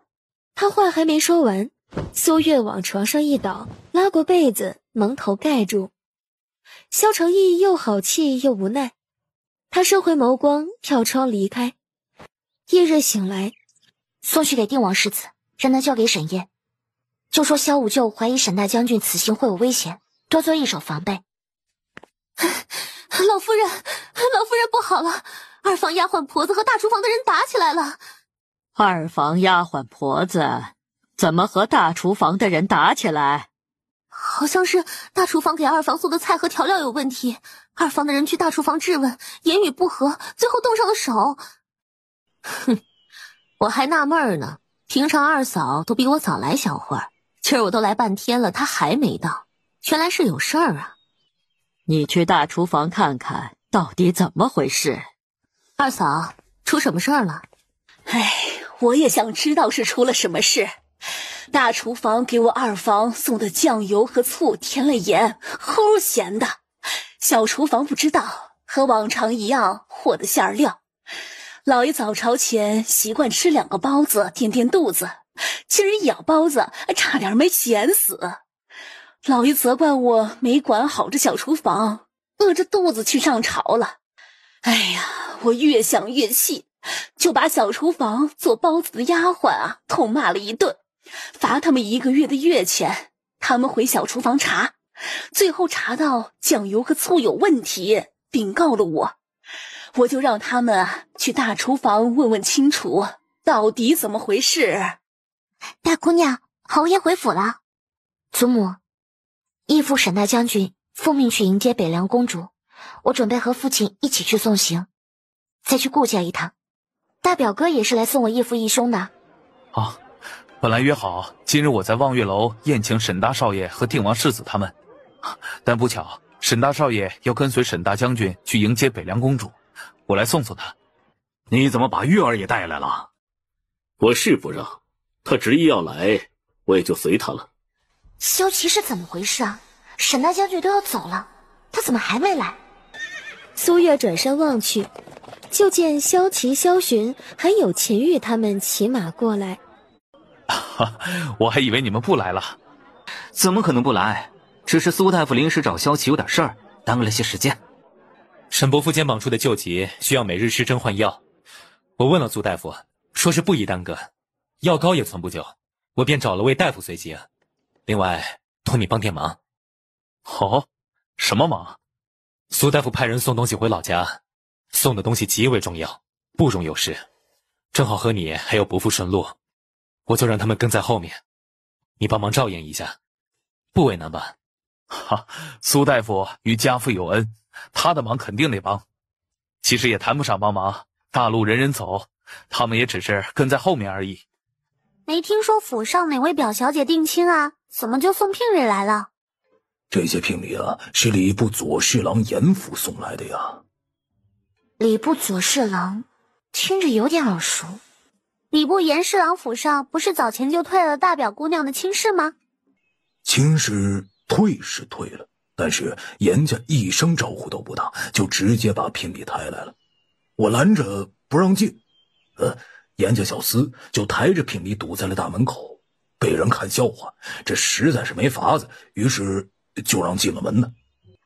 表姐，你来了。这有什么好哭的？外祖父外祖母不会把你嫁给严家大少爷的。严家太欺人了，说之前亲事是退了，但今儿府里让聘礼进门，就是同意再嫁女儿了。亲事既然已经退了，就绝无再结亲的可能。那48台聘礼怎么抬来的，怎么抬走？严家，我们顾家高攀不起。我知道顾老夫人恼我们严家之前登门退亲的事，但今儿这么多人看着我们严家抬聘礼进顾家，只怕是这会儿满京城都在议论这事儿了。顾家之前相中我儿子了，我儿子和府上的大姑娘是天造地设的一对儿。外祖母，您想差了。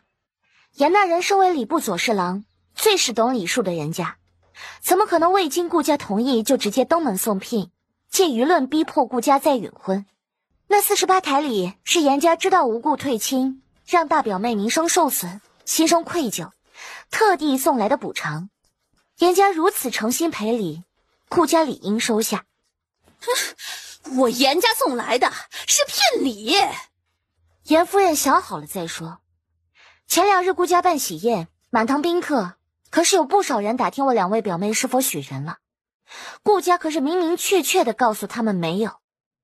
严家这几日没人登过门，顾家怎么许亲？严大人身为礼部左侍郎，却在顾家没有许亲的情况下就登门送聘，逼迫于人。我能请得动定王世子他们帮顾家迎来送往，就能请得动他们上折子弹劾严家。严夫人自己好好掂量掂量，这折子一上，严大人还能不能继续胜任礼部侍郎一职？我严家只是想和顾家结亲，没有恶意。看来严家退亲已经严重影响到严大少爷说亲了。也对，谁愿意要一个只会落井下石的亲家？顾家的事儿与你何干？当初严家上门退婚，难道不是因为我被冥王休掉？现在倒会说与我何干了。可惜啊，晚了。我可不像外祖母和2位舅母好说话，再不走，我叫人拿扫把将你撵出去了。到时候看你严家在京都如何立足。严夫人不甘心，却又不敢不走。站住！把你严家的东西带走，免得脏了我顾家的地方。顾家不要最好。严夫人松了口气，迈步走人。站住！外祖母好说话，我可没有。你们严家伤我大表妹，顾家本没打算追究，你们严家还恬不知耻，自己撞上来。东西带走，另外送6000两银票的补偿来给我大表妹。今日我离开顾家之前，要看不到银票，你严家明天就给我滚出京都。哼，让我严家滚出京都？苏大姑娘，好大的口气呀！严夫人要不信，只管试试看我有没有这个本事。严夫人心下惶恐，她收回眸光，头也不回地走了。以后外祖母再也不用担心你会被人欺负了去。还是表姐厉害，3言2语就把严夫人气得暴跳如雷。幸亏当初严家上门退了亲，这要真嫁了，哪会有好日子过呀？以后给童儿、婴儿他们定亲啊，一定要擦亮眼睛。大表妹的亲事因我而退，要大舅母信得过我。回头我给表妹挑个品性好的。大表嫂呢？怎么没见到她？说话的功夫，顾大少奶奶李青书就进来了。这是送给表嫂的见面礼，或者说谢礼更合适些。李青书一脸茫然。当初我正发愁着要怎么才能平和地退掉和大表哥的定亲，你就出现了，我可不得好好谢谢你啊。太贵重了，我不能收。确实太贵重了。东西我送出去了，外祖母可不能再叫我收回了。大表哥和表嫂能有情人终成眷属，我心里高兴，送的也开心。二表哥胳膊可好些了？已经好多了。这时辰你怎么来这儿了？李大夫已经来给你施过针了？李大夫没来。李大夫一向准时，今儿怎么没来呀？做大夫的哪可能每天都同一个时间来呀？总有忙别的事儿的时候。昨儿叶老太傅约你外祖父钓鱼，你外祖父啊，一条鱼也没有钓到，只钓到一条甲鱼，气呼呼的回来了。你多喝2碗，补补身子。别说2碗了，她有孕在身，1碗都不能喝呀。顾老夫人和苏月说话的功夫，顾大太太已经盛了2碗甲鱼汤了，1碗给了顾老夫人，1碗给了苏月。姑娘，你不能喝呀。怎么了？我之前中毒，王太医叮嘱不能吃太寒性的食物，甲鱼性寒，我眼下还不能吃。毒不是当时就清除干净了吗？难道伤了身子？苏月轻点了下头。不过不要紧，只是饮食上需多注意，再养个半年就好了。身子骨要紧，甲鱼不吃也罢。老夫人，严家派人把银票送来了。外祖母，严家一而再的欺负大表妹，现在严家把赔偿都送来了，您不会不收吧？那48台里呀，人言可畏，顾家不能收。这6000两呢，是赔偿，又是私下送来的，顾家没理由和严家客气，给你大表妹存着，将来呀，给她做嫁妆。老夫人，大厨房出府采买的婆子回来说，济世堂被查封，李大夫被抓了，怕是以后都来不了府里给二少爷治胳膊了，需要另外再找大夫。可知道李大夫为何被抓？听说是李大夫开错了药方，导致怀化大将军的妾室小产了。听说孩子已经成型了，是个男孩。怎么突然来找我？有点事来找你帮忙。我已经知道了，我明天就帮你办好。都还不确定李大夫是不是冤枉了，就确定能把他捞出来吗？苏月抬头看萧承义，见他笑得一脸宠溺，苏月耳根发烫。没事了，那我走了。哪有你这样河都还没过就拆桥的？帮我上药。萧承义牵着苏月的手往莫玉轩走。我帮你上药，你让我自己走。你放开我！放你自己走？摔到我儿子女儿怎么办？你现在抱我走，等出了明王府呢。你要让我抱，我一路抱你到长宁侯府也行。你刚换过药，清风换的药没有你换的好。清风郁闷，你还没告诉我，为什么让我给沈大将军送药呢？给我包扎伤口，还这么三心二意想别人？那是我义父，你说不说啊？你都猜出来了，还需要为夫再说一遍？沈大将军心里有数，萧七也另外派了人跟着，不会有事的。时辰不早了，我该回去了。不用你送我，事情你明天帮我办，但我怕他们会对李大夫用刑，你派人去打声招呼。李大夫？你不是说你知道了吗？我以为你说的是礼部左侍郎府去顾家逼婚的事。没意思。县主有些日子没进宫找青鸾公主玩了，要不明儿进宫吧？宫里早玩腻了。那逛街？没劲。县主，长宁侯的女儿也忒不知耻了，又不是第一天知道她不知羞耻。哼，她又做什么不知羞耻的事了？她又去明王府了，还在府里待了好一会儿呢。明王府的下人都在议论，明王是不是有意接回苏大姑娘？明王不会做这样打自己脸的事。下帖子，约长宁侯府三姑娘来府上赏花。县主和苏大姑娘闹出很大不愉快，长公主还曾要拜访长宁侯府二老爷，您直接给苏三姑娘下帖子，长宁侯府肯定不会让她来府上的。我不管你有什么办法，明示我必须见到她。昨儿傍晚，左相府上大姑娘派人送来请帖，请三姑娘今儿去赏花。实在是奇怪，极少有人傍晚送帖子的，还约得这么急。婵儿也有些日子没出府了，让她和三姑娘一起去吧。祖母，我和左相府大姑娘平素少有往来，她却给我送帖子，请我去赏花。我想带六妹妹一起去，但我娘说左相府帖子送来的晚，又只请了我一个人，还是我一个人去的好。以后有机会再带六妹妹去。你娘考虑的不无道理，那便你一个人去左相府赴约吧。姑娘，李大夫的案子有消息了。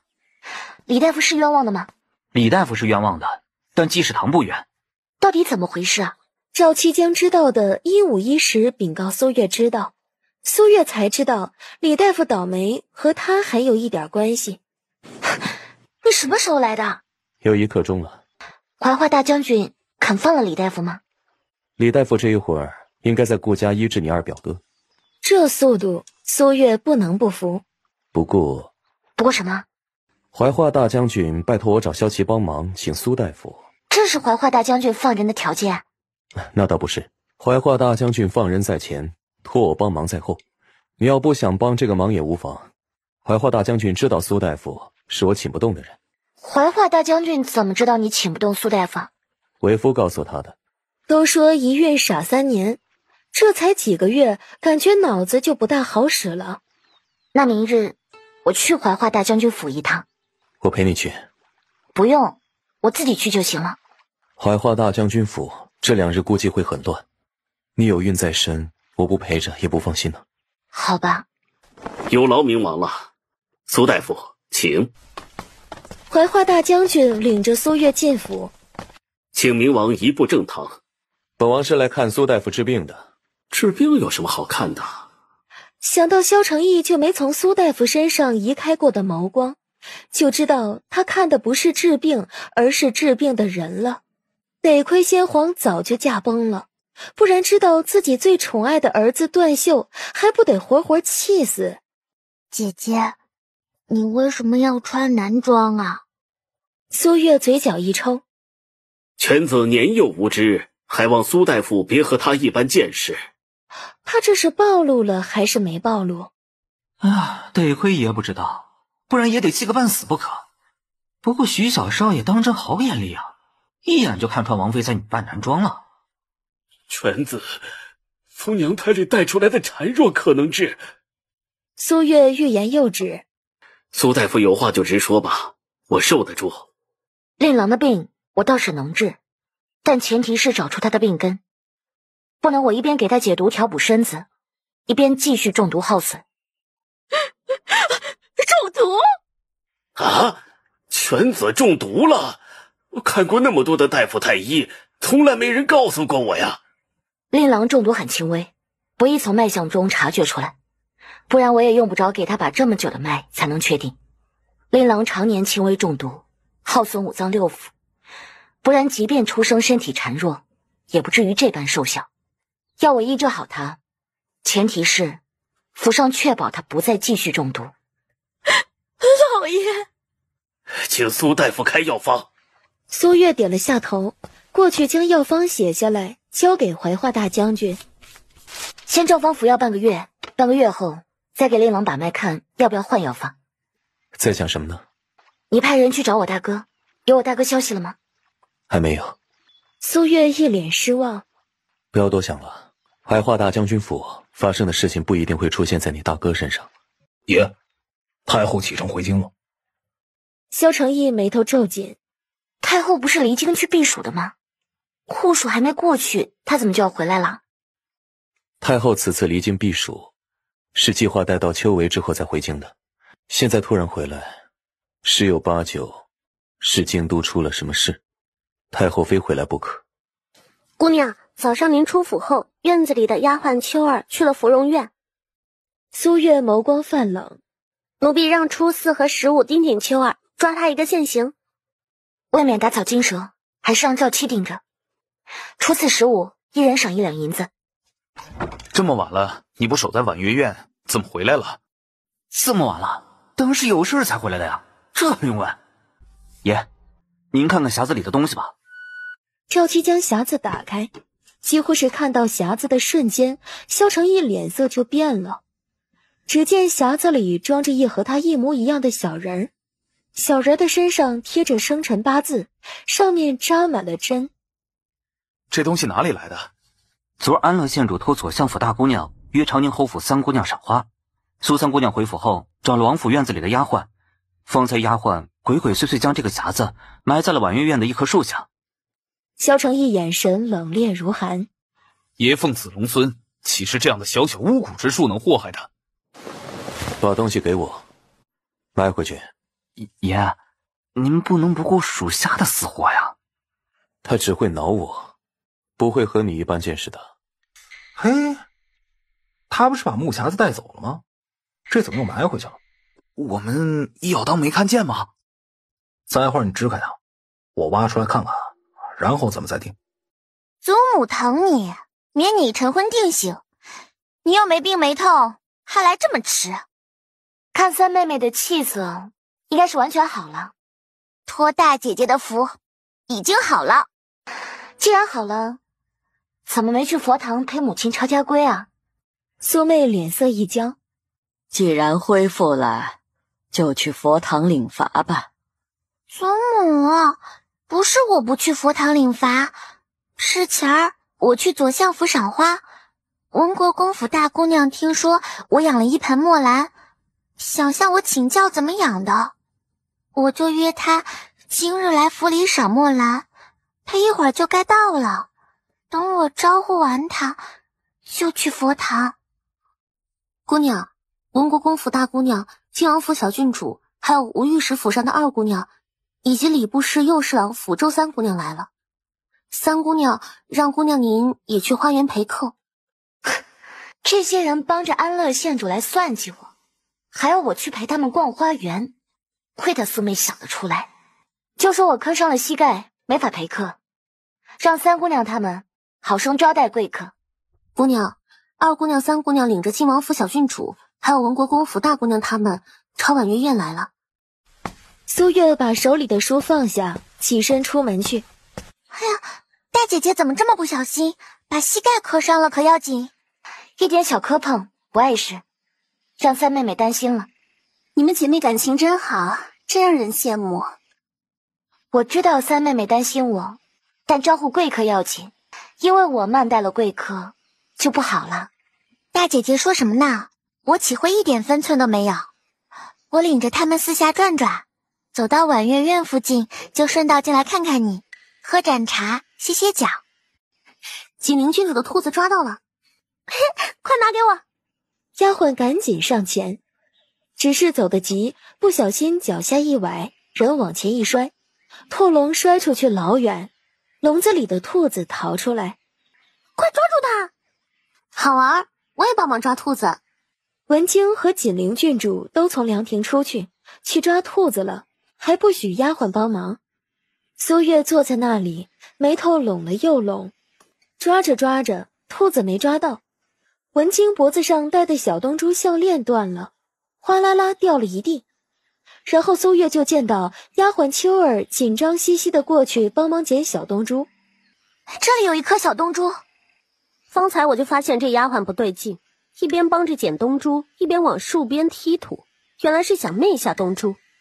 啊，奴婢没有。继续找，肯定还有。管出这样手脚不干净的丫鬟，简直把我们长宁侯府的脸都给丢尽了。哎，树下埋了有东西。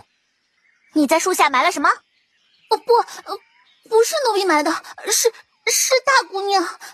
奴婢不是想昧下东珠，奴婢是怕被发现，这才是婉月院不够大吗？需要往树底下藏东西，还鬼鬼祟祟的怕我发现。丫鬟不知道我让埋的是什么，怕被发现，有些紧张。怎么到三妹妹嘴里就成鬼鬼祟祟了？婉月院树下出现了东西，被发现了，还是当着这么多外人的面发现的。她竟然一点不紧张，她一定是装出来的镇定。谁没事往树下埋东西啊？你要坦荡就挖出来给大家看看。我在自己院子里埋东西，碍着谁的事了？大姐姐，你还是挖出来吧，不然回头传出流言蜚语来，与你名声不好。我的名声还能坏到哪里去？你不顾自己名声就算了，你也不顾我们的名声。今儿这匣子，你是挖也得挖，不挖也得挖。三妹妹当真是好眼力，丫鬟只是挖出来一点，你就看出来我埋的是匣子了。不是匣子，还能是什么？就不能是瓷瓶瓷瓮吗？不管你埋的是什么，你打开就是。东西是一个高人教我埋的，不到时间不许打开。谁打开的，谁得在这棵树下抄121遍佛经，一起埋下去才行。我没本事一天抄这么多篇佛经，只要三妹妹答应抄佛经，我随便你挖。我抄佛经就是。来人，给我挖！把铲子给三姑娘，让她亲自挖。从丫鬟手里接过铲子，苏妹蹲下来，很快就把匣子挖了出来。我们该走了吧？不巧碰上了，只能看个究竟再走了，不然回头传出流言蜚语来，我们难辞其咎。匣子里装的不是对冥王的诅咒吗？怎么会变成木偶，还是大哥的？里面还有东西呢。苏妹稳住不受控的心神，把木像下压着的纸拿出来，头2张是画像，一张是苏怀臣的，一张是老夫人的。在下面一张纸上面写着：一祈愿祖母长命百岁，2祈愿父亲万事如意，3祈愿大哥平安顺遂，最后希望英明神武的爹爹再把冥王揍一顿。这样祈愿管用吗？说实话，其实我也不知道有没有用，做这些只是心理寄托，宁可信其有吧。回去我也这样做，没准儿真灵验呢。啊，时辰不早了，我们也该回去了。我膝盖还隐隐作痛，没法相送。三妹妹要留下抄佛经，只能让二妹妹送你们出府了。你今儿事情办得漂亮，姑娘赏你的，你怎么不接啊？匣子里的东西不是属下放的。不是你，那是谁？是您的父亲长宁侯。到底怎么回事啊？原本匣子里放的是什么？昨晚王妃睡下了，属下没敢惊动您，正好有事回去找爷，就让爷代为处理了。你主子处理的，怎么最后匣子里的东西又变成我爹放的了？属下把匣子埋回去，被苏木、苏乙发现了，他们一人支开我，一人把匣子又挖了出来，真是螳螂捕蝉，黄雀在后。可怜爷还等着台阶，和我登门提亲，再把王妃娶回去。却不知他的计划被长宁侯截胡了，爷这一顿打是绝对跑不了了。你主子往匣子里放了什么东西啊？属下不知，东西在侯爷手里，王妃想知道可以去问。他有这胆量去问吗？他还要脸呢。他们帮安乐县主来找我的茬，帮我给他们几个一点教训。景陵郡主应该是被坑来的，他就算了。姑娘，王妈妈来了。我正打算去祖母那儿呢，王妈妈就来了。姑娘身子金贵，有孝心可嘉，老夫人知道啊，感动极了。这不，命奴婢给大姑娘送来一对金镯啊。月儿对冥王有情，又怀了冥王的骨肉，你还是早日让冥王接她。这纸条是冥王写的。怎么会是冥王写的？安乐县主应该是察觉到冥王对月儿不同，设下离间计，被冥王的人知道了，冥王便将计就计，想借先皇的名义把月儿接回去。我不同意，又给换了。姑娘，侯爷派人来传秋儿去老夫人那儿，姑娘要一起去吗？待会儿。姑娘，侯爷让三姑娘也去春晖院。哼，说是谁指使你往树下埋匣子的？是大姑娘让奴婢埋的匣子。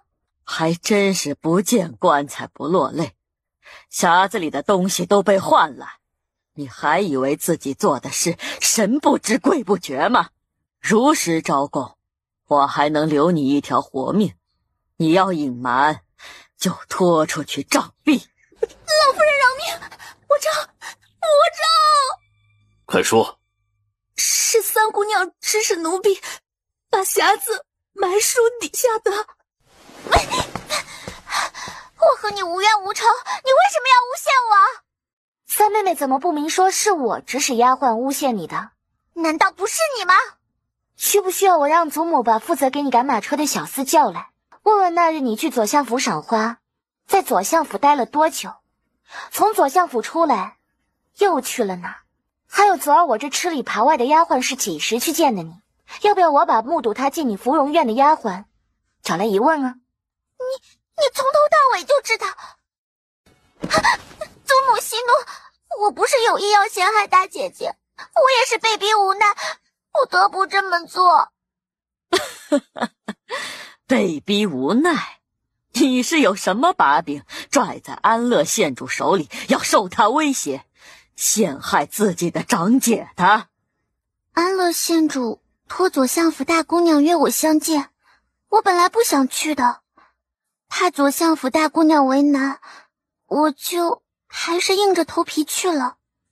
安乐县主要我帮他陷害大姐姐，我不同意，他就拿四叔的前程威胁我，我要不帮忙就把四叔外放得远远的，我不敢不听他的。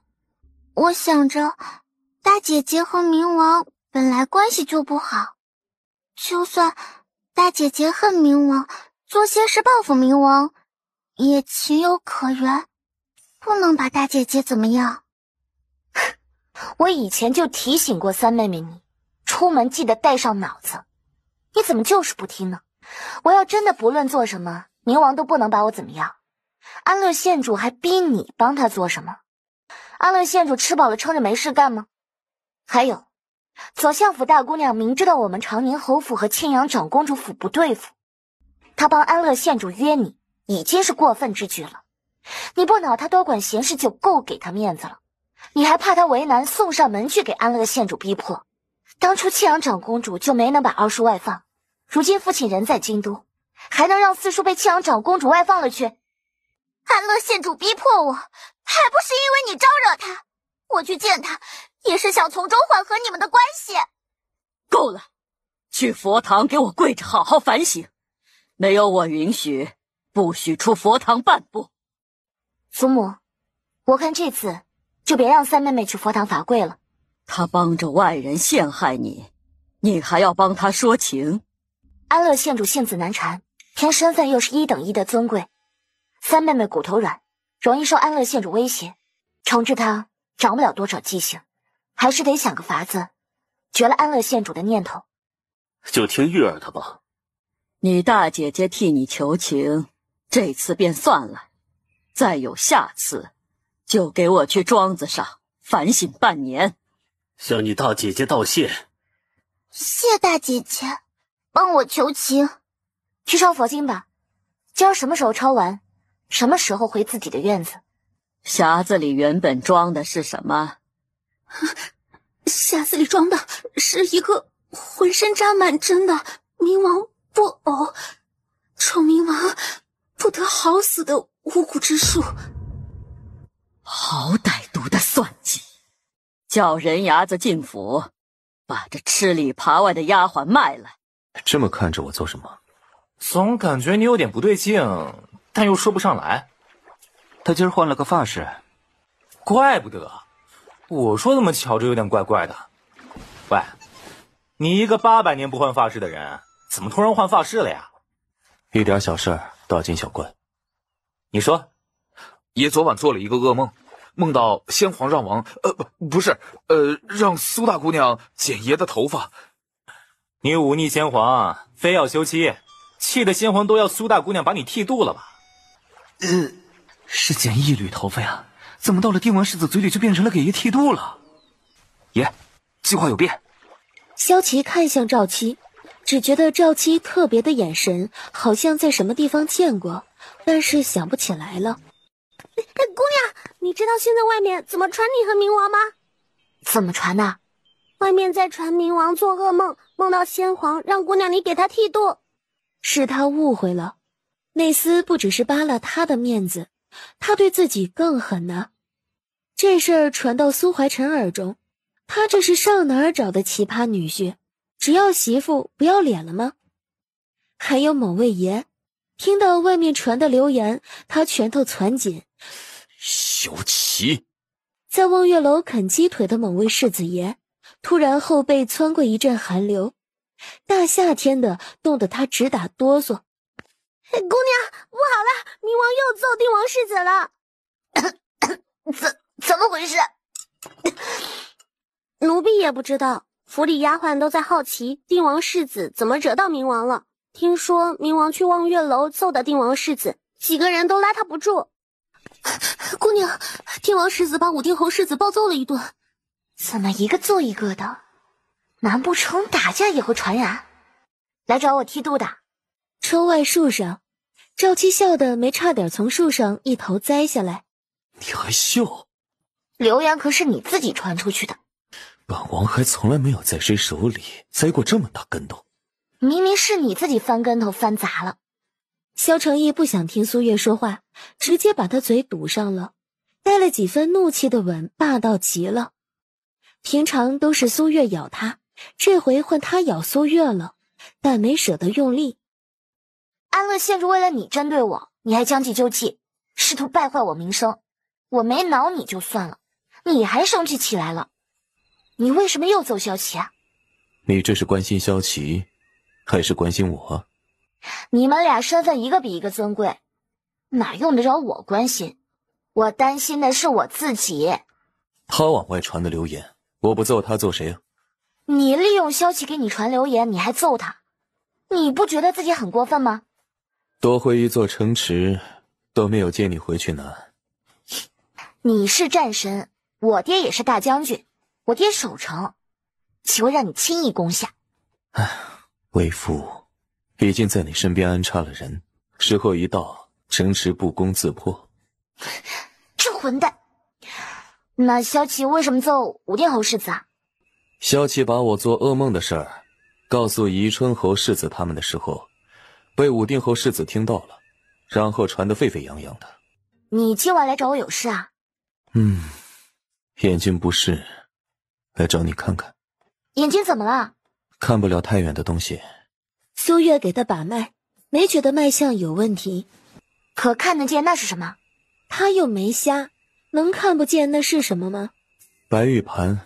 好家伙，你家白玉盘在天上挂着呢。这厮摆明了是不上他的当，不过没关系，一计不成还有一计呢。我喜欢，你把那盘子摘下来给我。几乎话音一落，窗外就传来2道不合时宜的笑声。呀，你就不是王妃的对手，趁早缴械投降算了。好，给你。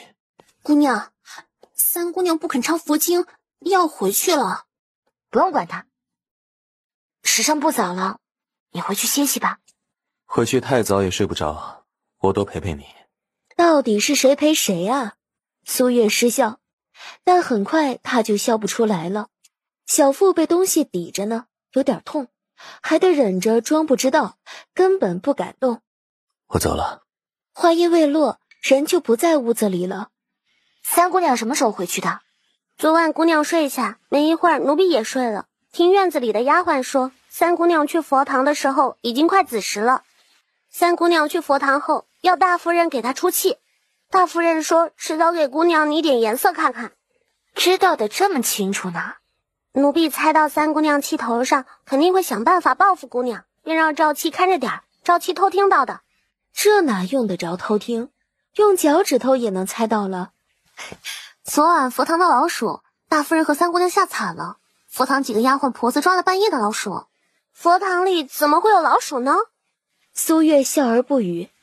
听说昨儿文国公府大姑娘在晋阳长公主府外金马，脸被金簪划伤，血流满面，怕是要毁容啊。文国公府大姑娘是从咱们长宁侯府走的，不会怪到咱们侯府头上来吧？一个个如此胆小怕事，我们长宁侯府就这么好欺负吗？是个人都来怪罪。母亲，有好消息。什么好消息？玉儿没准还能回明王府。怎么说？老爷，快说呀！明王还能同意玉儿回去？明王是被先皇逼着才想接月儿回去的，是什么好事吗？四老爷绷紧脸，连连摇头。王妈妈站在老夫人身边，是想笑不能笑。哎呀，吃慢点儿。明王不会真的把她接回去吧？遇事就不知道动脑子想一想嘛。当今皇上都没法不让明王休妻，九泉之下的先皇还能有这本事？明王要真把先皇的话当回事儿，他就不会休妻了。可是就算明王真怕了九泉之下的先皇，想把苏月接回去，也得你爹和老夫人还有顾家同意，他们不会同意的。再者，就算明王真把人接回去了，也不过是晾在后院，只怕到时候还没留在侯府里来的舒坦。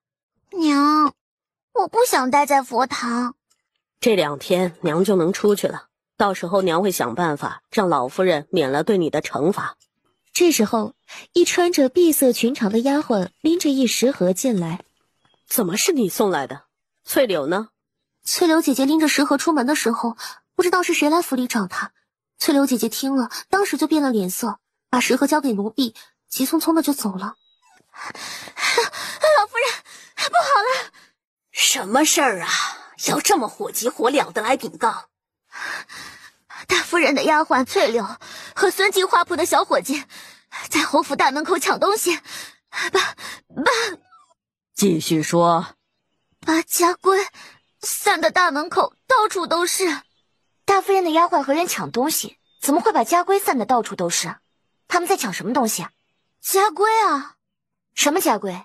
侯府的家规啊，还能是什么家规啊？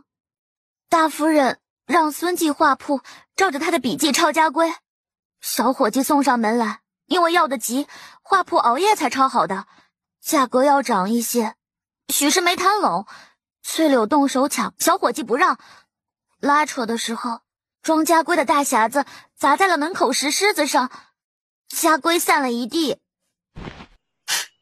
老夫人，快请大夫！大夫人，出事了！您让孙继画铺帮着抄的家龟，在大门口扬的到处都是。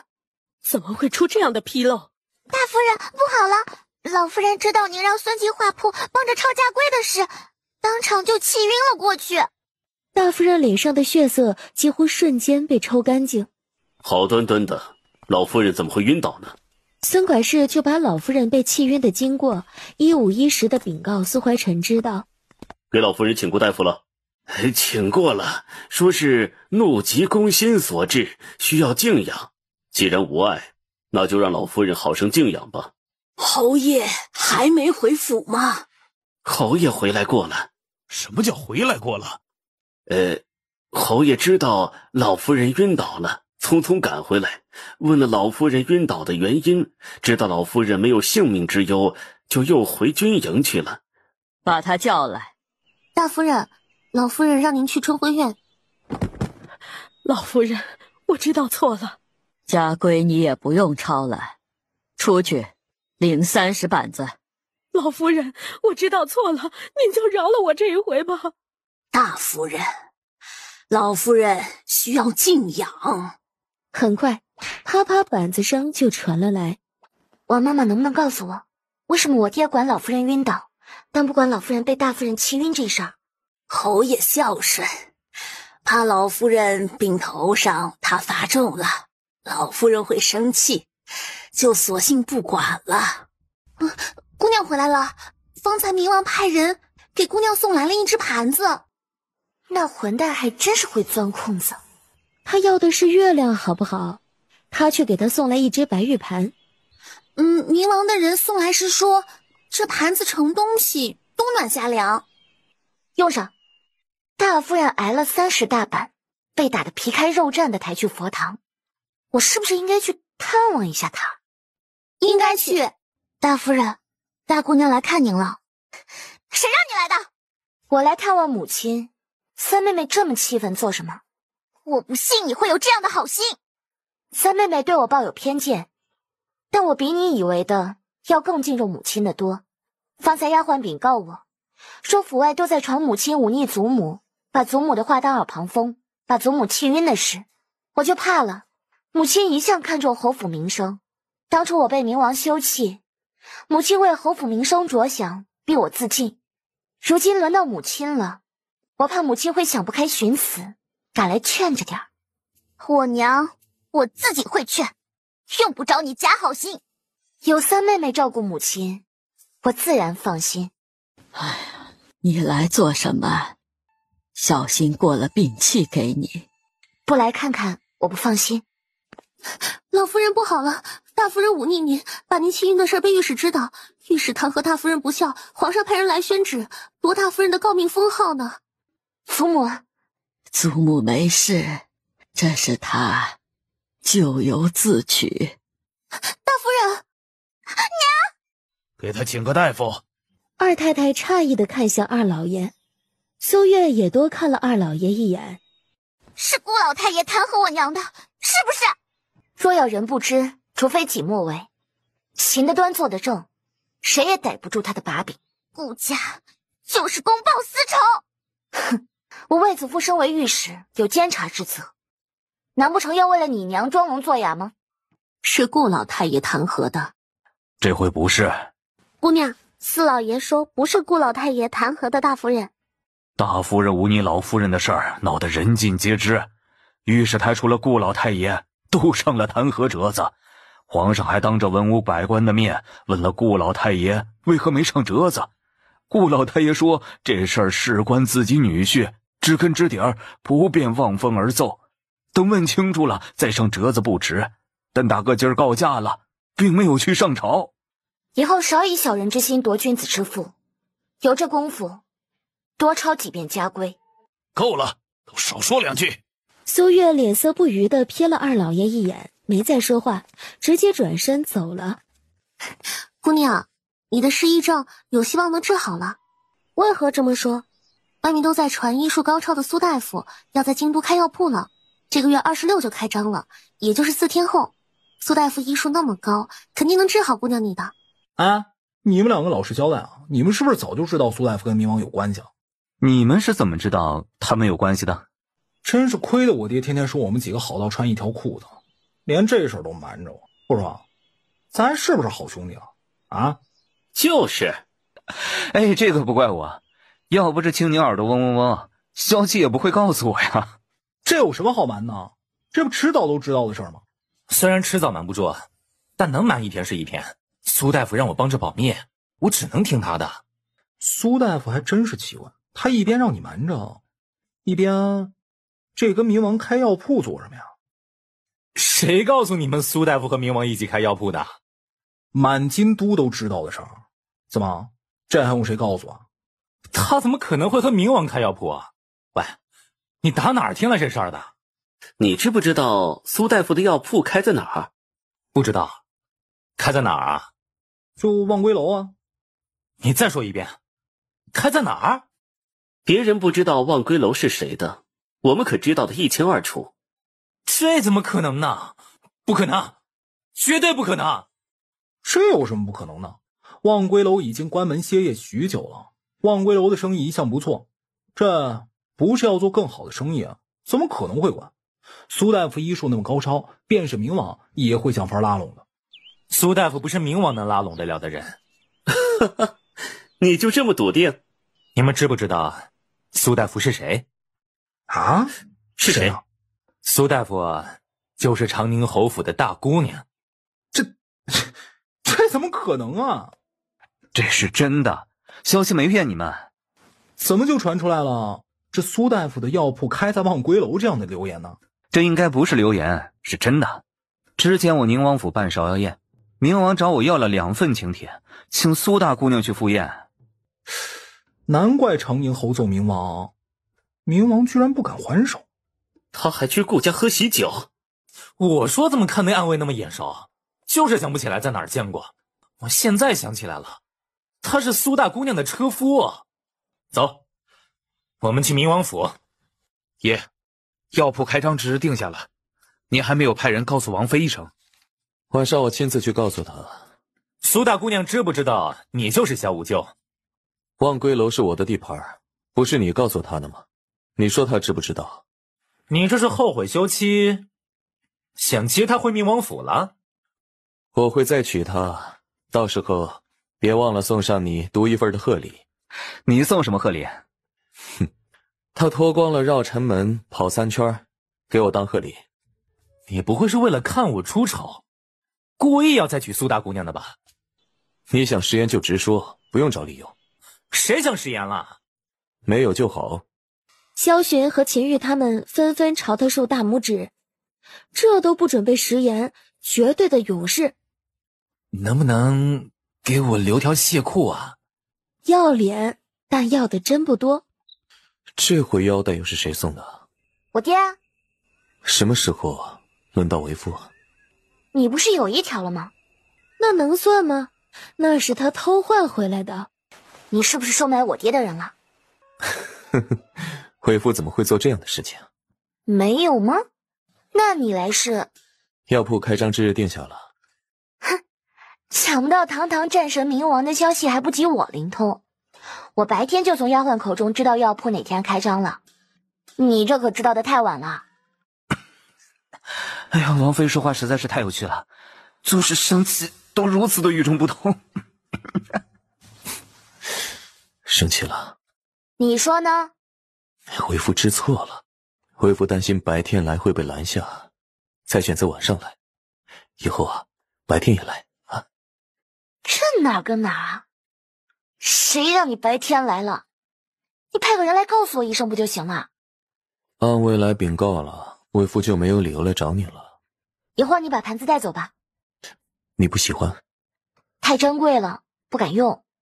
不过就是一个盘子，有什么不敢用的？这样的盘子很多吗？皇上那儿还有一个，你就当作是寻常盘子使用，碎了就算了。碎了不心疼吗？你呀，连盘子碎了都心疼，怎么没见你心疼为父？爷，时间到了。什么时间到了？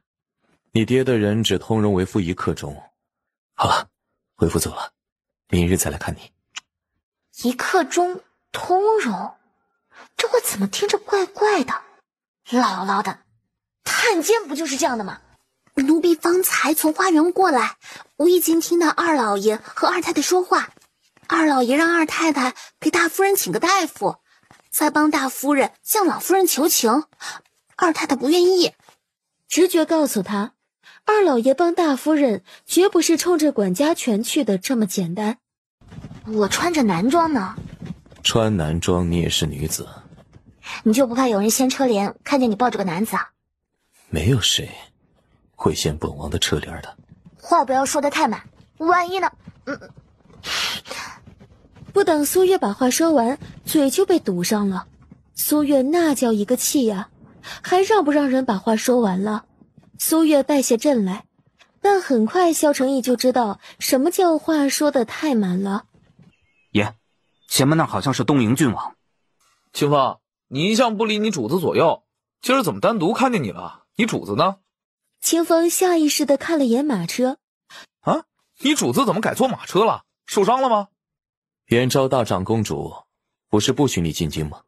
怎么回来了？哎呀，说出来你可能不信，祖母之前态度坚决，无论如何都不允许我去战场找你，也不许我进京。但一听说你和离了，就准我回来了。你直接去明王府等我。没病没痛的，你怎么不骑马而是坐马车呀？他不止说，而且直接就掀车帘了。哎呀，难怪连兵权都不要也要休妻了。萧承义他喜欢的是男人呢，哎呀，太恶心了。我还是住萧琪那儿吧，我先去找他了。说完，一夹马肚子就跑远了。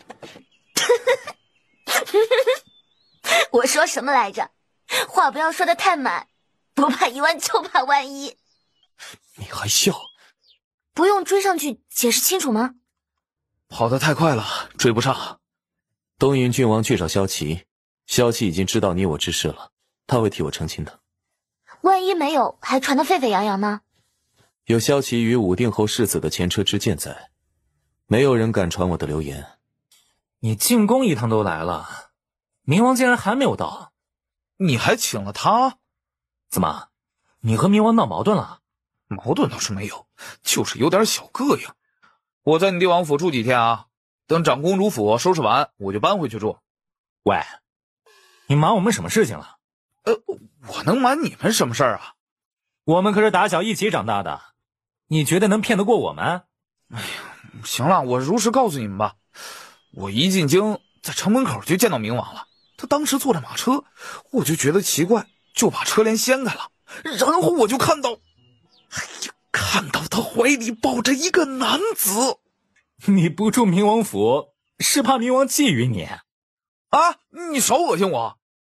你误会了，冥王抱的是个姑娘，只是女扮男装了而已。你没骗我？师姐，冥王来了。哎呀，等他来了，我给他赔个不是。冥王又走了。唉，看来他今天是不能跟你接风了。把你对本王发的忠心誓言再发一遍。哎呀，爷又吃错药了。属下对爷忠心耿耿，就是上刀山下火海也绝不皱眉。很好，现在本王有件事情让你办。爷吩咐便是。爷，您还是让属下爬刀山下火海吧。萧承义没有说话。府里那么多丫鬟，属下给爷找个丫鬟来练吧。他要找丫鬟，还用得着他穿女装？属下有个要求。说。谁笑话属下，爷您也让他穿女装。爷，来吧。萧承义快控制不住，一脚把清风踹出门了，不是踹出冥王府。可要清风穿女装的是他，萧承义再不想也得硬着头皮继续了。等萧琪和东瀛郡王他们悄声上前，刚走到门口，就听到屋子里传来一道掐戏的声音。爷，您慢点扯。打扰了，你们继续。萧承义脸黑成锅底色，清风一脸想死的表情，他身子一闪就追了出去。帝王世子，是我。萧雪，循环，救我！你们误会了，爷是拿我练习如何给女子宽衣。就不能拿丫鬟练吗？再者，不就是脱个衣服，还需要练习吗？哎呀，要是也有定王世子您这么体谅自己的属下就好了。摊上这么个主子，这辈子就认命吧。给女子宽衣很难吗？还需要练习？都需要练习了，想来不简单。机会难得，要不我们也趁此机会练习一下。追上了。解释清楚了。解释清楚了。那就好。爷，还要继续吗？我们也练习一下。清风站成木头桩子，内心的崩溃谁能懂？这是爷他们这些生来就是被人伺候的亲王郡王需要学的吗？外面刮大风，你怎么还来了？路过，来看看你。下大雨了，你怎么回去啊？回不去，那就不回去了。苏月抬头看萧承义，为夫淋一场雨倒不会有事，但是为夫不敢回去，求娘子收留。为什么不敢？为夫不是个孝子，怕路过谁家屋顶的时候被雷劈。苏月没说话。你不会真的狠心到要我冒雨回王府吧？我这不是不想委屈你打地铺吗？这孩子都有了，就不能容为夫在床上挤一挤吗？规矩礼仪你不是比我懂得多吗？这里是长宁侯府，不是你明王府，你又没入赘。为夫入赘也不是不行。你说什么胡话呢？没准为夫提入赘，这份诚意就能够感动你爹，我的岳父大人。你就不怕我爹真答应啊？为夫今晚就入赘，为夫伺候娘子更衣沐浴。我怎么感觉你是有备而来？为了伺候好娘子，为夫特意找人练过。练过？练宽衣？苏月很感动，但怒气更大。怎么，生气了？放开我！放开你可以，你先告诉我你为什么生气。你再不放手，我喊非礼了。外面又是刮风又是下雨，你就是喊了也不会有人听见的。你吃醋了？吃你大头鬼的醋！你以为我是拿别的女子练手的？哼，难道不是吗？我是拿清风练的。也真是绝了。苏月一脸错愕。你不信？摊上你这么个主子，清风上辈子是造了什么孽啊？萧承义也觉得自己有些过分，为了让清风的牺牲值得，所以他决定先试试效果。他伸手去解苏月的束腰。你再胡来，我可不客气了。来找你的。出什么事了？没出事，只是方才定王世子派人送了本书到王府，说是什么珍藏绝版，他花了大价钱这才买到，送给爷钻研。属下想着爷今晚可能不会回去，然后这就给爷送过来了。探花宝典，这看着不像是兵书，是教人如何考探花的吗？为什么不是考状元？苏月带着疑惑，只见萧承义把书翻开，看到书上的交缠的画面，两人一起炸了，脸一个比一个红。萧承义瞬间把书合上。小琪，宁王这是有多感谢我呀？赶明儿必须多宰他几顿。我不需要这个。为什么萧琪觉得你需要？我拿清风练手的时候，正巧萧琪和东瀛郡王他们去找我，被他们看到了。既然送来了，不妨一起钻研一下。这死不要脸的，谁要和他钻研这个？好歹也是个正经世子，乱送什么书？尤其他还是个小辈，有给长辈送这样不正经书的吗？你还真打算让我打地铺啊？我打地铺，把床让给你睡。这女人就不能偶尔笨一点吗？见苏月要躺下，萧承义站起身来，他坐到地铺上。你明知道我不会让你打地铺，还故意这样，存心气我是吧？那你睡地铺吧。说着，他要起身，然而人还没站起来，就被萧承义带着躺下了，一个翻身就将他压在身下，啃上他的颈脖，好一会儿才放过苏月。他摸着苏月的脸，和为夫用兵法，你可知道，在绝对的实力面前，兵法也没用。是吗？萧承义当时反应过来苏月在笑什么，可惜已经迟了。他晕倒在苏月身上，使出吃奶的力气才把萧承义翻到一旁。什么时辰了？53刻了，姑娘醒了，奴婢让小厨房端饭菜来。窗外的雨还在下，不过比昨晚和早上小了些。他什么时候走的？雨一直下就没有停过，中间小了些。冥王就是那时候走的。冥王前脚走，后脚王妈妈就来了。他不让奴婢叫醒姑娘。王妈妈说她在京都待了半辈子，上一次见这么大的雨还是20多年前。这雨要半晚还不停，肯定要洪涝，会死不少人的。今儿晚饭姑娘将就着吃些，大厨房也没菜了。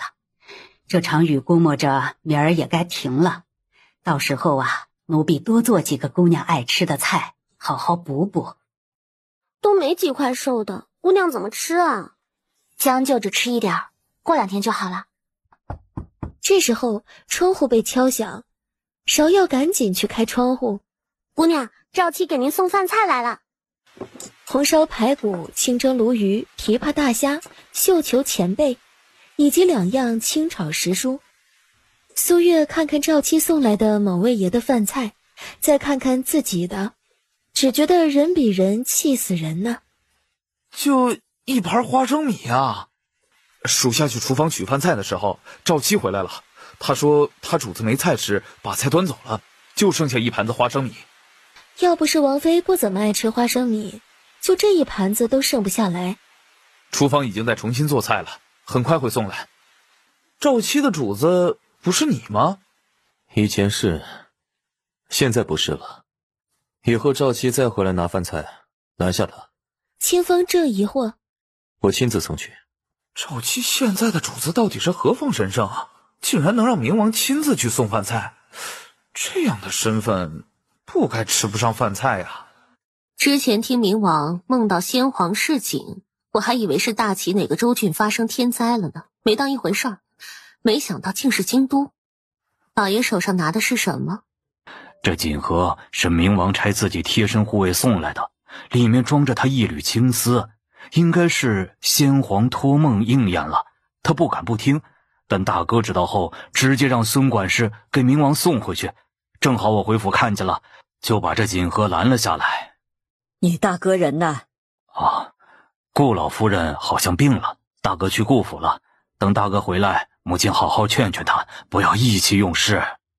听你大哥的，把东西送回冥王府去。爷，长宁侯府不收锦盒。你送来的那不是清风的头发吧？那是我自己的。你吃错药了，明知道我爹不会收，收了也没用，你还剪自己的头发做什么？为夫已经忤逆先皇1次了，可不敢再忤逆第2回。这话骗骗别人也就算了，骗得了我吗？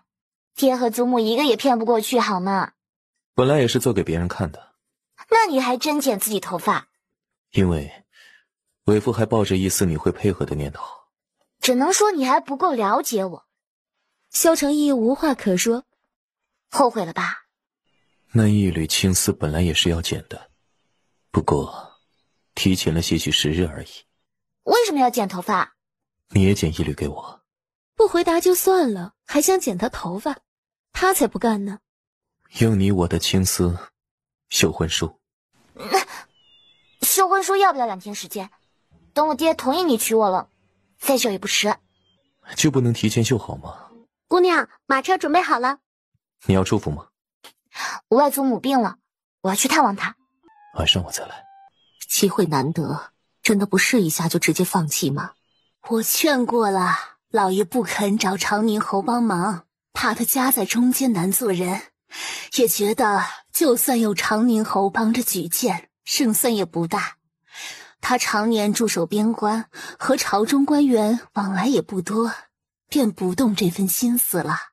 大舅舅是想谋国子监祭酒一职？顾二太太点头。我让爹爹帮忙。哎，别说，省得你爹为难。取贤不避亲，爹爹没有什么为难的呀。承恩伯府三老爷也在谋那个位置。外祖父呢？不在府里。你外祖父最是喜欢前朝道玄居士的话，听说叶老太傅得了一幅，恨不得立刻马上就去欣赏。这不，羽翼亭就火急火燎地赶去叶老太傅府上了。赵七坐到车辕上，苏月掀开车帘。顾老太爷心心念念盼了几日想看的叶老太傅得到的前朝道玄居士的画作，正是顾老太爷送给王妃的陪嫁。我把那幅画送人了？没有啊。苏月气得胸口起伏不定。姑娘有孕在身，别气坏了身子。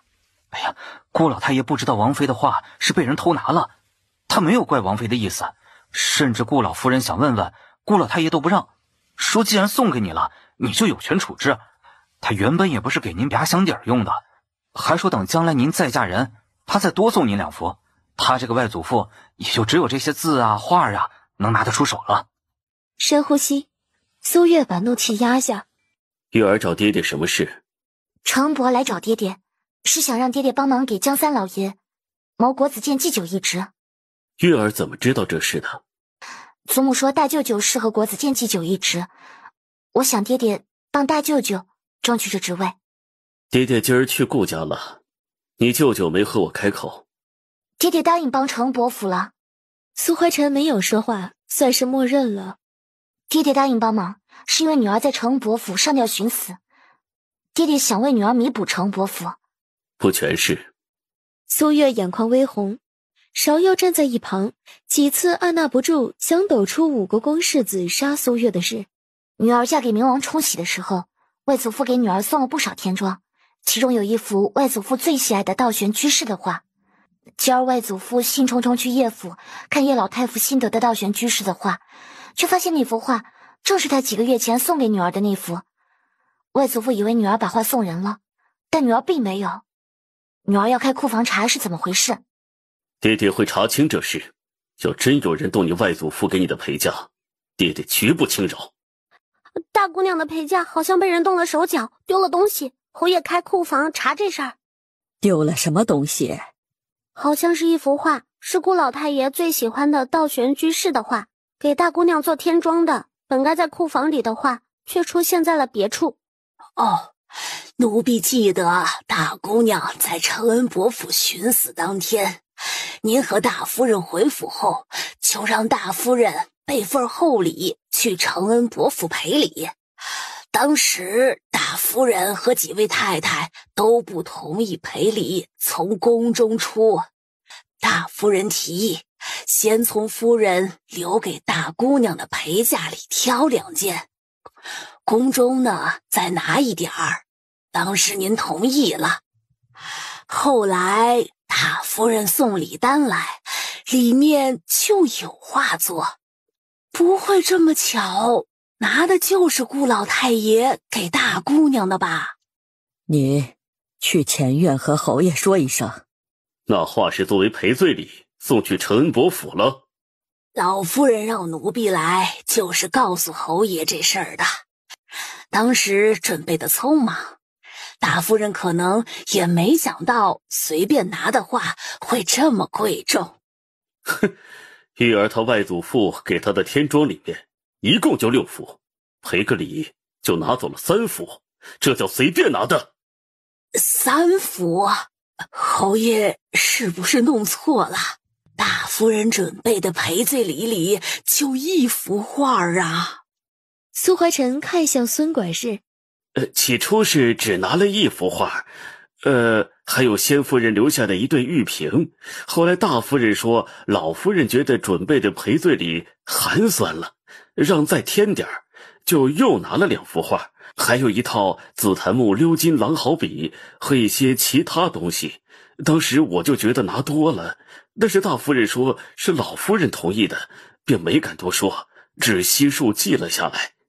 大夫人这是坑起老夫人来没完了。女儿不知道花是这么从女儿手里出去的，女儿要知道就不劳烦爹爹帮我查了。女儿只庆幸自己还活着，没有真的死在承恩伯府，不然只怕我娘留下的和外祖父给的都不够送给承恩伯府消气的。这不是老夫人的意思啊。姑娘，你怎么就这样走了？那些东西都拿不回来了吗？要能回来，老夫人会想办法拿回来的。送给承恩伯府的是那幅画吗？那幅画包含在内。大夫人不只拿了一幅画、一对玉瓶，还有礼单上这些东西。这些东西全送去承恩伯府了？有没有全送去，奴婢不知道，但大夫人从大姑娘的陪嫁里拿了这些是确定的，而且什么？大夫人是打着您的幌子从库房取走的这些东西。奴婢送药方去药铺，但李大夫不在，被请去武国公府治病了。奴婢便把药方交给了药铺掌柜的。走的时候，武国公府派人去药铺传话，说李大夫医术不精，触怒武国公世子，被武国公世子扣下了。想要武国公府放人，就让姑娘您亲自去武国公府。让人准备马车。兹事体大，我不敢擅自送王妃去武国公府，我得回去禀告爷一声，让他亲自护送。爷，武国公世子扣下了李大夫，要苏大夫去武国公府治病去。武国公世子这是要为了一个私生子和爷为敌吗？这件事情我会处理，不要让王妃知道。王妃已经知道了。爷，王妃要去武国公府。李大夫我会救，你不用管这件事。我要去武国公府。你不信我能救回李大夫？我去武国公府不只是为了李大夫，我要知道当初武国公世子杀我的真相，我要他的亲笔供词。好，我陪你去。武国公世子见过你，你又不是和我一起去的，难保不会把你认出来。那我戴张面具。武国公世子的疑心一向很重，你给定王解毒都没有戴面具，去他府上却戴，他一定会有所怀疑。我已经让清风回去取人皮面具了。来人是谁啊？让武国公世子出来见本王。世子爷忙着照顾小少爷，明王请直接进府就是了。萧承义脸色一沉，小的这就去请世子爷。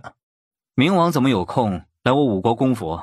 武国公世子难道不知道仪孝堂有本王的一部分？你扣下本王的人，反倒问本王为何来你武国公府？李大夫学医不精，让幼子病上加病，本世子没将他直接送官，已经是给明王你脸面了。人我带来了，但是进不进武国公府，得看你武国公世子的诚意。明王这是要和我提条件？第一，先放了李大夫；第二，不论病治不治得好，先奉上2万两诊金；第三，本王要你把当日本王弃妃在承恩伯府上吊寻死的真相一五一十的写下来。武国公世子脸色变了又变。明王这是准备拿本世子做投名状？本王替你背了这么久的黑锅，难道不该还本王一个清白吗？好，我答应你。他袖子一甩，转身回府将供词写下来。清风从他手里接过供词，呈给萧承义过目。朕金。明王，你当真要与我为敌吗？哼，你武国公世子仗势欺人到本王头上，还要本王与你客气？本世子倒是不知道明王会把一个大夫一间药铺看得如此之重。能让你武国公世子如此处心积虑的也要逼上门的大夫，本王岂能不看重？来人，取银票来。李大夫一走，武国公世子就请苏月进府。至于萧承义，武国公世子没请他。明王的目的也达成了，莫不是担心本世子会把苏大夫怎么样，不放心要陪在左右？本王清闲得很，既然都送到你五国公府了，多陪一会儿，又有何妨呢？世子爷，小少爷情况危急，国公夫人让您快些请苏大夫去，不会再反复了吧？应该不会了。时辰不早了，该走了。明王要走，我不拦着，但苏大夫今晚得在我五国公府过夜。过夜是你五国公世子给不起的诊金。这里可不是你的明王府，本世子不让走，今天谁也别想走出我五国公府。是吗？我五国公府留下苏大夫，只是确保孩子的病情不会反复，绝无伤苏大夫之意。国公夫人，周院正来了。周院正怎么会来？本王派人去请的，今晚有周院正守在五国公府，有什么情况，周院正足够应对。真是需要的话，本王明日会再送苏大夫前来。苏大夫不过一介大夫，就算医术过人，也不至于让明王为他和我五国公对着干吧？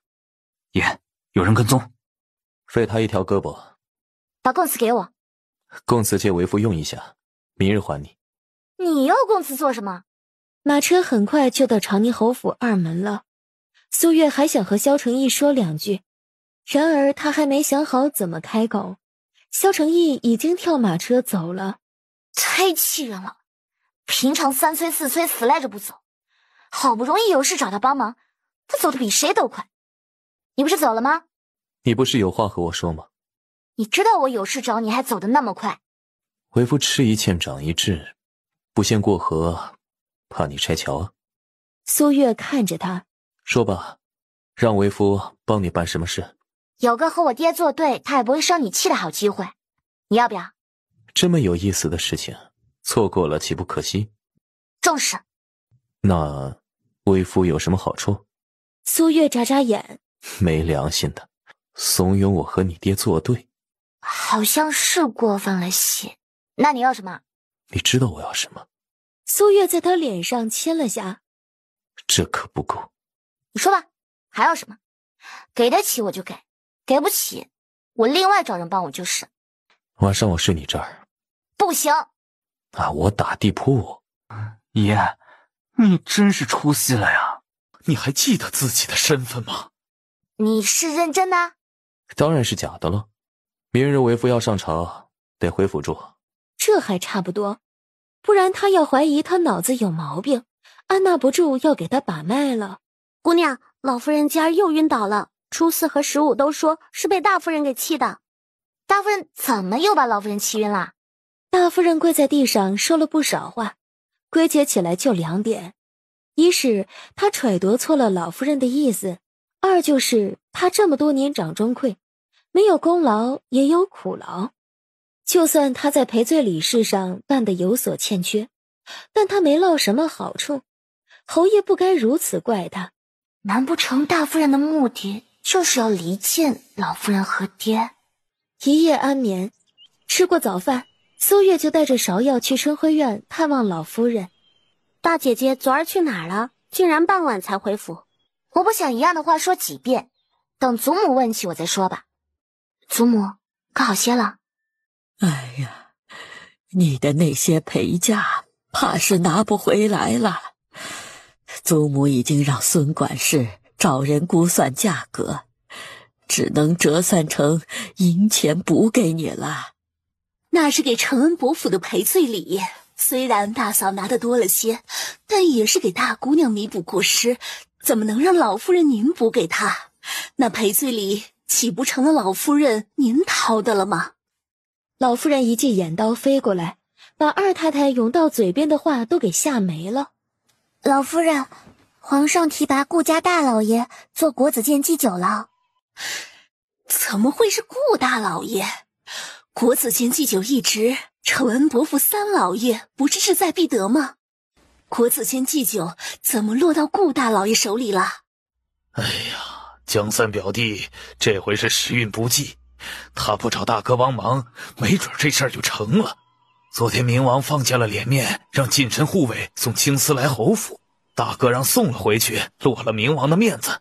这不，今儿早上明王故意和大哥抬杠，大哥保举江三表弟做国子监祭酒，明王就站出来说顾大老爷更合适这个位置。这明王在朝中的势力啊，哪是大哥能比的？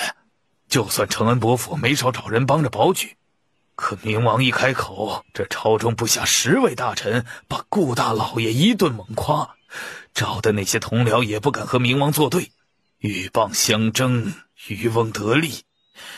国子监祭酒一职，最后就归顾大老爷了。顾老爷是侯爷最敬重的人，明王帮顾家，不算是和侯爷作对吧？哎，这正是明王的高明之处。既为昨日之事出了气，大哥还不能恼他。顾大老爷是明王保举才坐上的国子监祭酒之位，将来明王想接回月儿，顾家就算不帮忙说好话，也不能再横加阻拦了。昨晚大姐姐也不知道出府忙什么去了，那么晚才回来。这次暴雨水涝严重，不少难民流离失所，你们几个一人抄200篇佛经，替灾民祈福。苏产几个正一脸幸灾乐祸地看着苏月，结果就听老夫人让他们抄佛经的事，苏产、苏渊他们直接傻眼。都别杵在我这儿了，该忙什么忙什么去吧。我给祖母把个脉吧。大姑娘，大理寺派人来传话，让您去大理寺一趟。爹爹，爹爹陪你去大理寺。长宁侯怎么来了？大理寺找小女来时，有件案子和令爱有关，令爱作为受害者，理应前来听审。什么案子？正是当日令爱在承恩伯府上吊寻死一案。既然人都到齐了，审案吧。有没有把这案子相干人等吓到，大理寺卿不知道，反正是把他自己吓到了。惊堂木拍得重，萧承义见苏月惊了下，眉头一皱：拍轻点，别吓到本王。这份供词可是武国公世子你亲笔所写？本世子亲笔？苏大姑娘无意发现你有私生子一事，你怕他泄密，就杀他灭口。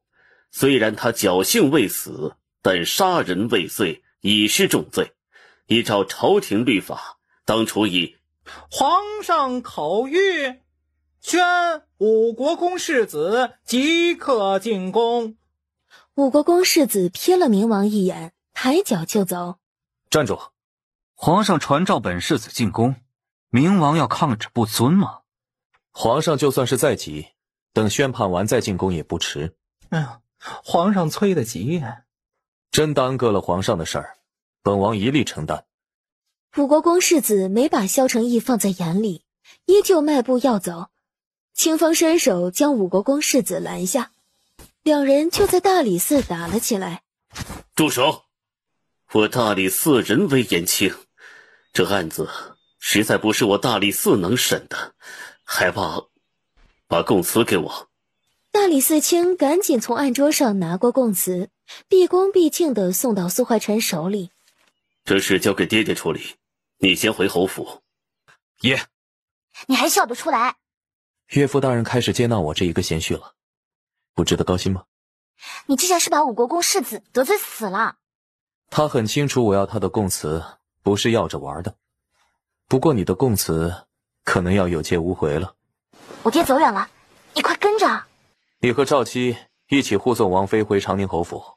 根据大理寺的小厮回来了，大理寺找大姑娘去是为了审当日她在承恩伯府寻死的案子。这事儿有什么好审的？当日大姑娘没在承恩伯府寻死，她是无意间听到武国公世子养私生子的事儿，许是因为淑华长公主和大姑娘关系不错，武国公世子怕她告诉淑华长公主，就动了杀心。大姑娘当日是被武国公世子吊在树上的。大理寺怎么敢接武国公世子的案子？明王让大理寺接的案子，大理寺不敢不接。大理寺怎么判的武国公世子？大理寺判刑的时候，皇上召武国公世子进宫了，侯爷拿着供词进宫找皇上奏主去了，小厮没法跟去，就回府了。听小厮说，大理寺也派人去请了承恩伯，但陈文博没去，只打发了个管事的去听审。孙管事找人估算了大夫人送去陈文博府的赔罪礼，那些字画不好估价，林总加起来差不多有4000两。现在知道大姑娘没有在陈文博府寻死，陈文博府应该会把赔罪礼送回来，东西回来了，侯爷的气自然就消了。是祖母误会你了。苏月摇头，你没寻死之事，为什么不告诉你爹和祖母？姑娘磕到脑袋失忆了，她也不知道自己是被杀还是上吊寻死的，但奴婢知道。可奴婢告诉大夫人，告诉陈文博府的人，没一个人相信奴婢。苏月却没有一丝高兴，因为这世上只有她知道，真正需要弥补的人已经不在了。爹爹回来了。皇上杖责了武国公世子40大板，另赔偿你1万两的损失。爹爹还没吃午饭吧？要不陪女儿吃些？无碍。你还是回府吃吧，咱们晚上再来。姑娘，青宁郡主来了。青宁郡主怎么来啦？苏月姐姐，你能不能帮我一个忙？什么忙？只要我能帮到你，一定帮你。你能帮的，肯定能的。苏月用眼神示意他继续说，帮我装个病。装病？你为什么要装病？不是我装病，是你。这金簪是安乐县主给我，让我送给你的。我没找大夫看，也能猜到这金簪上淬了毒。青宁郡主明知道金簪上有毒，还送给我家姑娘做什么？但凡我有别的选择，我也不想被他借刀杀人的。到底出了什么事？你要受制于安乐县主？是为了世子爷，皇上本来是准备让晋王世子迎娶北凉公主的。晋王世子被屋顶掉下来的瓦片砸晕，昏迷至今也没醒。皇上只能从皇室中另挑人选。庆阳长公主故意在皇上面前提到世子爷，皇上已经在考虑让世子爷迎娶北凉公主了。宁王世子也可以装病不娶啊。晋王世子被砸晕，皇上已经雷霆震怒，怀疑晋王世子是装晕，当时就派了2位太医去晋王府。太医走后，晋王府就满京都的找大夫。父王说，晋王世子还能不能醒过来都不一定了。你大哥和明王关系不错，没找他帮忙？父王不让找明王，皇上本就忌惮明王，明王越是帮大哥说情，皇上就越会这么做。是什么毒？穿心散。这金簪只需要戴在头上1个时辰，上面淬的毒就会渗入皮肤，不到1日便会毒发，浑身奇痒无比。3日后，发痒的地方会溃烂，7日肠穿肚烂而死。苏月让芍药端一碗酒来，把金簪泡在酒里。放心，时辰一到，我就会装毒发，不会让安乐县主看出端倪来的。县主派去跟着青宁郡主的人回来了，说苏大姑娘送青宁郡主出府时，头上就戴着那只金簪。安乐县主嘴角漾开一抹灿烂的笑容。今儿的饭菜怎么这么丰盛？赵七让奴婢吩咐小厨房添的菜，说是明王会来蹭饭。和芍药开玩笑了呀？芍药怎么一个字不变的告诉王妃啊？告诉王妃就算了，还这么巧被爷听到。不过爷本来也是来蹭饭的，爷肯定是夸我上当，怕饭菜不够吃，让小厨房多烧2个菜。一定是这样。我明天不上朝。他上不上朝和他又没关系，怎么和他说这话？正要问，某男已经跳窗走了。他说这话，不会是今晚要在他屋子里打地铺吧？大半个时辰后，某位爷跳窗进来，苏月一眼就发现他换了身锦袍。别告诉他，他是回去洗了个澡又来了。把地铺铺起来。爷，明儿您得上朝。发生什么事了？前2日暴雨，太庙被雷劈了，倒了一跤。我得走了。瞧这话说，你呀就不应该来好吗？祖母，听说城外灾情严重，有不少难民，我们几个想去城外施粥。大姑娘找奴婢有事。有件事方才忘记和祖母说了，屋子里人都不方便，劳烦王妈妈回头转达祖母一声。大姑娘，请说啊。月儿把你叫出去，说什么了？奴婢听得不是很懂。大姑娘说，青宁郡主托她帮忙，她一会儿要在顾家装中毒，先告诉您一声，以免您担心。不是说街上人都在抢米，堵得厉害吗？二舅母，你可别提了，我就是一路堵着过来的。姑娘吃完早饭，给老夫人请了个安，就出了门，到这会儿才到。哎呦，受罪了！今儿晚些回去，走粮铺少点的街，应该就不会堵了。去前院和管事的说一声，就说我突然浑身奇痒无比，让他派人去太医院给我请个太医来。月儿怎么了？外祖母你别担心，我没事。他坐到顾老夫人身边去，在她耳边低语好几句。怕是请不来太医呀。不用太医真的来，只要把我中毒的消息传开就成了。今儿怎么不见两位表妹啊？他们去归元寺了。啊，这么不巧，不是说城外被水淹了吗？怎么还去归元寺啊？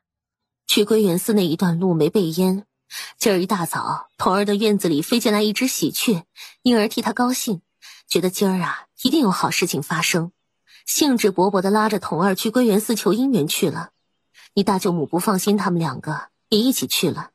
喜鹊是报喜鸟，大表妹肯定是喜事近了。老夫人，大少爷派小厮回来说，明王要请他在望月楼吃饭，他推脱不掉，午饭就不回来吃了。两位表哥不是说看到明王就绕道走的吗？这回是你大表哥自己送上门去的。老夫人，大少爷喝醉了，被送回府了。明王这是灌大表哥喝了多少酒？你大表哥3杯倒的酒量，明王就是想灌他也灌不进去啊。老夫人，不好了，大姑娘在归元寺出事了。唉，皇祖母怎么还没回京啊？县主这么想太后，太后知道了肯定高兴。县主，好消息，顾家派人去请太医，说是苏大姑娘突然浑身奇痒无比。县主，青宁郡主来了，让她过来。安乐县主饶有兴致的喂鱼，青宁郡主进凉亭，他都没转身看一眼。你让我办的事儿，我办完了。哼，这事儿我已经知道了。那你答应我的事儿呢？我答应你什么事了？你答应我，只要我帮你这个忙，你就会说服你娘庆阳长公主，劝皇上打消让我大哥迎娶北凉公主的念头。我有说过这话吗？哎呀，奴婢寸步不离的跟着县主，没听县主说过这种话。青宁郡主莫不是做梦了？你毒害长宁侯之女的事，本县主会替你保密的。青宁郡主气到手脚冰凉。郡主，咱们走吧。县主，宁王世子在归元寺救顾家大姑娘，两人一起滚落悬崖了。我大哥有没有事儿？宁王世子抓住了悬崖边的藤蔓，没有摔下去，只是受了些皮外伤。还好没事儿。安乐县主气得把桌子上的茶盏重重摔在地上。为了不娶和亲公主，竟然联手演这样的戏！哼，宁王府好大的胆子啊！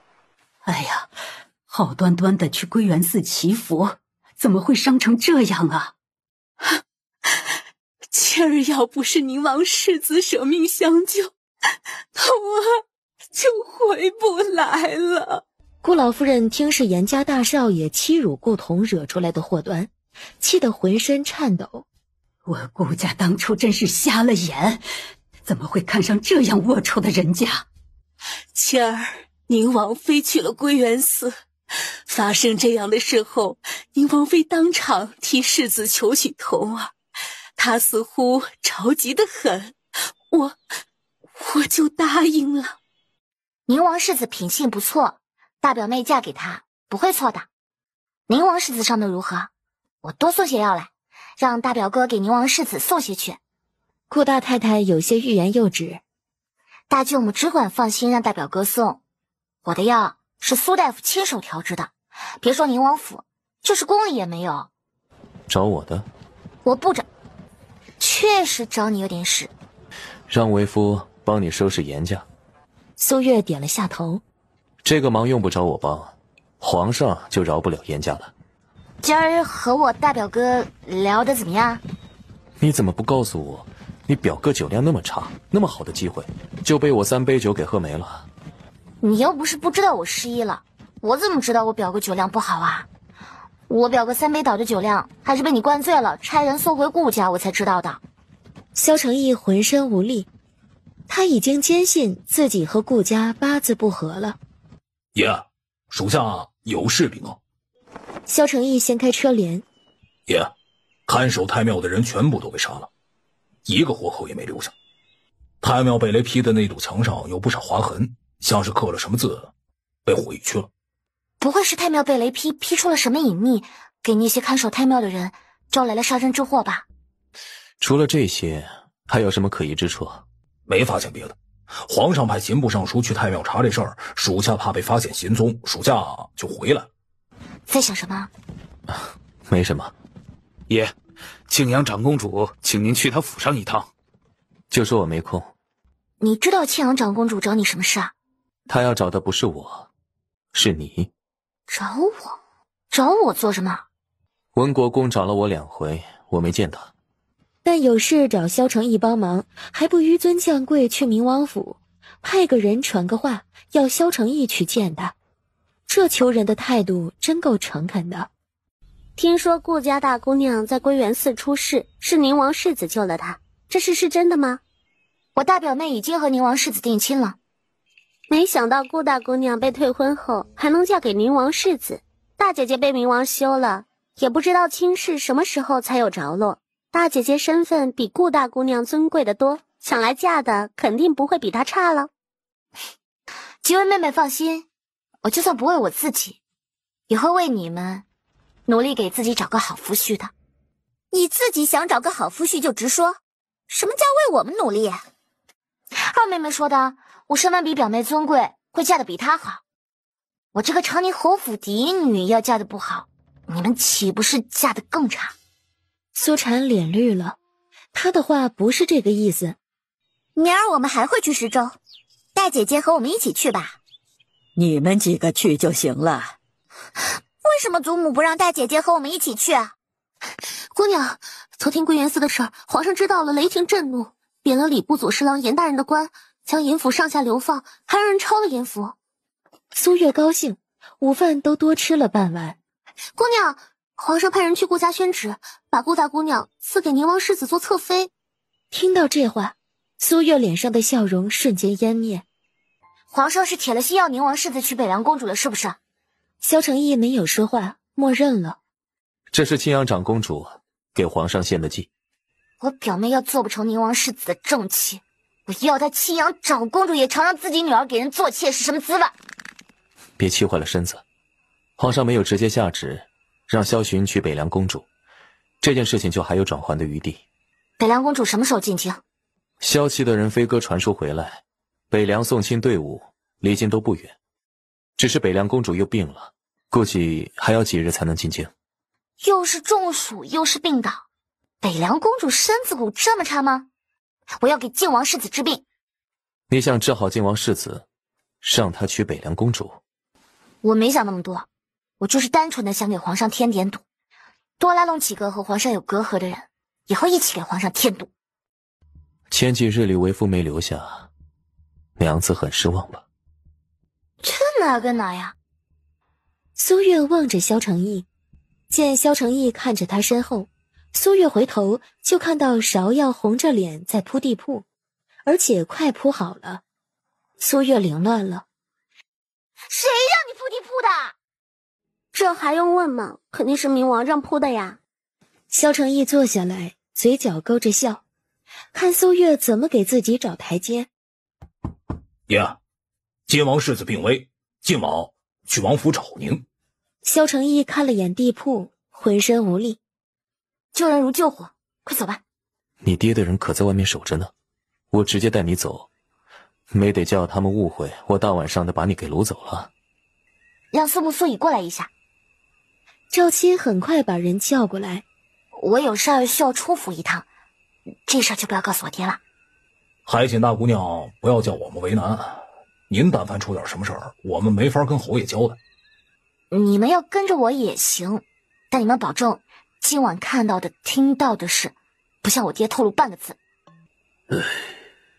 世子熬不过今晚了。还请苏大夫救犬子，就是要我进王府，我也绝不皱眉。我既然来了，就会尽全力。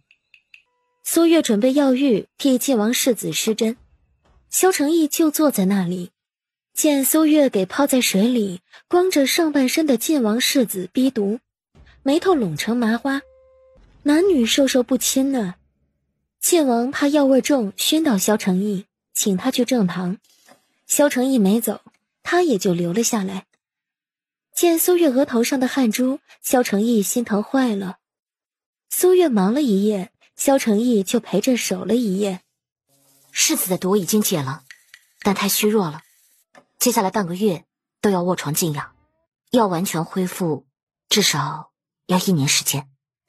你怎么没把我送回侯府啊？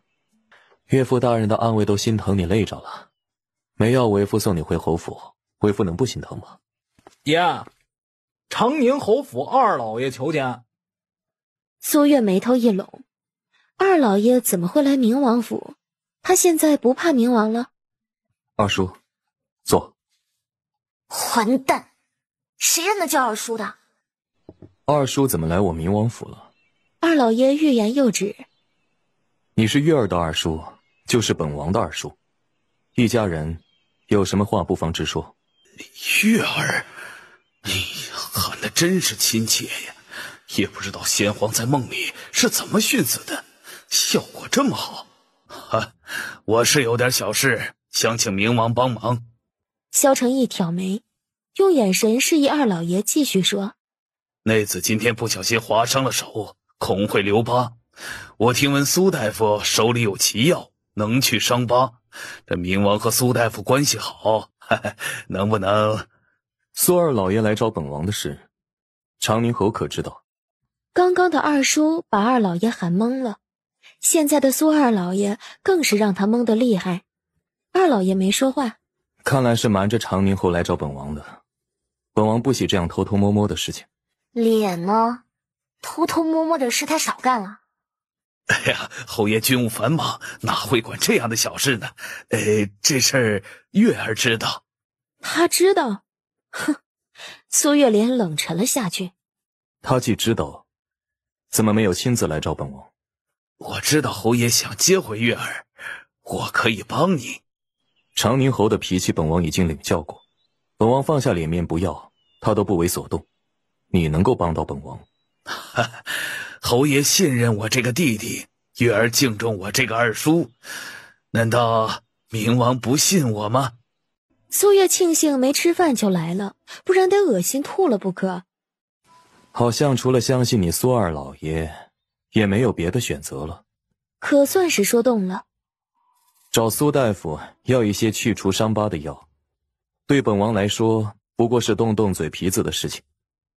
药膏可以给你，但是本王要先看到你苏二老爷的诚意。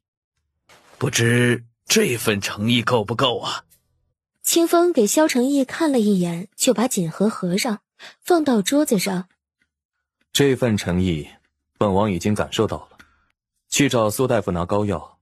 清风领命，转身离开。失陪。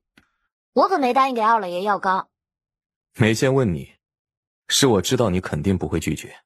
你又不是我，就这么笃定我不会拒绝？你二叔给我的东西可不简单呢。哼，那我还真想知道他到底给了什么东西，是你堂堂明王都觉得不简单的。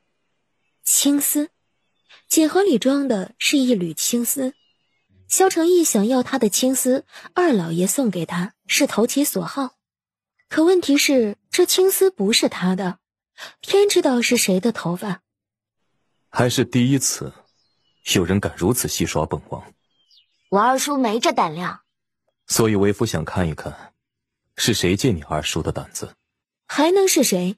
除了庆阳长公主，苏月想不到第二个人了。拿去烧了。姑娘，你可算是回来了。姑娘，你下次走能不能告诉奴婢和白纸医生，昨晚吓坏我们了。昨晚走的匆忙，下次不会了。啊，还有下回呢。只此一次，绝无下回了。二太太手受伤了？姑娘不是才回来吗？怎么知道二太太的手不小心被二老爷烫到的事？不过二太太没有大碍，烫她手的茶放了一会儿，只是烫红了。现在请大夫不方便，都没有看大夫。姑娘没去给老夫人请安，老夫人以为姑娘身体不适，让王妈妈来婉月院看姑娘。奴婢和白芷请王妈妈进屋了。我昨晚不在婉月院住的事，老夫人也知道了。奴婢知道姑娘脸皮薄，让王妈妈帮着隐瞒。王妈妈答应了。王妈妈还说，王妈妈还说了什么？王妈妈让奴婢和白芷提醒姑娘，说姑娘虽然已经满3个月了，可以行房了，但还是要注意。都怪那混蛋，肚子里揣着孩子，说发乎情止乎礼，也没信服力。昨晚失眠了，早上多睡了会儿，让祖母担心了。快吃午饭了，怎么还过来了？刚刚听丫鬟说程伯夫人来过侯府，但没看到带东西来，想来是时日久了，侯府送去的赔罪礼都拿来迎来送往，不好要回来，只能折算成银钱给我。其他的东西补偿给我还能买到差不多的，唯独外祖父最喜欢的那幅道玄居士的画，外祖父为了我能舍命，我实在不好夺外祖父所爱，准备还给外祖父。您让程伯府再试着努力努力，帮我把画拿回来吧。大姑娘先回去吧，赔罪礼的事老夫人会和侯爷说的，不会少大姑娘的。老夫人气着了。姑娘、二姑娘、三姑娘他们来了。他们不是去城外施粥了吗？怎么来他这里？这时辰来我这儿，你们都吃过午饭了？还没有。把你的头发剪一缕给我。要我头发做什么？苏妹一脸不想解释的模样。大伯母不知道打哪儿听说府里姐妹不和，将青丝合在一起打成同心结，以后就会和睦相处了。让我们一人剪一缕交给她。你们都剪过头发了？就差你了。你们怎么这么心急呢？我这几日不能剪头发，要过几天才能给你们。为什么这几天不能剪头发？我也不知道。前儿我上街遇到个道士拦着我，神神叨叨的说了一通，让我7日之内切记不能剪头发，否则府里会办丧事，影响我出阁。江湖骗子的话，大姐姐也信？对我又没坏处的事，为什么不选择信一下？万一那不是江湖骗子，真有几分本事呢？我要不当回事，回头府里谁出点什么事，没得怪我头上。只是晚几天剪头发而已，姐妹不和这么多年都过来了，差这几天呢。娘，同心结要过几日才能做。怎么了？苏妹坐到桌子上，把苏月遇到道士的事告诉大夫人知道。大夫人听得眉头松不开。她不信什么道士之言，但她不信不代表老夫人不信。左右只是晚几天，能拿到就行了。就算倒霉，这几天暴露了，就冲苏怀臣把明王揍了2顿，明王都没敢还手。不过是让他帮着买1盒药膏诓了他而已，他还敢把二老爷怎么着不成？施粥累着了吧？娘，我能不能不去施粥了？那些难民又脏又臭，女儿实在不想去了。施粥是好事，一定要坚持。翌日，苏月吃过早饭，闲庭信步到春晖院给老夫人请安。这2日有不少难民涌入城内，街上也不安生，没事不要出府。祖母，我们是不是不用去城外施粥啦？一堆丫鬟小厮跟着你们出府施粥，难民近不了你们的身。这是还要他们去了。苏妹扭着手里的手帕，再不说话。老夫人大喜，刚刚前院派人来传话，说是皇上提拔三老爷做礼部左侍郎了。昨儿陈恩伯夫人来都没提过这事儿，谁帮忙保举的？听说是庆阳长公主保举的，我备份贺礼，一会儿送去。不送。二嫂的手好了。老爷送了我一盒药膏，效果极好，一晚上就看不出来了，估计再用一次就能全好了。姑娘，城内涌入不少难民，皇上将施州赈灾和把难民赶出城的事儿交给冥王负责了。苏月心下叹息，看来皇上不是一般的忌惮萧承义，这种得罪人的苦差事就交给萧承义去办。冥王不愧是战神王爷，就是聪明，让人用马拉着肉包子一路出城，肉包子的香味一下就把城内的难民吸引出去了大半，剩下的难民在城内吃不饱，肯定也会出去的。哼，冥王再厉害又有什么用啊？付出那么惨重的代价休妻，先皇还是要他娶咱们大姐姐。一朵鲜花插牛粪上。走在他身侧的苏云见到苏月，扯了下苏妹的云袖。哼，有话就说，拉扯我做什么？姑娘，你不生气吗？和没脑子的人有什么好计较的？你说谁没脑子？你自己都对号入座了，我说的可不就是你？你再说一遍试试。义府姐妹，我是牛粪，你告诉我，你能是什么东西？这是有脑子的人会说的话吗？苏妹气得嘴皮直哆嗦，知道自己说不过苏月，她转身就要走。给我道歉！你让我给你道歉？你要更喜欢去佛堂抄家规，我也可以随你。苏妹气得五脏六腑都疼，满面屈辱地给苏月赔礼。今儿有不少大家闺秀去城外施粥，都好奇大姐姐你怎么没和我们一起去。三妹妹被问烦了，就说你明儿会去。祖母不要我去城外施粥，是怕我累着。看来她担心是多余的。你们和去施粥的大家闺秀还有时间闲聊，可见很轻松。确实没那么累，大姐姐明儿和我们一起去吧。不去，我不认识几个大家闺秀，去了可没人和我聊天。派人去找今儿跟着出府施粥的丫鬟小厮，打听一下施粥的情况。因为皇上把赈灾之事交给冥王负责，今儿城外多了不少去施粥的大家闺秀，安乐县主也去了，还把三姑娘叫去说了一会儿话，不知道说了什么。听小厮说，三姑娘回来的时候很不高兴。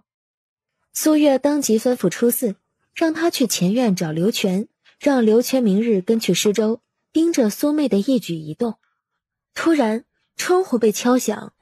两丫鬟先是一愣，然后齐齐起身就往外跑，那速度快的苏月直接就凌乱了。这么看着我做什么？你是不是背着我恐吓过我的丫鬟？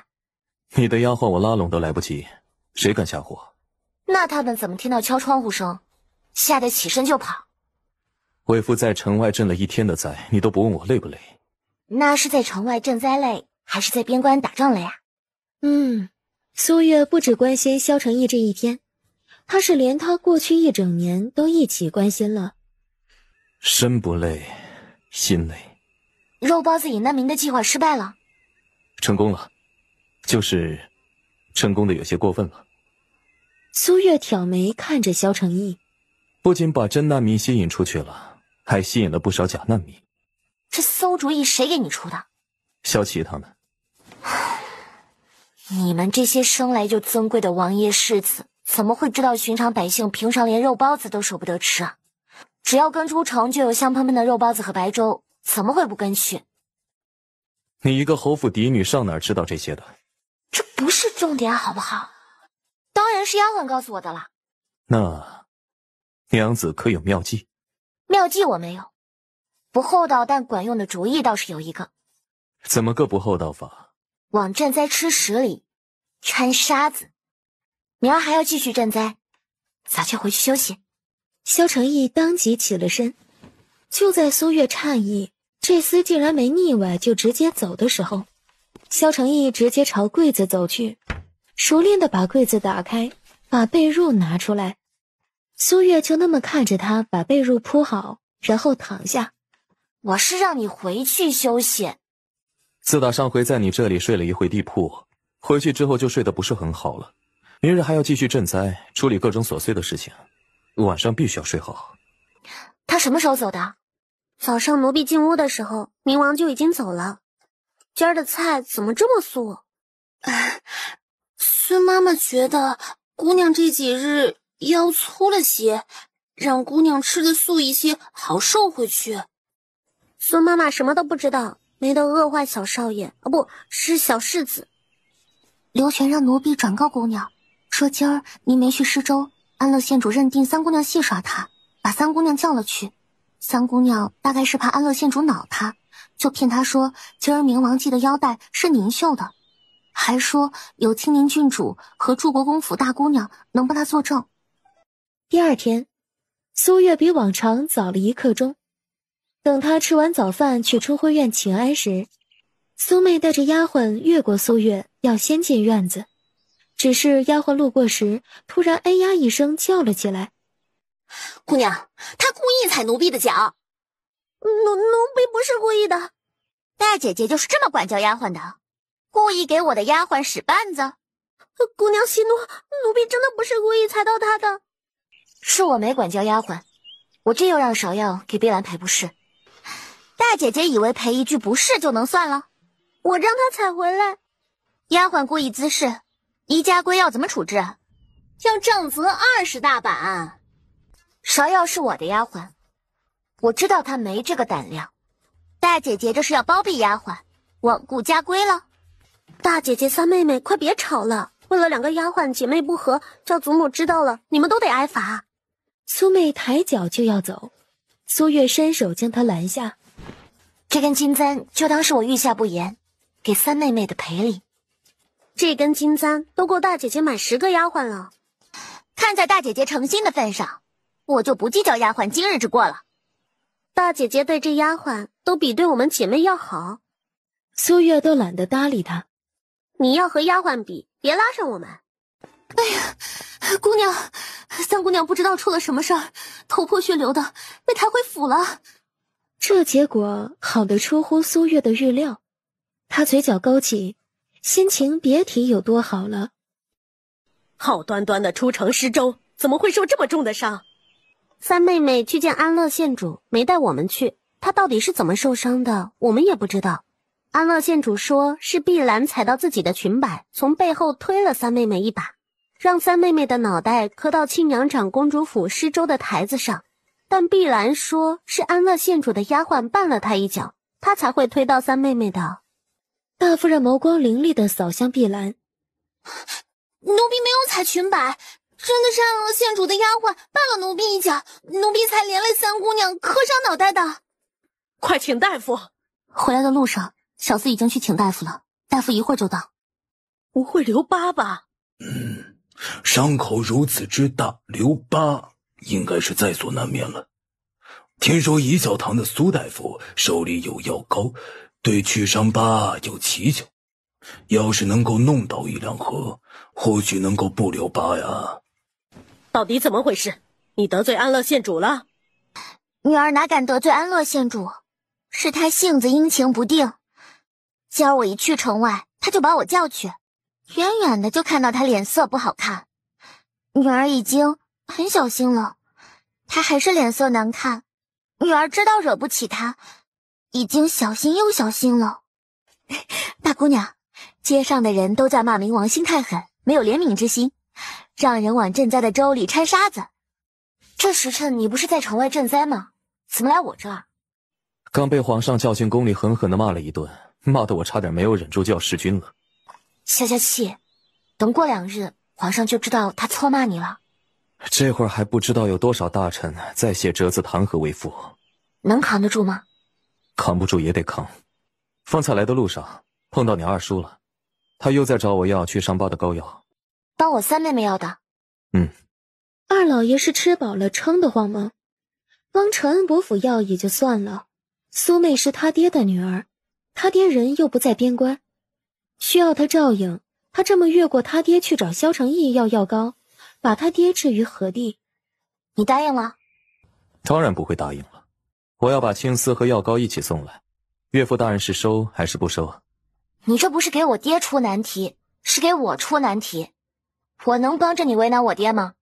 你不是孝顺儿子，我可是个孝顺女儿，让我爹花钱买。先皇驾崩了，为夫已经没有机会好好孝敬他了。以后啊，就跟着娘子好好的孝敬岳父大人。窗外树上，赵七和清风俩开始替长宁侯担心了。姑娘要不要给顾老太爷送个信去，让他别也弹劾明王？用不着。哎呀，娘别担心，大夫昨儿就说了，苏大夫手里有药膏，对祛伤疤有奇效。明王和苏大夫熟，明王想接回大姑娘，侯爷找明王帮这个忙，这明王肯定……给我趁早死了这份心！你们母女做的好事，哪来的脸面要明王帮忙？老夫人，明王往赈灾粥里掺沙子一事被百官弹劾，皇上龙颜震怒，一气之下把明王从亲王贬为郡王了。皇上这是有多忌惮萧承义，这么等不及就把萧承义贬了。明王为什么要做这样犯众怒的事？皇上昨儿就为了这事儿训斥过明王，勒令他好好赈灾。明王冥顽不顾，皇上一怒之下就将他给贬了。他没解释自己为什么这么做啊？今儿明王就没去上早朝。然而明王被贬，这还是刚开始。第一天，明王让人往粥里掺沙子；第二天，从亲王贬为郡王；第三天死不悔改，被从郡王变成明国公；第四天还不悔改，从明国公贬为明成侯；第五天还不悔改，从明成侯贬为明成伯。也是这一天，萧承义退让了，总算是不往赈灾粮食里掺沙子了。可萧承义不往粥和馒头里掺沙后，难民不干了。往粥里掺沙只是吃起来不方便，可那几天他们好歹都吃饱了，不掺沙后吃起来是方便了，但不够吃。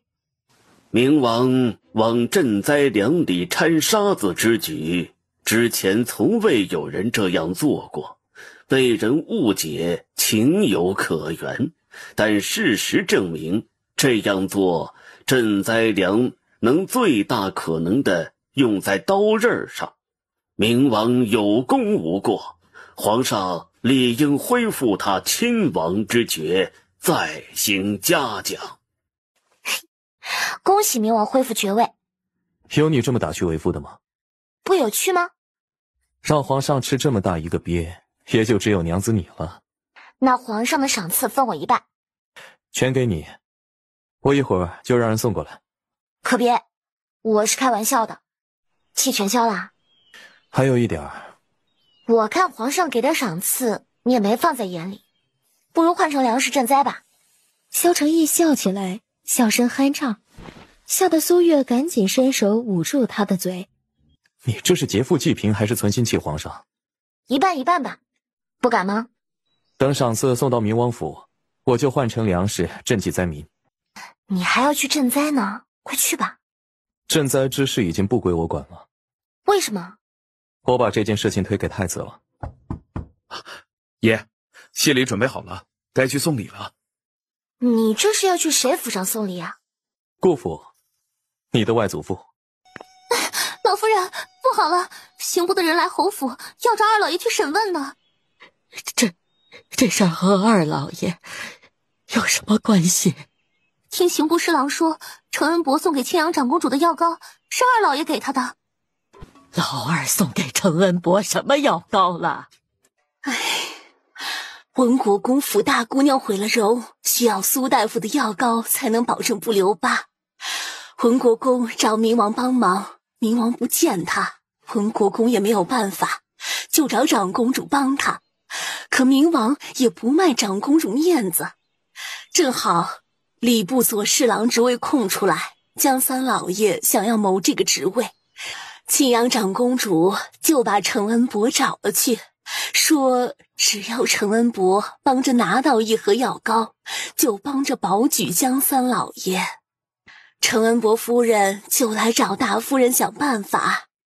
大夫人知道侯爷不会为程恩伯府在大姑娘的事上松口，江三老爷已经错过国子监祭酒一职，再错过礼部左侍郎一职，下次这样的好机会就不知道是什么时候了，就让老爷直接去找明王。祖母别气坏了身子，你也别怪二叔，父亲常年不在京都，二叔和程恩伯府关系更亲，再加上长嫂乳母，大夫人让他……长嫂乳母，我这个亲娘还没死呢。刑不抓二叔，这是怀疑药膏在二叔手里被人下了毒，还是怀疑明王给二叔的药膏里就有毒？明王给老爷的药膏我用了3回，还留了一些，没有毒。还站在这里做什么？还不快拿着药膏去刑部，让刑部放人！药膏不在我手里了。不在？那药膏在哪儿？昨天程恩伯来找老爷，怀疑老爷给他的药膏就带了毒，老爷就从我手里把药膏拿走了。后来我问老爷了，程恩伯要药膏去和庆阳长公主解释，他就把药膏给程恩伯了。二叔帮程恩伯连我爹生气都不顾，程恩伯也知道二叔给他的药膏没问题，刑部怎么还抓二叔？难道程恩伯都没帮二叔澄清一下吗？去给老二传话，他要敢在明知道明王给他的药膏没毒的情况下，还把明王牵扯其内，我就当没生过他这个儿子。去帮我查一下，安乐县主是真中毒还是装的？不到半个时辰，赵七就回来了。怎么觉得安乐县主中毒是装的？这事儿总给我一种天上掉馅饼的感觉，有些不真实。我查一查，放心些。放心吧，不是空欢喜一场。这么确定？爷，刚刚宫里传来消息，说是北凉公主明日进京，后日宫里设宴，并在宴会上确定由谁来迎娶北凉公主。属下来的时候经过刑部，苏二老爷和程恩伯打起来了。大姑娘，老夫人没见二太太，二太太就去求侯爷，侯爷也不见她，二太太和二姑娘就在侯爷的书房外跪下了。苏月听得心下冷笑一声，他到底什么时候醒啊？祖母都病成那样了，他还有心情睡大觉？亏得祖母那么疼他，他还有没有良心？谁在外面？是六姑娘。姑娘睡下没一会儿，四太太和六姑娘就来了，要见姑娘。奴婢和白芷没让他们进屋，他们就在正堂等。六姑娘大概是等得没耐心了。大姐姐可算是醒了，我和我娘都等你半天了。婉月院谁绑了六姑娘和四太太的脚，不让他们走了？你六妹妹是太担心老夫人了，她嘴笨，你别和她一般见识啊。六妹妹担心祖母不守在春晖院，来我这里做什么？娘，她和您揣着明白装糊涂呢。看来真是找我帮二叔和程恩伯府的了。我只是不敢相信会有人有脸开口找我帮这个忙。四婶知道你生气，但老夫人身子骨不好，不能再受气担心了。这老夫人最是疼你，你一向孝顺，四婶知道，即便四婶不来，你也不会坐视不管的。四婶这是在说我爹不孝吗？四婶几时说你爹不孝了？祖母正为二叔和程恩伯府的事生气，二婶去跪求我爹，到现在都还没回去，可见我爹没答应帮忙。我爹坐视不理，不就是不顾祖母的身子骨，是不孝吗？四太太急了，急着要解释。我也想孝顺祖母，但我孝顺了祖母，就孝顺不了我爹了。二叔敢不把我爹放在眼里，我这个做女儿的可不敢。四婶不必再劝我，请回吧。姑娘，宫里派人来传话，明日宫里设宴替北凉使臣接风，让您进宫赴宴。找姑娘进宫不会是为了安乐县主的病吧？十有八九是。那姑娘还进宫吗？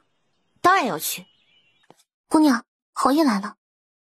爹爹怎么来了？明日宫宴你不要去。为什么？爹爹向礼部尚书打听了，让你进宫的人是皇上。那女儿不进宫，岂不是抗旨不遵了？皇上也没有明着下旨，来传话的人也没有明说，不算抗旨。回禀娘娘，苏大姑娘来了。苏大姑娘没有和长宁侯一起进宫，本宫还在担心苏大姑娘身体不适，没法进宫赴宴呢。早上醒来是有些身体不适，父亲觉得今儿宫宴是给北凉公主和宋钦使臣接风的，我一个小小侯府嫡女参不参加，无足轻重，不会有人在意，便让我在府里歇养。我想进宫瞧瞧北凉公主的姿容风华，正准备进宫，宫里派去接我的马车就到了，让皇后娘娘久等了。另外多谢皇后娘娘记挂我祖母，派太医前去给我祖母诊脉。看来这长宁侯还在生明王的气呀。本宫想成全他，让你们在宫宴上见见，倒是惹长宁侯的不快了。皇后娘娘忙于宫宴，还记挂我祖母，我爹心怀感激都来不及，怎敢不快。这时候宁王妃带着女儿清宁郡主进来，给周皇后行礼，苏月就趁机告退了。定王世子这是怎么了？我下个月就要成亲了。那恭喜了。哎呦，我不想娶那丑丫头。眼光高可以，都不能眼睛瞎呀。所以你是来找我治眼睛的？哎呀，你的那些功劳我实在是背不动了，你赶紧帮我谢了。我不就见你给沈大将军治了胳膊吗？还有什么功劳？要只是治胳膊，我也不至于这么快就被逼婚了。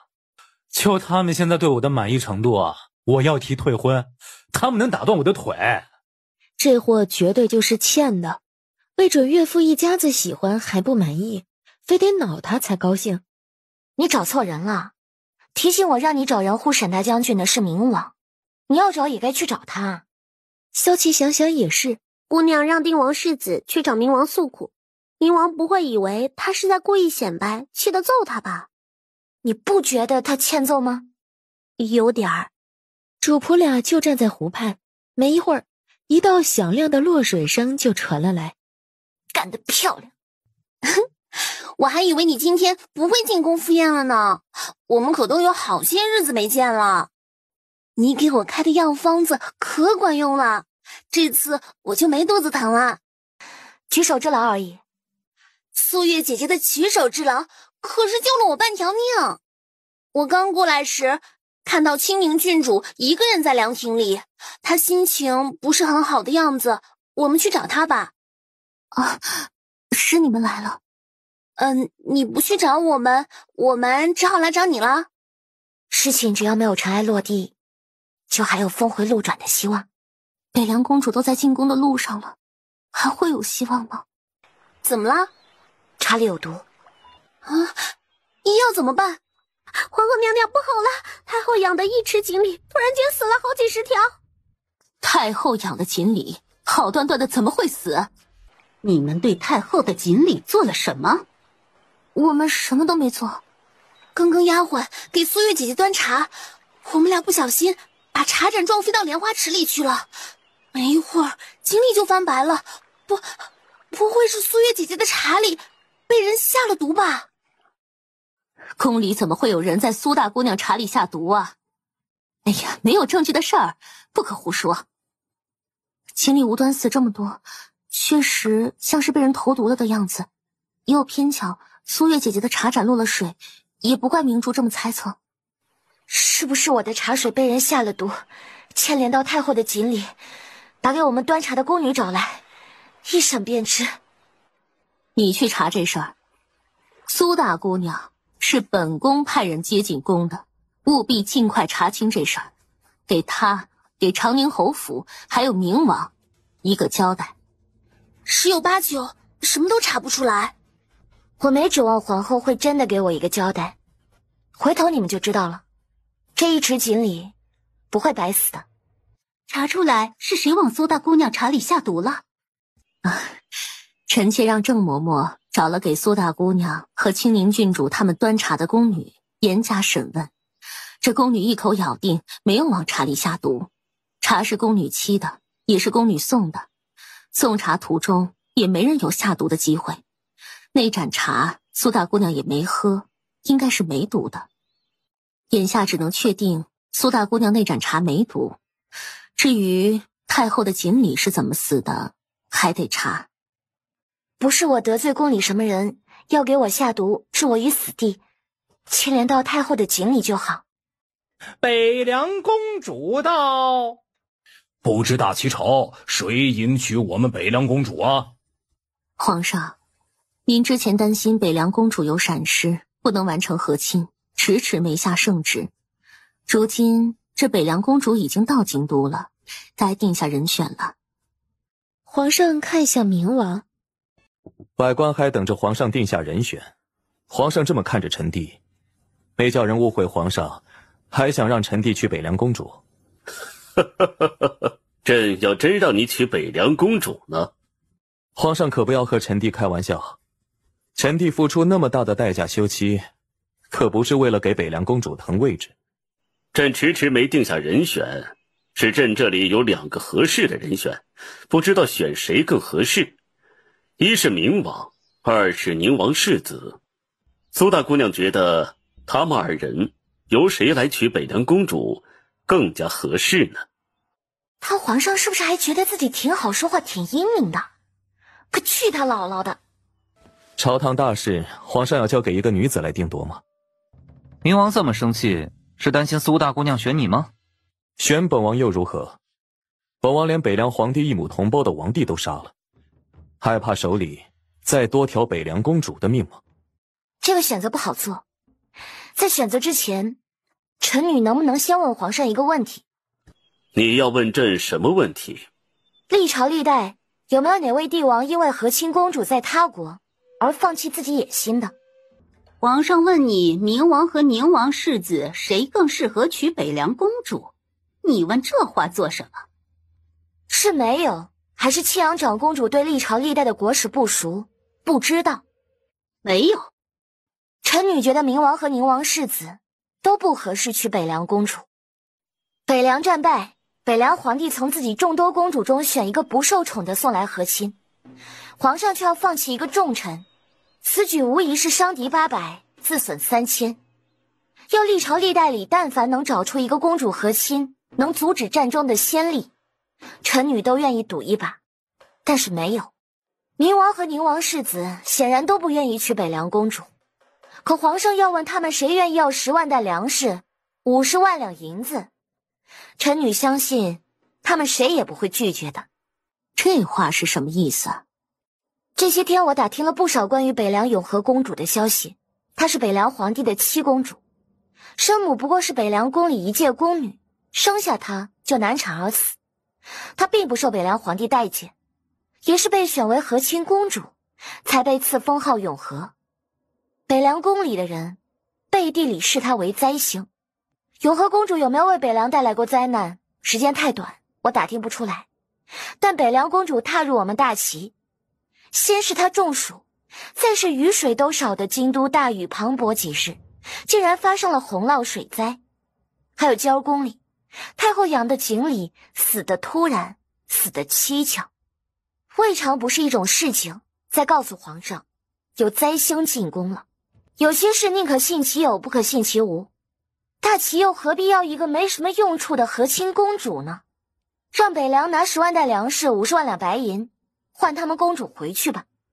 我北凉辛辛苦苦送公主前来和亲，大齐又不要公主和亲，要我北凉拿粮草跟钱换公主，未免欺人太甚。北凉使臣都没想过问一问北凉皇帝的意思，就否决臣女的提议，可见是笃定北凉皇帝宁肯舍女儿，也不愿拿粮草和钱换。果然，为女子与小人难养也。国与国相交，最起码该讲究诚信吧。说好的和亲，公主也来了大齐，这是在戏耍我们北凉。这次边关战乱是你们北凉挑起的吧？难不成之前北凉和大齐没互相给过永不犯边的承诺？在我们大齐的皇宫里，当着皇上和文武百官的面，区区几个北凉使臣，还想只许你们北凉放火，不许我们大齐点灯了？苏大姑娘说的这番话，不知庆阳长公主可认可？关于北凉公主是灾星，留下与我们大齐不利的事，毕竟只是长宁侯之女的猜测，做不得数。还是让青天剑算算，要北凉公主留下，真的会给我们大齐带来灾祸，那断然不能留在我们大齐的。那就让青天剑好好算算。启禀皇上，青天剑已经算好了。算得如何？苏大姑娘怀疑的不错，北凉公主的生辰八字确实克我们大齐。皇上皱眉，当真克我们大齐？北凉公主和我们大齐建朝之日相冲，她留在我们大齐，大齐恐会灾祸不断。皇上和百官都没有注意到的事，苏大姑娘却注意到了，免我大齐灾祸，皇上应该好好嘉奖她。见过欠揍的，没见过这么欠的。你的目的也达到了，该请苏大夫去医治安乐了。这是解毒丸。果然是你在药膏里下的毒。管好安乐，他再敢针对本王的王妃，本王绝不轻饶。娘，女儿咽不下这口气，女儿要她的命。奴婢这双眼睛，长公主是知道的。今儿奴婢在停马场见到苏大姑娘了，她已经有孕在身了。有身孕了？哼，女儿开罪明王，却是给她做了嫁衣裳。她还骗皇后说她和明王之间什么都没发生。苏大姑娘有孕和县主给明王下药无关。苏大姑娘已经有4个月身孕有余了，可能快5个月了。她是后怀显腰，不显肚子。这事儿不得往外泄露半点风声。本公主要送她明王一份大礼。姑娘，二老爷回府了。二老爷放回来了，那陈恩伯呢？陈恩伯也一起放了。往药膏里下毒的人查出来了，是安乐县主身边的丫鬟干的。因为被安乐县主打过板子，心怀怨恨，伺机报复。今儿露出马脚被逮住了，已经被庆阳长公主活活杖毙了。刑部得到消息，就放了陈恩伯和二老爷。二老爷回府了，侯爷没罚他吗？怎么可能不罚？二老爷被下狱虽然无辜，但他背着侯爷去找明王，侯爷很生气，下令杖责二老爷30大板，打完不许上药，罚他归到明天早上。这会儿二老爷应该正在祠堂挨板子呢。姑娘，晚饭做好了，孙妈妈让奴婢来问问您，是不是现在就端来？过会儿吧。萧承义跳窗进来，去把饭菜端来。还算有良心，知道请我吃饭道谢。我一向很有良心的好不好？芍药和白芷把饭菜端上桌，看看桌子上的饭菜，萧承义一脸黑线的看着苏月。我这好像不是道谢，更像是恩将仇报。 6道菜，4道素的，剩下2道也只能勉强算个荤菜。这可不能怪我，要怪就只能怪你自己了。为父倒要听一听，是怎么怪到为父头上的。孙妈妈不知道我有身孕了，以为我最近吃的太多圆润了，故意把菜做得这么清淡。你说，不怪你怪谁？难怪不见你肚子鼓起来，吃得这么清淡，孩子怎么长大？还要怎么长啊？药都粗1圈了，他没看见吗？今天请客不作数，明天我重新请你。吃饭了？你干嘛？我不想等明天。现在小厨房做菜已经来不及了。为父只想吃你。要命啊！不撩他会死吗？苏月拿眼睛瞪他，然而还没瞪过去，嘴就被堵上了，堵得严严实实的，气都喘不了。芍药姐姐，侯爷来了。侯爷不是在祠堂罚二老爷吗？怎么来婉月院了？姑娘难得请明王吃回饭啊！芍药当即转身去禀告苏月，他以为2人在吃饭，就没敲门，结果一进去，只瞥了一眼，整个人就红成煮熟的螃蟹了。什么事？侯爷来了。芍药脸红透，他说完就走，结果没看路，一脑袋直接撞门上了，疼得他眼泪直往外飙都顾不上，捂着脑门赶紧出去。我爹来了，你赶紧走啊！不走，贤婿总是要见岳父的。请神容易送神难，萧承义不走，他就只能去应付自家亲爹了。不是说我爹来找我的吗？刚刚院子里的小丫鬟翠儿是这么说的。看侯爷也像是来婉月院的，但不知道为何又走了。回来的这么快，岳父大人走了？我爹就没进院子。岳父大人不会是知道我在这里，故意晃我一枪吧？我爹才没这么闲呢。说吧，冥王是怎么收买你们的？没收买。冥王走了没有？今儿是大姑娘请冥王吃饭，向他答谢的。今儿？那之前呢？平常冥王极少在婉玉院吃饭，只是来说，只是来婉月院睡觉。冥王跟大姑娘没什么，他是来打地铺睡的。打地铺？自打前些天下暴雨，冥王回不去，在大姑娘屋子里打了回地铺之后，只要不上朝，他就来婉月院睡地铺。爷，属下这里有一个不知道是好消息还是坏消息的事，要禀告你。说就是。长宁侯已经知道爷您3天2头在王妃屋子里面打地铺的事儿了。昨晚冥王没来，奴婢问了赵七，赵七说冥王是有事来不了，但他眼神有些闪躲，肯定没说实话。这不是为王妃好吗？王妃脸皮薄，又叫王妃知道长宁侯知道爷在他屋子里打地铺的事儿，王妃多尴尬呀！爷倒是想来，可苏木苏乙不敢放行了呀。爷一个战神王爷，总不能为了打地铺对他们出手。老夫人，承恩伯府老夫人来了。让她进来。一盏茶喝完，承恩伯府老夫人才在承恩伯夫人的搀扶下走进来。江老夫人来我长宁侯府做什么？我知道你生气，我也一样被气坏了。要不是那混账东西在刑部大牢受了刑，下不了床，我这说什么也要他来向你负荆请罪。抬着来负荆请罪，不是更显诚心吗？之前误会表姑娘在我寿宴上寻死，府里送去的赔罪礼理应还回来。只是过去这么久了，那些赔罪礼大部分都送人了，找了这么多天呢，也才找回来小半啊。今儿我都带来了。祖母，您就原谅承恩伯了吧。他被下狱，承恩伯府被禁足，江老夫人和承恩伯夫人担心之余，还记着我的赔罪礼还没送回来，把剩下的小半找齐了。我知道蕊生这回惹你不高兴了，你生气也应当，可他这么做也是为了你好啊，不想你为难。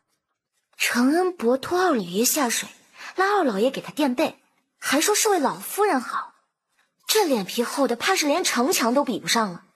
为了我好。蕊生知道你一向看重承恩伯府，可侯也不会为了承恩伯府去求名嘛。你夹在中间只会为难，只有把二老爷牵扯进来，冥王才会为了接回大姑娘主动帮长宁侯府的忙啊。哎，我儿的良苦用心竟没一个看出来的。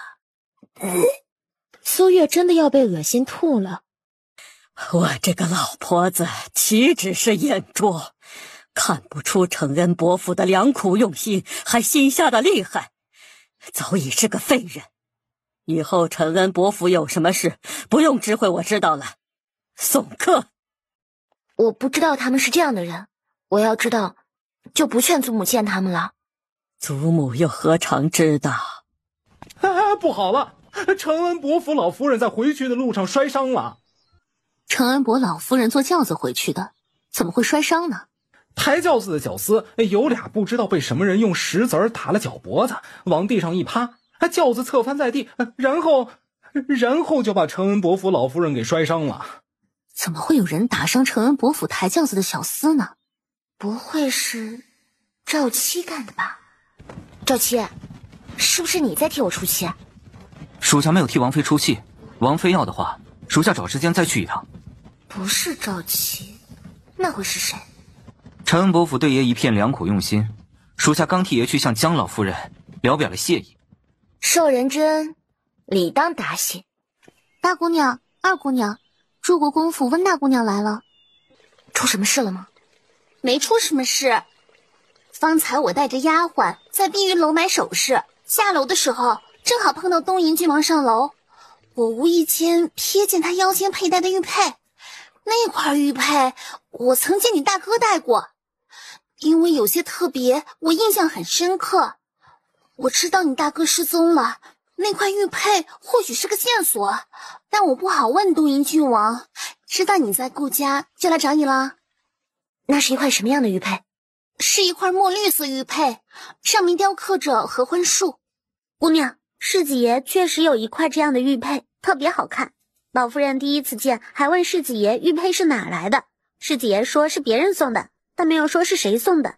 自从有了那块玉佩，世子爷就再没有佩戴过别的玉佩。去明王府，不用派人去找你家王爷，等他回来，你告诉他我来过就行了。说完，苏月就转身出了明王府，坐马车回侯府，然后某个他来明王府没见到的爷，回长宁侯府见到了，而且是在长宁侯府大门前。周管事不是说他有事出府了吗？他怎么会在长宁侯府，还堵在大门口？堵在门口就算了，还穿得这么骚包。明王，请。这就进去了？这块玉佩你从哪儿得来的？玉佩？不会那么巧吧？这块玉佩是东瀛郡王在潞州的一间铺子里买的。潞州？找到蛋儿玉佩的事情不要声张，退下吧。小婿派人去找舅兄。玉儿，送明王出府。明王，请。萧承义揉着太阳穴出了书房。你还笑？没你们妇女这样过河拆桥的。我爹没让孙管事送你出府，已经很给你面子了。你赏了赵七多少钱？10两。赵七这么向着你，就赏他10两？为父赏他的是10两黄金。哼，10两黄金也不多。娘子觉得赏少了，那为父就再赏他10两黄金。苏月气结，瞪了萧承义一眼，飞快地朝大门口走去。萧承义慢悠悠地走在后面，不知道的还以为是他送苏月出府。慢走不送。这一别要好几日才能见了，不亲为父一口。你要出远门？有蚊子还让我给你打，自己打不行吗？说完手就呼了过去，忽然一脸嫌弃的转身进府了，留下某位爷站在门口，一脸凌乱。姑娘，三姑娘他们来了，让他们进来。恭喜大姐来了。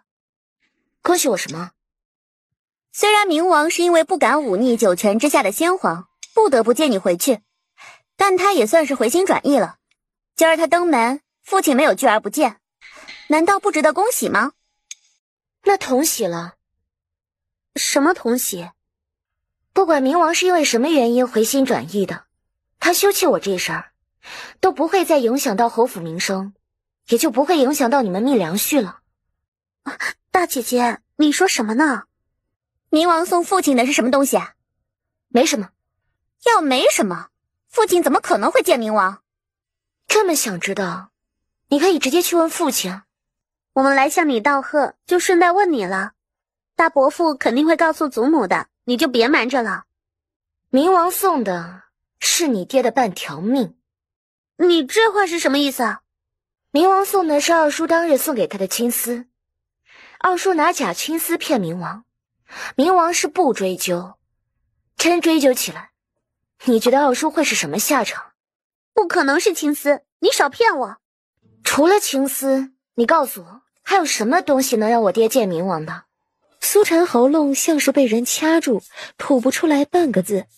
马玉佩，物归前主。不是吧？我花了好几百两买的。带他去库房挑几块。郡王，请。哎呀，开个玩笑，你还当真了？不过你拿走我玉佩，得请我吃一顿。走走，去放月阁喝酒去。我家大姑娘让给冥王送点东西来。哎，送的是什么呀？东西就在马车里，您还是自己看吧。萧琪就去掀了车帘，看着马车里摆放整齐的地砖，愣住了。啊，地砖？怎么给你送地砖？莫不是给你练铁头功用的？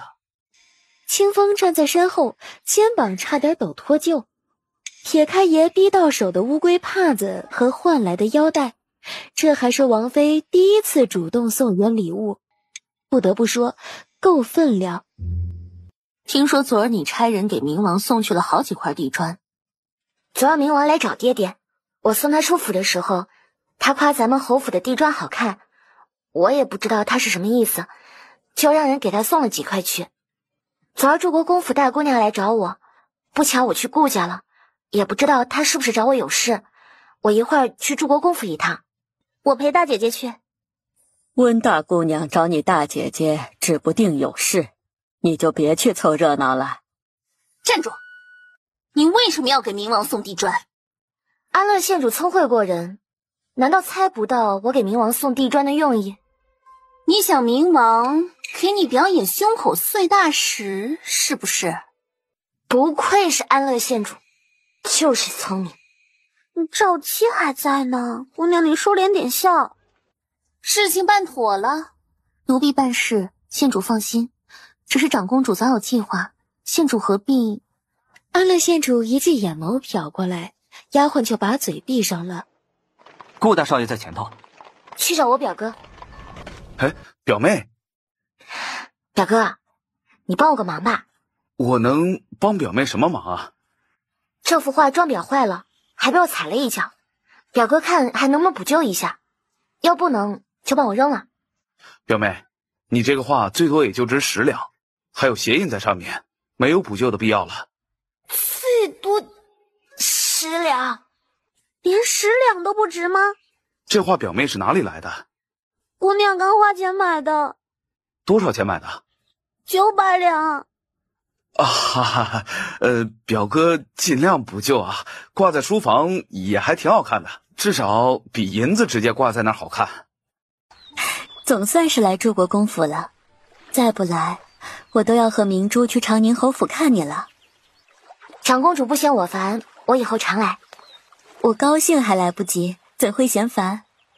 长宁侯府距离祝国公府稍远了些，倒是明王府离得不远。等你做回明王妃，往来就方便了。长公主，安乐县主在街上出了点事。安乐县主出什么事了？安乐县主坐软轿逛街，轿子底突然掉了下来，安乐县主从软轿摔了下来，把脚崴伤了。轿子底怎么会掉下来呢？还有什么事要禀告的？外面都在传苏大姑娘给冥王送地砖，是要冥王在长宁侯府大门口表演胸口碎大石，才肯随他回冥王府。我没有这个意思。冥王是怎么欺负你的？我知道，你要他表演胸口碎大石才肯原谅他，也应当。只是，皇姐能不能提个要求？长公主请说。冥王表演胸口碎大石那天，记得通知我一声，我也去看看。爷，您都打了9个喷嚏了，还是请个太医进府看看吧。我没事。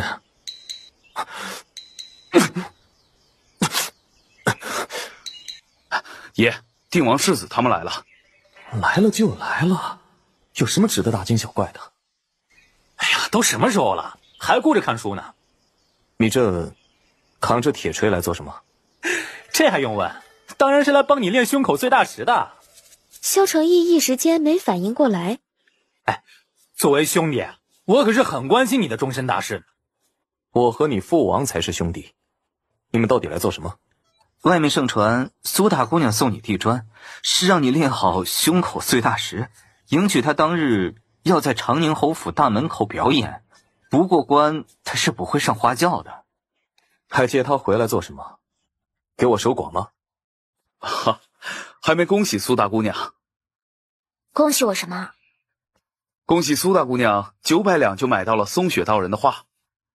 我今天是花900两买了幅画，但我表哥说那幅画最多只值10两。哈，那幅画暗藏玄机，你表哥顾大少爷送去画铺重新装裱的时候发现了。松雪道人的画存世极少，据我所知，只有皇上手里有一幅。皇上手里那幅《立春山居图》价值连城。皇上手里的也是《立春山居图》？也，淑华长公主敏锐地捕捉到这个字眼，别告诉她苏月的也是《立春山居图》。她望着温婷，温婷点了下头。怎么了？刚刚县主听说了他卖给苏大姑娘的那幅画里藏了松雪道人的画，气得跺脚。哎呀，怎么肿成这样？皇上舅舅手里的那幅《立春山居图》应该是真的吧？你还有脸提这事儿？你皇上舅舅还能把画拿出来和苏大姑娘手里那幅画比吗？宫里前不久不还处置了一个手脚不干净、偷东西出户卖的工人吗？就说皇上舅舅的画丢了，我不信他敢不。你给我消停点！皇上已经被你连累丢了脸了，你还想他再丢一回吗？心急什么？他还能把画带地下去不成？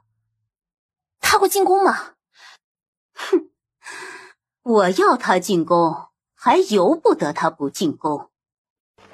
现在满京都在议论你要我表演胸口碎大石的事。可不是我让人传的谣言。地砖是你送的。我错了，我不该听一个混蛋的话给你送地砖。我以后再不听那混蛋的话了。我怎么觉得想看我表演胸口碎大石的人是你啊？爷，顾大少爷骑马过来了。表哥，画的事你应该听说了吧？苏月点头。你的画装裱好了。这么快？一般4、5日，但你这画不仅贵重，还和皇上的撞了。画铺不敢多留，硬是拉着我不让我走，让我看着把画装裱好。表哥帮我把画送给外祖父。这可是松雪道人的画呀。我知道，外祖父喜欢道玄居士的画，松雪道人是道玄居士的授业恩师，外祖父应该也会喜欢他的画。表妹一定要送，还是亲自送吧？去顾家。本王和王妃还有一些事情要商量，他今天没有空去顾家，劳烦把画带回去给顾老太爷。改日本王请你吃饭。顾衍文一脸懵，明王竟然在他表妹的马车里。继续赶马车。你吓到我表哥了。你表哥没那么不惊吓。你要和我商量什么事啊？你帮我问一下岳父大人，是不是我表演胸口碎大石，他就准我再把你娶回去？你是认真的？萧承义一脸认真地看着他。你怎么不自己问？本王堂堂一个王爷，怎么好意思问这个话？是，你丫的不好意思问，你好意思表演胸口碎大石？姑娘，那是庆阳长公主的驸马爷。苏月俯身给长驸马行礼。啊，安乐性子顽劣，是我这个做父亲的没有管教好他，让苏大姑娘受委屈了。苏月笑笑，没有多说什么。姑娘，长驸马是代替庆阳长公主来侯府赔礼的。以前怎么没见长驸马参加宫宴？长驸马深得皇上信任，替皇上巡视东南一带去了，走了好几个月。听说还没有见庆阳长公主的面，就来侯府替庆阳长公主善后了。长驸马经常离京办事，1年里至少有4、5个月不在京都。这么久？皇上很信任长驸马。今儿什么日子啊？孙妈妈给我做这么多菜。忘了告诉姑娘了，上午姑娘出府后，孙妈妈叫上奴婢一起去春晖院找老夫人。孙妈妈担心自己再在婉月院待下去，姑娘会日渐圆润，请老夫人把她调回去。王妈妈说的更直接，让孙妈妈以后就按照明王王妃的标准给姑娘准备饭菜，然后就这样了。这一日天气晴好，万里无云。吃过早饭后，苏月带着芍药去春晖院，才走到屏风处，就听到茶盏重重磕在小鸡上的声音。谁惹老夫人不高兴了？昨儿长驸马送了不少赔罪礼来，侯爷入了宫中的账，二太太觉得二老爷被庆阳长公主冤枉入狱，吃了不少苦头，那些赔偿也是点名了给二老爷的，应该交给二房。大姐姐，你得了福松雪道人的话是真的吗？说是松雪道人的，但不知真假。藏得那么严实，肯定假不了，能拿出来让我们也长长见识吗？大姐姐好像把画送给顾老太爷了。啊，那么贵重的画，大姐姐就这么送出去了？而且我听说那幅画和皇上手里的重了，那画可是个烫手山芋。虽然我也恼庆阳长公主无凭无据就把我爹下狱了，但那幅画事关皇上的颜面，大姐姐还是别留在手里的好。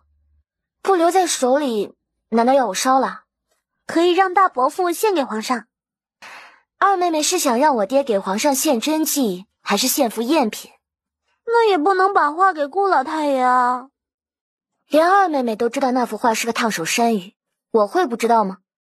送给外祖父，必然是知道那只是幅赝品，但那幅画临摹的足以以假乱真了，不然也不至于蒙混过人，将赝品当成真迹藏起来。又是我花900两买下来的，就那么烧了，太过可惜。真迹在皇上手里，外祖父接触不到。我想着，有幅足以以假乱真的画，能欣赏一二，也是好的。大姐姐怎么就断定送给顾老太爷手里的那幅画是赝品？难道你希望皇上手里的是赝品？皇上手里的肯定是真迹。老夫人，宁太妃来了。快去迎太妃。见过太妃娘娘。上回见你还唤我母妃的，我随太后离京避暑不过才几个月，京都就发生了这么多事儿。我养的那孽障儿子竟连先皇的话都不听，给了月儿这么多委屈受。方才我已经狠狠训斥过他了。都过去了。这事儿说来怨我，当初我要不那么心急着冲喜，也不会有后来这么多事儿。爱子心切，人之常情。这事儿我一定会让义儿给月儿给府上一个交代的。我今儿来除了赔礼，还有另外一件事儿。苏月和老夫人都望着白太妃，是为了月儿和安乐县主的矛盾。老夫人眉头拢紧，我实在是没想到他们矛盾会闹得如此之大。最近安乐县主晦气得很，前儿安乐县主在街上崴脚，庆阳长公主不放心，找人算了算，说是安乐县主和月儿八字不合，要一直互相针对下去，必会危及安乐县主的命。庆阳长公主膝下只有安乐县主一个女儿，甚是宠溺。太后知道我来府上，让我帮她传个话，让月儿今儿也入宫赴宴，两人从此化干戈为玉帛。听到最后，苏月怀疑白太妃来侯府到底是为明王赔礼，还是来帮太后下口头请帖的了。安乐县主是太妃看着长大的，她什么性子，太妃比我们清楚。我知道老夫人的担心，老夫人只管放心，有我和义儿在，不会让月儿出岔子的。祖母，我进过。哎呀，打开看看。几个婆子把3口大箱子抬到屋子中间，然后依次把箱子打开。前2口大箱子里装的是大大小小的锦盒，但看到最后1口的时候，只见那大箱子里金银珠宝、玉镯、玉簪、珍珠项链凌乱地放在里面，满满一大箱子，能闪瞎人的眼。这些东西是给月儿的，抬去婉月院给她。老夫人话一出口，四太太屁股都坐不住凳子了，想开口阻拦。老夫人似乎猜到了，一记冷眸扫过来，四太太屁股又赶紧坐了回去，心底急得跟猫挠了似的。姑娘真的要进宫吗？太后要我进宫，我就是躲得过初一，我也躲不过15。姑娘，王妈妈来了，还带了3口大箱子来。这是明王府给大姑娘的赔罪礼。打开看看。哇，时辰不早了，我该进宫赴宴了，就不去春晖院了。祖母礼佛，这尊紫玉观音，就有劳王妈妈帮我带回去给祖母。太后回宫，听说一池锦鲤死的就剩几条了，都没回永宁宫，就匆匆去了御花园。太后的那一池锦鲤就剩几条了吗？要不是工人反应得快，把离凉亭远的锦鲤捞出来几条，只怕1条都不会给太后剩下。也不知道那一池锦鲤怎么突然就全死了，难道真是宫里见了不祥之人？谁知道呢？太后，苏大姑娘来了，让她进来。苏月稳住心神，迈步进凉亭，上前俯身给皇上和太后行礼。太后眸光一直落在苏月身上，皇上和太后没让她起，她就只能保持行礼的姿势。本来这姿势就累人，再加上苏月有孕在身，就更累了。不过好在救星来得快，而且这个救星不是别人，是安乐县主。这是怎么了？苏月给安乐县主腾位置，默默站直身子，站到一旁去。皇祖母，安乐想您，顾不得崴脚没好就进宫了。他们在背后指指点点，笑话安乐在街上丢人崴脚。哀家倒要看看，谁敢笑话你。哼，安乐给皇上舅舅丢人了。哀家最疼的就是安乐，谁要给安乐委屈受，哀家绝不答应。看什么看？我可没给过安乐县主委屈受。太后，别气坏了身子。以前哀家觉得没人敢欺负安乐，再大的封号也不过锦上添花，有没有无所谓。没想到安乐出府逛个街，都有人敢在他坐的软轿上动手脚，让安乐沦为京都笑柄。哼，这是没把皇上，没把哀家放在眼里呀。朕也觉得只封安乐一个县主，委屈他了。朕这就让人拟旨，封安乐为郡主，赏他一郡封地，10亿千户。还不赶紧谢皇上！谢皇上舅舅和安乐。呵呵，朕在赐你一顶宽敞的软轿。谢皇祖母。以后可不能再任性了。苏大姑娘是先皇赐给明王的王妃，等她回明王府，你还得喊她一声九皇婶。你们之间也没什么深仇大恨，以后万不能再起争执了，听到没有？安乐知道了。臣女谨遵太后教诲。洗尘宴还要一会儿才开始，太后先回宫歇一会儿吧。苏月在树下站了会儿，往那边凉亭走去。等等，锦陵郡主叫住我，可是有事？那天的事儿实在对不住。锦陵郡主在说什么？就是那天我跟文国公府大姑娘去长宁侯府，到了你的婉月院，大家帮我抓兔子，把你埋在树下的锦盒挖出来的事。我知道那天的事与锦陵郡主无关。你知道？不仅知道，而且知道的一清二楚。难怪我母妃夸你聪明，说我傻乎乎的跟着去做了回跳梁小丑。苏大姑娘，安乐郡主请您去那边说话。这一刻，苏月真有点想要明王妃的身份了，至少不用安乐县主派个宫女来传话，她就得去。安乐郡主找我来是，太后才让我们画干戈，你孤零零的一个人赏花，传到太后那儿，没叫的让太后觉得是我欺负你。我家姑娘哪儿孤零零一个人了？我陪她左右呢，我不是人吗？我喜欢清静。哼，你喜欢清静，太后又不知道，你就和他们好好的玩儿。有这么多大家闺秀能作证，安乐县主没有针对我，太后怎么会怪你？我还有事，就不奉陪了。苏月没按照他的要求办，安乐郡主也不生气，尤其看到远处端托盘过来的宫女，敢给明王戴绿帽子，今天就是你的死期。突然苏月脚脖子被什么东西打到，他人顿时不受控地朝那宫女扑过去，不偏不倚，那宫女给苏月做了肉垫。完了，太后最喜欢的琉璃盏摔碎了。姑娘，你有没有摔伤？我没事。哈，你没事，摔了琉璃盏，你今天死定了。我又不是故意的，方才是什么东西打到了我脚脖子，我才会撞到宫女。哎呀，这么多人看着你扑倒宫女，你还想狡辩？我用不着狡辩，不过就是个琉璃盏，我赔一个就是了。赔？你还真是大言不惭啊！姑娘，琉璃盏一共就1对，先皇内治病重，失手摔碎了，世上没有琉璃盏了。太后的琉璃盏怎么出现在御花园？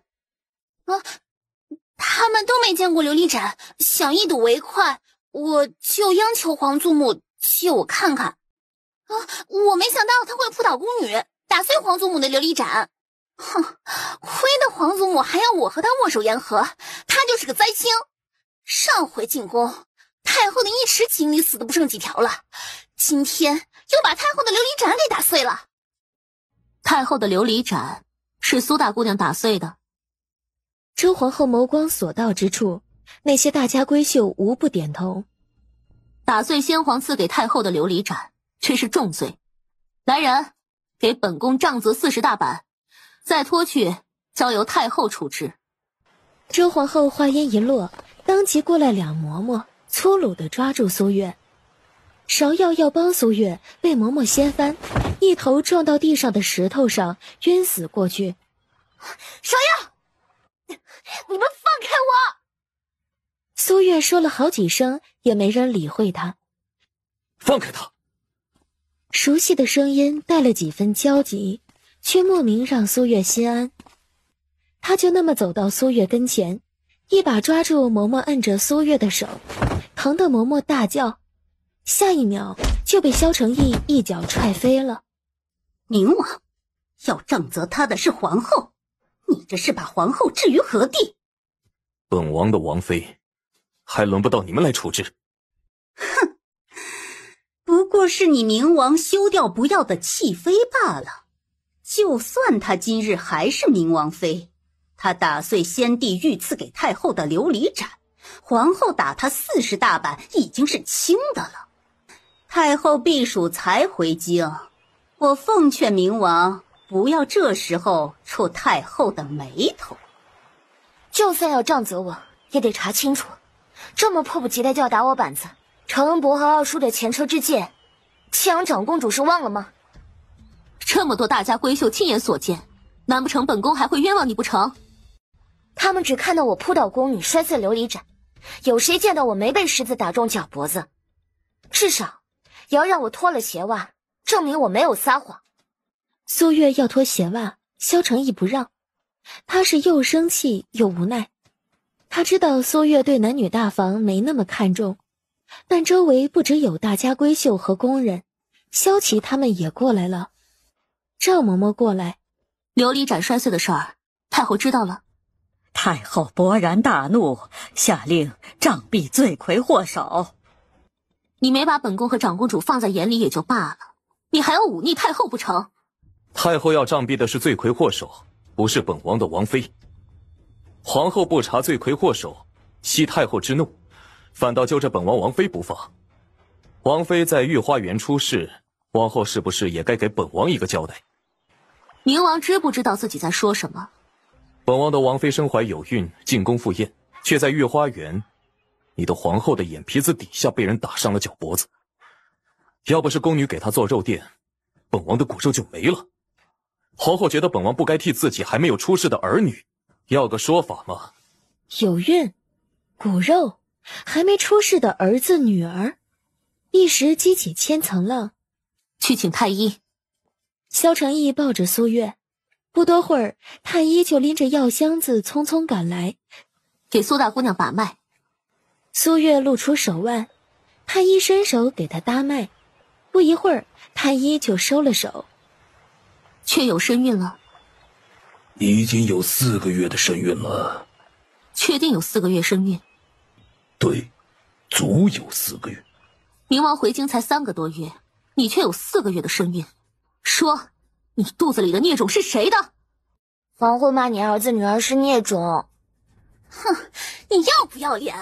和别人苟且住炭劫，还算在冥王头上。我怎么感觉他们都把你当成傻子了？本王只是休妻了，不代表没有和王妃圆房。虽然冥王回京才3个多月，但若是回京当日圆房，从脉象看是4个月，没有问题。宁王妃不知道宫女端着的是太后的琉璃盏，更不可能冒着摔掉腹中胎儿的风险去打碎它。看来是宫里有人针对明王妃，累及太后。这事儿要好好查查了。不知者不为罪。苏大姑娘有身孕的事儿，本宫和长公主都不知道。倒是明王，既知道苏大姑娘有了你的骨肉，怎么不上报呢？将她接回明王府。本王何尝不想，只是作孽太深，岳父大人气未消，本王连长宁侯府大门都进不去。为夫可不是故意暴露你怀有身孕的事情，岳父大人不会恼我吧？丫的，这高兴的样子，说不是故意的，谁信呢？长宁侯气难消也正常，但明王妃既然有了身孕，就不便再留在长宁侯府了。今日之事，本宫定会查清楚，给明王妃一个交代。多谢皇后。时辰到了，该入席了。我送你出宫。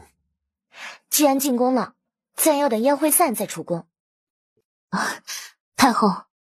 哦，太后身体不适。太后避暑回京，一路奔波，本就疲惫不堪。先皇御赐太后用来寄托哀思的琉璃盏又被打碎了，太后心情不好。是安乐不好，不该找皇祖母要琉璃盏。琉璃盏世间仅有一对，都碎了。朕就是想要寻找另一只给太后，也办不到啊。皇上，苏大姑娘说琉璃盏不是什么稀罕之物，会赔皇祖母一只。既如此，那就限你1个月之内，另寻一只赔给太后。让你夸大海口，知道什么叫搬起石头砸自己的脚了吧？小女失忆了，至今还未恢复记忆，不知琉璃盏有多贵重，才会信口胡诌。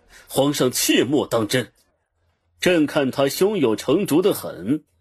我被人算计才会撞到宫女，打翻太后的琉璃盏，都需要赔一只。安乐郡主为了显摆，向太后借琉璃盏，踩着琉璃盏被碎，又该受什么惩罚？你要哀家怎么罚安乐？太后息怒，臣女一时忘了洗尘宴后，皇上是要下旨封安乐县主为安乐郡主的。安乐县主今日无过，只有功。太后脸色铁青。太后要怎么宠安乐，我管不着。但是王妃胆小，又身怀有孕，太后不要吓着她。她胆小，都敢公然和她这个太后叫板了，还能叫胆小？封郡主的事以后再说吧。皇上，北凉公主与北凉使臣求见。选。北凉公主和使臣怎么突然求见朕呢？大齐放弃和亲，公主就没有留在大齐的必要。我们北凉肯定不会拒绝拿粮草跟银两换回公主。我们决定后日便启程回北凉。后日启程太过匆忙了，赶不及准备送行宴。无妨，公主来的路上耽搁了，只想尽快启程。今日给太后准备的洗尘宴，就当是给你们北凉的送行宴吧。谢皇上。听闻北凉公主琴技过人，不知可能有幸听上一曲。微末琴技，担不得皇后的夸赞。今儿是大齐太后的洗尘宴，公主不妨弹奏一曲，让大齐君臣也欣赏一下我们北凉的琴曲。那本公主就献丑了。北凉公主坐下，活动了下食指，就将纤纤玉手搭在了琴弦上。急促铿锵之声骤然从指尖流泻，大殿霎时间安静下来，连准备喝酒的皇上都将酒杯放了下来。北凉公主这一起手就把场面镇住了，然而下一秒场面就没绷住，只听见刺耳之声传来，琴弦断了。琴弦可没那么容易断，就算弹得稍用力些，也不至于断。周皇后准备的琴，质量未免也太差了些吧？周皇后想解释两句，然而这时停了一瞬的琴音再次响起。只见北凉公主用断了一根弦的琴继续弹奏，琴音袅袅，悦耳动听，没有受到丝毫影响，琴技之高令人叹为观止。周皇后的脸色更难看了。一曲毕，大殿内久久没有声响。北凉公主果然是琴技过人呢，比不得大齐的公主，不知能不能听大齐公主弹上一曲。周皇后所出青鸾公主的琴技可一般的很呢，那是不上台丢人，上台也丢人。实在不巧，青鸾公主前儿伤了手，无法弹琴。不如这样，在我大齐大家闺秀中选一个琴技和青鸾公主不相上下的，和你比一比，如何呀？那就依庆阳长公主的安排。苏大姑娘的琴技和青鸾差不多，就让她带青鸾弹奏一曲吧。苏月那叫一个气呀！内子有孕在身，不便。冥王多虑了，只要没动胎气弹奏一曲，并不妨碍。把朕库房里那张琴取来。还算皇上有良心，知道给他换张琴。然而很快他就知道他想多了，皇上给他准备的是一张独弦琴。苏月两手放在仅有的一根琴弦上，琴音从指尖流泻出来，让大家知道什么叫一根弦弹反，而且弹的不是很音乐的样子，静的时间更久。本公主自诩琴音无人能及，今日方知，人外有人，天外有天。还是疏于练习了。这张琴放在皇上库房，也是可惜了。内子今日在宫里受了委屈，又立了功，难得有一张琴让他高兴，臣弟只能请皇上割爱了。皇上皱眉不悦，青鸾公主与我琴技不相上下，这琴皇上是肯定要赏给青鸾公主的。青鸾公主多练练，以后再有比试的场合，就不用我替她上场了。冥王极少和朕开口讨要东西，今日难得开口，岂能不应允？这独弦琴，朕就赐予你的王妃。谢皇上。怎么还不出宫？爷，属下听到点流言蜚语，不知道要不要禀告您知道。什么流言？宫里的人在传爷，您在梦里被先皇差点打死。要是您不把王妃往死里宠，先皇就把您带走。还有怀疑爷您病了，不举了，以后膝下只有王妃肚子里一个孩子的。大夫人，府里都在传大姑娘有身孕了。大姑娘有身孕了？丫鬟连连点头。大姑娘肚子里的孽种是谁的？大姑娘怀的是冥王的骨肉。你再说一遍，大姑娘肚子里的孩子是谁的？大姑娘被休回府前和冥王圆房了，肚里怀的是冥王的骨肉，已经4个月了。苏月和冥王圆房了？这怎么可能？大姑娘有身孕的事儿，侯爷和老夫人早就知道了，所以这些日子老夫人对大姑娘疼爱有加，有求必应的。娘，宫里在传，冥王在自己生产那天遭遇刺杀，伤了身子。大姐姐肚子里的孩子将会是她唯一的骨肉。我说冥王付出那么大的代价也要休妻，怎么会想回心转意？原来是为了子嗣。大姐姐运气怎么会这么好？哼，这可不是什么好事。大姑娘，帝王世子他们在街上向冥王请教武艺，据说请教的很激烈，楚国公世子路过看见了，没忍住也和冥王切磋了下。过来，给我上药。你没把萧琪他们怎么样吧？你到底是谁媳妇儿啊？我相公武艺超绝，都受伤了。我担心你气头上下手没轻重，把他们打死打残，不是很正常吗？没下狠手，也就让他们在床上躺个3、5日。这还没叫下狠手，这就是祝国公世子路过没忍住和你切磋一下的原因。萧琪他们和萧承义请教，是为他抱打不平。萧承义没说话，算是默认了。那祝国公世子武功挺高啊，你这眼睛是他打的吧？不是他。不是他，那是谁打的？你表哥。我表哥？我哪个表哥打的？你是不是忘了你有一个表哥断了胳膊的事情啊？苏月囧了，他能不能说他刚真没想起来这事儿？也就是说，打人的是他大表哥了。你不会是主动往我大表哥拳头上撞的吧？你把我大表哥拳头撞成什么样了？萧承义气到不想说话，关心了一圈，谁都关心到了，唯独除了他。我大表哥到底怎么打到你的？我在你在顾家手里栽跟斗，也不是1回2回的事情了。你没说我对你那傻傻的事吧？你说呢？苏月松一口气。你一个手无缚鸡之力的表哥都能够伤我至此，我要不说实话，只怕今天是不能活着走出顾家了。你是故意不躲开我表哥的拳头的，是不是？为夫是真的没有想到你表哥敢以卵击石。我表哥和外祖父他们知道这事后，说什么了？你顾大少爷是不是觉得本王就这么缺女人，非你表妹不可？休妻还做这样落人话柄之事？那你为什么？是你表妹趁我被人下药，对本王霸王硬上弓的。爷，什么事？皇上听说了您在街上揍定王世子他们，还和祝国公世子切磋受伤的事儿，派太医去王府给您把脉。皇上这么关心你呢？告诉太医，本王一切安好。太妃让您回府。你和定王世子关系不是极好吗？怎么一再的揍他？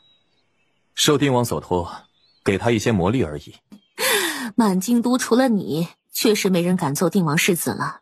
太后对定王府甚是看重，得知定王病愈的消息，当天就决定回京，连避暑都顾不上了。但魔力也用不着揍他，多给他派些差事才是正经。萧承义眸光一缩，定王中毒瘫痪，没见太后有多关心，解毒病愈却令太后如此反常。定老王爷之死，定与太后脱不开的关系。不知明王找下官来是？给本王挑一个良辰吉日，本王要迎娶王妃过门。不知王爷和王妃的八字是？清风把2人的八字递给赵见正，赵见正接过，看了八字一眼，直接怔住了。八字有问题？没问题。王爷的八字已是极贵，没想到王妃还在王爷之上。王妃的八字这么好吗？王妃的八字4个天干一样，4个地支一样，乃是60年方能一遇的天地同流格。这么2个贵气无比的人凑到一起，绝对能遇神杀神，遇佛杀佛，甚至……今日之事，不得往外泄露半个字。老夫人，大姑娘和明王的婚期定下了，这个月28出嫁。总是要出嫁的，早点嫁了也好。听翠竹说，明王府送了180台聘礼来，而且送的都是好东西，一点也不虚。那么多聘礼，怎么也不止180台啊！明王府给姑娘送聘礼，在数目上不好越过公主、郡主去，就2台并着送过来，说是180台，其实有360台，满京都头一份。这还只是明王送来的聘礼，还不算侯府给姑娘准备的嫁妆。正忙呢，要不你回去？今儿月色不错，为夫带你赏月。不等苏月答应，萧承义就带着他跳出窗外，飞上了屋顶。明月高悬，月色清冷，清辉洒落大地，整个长宁侯府像是被月色披了一层朦胧纱衣，静谧优美。在想什么呢？想起花灯上你带我赏月。我带你换个地方赏月。去哪儿？萧承义没回他，搂过苏月的腰，脚下一点就带着苏月凌空而起。嘘，别说话。话音刚出口，萧承义带着苏月身子一斜，一支箭就从他们刚刚站的位置射过去。有我在，别怕。怎么能不怕？他们这边算上他，一共才4个人。他不仅手无缚鸡之力，还得萧承义寸步不离地护着他。而刺客看得见的就有11个了，暗处还不知道有没有。双拳难敌4手，即便赵七和清风武功都很高，可在绝对数量优势面前，也占不到任何便宜。赵七被刺客一脚踹下屋顶。赵七，你快放下我！本来刺客就人多势众，要萧承义带着他们最后都得死。打斗了好一会儿，刺客的剑朝苏月劈过来，萧承义抵挡另一刺客，赶不及抽身护苏月，只能侧身相护。刺客的剑划伤他的胳膊，清风一个回身，剑就插在了刺客的心口处。抽回剑，刺客从屋顶上滚下去。爷，小心！刺客的剑劈下来，然后就在要伤到萧承义时，远处一支短剑射过来，刺客当场毙命，滚下屋顶。萧承义回头，就见一戴着银色面具的黑衣男子飞过来，男子身后还跟着一暗卫，主仆俩过来，一句话没说，直接就帮着杀刺客。再加上摔下屋顶的赵七也站起来，局势瞬间逆转。留下活口。谁派你们来的？要杀便杀，无可奉告。太庙倒塌，是不是你们的手笔？是又如何？当日你们在太庙留了什么字？我们要不了你的命，你们大齐皇帝也容不下你。不知阁下是谁？相助之恩，本王必亲自登门道谢。只是碰巧路过，管了回闲事而已，明王不必放在心上。明王要真想知道当日太庙上留了什么字，就去问晋王，他知道。方才遇到的刺客，是花灯会上要杀你的那一波。应该是一拨人，有没有受惊？已经习惯了。是为夫连累你了。夫妻一体，说什么连累不连累的？你要真有个3长2短，我还能活命啊？两人就这么你看着我，我看着你，暧昧的气息不自觉在两人之间萦绕。晚上好好歇息，我先回去了。你受伤了还要回去啊？萧承义搂过苏月腰肢就亲了上去，好半晌才松开，呼吸粗重。你确定要留下我？这混蛋都受伤了还不安分，回去路上小心。还真是狠心呢。皇上限大姐姐1个月之内找出一支琉璃盏赔给太后，大姐姐找到了吗？琉璃盏何等稀罕，大姐姐上哪儿寻去？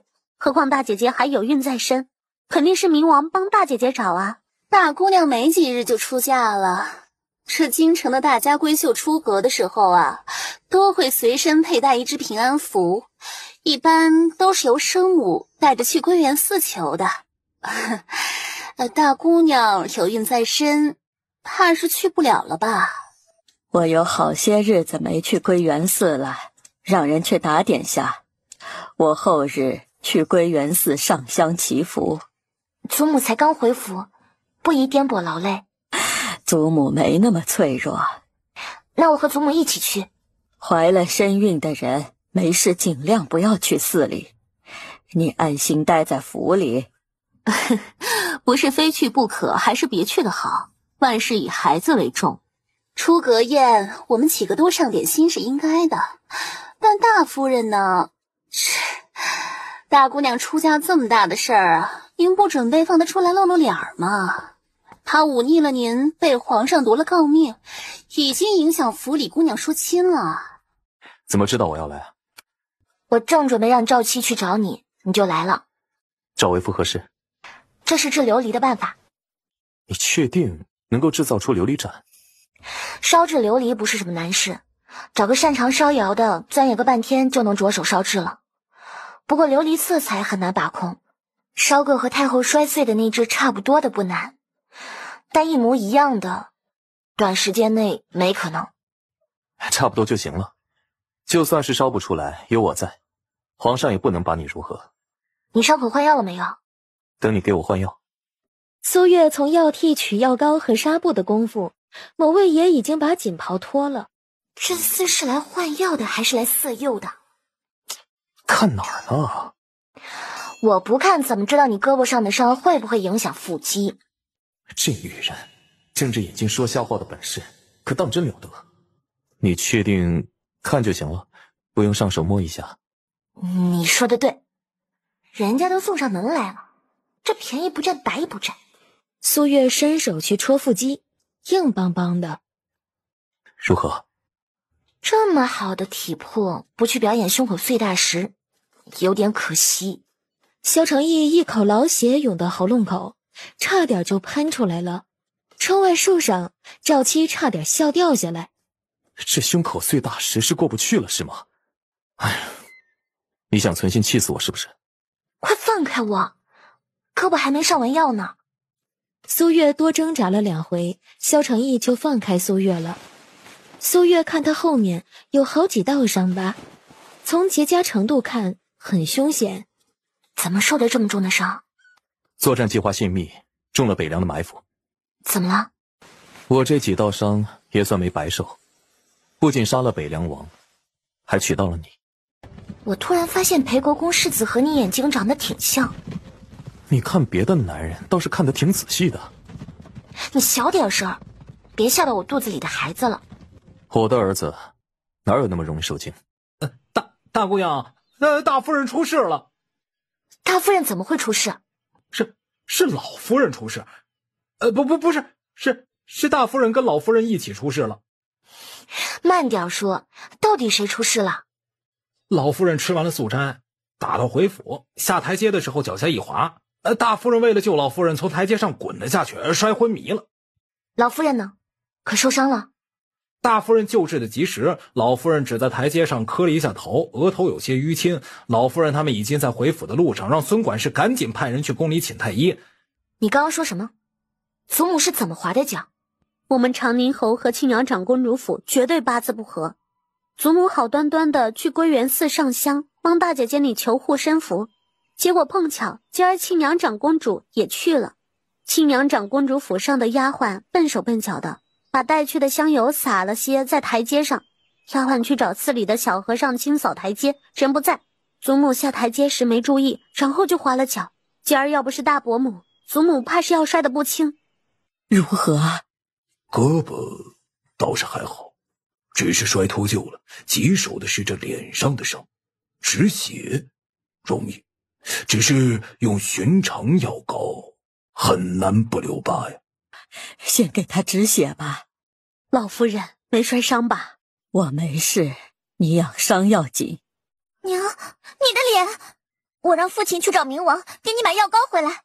苏妹起身就要走，大夫人没让她去，她是为救老夫人伤的脸，不需要她张口。庆阳长公主、老夫人还有苏怀臣都该给她送药膏来。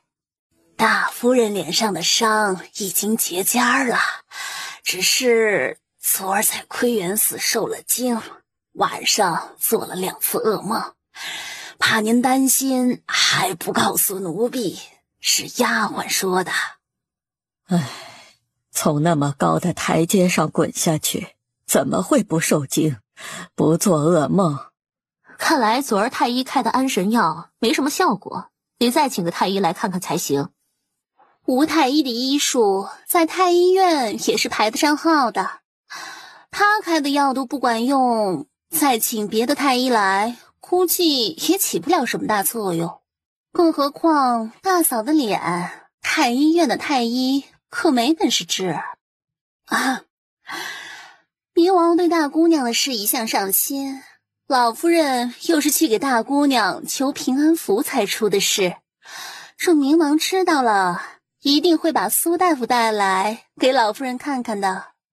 二叔二婶就是了解明王，当初二叔去找明王帮忙，明王都二话不说就帮了，何况大夫人是为了救祖母伤的脸，这么好的献殷勤机会，明王怎么可能会错过？二太太脸色一僵，听出了苏月的敲打之意。老夫人，宫里派人来宣旨了。人都到齐了，公公可以宣旨了。府上大夫人呢？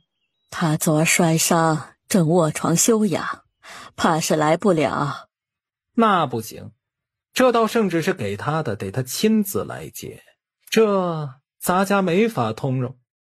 苏月以为要等好一会儿，但不到半盏茶的功夫，大夫人就来了。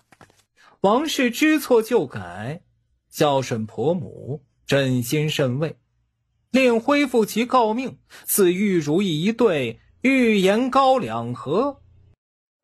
皇上怎么会恢复我的诰命？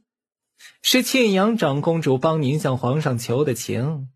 在来之前，沁阳长公主还让咱家给长宁侯夫人带句话，她没管教好丫鬟，连累府上老夫人险些出事，幸得大夫人舍命相救，这才有惊无险。她陪太后坐会儿，一会儿会来侯府探望你。也不知道玉颜膏能不能保娘脸上不留疤。先用着再说。老夫人，明王来了。你去迎一下明王。小婿见过岳父大人。然后把带来的药膏奉上。方才倩二太太故意说的话成真了，这厮真的赶来献殷勤了，还献的爹收也不是，不收也不是，可真行。你在看什么？苏大夫呢？怎么就你一个人来了？你不会没把苏大夫带来吧？小婿这就去请苏大夫过来。有药膏就够了，不用苏大夫亲自来。带明王去见你祖母。你这一盒药膏送的值，我爹对你态度好了不少。满京都找不出比为夫还贴心的女婿了。的确，我爹肯定觉得满京都也找不出比你还会往脸上贴金的女婿了。为夫说的是贴心。是啊，贴金。老夫人，沁阳长公主来了。见过明王，侯爷让您去书房见他。虽然长宁侯府上下打心眼里不欢迎沁阳长公主，但架不住人家身份尊贵。苏老夫人快免礼，我长公主府的丫鬟办事疏忽，连累苏老夫人受惊了。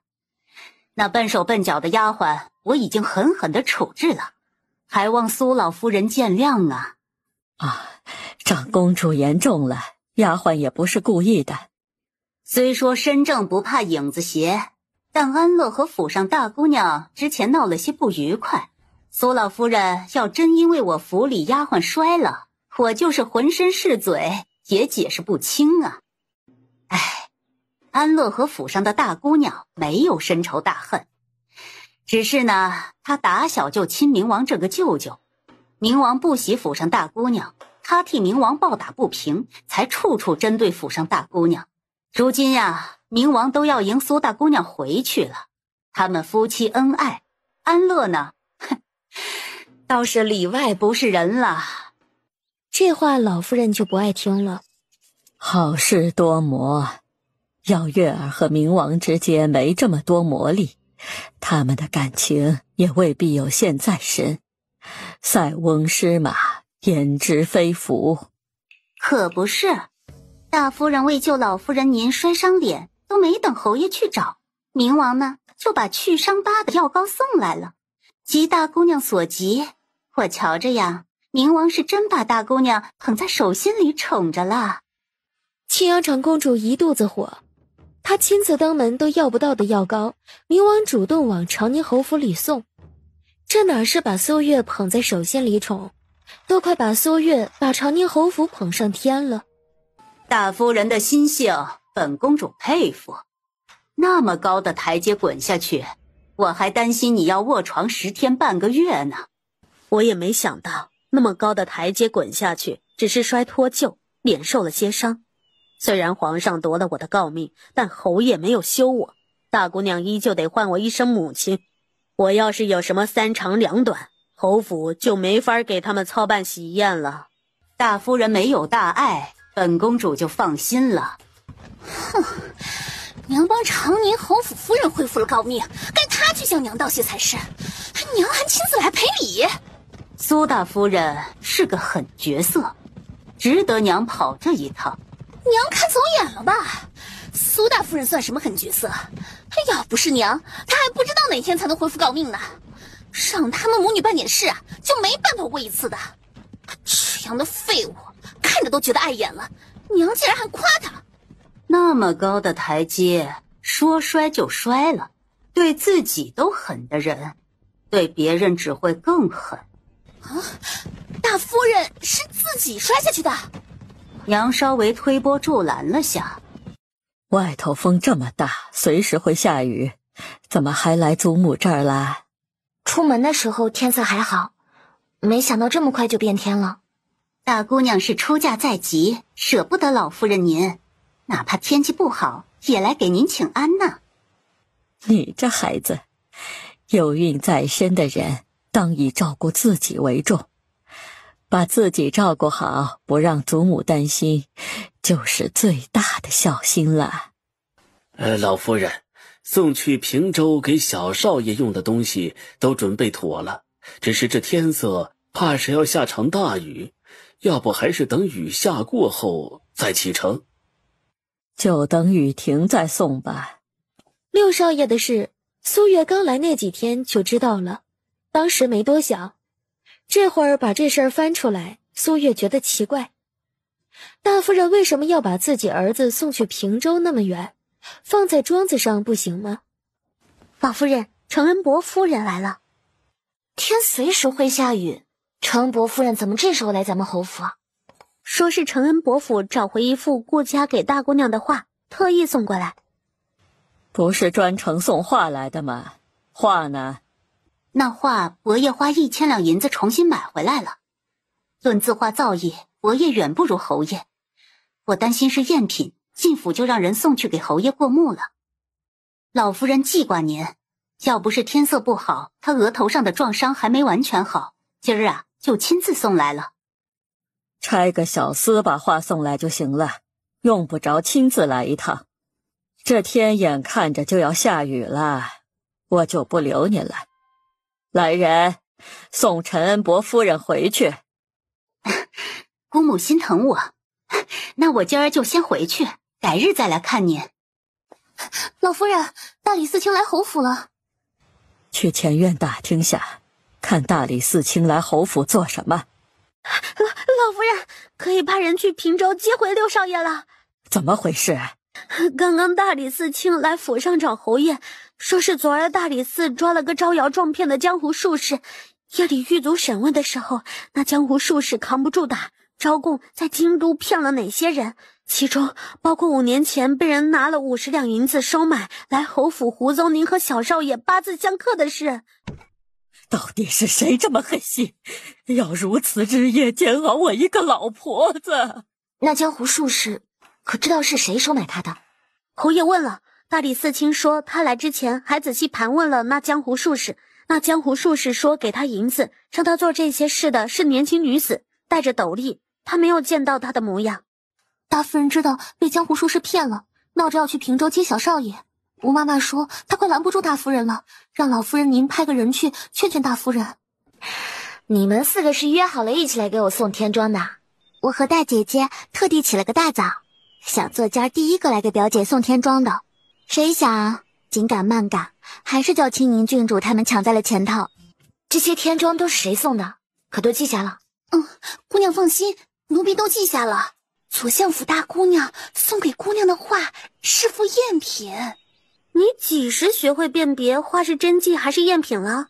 连姑娘都没这本事啊！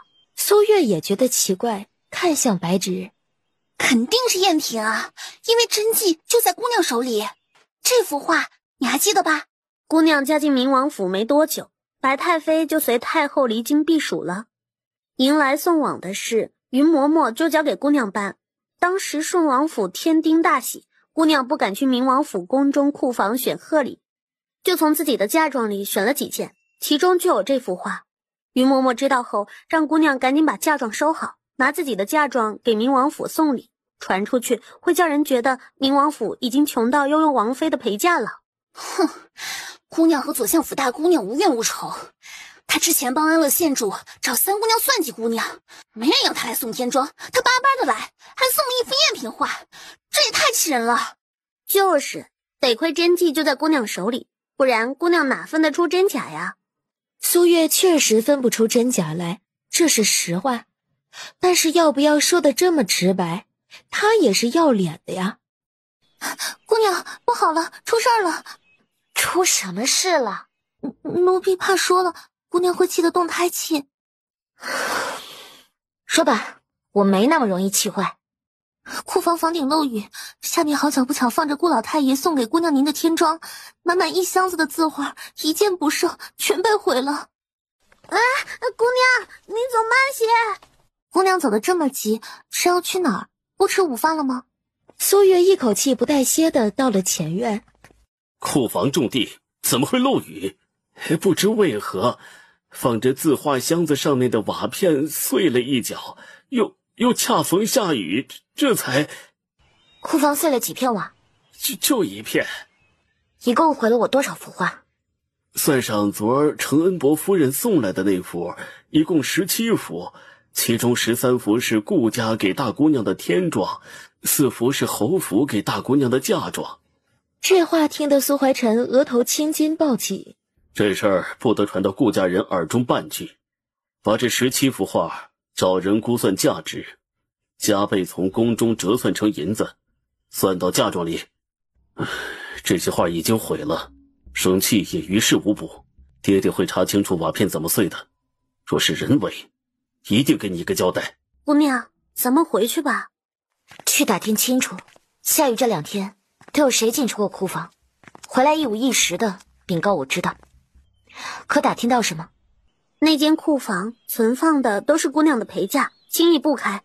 下雨那天，承恩伯夫人送画来，侯爷过目后，孙管事就让小厮把画送到库房，小厮把画放进箱子里就退下了。平常下雨，守库房的小厮会开库房检查门窗有没有关好，但不巧下雨这2天，小厮闹肚子，拉得双腿发软，就偷了个懒。小厮送画进库房的时候，二老爷正巧去库房拿东西，他拿东西的库房正好在存放姑娘陪嫁的隔壁。姑娘的画会不会是……王妃有何吩咐？送去顾家，让我表哥认认，这画是不是当初我外祖父送给我的那幅？就说这幅画是承恩伯府送回来的，我担心是假的，让他帮我认认清楚。如何？是真迹，顾大少爷怕认错了，还特意找了顾老太爷确认这幅画就是顾家给王妃的天装之一。果不其然，苏月脸阴沉的几乎能滴墨。姑娘拿着画去禀告侯爷，让侯爷给姑娘做主。只凭这一幅画，他们不会承认的，只怕还会反咬一口，说外祖父看走眼，把赝品当真迹送给我做天装。可是就这样算了吗？算了，就是太阳打西边出来也没这可能。帮我去左相府问问，这画是怎么到左相府大姑娘手里的。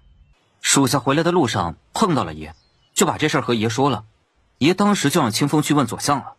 怎么是你啊？你想见谁？清风。清风刚上树，听到这话差点没惊掉下来。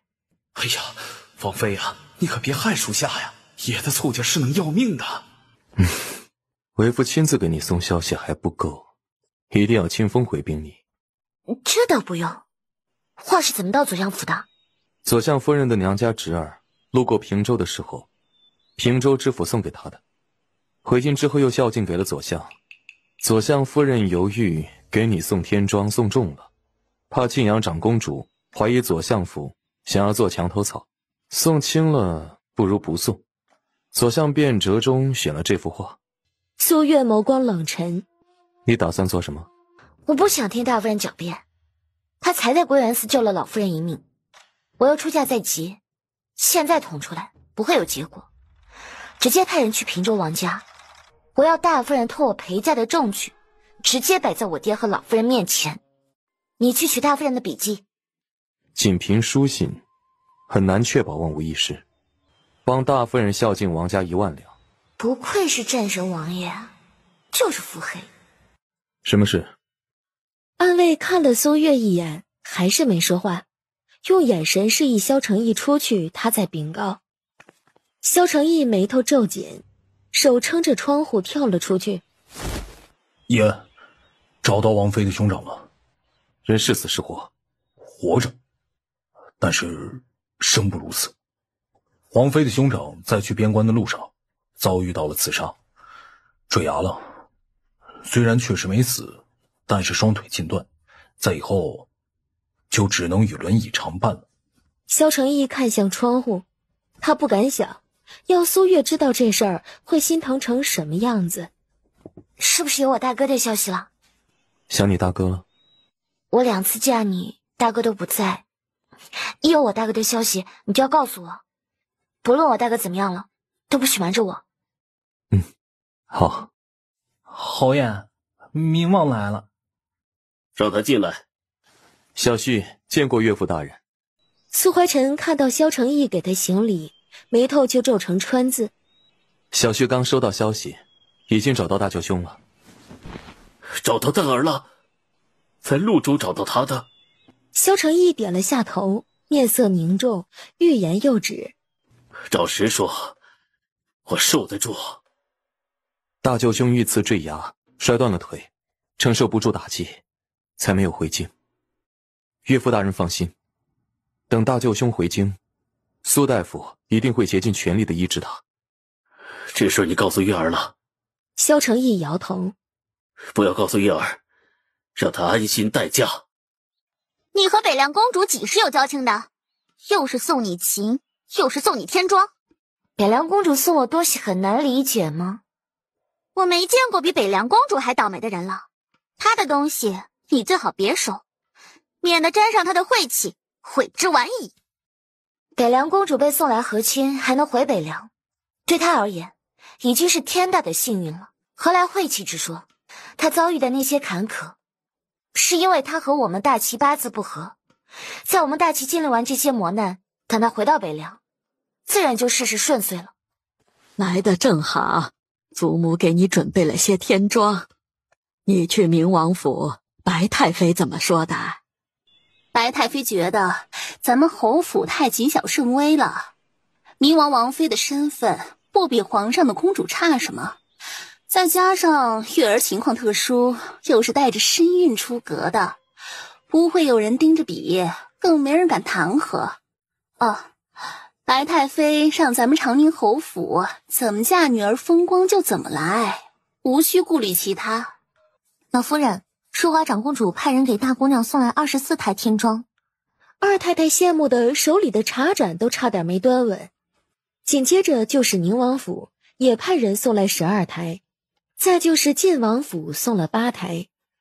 天妆如流水一般的抬进长宁侯府，1台2台不嫌少，4台5台不嫌多。本该热闹非凡的明王府反倒要冷清得多。没办法，礼都送错门了。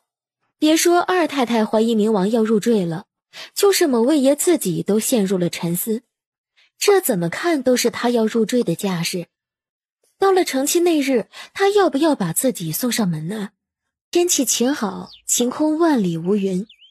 虽然苏月已经嫁过一回，且已有孕在身，但长宁侯府拿她当出嫁看待。姑娘忍着点儿，到明王府才能吃。苏月也不说话，只摸着微微隆起的小腹。只能吃这么多，实在饿得受不住了，路上再吃一点儿。姑娘，花轿快到门口了。侯府大门没那么容易进，有拦路关。苏月觉得以侯府几位少爷和他2位表哥，估计最多也就拦萧承义1刻钟。苏月是这么想的，萧承义来的路上也是这么想的。可带着花轿到长宁侯府一看，一群胳膊肘往外拐的大侄儿堵在侯府大门口。你们到底是哪边的？别攀交情了，没用。只有过了我们这关，你才能进去。听听帝王世子说的话，不怪明王总是揍他了，挨揍的是一点儿也不冤。傅大少爷出了道对联，明王对上了。没一会儿，又跑进来个小丫鬟。顾二少爷，让明王和他对弈一局，赢了才能过下一关。下一局棋要半天呢。下棋，明王赢了。明王也太厉害了吧！可惜他得守着姑娘，不然他好想去门外看看。定王世子最后，他出的题肯定是最难的，他不会让明王表演胸口碎大石吧？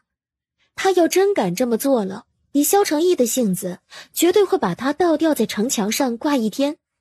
帝王世子准备了3个题，让明王从中选一个。哪3个题啊？给仙人掌拔刺儿，分红豆和绿豆，还有让明王不用手不动脚，主动让帝王世子把路让开。那冥王选了什么？冥王问帝王世子怎么没有胸口碎大石。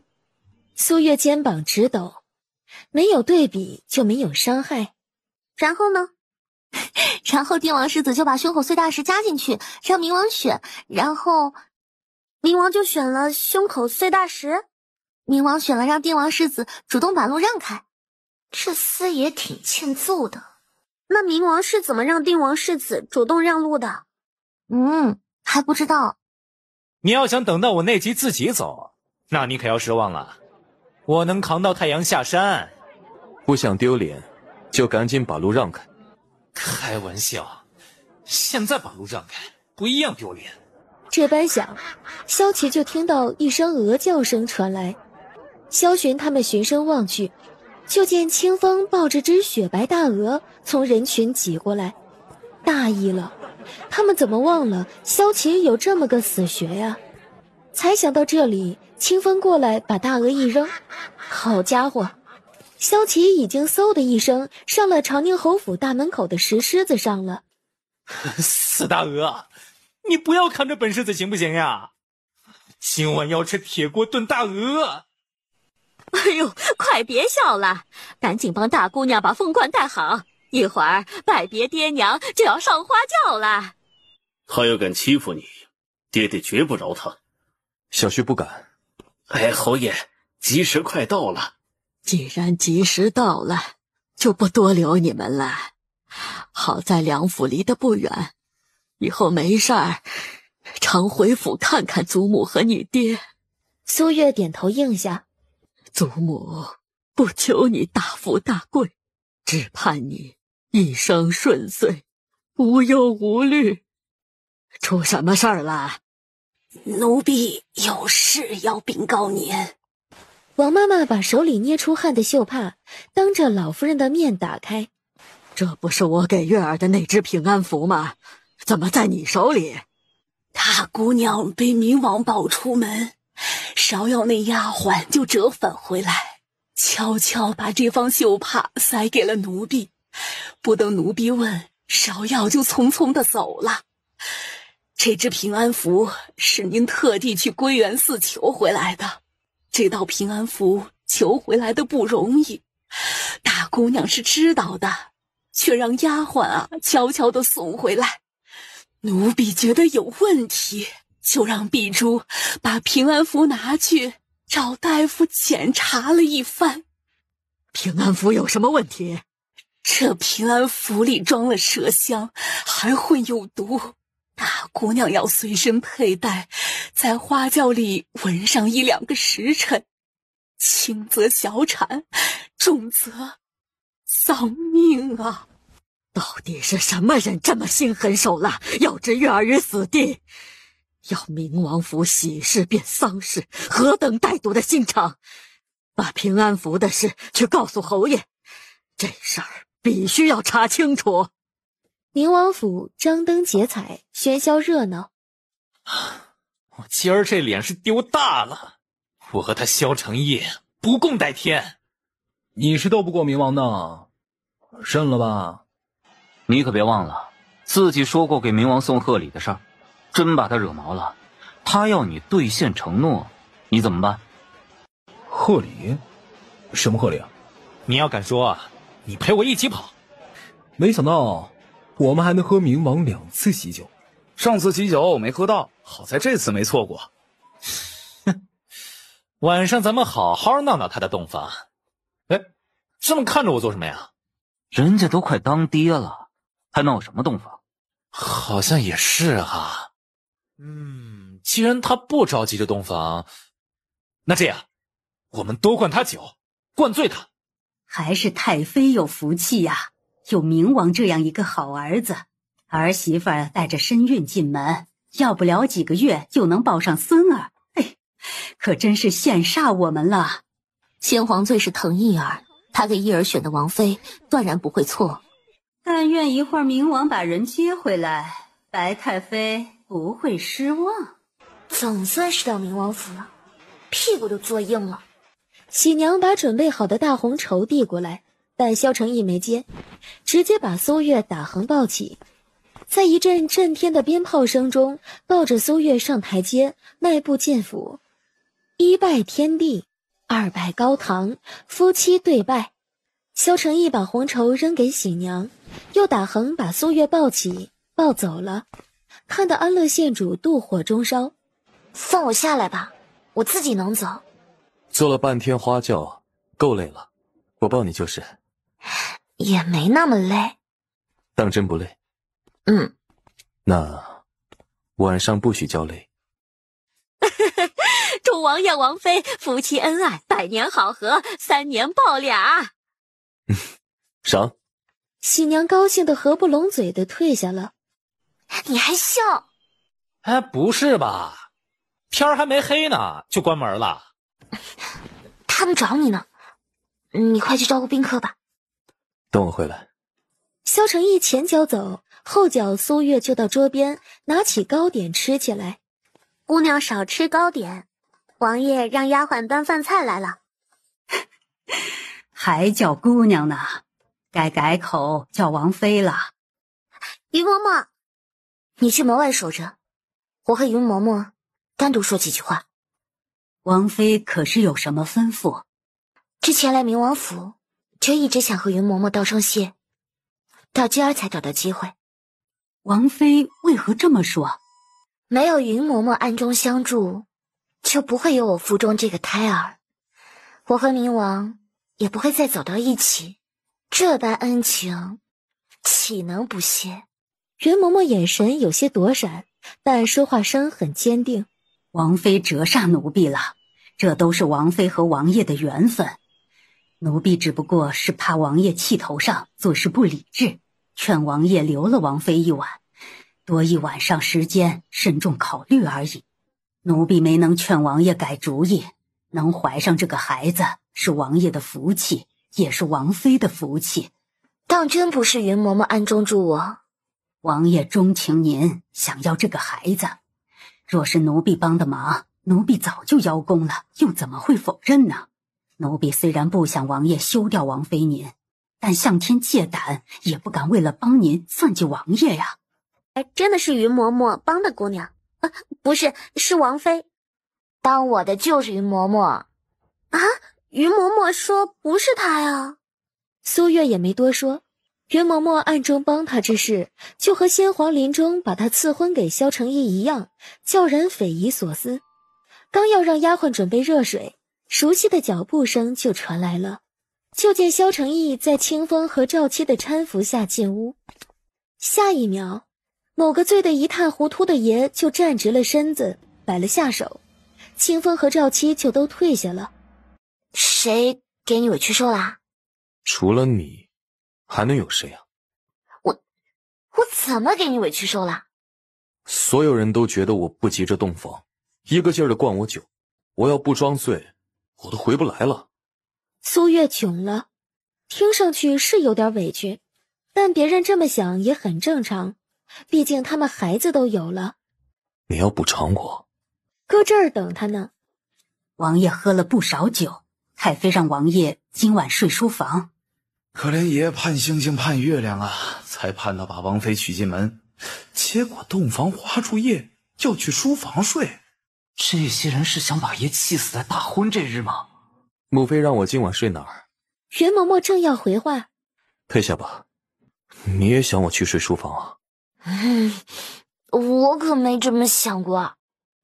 爷，什么事？太妃让属下转达爷4个字，来日方长。萧承义一记眼眸扫过去，清风脚底抹油的跑了。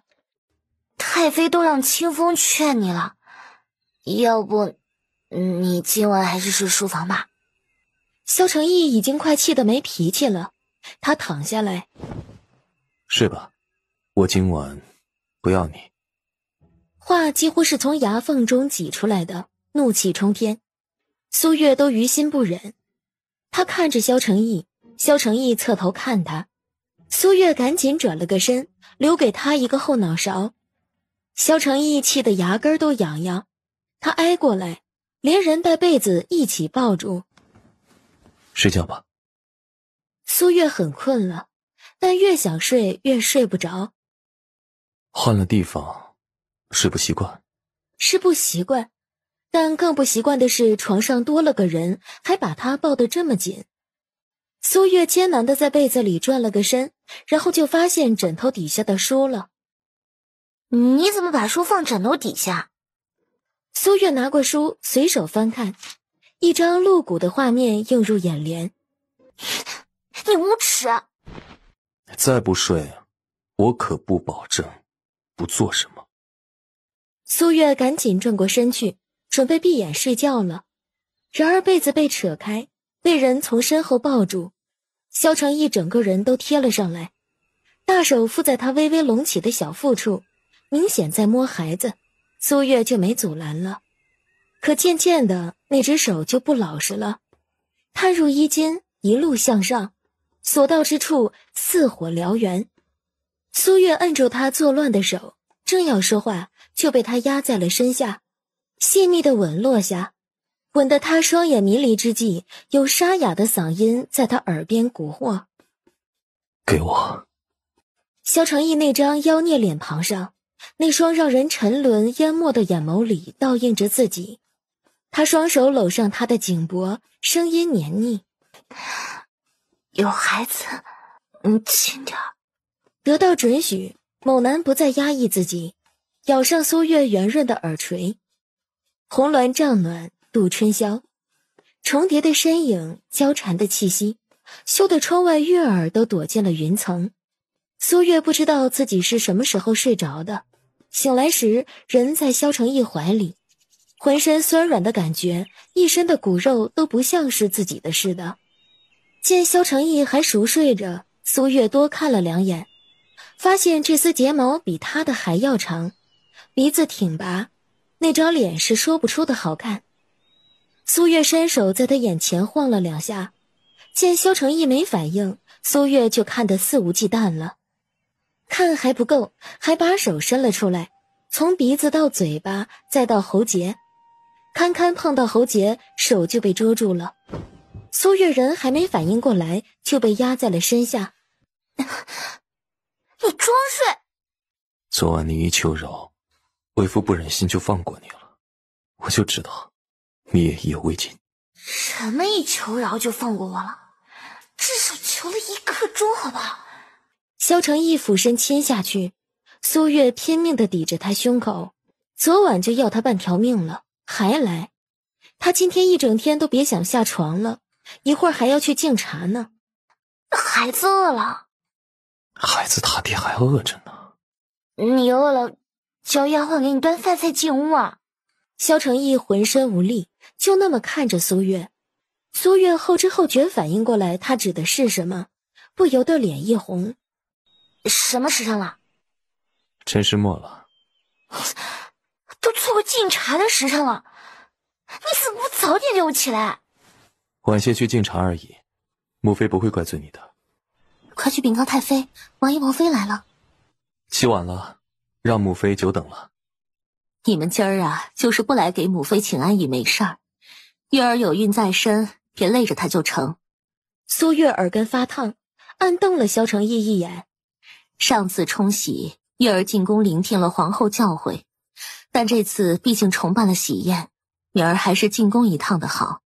还有太后那儿也得去请个安，回去歇着吧。别怕，明日我陪你进宫。你累了，我陪你回去休息，改日再陪你逛园子。你陪我，我还能歇息吗？走这边。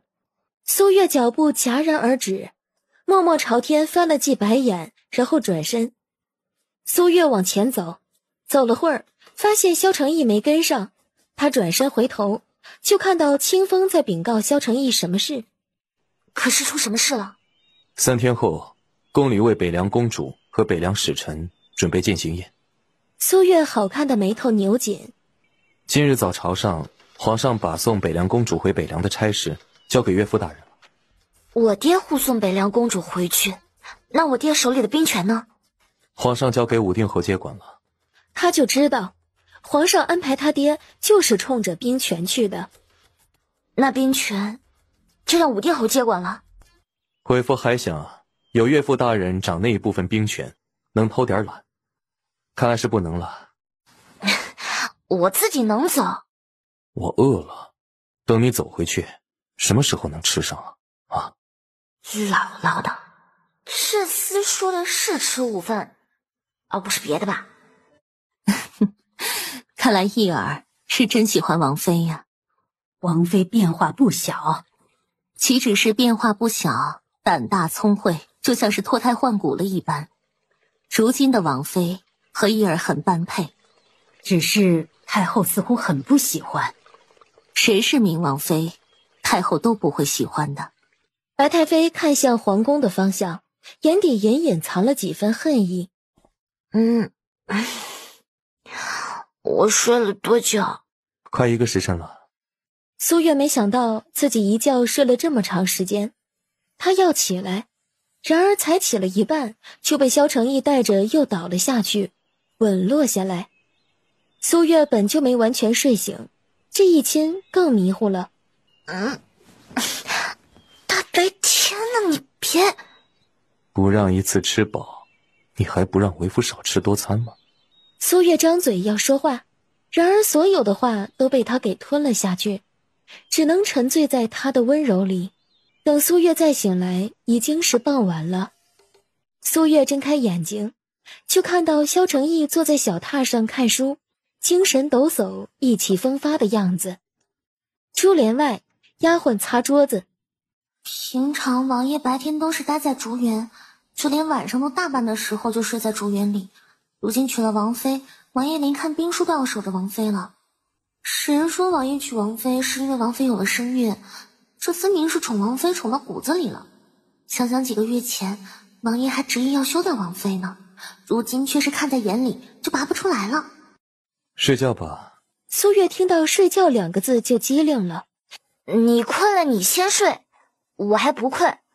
萧承义也不废话，直接打横把苏月抱了起来。明天要进宫，晚上我就不折腾你了。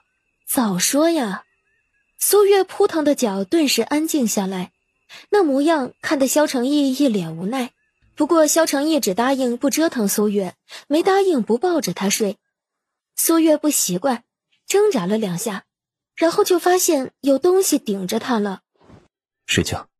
苏月不敢动，习武之人又是血气方刚的年纪，战斗力实在是惊人。这要不是她怀着孩子，只怕她几天都别想下床。可是苦了某位爷了，没成亲，想着成亲就好了。如今成亲了，还是要过苦日子，孩子生下来还要好几个月。王妃醒了。王爷人呢？王爷一早去竹园了，院子里的丫鬟说王爷是去竹园练武了。太妃说今儿进宫要走不少路，王妃有孕在身，不用去松香院和她一起，待会儿直接出府就成了。怎么还过来了？娘子坚持要来，就随她了。难为王妃这么有孝心了。听丫鬟说你一早就起来练武了。文臣武将成亲，皇上还会放他们10天半个月的假，让在家多陪陪夫人。你没官职在身，倒是比谁都勤勉，这一点倒是像极了先皇。苏月看了萧承义一眼，然后就默默把眸光移开了。某位也只差没把被迫勤奋4个大字刻在那张祸水妖孽的脸上了。就问成亲了，大晚上还要冲冷水澡的还有谁？不早起练武能行吗？你不骑马吗？片刻都不想和你分开。见苏月掀开车帘看外面，等见完太后出宫，我陪你逛街。王妃来听本宫训诫，明王怎么也跟着一起来了？莫不是担心本宫会为难你的王妃？本王费尽周折才娶到手的王妃，谁为难她，就是与本王为敌。皇嫂不可能做出这样的事情。本王不过是有些日子没有来凤仪宫，闲着没事，顺道来给皇嫂请个安罢了。明王有多宠爱王妃，本宫和皇上还有文武百官都亲眼见到了。如今她又有孕在身，过不了多久，明王府就要喜添灵儿了。还请皇后训下。上回本宫已经训诫过了，不用再训一次了。太妃在宫里住了20年，宫规礼仪最是清楚。王妃以后有什么不明白之处，太妃会教导你的。那就不打扰皇嫂了，我带内子去给太后请安。明王竟敢公然威胁皇后娘娘您！明王连皇上都敢威胁，何况是本宫？走，去永宁宫看热闹去。这么看着为夫做什么？我怎么感觉宫里人都怕你啊？你做什么啦？也就你不怕为夫。苏月眼睛不眨地看着他。其实这些人真正怕的是先皇，不是我。苏月不解。因为你的相公，我是唯一一个能够骑先皇脖子的人。兜兜转转，最后明王妃还是你。苏月一脸无辜地看着太后。内子有孕在身，太后别吓着她。先皇那么疼爱你，那么多皇子皇孙都不及你一个。他临终赐婚，你竟也忤逆，闹得先皇九泉之下都不得安宁。这就是你明王的小心。太后别气坏了身子，义儿已经知道错了，也遵照先皇遗命再把王妃娶进门，你就别责怪她了。朝廷以孝治国，明王如此忤逆先皇，要人人效仿，皇上还如何治国治家？太后说的是，这些日子我也没少训斥他。先皇驾崩之后，他一声招呼不打就去了边关，一去就是1年。我在京都啊，是日日提心吊胆，唯恐他出事儿。好不容易树立威望，掌了兵权，能为皇上排忧解难了，我就盼着他能成为皇上的左膀右臂。结果他倒好，这一回京就为了休掉王妃，把兵权悉数上交了。罢了罢了，先皇都不怪你，哀家还能说什么呢？把人带过来。嬷嬷退下，不多会儿就领着俩模样出众的宫女过来。按说你们才成亲，正是新婚燕尔、蜜里调油的时候，哀家呢不该给你们赐人，但你有孕在身，不便伺候明王。这2个宫女是哀家精挑细选的，孩子生下来之前，就由他们帮你伺候明王。对，太后在和你说话，你不说话是不愿意吗？苏月面带难色，小声嘀咕。太后不语。大点声说。我不是不回太后，我是不知道怎么回。我要有本事让相公收下这2丫鬟，当初我就不会被休了。一句话把太后噎得半晌说不出来话。相公就在这里，太后您还是直接问他吧。长驸马和长公主成亲至今，太后都未曾给他赐过人。我才成亲，太后就念着我没人伺候，怕是会寒了长驸马的心。太后的好意我心领了，至于这2个宫女，还是长公主带回去吧。干得漂亮。大殿内噤若寒蝉。皇姐是不愿给长驸马纳妾。庆阳长公主云袖下手攥得紧紧的，修长的指甲掐进肉里都觉察不到疼。那本宫就替驸马谢谢明王了。该谢我的是皇姐。庆阳长公主气到嘴里都有了血腥味儿。母妃看你真的是太闲了，长驸马和长公主夫妻之间的事儿，要你管这么多做什么？太后是有气没处撒，气得只能端茶消气。苏月也有些口渴，便端起茶盏准备喝一口。然而茶盏盖掀开，清香中夹杂了一丝若有似无的苦涩。苏月拨茶盏盖的时候，一颗小药丸悄无声息地落下。苏月一口气将茶喝光，然后放下。时辰不早了，我就带王妃出宫了。茶有问题？下了点药。你知道你还喝什么？我喝的时候已经没问题了。吃吧，你也没性命。给你我下的是什么药？倒不是什么致命的毒，配合4宫女，用来离间你我感情的。成亲那日，平安府里又是什么毒？你怎么知道的？萧成一脸像是附了寒霜一般的凌冽。彼时那边有宫女过来，见他们走过去，飞快地躲到石柱后面去。刚刚在太后那儿，你帮了长父吗？为什么说该庆阳长公主谢你啊？宫里不是说这事儿的地方，等出宫了，为夫再告诉你。说嘛，这里又没人。真拿你没办法。那你倒是快说呀！据为夫得到的消息，长驸马和武国公世子情况差不多。苏月一脸震惊，他是真震惊，不是装的。等走远了，苏月回头就看到方才躲起来的丫鬟拎起裙摆就往太后凤仪宫跑去。你们男人就这么喜欢三妻四妾左拥右抱吗？他们是他们，我是我。有皇亲贵胄没纳妾的吗？很不幸，他不只是男人，还是皇亲贵胄中鼎鼎鼎贵的，可以说是仅次于皇上了。岳父和顾家应该都没有。你在归元寺许的愿，我没忘记。一生一世一双人，这是苏月当初许的愿望。为夫差点就把你弄丢了，能够再娶回来，已经心满意足了。万一我生不了儿子呢？你可是有王位要继承的。你生得了？万一不能呢？要真不能，为夫就去拆了归元寺。这关归元寺什么事啊？生不生得了儿子，这事儿和归元寺八竿子都打不着。这就生气了？你别和我说话。为夫不是不想告诉你，是怕说了，人生会少很多期待。我可不是3岁小孩好忽悠。你知道我当初为何一定要休掉你吗？难不成还有隐情？不是因为讨厌我？萧成义摸鼻子。我要听实话。就是因为讨厌你。先皇临终将你赐婚给我，我连拒绝的话都没有能够说出口，先皇就驾崩了。我不知道先皇为何做此安排，找不到长公公问，我就去问了道衍大师。道衍大师说什么了？他告诉我，我不只会娶你，为夫命里3子1女，皆为你所出，为夫不愿认命。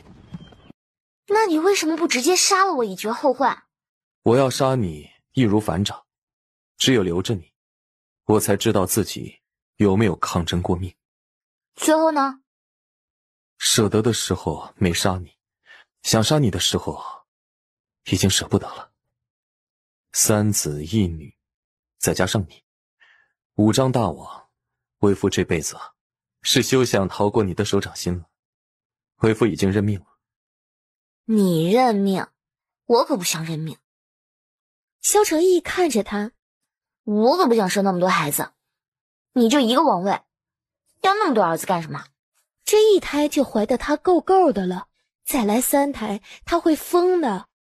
别说有王位继承了，就是有皇位他也不干。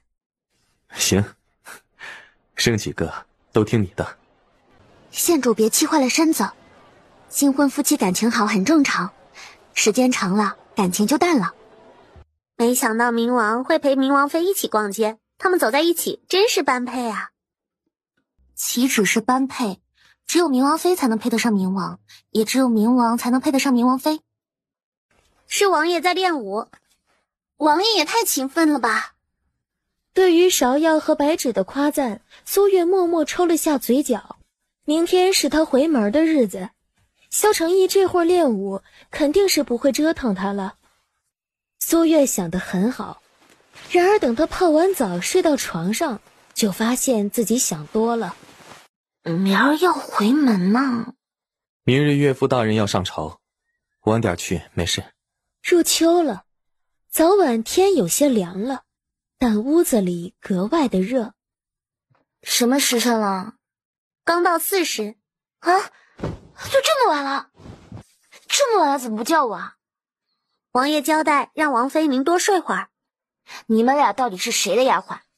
他们肯定是王妃的丫鬟了，可有句话叫人在屋檐下不得不低头。王妃回去晚点儿，侯爷和老夫人不会怪您的。皇上口谕，传明王入宫。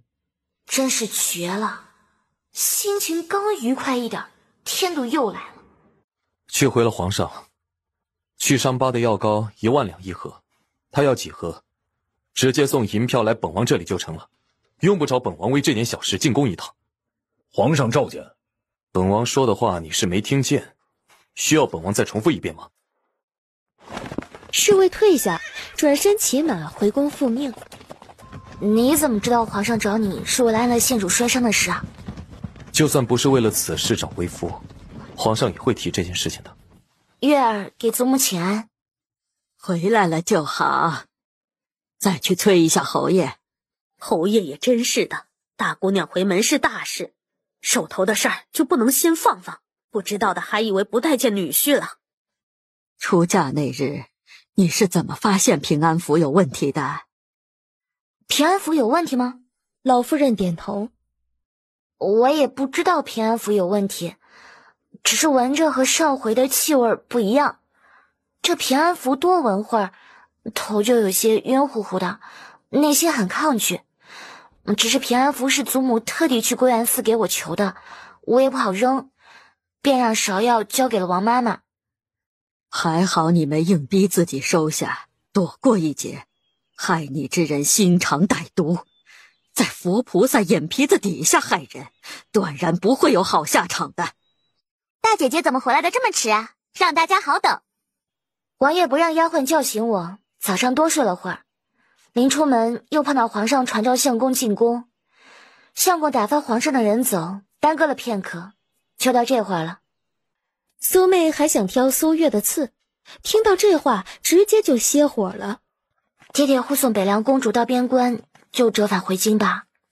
送完北凉公主，爹爹最多在边关待2日，就启程回京。见过侯爷。这是平州王家大管事，王管事怎么进京了？不是大夫人偷拿字画的事败露了吗？要王家尽快把字画送回来，息长宁侯之怒吗？怎么感觉孙管事不知道这事儿似的？这是王大老爷的亲笔信啊，请侯爷过目。苏怀臣看着信上字句，额头青筋暴起。把字画抬下来。这瓷瓶，大姑娘陪嫁里有一对假的，和这个一模一样。侯爷，是顾家给王妃的陪嫁字画。顾家给王妃的陪嫁不是被迂毁了吗？怎么被王家送回来了？把这些字画给我带上。得等这事儿处置完才能回去了。无妨。大夫人，不好了！哎呦，莽莽撞撞的，出了什么天大的事儿啊？平州王家来人了，还带了一箱子字画，这是前些日子大姑娘放在库房被雨淋湿的那些字画。王家怎么会把字画送回来了？侯爷已经带着字画去老夫人那儿了，明王和王妃也去了。怎么回事？谁让你把字画送回来的？果然是中计了。啊，几天前有人拿着姑奶奶您的亲笔信去王家，信上说您偷拿大姑娘字画的事被发现了，侯爷雷霆震怒，限你10天之内归还，否则绝不轻饶。随随便便一封信，王家就信了？信里还夹着1张1万两银票，便没人怀疑那封信是伪造的。你说什么？信里还夹着1万两银票？王大管事点头。大夫人气得眼前一阵阵发黑，气到嘴里都有血腥味儿了。老夫人，您消消气，别气坏了身子啊！我长宁侯府大夫人做这样丢人现眼的事儿，叫我怎么能不生气？大夫人走到屏风处，正好听到老夫人这句话。娘，我知道错了，我是被大姑娘被明王休回门一事气昏了头，一时猪油蒙了心，才做下这样丢人现眼的事。明王重新娶大姑娘回去，我就派人去平州，让王家把字画悉数送回来，只是晚了一步，没能赶在大姑娘出嫁之前送回来。既然准备还回来，为什么还掀翻屋顶，急于毁掉那些假字画？我嫁给侯爷，过去10几年，侯爷在府里待的时间也不及这次多，因为八字相克，孩子不得不养在平州。我心里一时起了恨，这才……那些字画送去平州有些时日了，我也不确定字画还能不能全部送回来，我怕露馅儿，怕被您和侯爷责怪，不敢说实话呀。祖母消消气，既然母亲已经知道错了，字画也送回来了，这事儿就算了吧。你不生气？生气是肯定的，但母亲才在归元寺救了您的命，能功过相抵了。您要宫里设宴，母亲还要进宫谢恩，你也不能罚她。看在月儿给你求情的份上，我不罚你，还跪在这里做什么？给我回去好好反省。王妃，大夫人有请。鱼儿咬上钩了，我一会儿就回来。说完，不等萧成义答应，苏月就带着芍药跟着丫鬟走了。腿乏了，大夫人要见我，让她来凉亭。大夫人阴沉着张脸进凉亭。母亲找我何事？若是向我道谢，就不必了。是你假借我的名义往平州王家送的信，也是你拿假银票换走了我1万两银票。是我，母亲对王家孝顺有加，我只是想取回我的字画，不想负了母亲对王家的一片孝心。你是怎么知道我把字画送去平州了？若要人不知，除非己莫为。以前是我看走了眼，没想到大姑娘这么聪明。可惜只有我聪明还不够，祖母不照样被你耍得团团转？大夫人眸光一凝，我知道的远比母亲你以为的要多得多。你还知道什么？你在归元寺舍命救祖母，不过是你和庆阳长公主事先做好的算计，只是你低估了庆阳长公主心狠手辣的程度，她压根儿就不在乎你的死活。她要长宁侯府办丧事，阻我风光大嫁。庆阳长公主临时更改计划，逼得母亲不得不硬着头皮接下，不然也不会毁容。依照原计划，母亲能轻轻松松救下祖母，在庆阳长公主的帮助下恢复高明。苏月语气松快，却是听得大夫人背脊冒寒气。难道我说的不对吗？说得对又如何？你要有确凿证据，早禀告老夫人和侯爷知道了。以前是没证据，但现在有了。大夫人脸色一变，出来吧。大夫人眸光猛然往凉亭旁的假山看去，只见王妈妈和孙管事从假山里走出来。你给我设局！要见我的可是母亲你啊。该回去了。要不你先回去？我开玩笑的，我自己走。北冥王请安。皇上派你来找本王何事？李公公忙从怀里掏出2张1万两的银票，意思不言而喻。半个时辰之后，本王会派人把药膏送进宫里给皇上。半个时辰，时间不长，奴才啊就在这里等着，也省得冥王再派人跑一趟。你那去平州办事的安慰呢？怎么了？他赶回来的及时，我要赏他。话音未落，暗卫已经跳窗进屋了。领赏不积极，思想有问题。拿50两给他。还有事情要禀告。有件事，属下不知该说不该说。说就是。属下在平州王家看到了一个模样酷似苏二老爷的孩子。岳父大人令啊！此事非同小可，你确定没看错？那孩子跟苏二老爷长得几乎是一个模子刻出来的。苏月想到自家大哥。你大哥已经找到了。找到了？在你出嫁前2日，我就收到了消息。岳父大人怕影响你出嫁的心情，不让我告诉你。我大哥他……你大哥坠崖，摔断了双腿。我大哥什么时候能回来？估计还有些时日。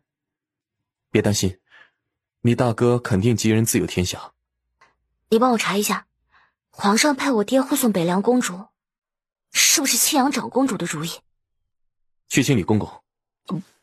不知明王找奴才是谁给皇上献的计，让本王的岳父大人护送北凉公主的？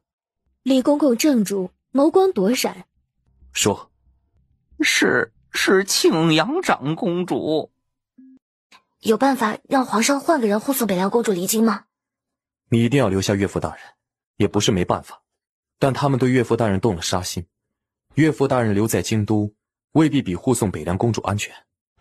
好吧，别气坏了身子，有我在，不会让岳父大人出事的。老夫人今儿气坏了。我爹呢？侯爷很生气，当场要写休书。大夫人跪在地上说，他这么做都是为了老夫人和侯府好。老夫人因为他忤逆，气伤身子，和侯爷关系更差。他想帮老夫人扳回一局。还有三姑娘，自打他这个大夫人被休后，都没人上门提亲，他不得已才铤而走险。他虽然算计了老夫人，但他绝不敢真的让老夫人受伤。是庆阳长公主擅自改了计划，他明知那么高的台阶摔下来会受伤，他还是义无反顾。休书写了吗？没写成。大夫人见侯爷执意要休妻，起身就要去撞柱子，被丫鬟拦了下来。二老爷劝侯爷，其他人也纷纷相劝。老夫人让侯爷看在三姑娘和六少爷的面子上，最后给大夫人一个改过自新的机会。要是大夫人还死不悔改，以后休她，老夫人绝不阻拦。这就是娶娘家侄女不好之处，打断骨头连着筋。不过虽然没修成，但侯爷让人杖责了大夫人40大板，并罚去佛堂禁足，不许她再踏出佛堂半步。苏月有些失望，但转念一想，和给他爹戴绿帽子比，拿老夫人恢复诰命算轻的了。平王妃有孕在身，不必多礼，快坐下说话。母亲受了罚，来不了。长宁侯夫人孝心有加，本宫还准备让大家多和她学学。她怎么受罚了？这不是因为安乐县主受伤吗？虽然安乐县主是因为在宫里中毒，毒性发作，才踏空从金宝阁楼梯上摔下来，但安乐县主那1万两假银票是母亲送给庆阳长公主的。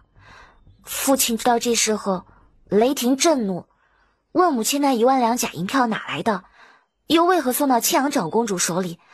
母亲不说，父亲一气之下就罚了他。庆阳长公主眼神冰冷，没人为难你吧？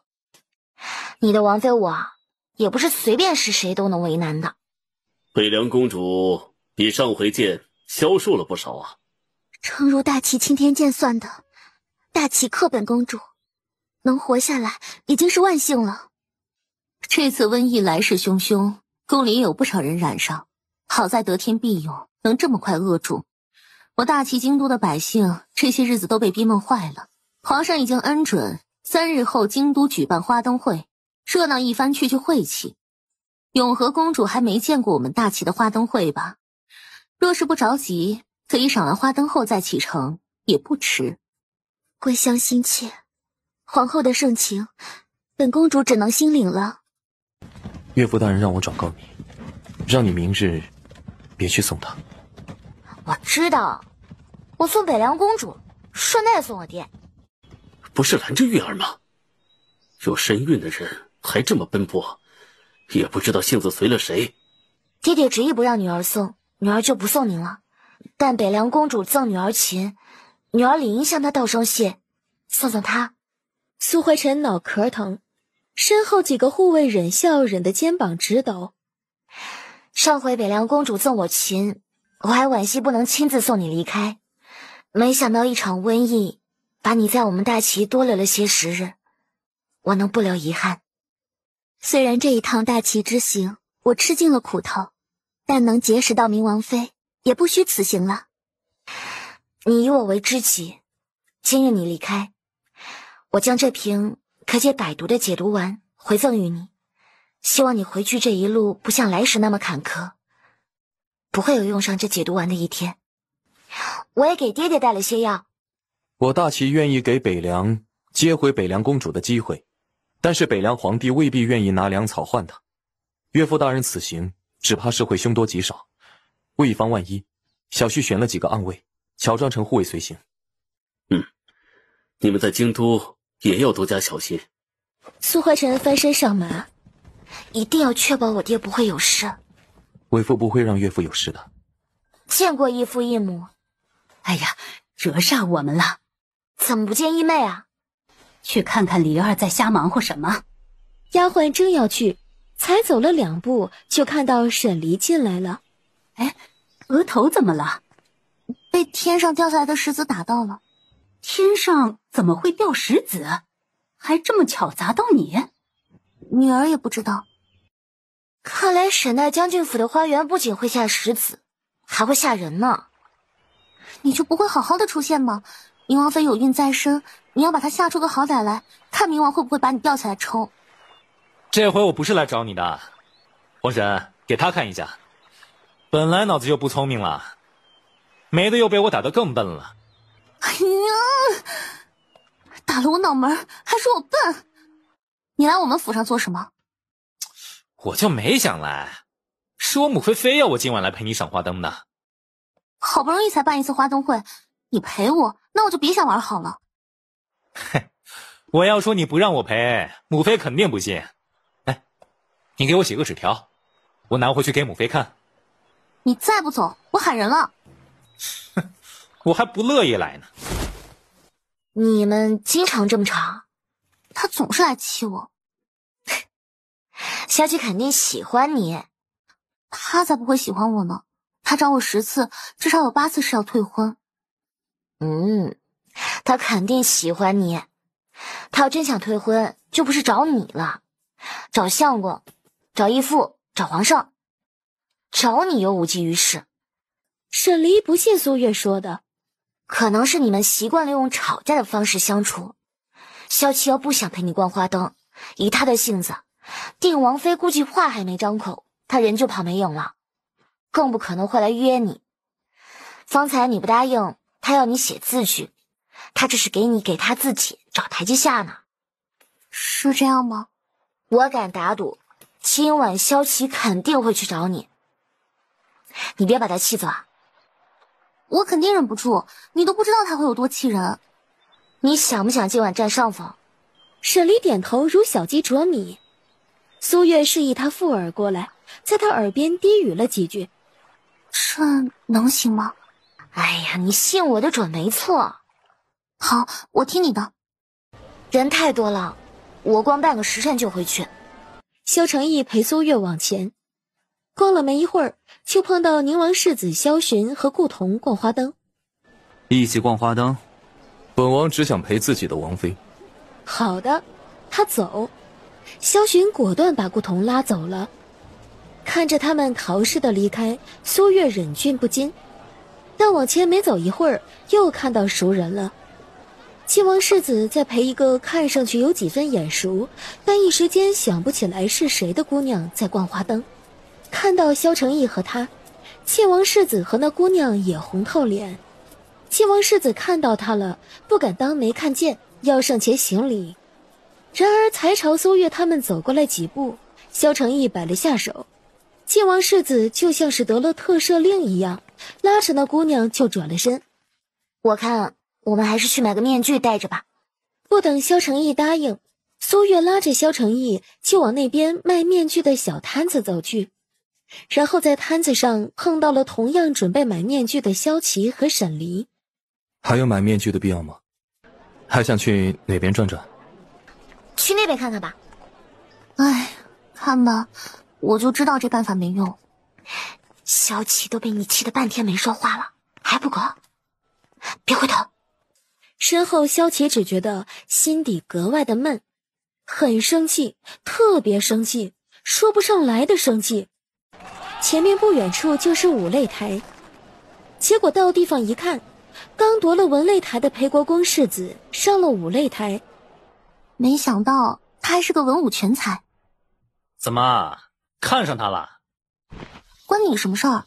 怎么不关我事啊？我这就去帮你问问他有没有成亲。哎，帮我拦住定王世子。怎么你知道他是谁？他与我有救命之恩。哎呀，你把人都吓跑了。吓跑了再把人追回来就是了。走，我带你去。说着，一把抓过沈离的手。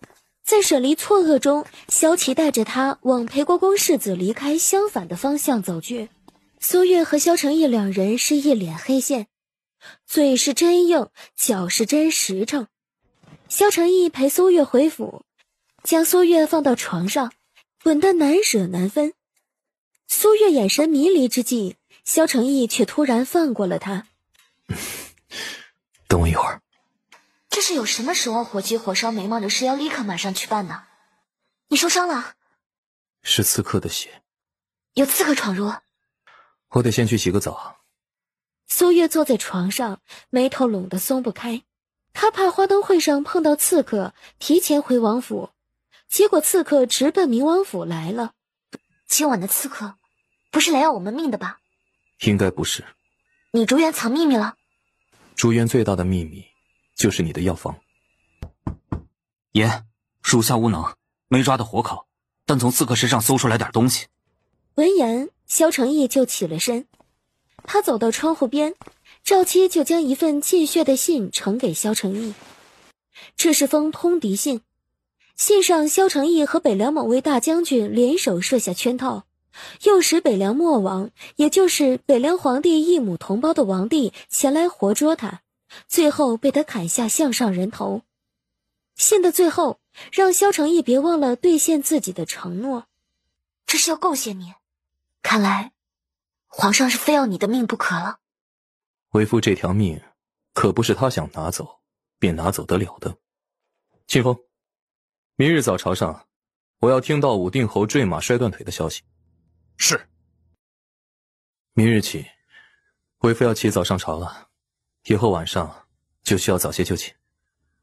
苏月连连点头，要往床边走，然而下一秒就又被抱了起来。苏月挣扎，不是说要早点睡吗？累点儿，睡得更香。芙蓉帐暖，苏月都不知道自己什么时候睡的。第二天醒来时，已经日上三竿。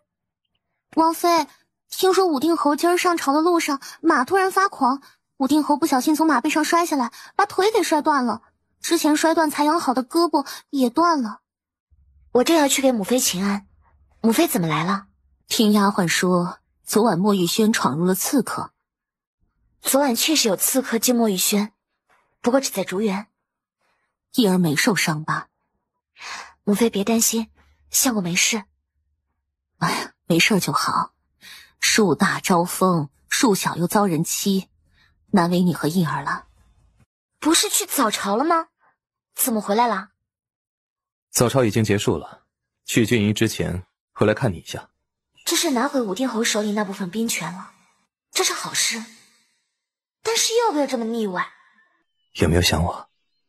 我们才多会儿没见，已经2个多时辰没见了。我才起床不到半个时辰。给你把玩。怎么给我玉佩啊？为夫成亲没几日就冷落你，为朝廷鞠躬尽瘁，皇上赏块玉佩以示嘉奖。刚拿回兵权，今日估计是不能回来陪你吃午饭了。你的意思是以后午饭回来陪我吃？只要军营不忙，都回来陪你吃午饭。我不用你陪。为夫需要你陪。晚上我早些回来。回去吧，不用你送我出府。我去逛花园。摆了下手，苏月就带着芍药往花园方向走去，留下某位也在风中凌乱。王妃，沈大姑娘来了。沈离，快请。我来得太早了，是我起晚了。你怎么来了？明王拿回了兵权，娘怕你一个人待在明王府闷，又怀着身孕，不能随意出府，让我闲着没事儿多来陪你说说话。那日花灯会上，萧琪把你带走后，你们怎么样啦？想起那晚，沈离就气不打一处来。那晚萧琪把沈离拽走后，走了没一会儿，沈离就挣脱开了萧琪的手。但花灯会上人太多了，人挤人，他被人群冲散，萧琪抓沈离的手，结果没看清，抓错人了。沈离就那么眼睁睁地看着萧琪抓了个男子往前走，追都追不上，气得他掉头就回府了。王妃，帝王世子来了。萧琪，他怎么来明王府？找你的？沈离摇头。皇婶，我和他说几句话。说完就把沈离拉走了。你有话说就是了，你到底要带我去哪儿啊？我想杀了你。我又没惹你。你爹沈大将军今天去定王府和我父王商议退婚了。沈离愣住，心口像是被人扎进去根针似的疼起来。这不是你一直想要的吗？就在他要开口骂萧琪的时候，却被萧琪把嘴堵上了。几乎是瞬间，沈离眼睛就瞪圆了。萧琪在亲他，这是他从来没想过的事。他努力推开萧琪，非但没成功，还被萧琪抓住手靠在假山上，不论沈离怎么挣扎都没用。萧琪把他的嘴唇咬破才放开他。男女授受不亲，你亲我，我以后还怎么嫁给别人？我就知道你是看上了那个戴破面具的，所以才要和我退婚。我只要不嫁给你就行了，你管我看上谁？属你的意退婚了，你还倒打一耙，欺人太甚。皇上赐婚，你以为是你想退就能退掉的？我爹都去和你父王开口了，你还怕他们想不出办法让皇上收回赐婚圣旨吗？你放心，要是我爹和定王都想不到办法，我找明王妃帮我，我这辈子就是不嫁人，我也不会嫁给你。我不同意退婚，这辈子你也别想和别人双栖双宿了。你说什么？你再说一遍。我不退婚。你是被风吹傻了吗？以前我是混蛋，你能不能别退婚呢？你又耍什么花样？萧琪也不说话，再次把沈离抱到怀里。就算退了婚，以后你嫁给谁我都抢婚。你就是个无赖。你又不是第一天知道我是个无赖，我说得出就做得。你到底想怎么样？我要你答应我不退婚。沈离一脸不快，他刚准备开口，萧琪慌了，不想听到拒绝的话，他再次堵住沈离的嘴。不知道气了多久，就在沈离脑子都混沌的时候，萧琪的声音传来：你不答应，我就亲到你答应为止。这次不是我要退婚的。不是你要求的，那你爹怎么上门退婚了呀？你问我问谁去啊？虽然我不知道我爹为什么突然同意退婚，但他这么做肯定是为了我们两个好。如果为了我好，就不要退婚。你真的是萧琪吗？我肩膀上可是有你扎出来的伤疤呢，要不我宽衣给你仔细检查一下。你不要脸！你可想好了，我爹是知道你一直想要退婚的，现在给你机会，你又反悔不退了，将来再提退婚半个字，别说定王揍你了，我爹和我大哥也不会轻饶你的。我以后绝不提退婚，你也不许提。你到底为什么突然改变主意不退婚啊？这还用问吗？当然是我想娶你才不退婚呢。哎呀，明王妃肯定等久了，这样子你让我怎么见人啊？那我让你咬回来。姑娘，你嘴怎么破了？不小心在假山上撞了一下。我初来乍到，还不知道明王府嶙峋假山上竟然会长牙，真是个稀罕石头。我先回府了。王妃，刚刚外院的丫鬟来报，说是长宁侯府派人来传话，苏六少爷明日回府。我六弟明日回京，我要回长宁侯府一趟。我陪你去。你军营事忙，不用你陪。可知道明日是什么日子？什么日子啊？朝天休沐。今儿怎么回来了？有些想祖母您了，正好今儿相公休沐，又是六弟回府的日子，就回来了。难为你有了身孕，还记挂祖母，回来看望。老夫人，六少爷回来了。可算是回来了，快把六少爷带过来。怎么还没来？六少爷刚回来，对府里每一处都很新奇，起了玩性，奶娘又不敢把他硬抱过来，正在哄六少爷。去让奶娘把六少爷抱过来。这不是我家，我要回家，快带我回家！在看到六少爷模样的瞬间，苏月眉头就拢成麻花了。苏月笃定这孩子不是暗卫看到的那个。小少爷乖，这里才是您的家。这呀是您的祖母，快喊她。我有祖母，不是她。来之前，王老夫人特地交代奴婢，说小少爷从小在平州长大，对京都和侯府不熟，让您多担待。到祖母身边来，祖母疼你。哼，你不是我祖母。安儿，娘可算是盼到你回府了。你不是我娘，我娘不是你。这真的是六弟吗？会不会弄错了？我记得安儿大腿处有块胎记。老夫人话还没说完，大夫人已经把孩子的裤子扯下，露出大腿上那块桃花形状的胎记。是安儿没错。苏月眉头拧成麻花状，她和萧承义互望一眼。王家怎么教的安儿不认我这个娘？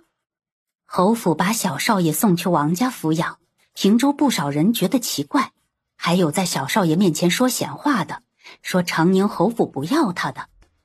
王老夫人怕传到小少爷的耳中，就干脆让小少爷和王家的小少爷当作双生子，一起养在王家长房。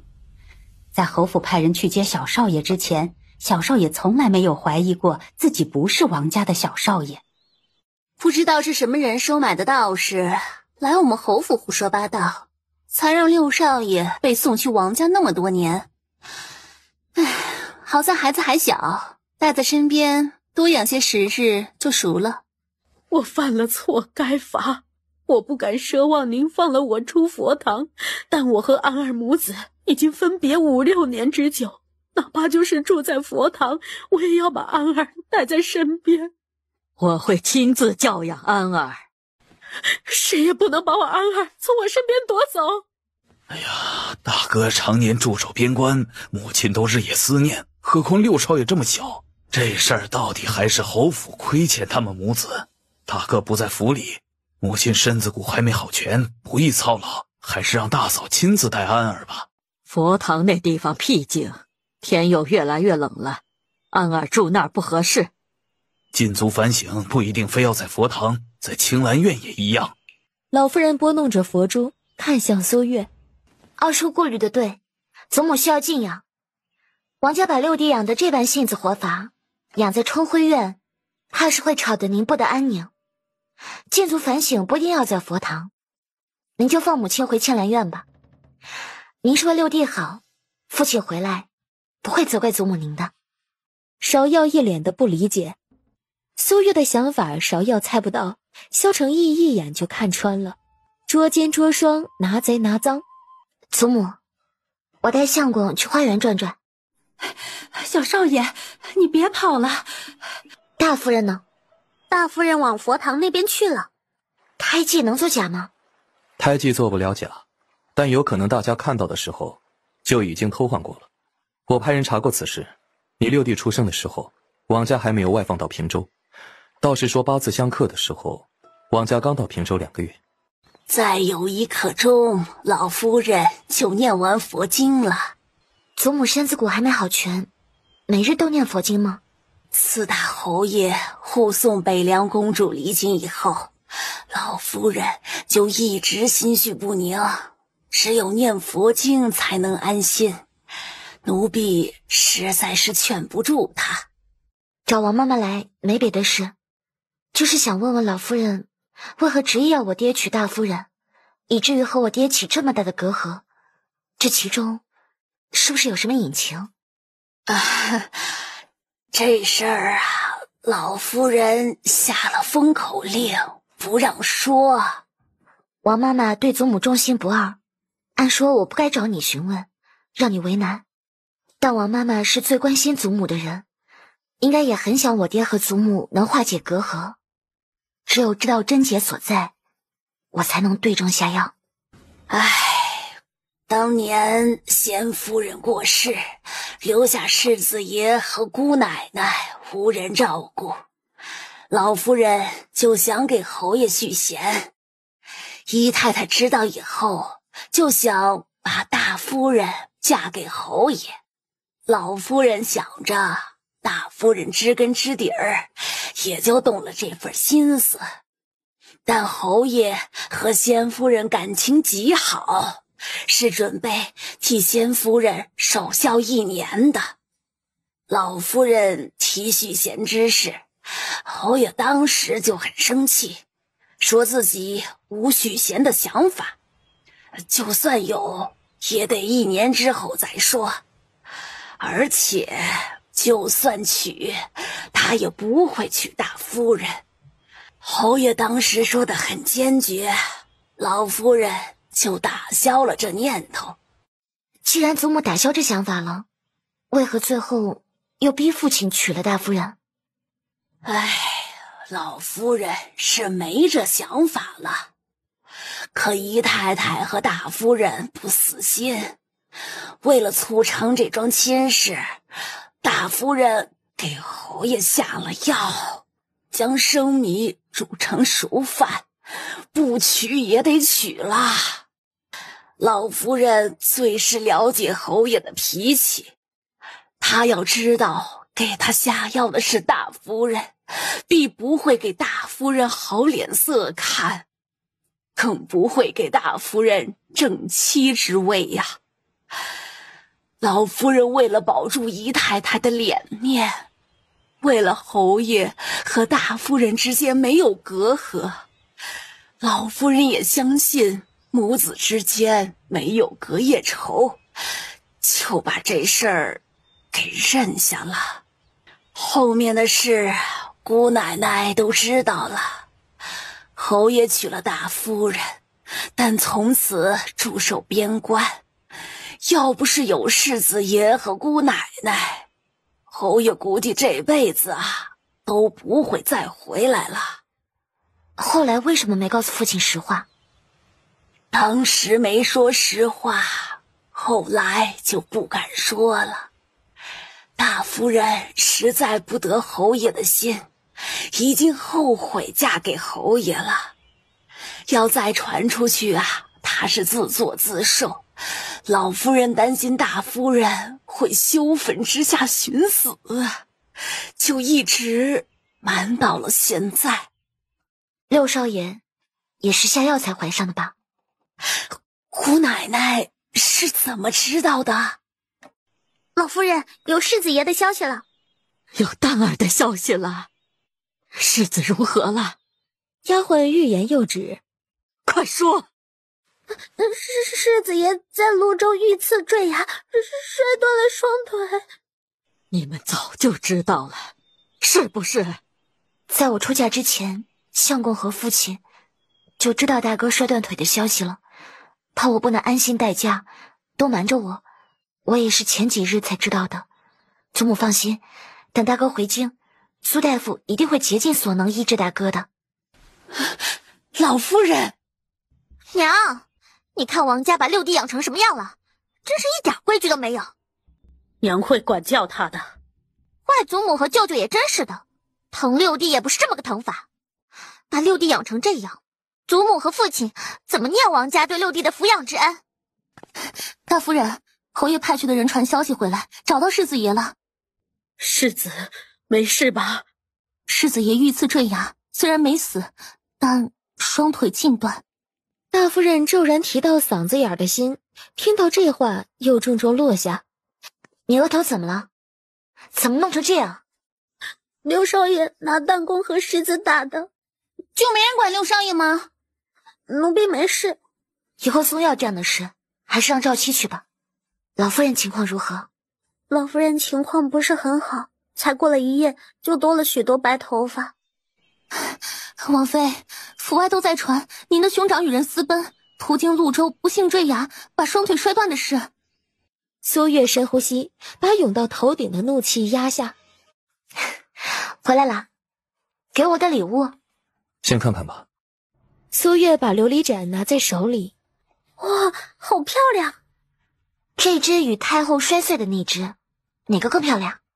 自然是娘子的更漂亮。不是要送去给太后吗？等太后想起这事，催我再送。王妃，太后身边的江嬷嬷来了。哎呀，见过明王妃。太后派江嬷嬷来明王府，可是来取琉璃盏的。皇上限明王妃1月之期陪太后一只琉璃盏，昨日已经期满了。太后念明王妃有孕在身，不方便进宫，特命奴婢来取。这样要让江嬷嬷白跑一趟了。琉璃盏已经有了，但眼下还不能送进宫给太后。明王妃要仗着有孕在身，连皇上的话都不放在眼里了吗？不敢，皇上限我1个月之内找一只琉璃盏配与太后，我一日也不敢忘。但我哪有本事找到琉璃盏？帮我找琉璃盏的是相公，只是皇上给的1个月期限，相公有好些天都在城外失踪，救治染了瘟疫的难民，耽误了不少时间。相公说耽误的时间不能算在1个月内，我说太后不会答应，但相公说找回的琉璃盏也不是先皇赐给太后的逆职，太后没那么急着要，而且皇后也没找出算计我的人，太后一定会宽限我几日的。如果太后不肯宽限，皇上一定要降罪，就降罪我相公吧。我会如实禀告太后知道。来人，送江嬷嬷出府。王妃猜得不错，大夫人跟二老爷确实是有奸情。大夫人出府了。老夫人出事，二太太他们去归元寺替老夫人跟明日便回京的世子祈福，大夫人也是一并去了。大夫人祈福完就先回府，但进城之后却没有直接回长宁侯府，而是去了城北的一个3进的院子，二老爷在那儿等他。后面的事暗泪就没说，免得说出来污王妃的耳朵。王妃，不好了，六少爷出事儿了。六少爷出了什么事了？听长宁侯府派来的小厮说，六少爷失足掉进莲花池里了，情况不妙，小厮是来请苏大夫去救命的。让人准备马车。王妃要回去救六少爷吗？回去看看。几乎一进长宁侯府，苏月就收到了噩耗，六少爷没了。李大夫，那孩子……李大夫叹息着摇了下头。李大夫留步！李大夫，你快去救我家老夫人！大夫人去归元寺替我大哥祈福，是老夫人同意去的。老夫人是看六少爷没人照顾，姑奶奶又帮大夫人求情，才准他搬回青兰院住。他怎么会允许他去归元寺替世子爷祈福呢？大夫人是自己去的，老夫人病得厉害，我怕老夫人知道了生气，都瞒着没告诉老夫人。大夫人回府了，是真的。王妈妈，大夫人晕倒了。王妈妈叹息一声，看向苏月。我长宁侯府到底造了什么孽，要这么对我的一双孙儿？祖母，您先别伤心，听我说几句话吧。老夫人含着泪看着苏月。祖母知道之前大夫人偷梁换柱，拿赝品换走顾家给我的陪嫁，送去平州王家。明王帮我派人仿造大夫人的笔记，把那些字画诓了回来的事。明王派去的人在王家探听到点隐秘，是关于六弟的。您看到的六弟极可能是王家小少爷。王家基于父亲的爵位，在大夫人生下六弟的时候就把孩子偷换了。王家大太太不愿意王家为了权势地位骨肉分离，这才有道士上门说六弟克宁之说。大夫人把六弟送去平州王家抚养。老夫人眼底的眼泪凝住，悲痛渐渐转为愤怒。这事儿我还在查，因为没有十足的证据，我便没敢告诉您和父亲。为了方便查这事儿，明王暗中将王家调任进京。奴婢记得当年大夫人生产的时候，王老夫人和王大太太都来府里了。第二天，王老夫人带了个大食盒进府，走的时候把那食盒拎走了。当时奴婢听到食盒里传来一声婴儿啼哭，王老夫人说是奴婢听差了，奴婢便也没放在心上。奴婢回来还和您提过这事儿。王家的算计，大夫人当年是蒙在鼓里，还是也参与其中了？还不知道。我告诉祖母，是怕祖母太悲伤，顾不上会打草惊蛇了。你为祖母好，祖母岂会不知？难为你心底竟藏了这么多的事儿。大夫人回府了，知道六少爷没了，哭得撕心裂肺，哭晕了过去。哎，不是亲生的，怎么会伤心？这时候门被敲响，进来。李大夫失真，大夫人醒了过来。大夫人接受不了六少爷没了的事，认定六少爷是被人给谋害的。这侯府里有谁会害他的儿子？丫鬟瞄了苏月一眼，没敢接话。大夫人这是怀疑是我害的六少爷了。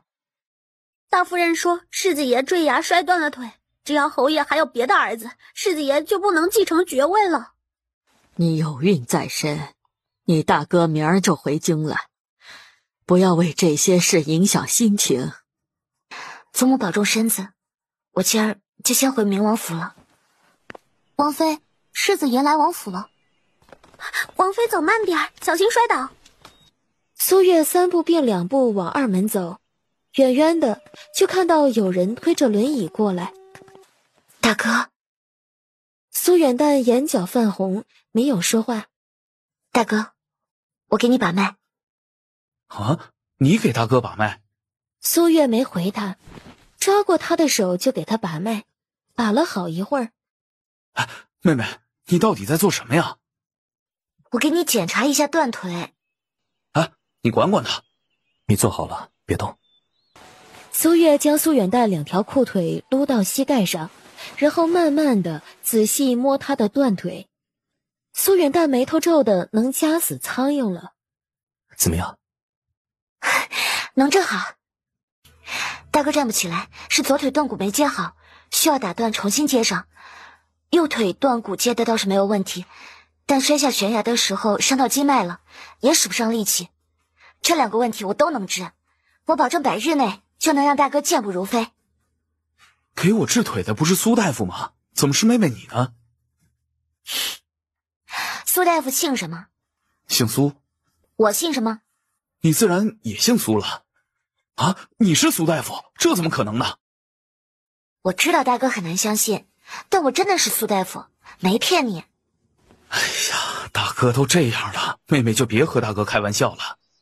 大哥不信可以问相公，问苏木、苏姨，他们总不会帮我骗你。等他治好你的腿，你自然就信了。大哥的右腿需要每日施针，在腿愈之前，大哥得住在明王府。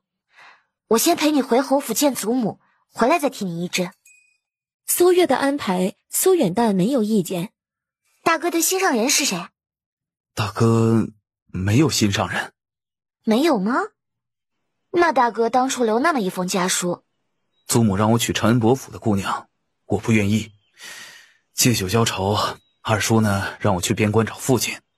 我本来是想直接走的，二叔让我留封信给祖母，免得我不在的时候，祖母给我定亲了。苏月没有说话。祖母没给我定亲吧？没有。祖母，我回来了。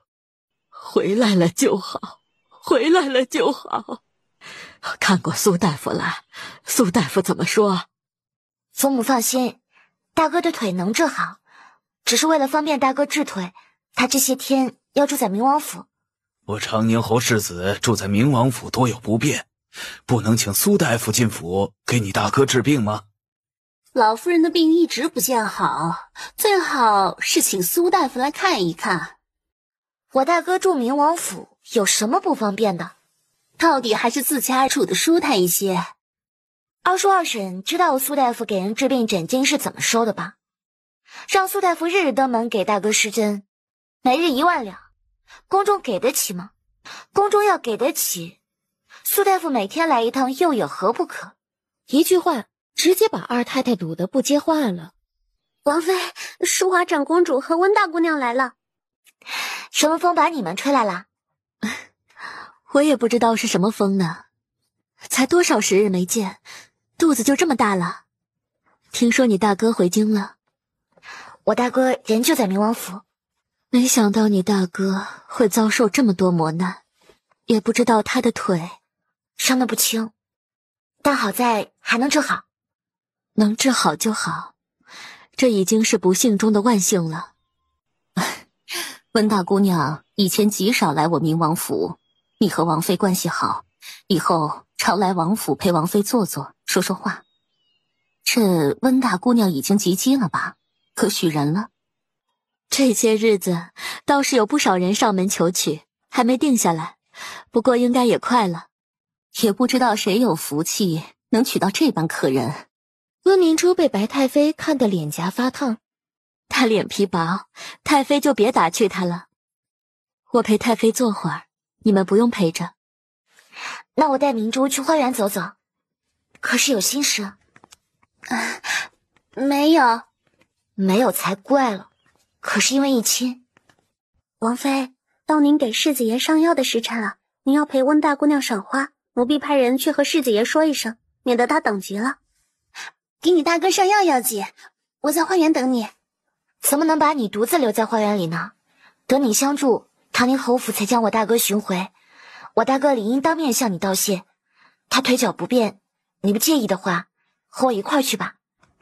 进院子，温明珠就看到坐在轮椅上的苏远淡。苏远淡在看着远方的天空走神，听到脚步声，他回头就看到温明珠。带他走，我不想见他。我大哥断了腿，受打击不小，你别和他一般见识。大哥，父亲和外祖父一向教我们要知恩图报，我们能找到你，全靠明珠认出你终日不离身的那块玉佩。他来探望你，你不当面道谢，还要把人赶走，未免太伤人了。多谢温大姑娘了。温明珠转身就走。在温明珠出院门的时候，苏远淡才回头凝望着他的背影，看着看着，突然后脑勺就挨了一记，打的那叫一个不留情。妹妹，你打我做什么？我打你都算轻的了，把人赶走还看什么？大哥压根儿就不信我会治好你的腿。我没有。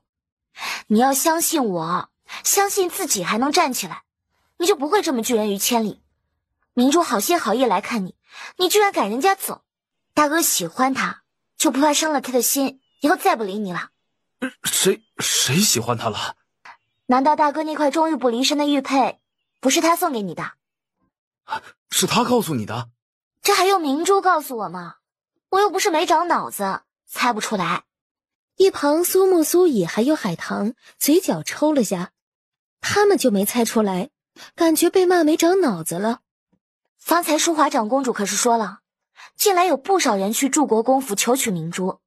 我对淑华长公主有恩，再加上明王和柱国公府的关系，我说你腿能治好，登门帮你提亲。柱国公府就算不立马同意，也会给你几个月时间，等你站起来。可一旦定亲了，明珠许给了别人，可就没大哥你什么事了。大哥你可要想清楚了，有些事情错过了就是一辈子。我真的还能站起来吗？你要不是我大哥，就冲你一再的质疑我的医术，休想我帮你治腿。唉，也是怪我把学医术知识瞒得太好，以至于给自己亲大哥治腿，一再的说能治好，他就是不信我，担心自己这辈子都站不起来，连喜欢的姑娘都不敢再见，抛物他一生。你在说什么呢？我听不懂。听懂了就好。芍药和海棠捂嘴偷笑，那笑声更是听得温明珠后悔没直接走。能和我说说你和大哥是怎么认识的吗？温明珠摇头。这半年我大哥吃了不少苦头，但他即便再意志消沉，也不是不懂礼数之人。唯独对你把礼数二字抛到了九霄云外，我就知道他在乎你了。方才将你气走，又不舍得看着你离开。温明珠咬紧唇瓣，扭着手中袖帕。能和我说说你和我大哥是怎么认识的吗？苏月眼神真挚地看着温明珠，温明珠就像是受了蛊惑一般，将他和苏远淡相识的过程告诉苏月。难怪我给大哥把脉，他肠子都不是很好了。啊，不好吗？肠子都悔青了，怎么好得了？让我大哥信我能治好他的腿，估计要等他能行走自如。你信我吧？温明珠点头。你信我就好。可我信不信你又不重要。我大哥信不信我没那么重要，他只要配合我治腿就行了。重要的是你和柱国公府信我。温明珠茫然地看着苏月，等反应过来，她耳根红得能滴血，只觉得脚底抹油，想逃。她也确实逃了，脚步又停了下来。怎么了？我是和大嫂一起来的，我不能先回去。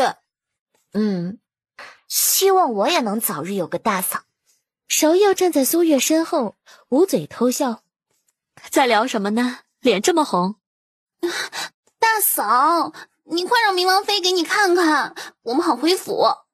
淑华长公主怎么了？大嫂说她近来身子有些不舒服。这只是我来冥王府找的借口而已，你还当真了？这么拙劣的借口也信？什么时候才长心眼儿？反正来都来了，就让冥王妃帮大嫂看一下。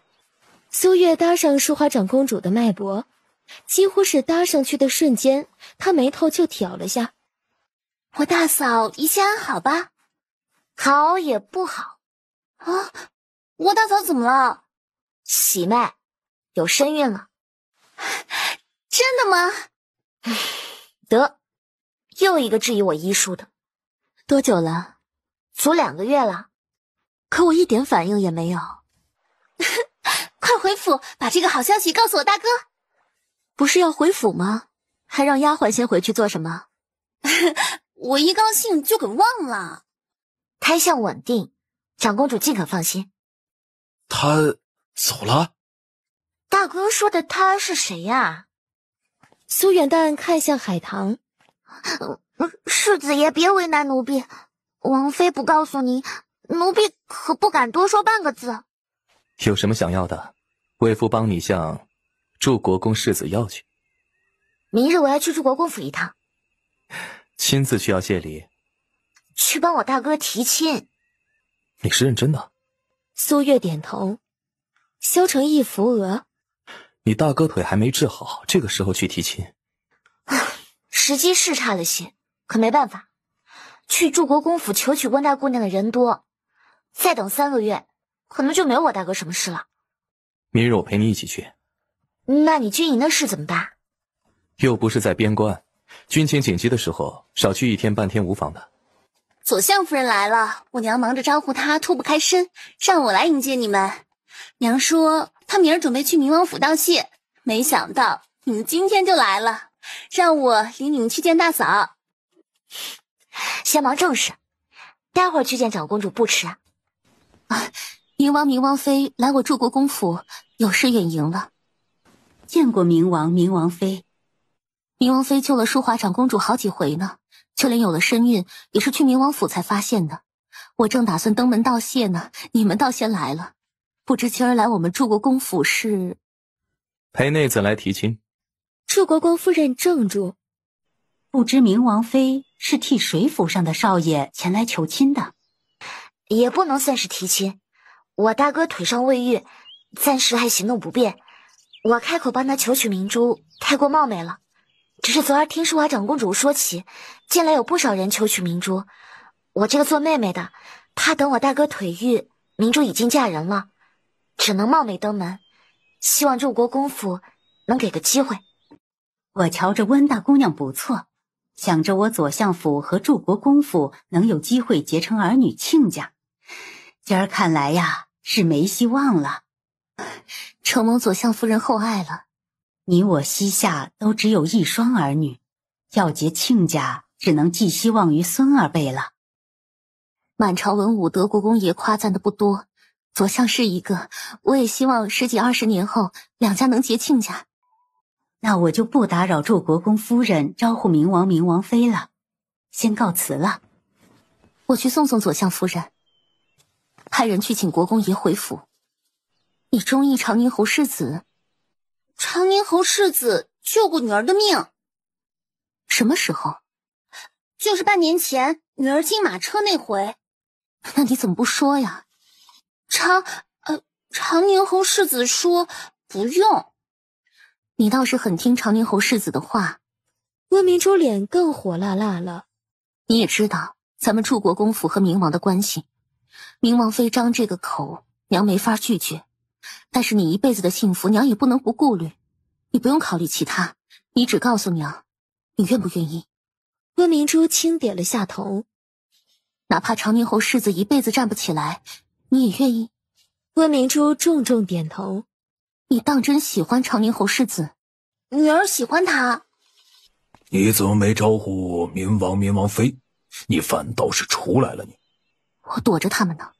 祝国公夫人把祝国公拉到一旁，把苏月和萧承义登门的目的告诉祝国公。是直接给他们定亲，还是等3个月后确定长宁侯世子断腿能治好了才答应？哦，你说什么？你答应？明王是你亲外甥，明王妃对咱们祝国公府有恩，明珠又对长宁侯世子有意，我能不答应吗？把你们晾在这儿半天，失礼，失礼，实在是失礼啊！可是我让你们太为难了，你们不必顾忌我和相公，我与明珠情同姐妹，她助我寻回大哥，这份恩情，我和长宁侯府会铭记于心的。这门亲事我允了，这对玉佩是定情信物，你收好。就这么答应了？倒也不用这么急，可以等3个月后我大哥腿治好了再允婚不迟。别人说长宁侯世子的腿能治好，我们或许不信，但明王、明王妃这么说，我们岂有不信之理？3个月后答应和现在答应没有区别。拿着吧。那我就替兄长谢祝国公夫人的厚爱了。我知道明王妃身子重了，不宜劳累，但你们难得来祝国公府，一会儿留下吃顿便饭吧。国公爷招呼明王，我陪明王妃去见淑华。我就知道你和明王不是来探望我的，虽然主要目的不是来探望长公主，但想到就要来祝国公府，昨儿我可是连夜为长公主调制了几颗安胎丸，以防不时之需。你身子重了，怎可劳累？要为我累出好歹来，叫我如何心安？有相公在，我就是想累倒都不容易。相公说祝国公世子一向稳重，昨儿没见到他失态的模样，甚是惋惜。多谢长公主昨儿带明珠去明王府，等我大哥断腿恢复，我一定让他亲自登门道谢。我也希望能和你还有明王亲上加亲。哎，给我玉佩做什么？这是你和明珠的定亲信物。哎呀，妹妹，你就别故意气大哥了。我原只打算让祝国公府给你一个机会，等你腿愈再登门提亲，但相公面子大，祝国公直接就允婚了，就连这玉佩都是祝国公给我的。说好了，别弄丢了。苏远淡不敢置信地看向萧承义。你不信月儿能够治好你，祝国公府信。这真是世子爷和温大姑娘的定亲玉佩，事关温大姑娘清誉，不是真的，岂敢乱说呀？王妃有了身孕，脾气见长，下次温大姑娘来看世子爷，世子爷可千万别再赶温大姑娘走了，王爷王妃会没法跟祝国公府交代的。奴婢恭喜世子爷定亲。赏。王妃，王爷今早上朝被皇上训斥了。皇上为什么要骂王爷？还不是为了琉璃盏。怎么回来了？是回来拿琉璃盏的？看来为父在朝堂上挨皇上骂的事情，你已经听说了。是我连累你了。那你准备补偿为父？王妃，王妃，有好消息！咋咋呼呼的也不怕惊到王妃，有什么好消息这么迫不及待要禀告的？顾家二姑娘定亲了，这么突然，定给谁啦？是左相府大少爷，听说是淑华长公主保的媒。安乐有些日子没来给皇祖母请安了。快过来，让哀家瞧瞧你的脸。还好，这么漂亮的一张脸没有毁容。1个月之期早就到了，明王妃竟然还没把琉璃盏送进宫，当真是没把皇祖母您放在眼里。这般拖延，只怕是没有找到琉璃盏。太后，皇后来了，让她进来。脸色怎么这么难看？左相府大少爷定亲了。和谁府上定亲的？顾家。哪个顾家？明王妃的外祖家。庆阳长公主的脸瞬间阴沉下去。据说这门亲事还是淑华长公主保的媒。左相夫人昨儿去祝国公府，原是想求娶温大姑娘的。昨儿求娶温大姑娘不成，今日就和顾家二姑娘定亲。左相府就这么着急吗？祝国公府和顾家都是明王的人，满朝文武都知道皇上不满明王。左相那只老狐狸还站到明王那边去，他是活腻了吗？来人，传5国公世子进宫见哀家。你看那边，不知道是谁府上着火了。萧承义抱着苏月转身，就看到远处火光冲天，那方向像是左相府。我去看看。苏月没有回屋，就站在回廊上看着。外面风大，王妃回屋歇着吧。苏月转身，然而她一只脚才迈进屋，身后就传来一阵熟悉的脚步声。跟我走。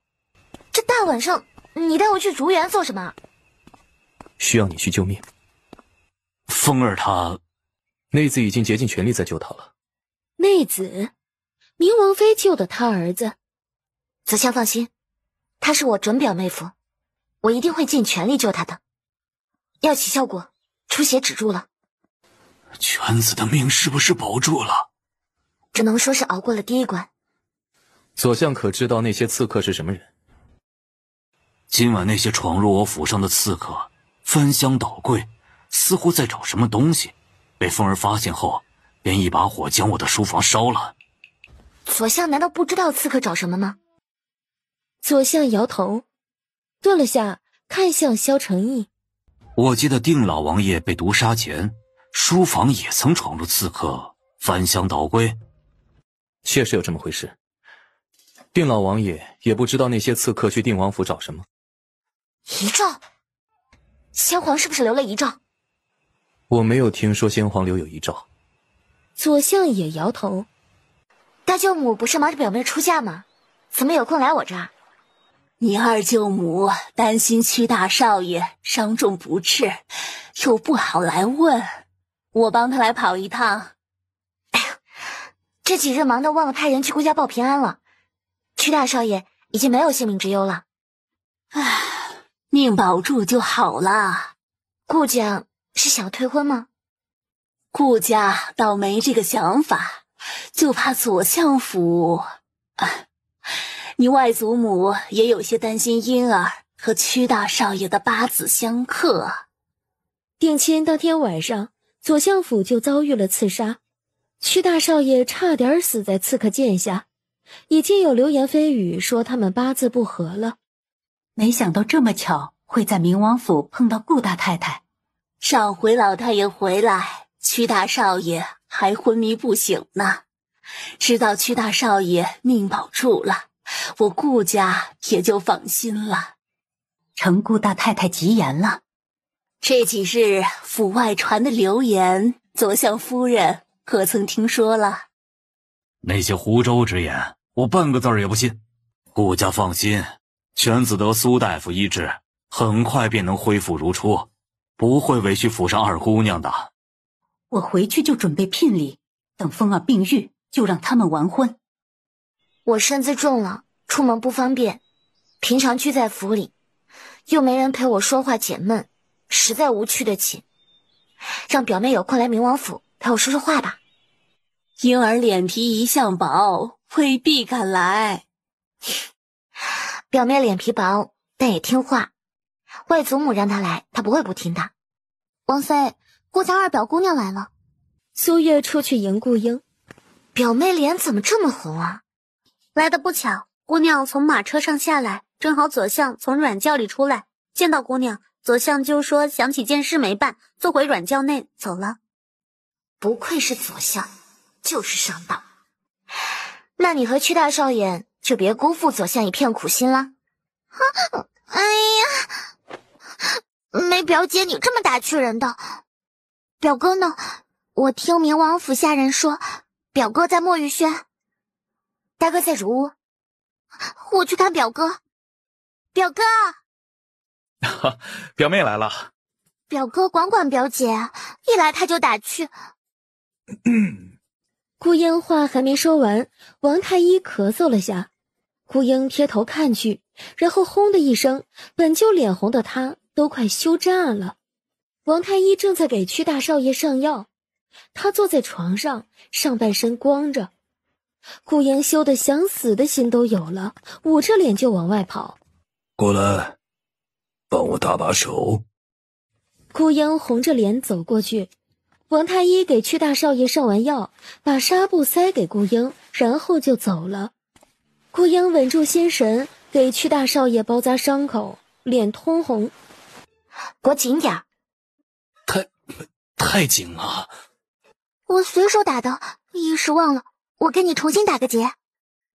这么快就聊完啦？顾英羞得无地自容，已经在考虑投莲花池能不能把自己淹死了。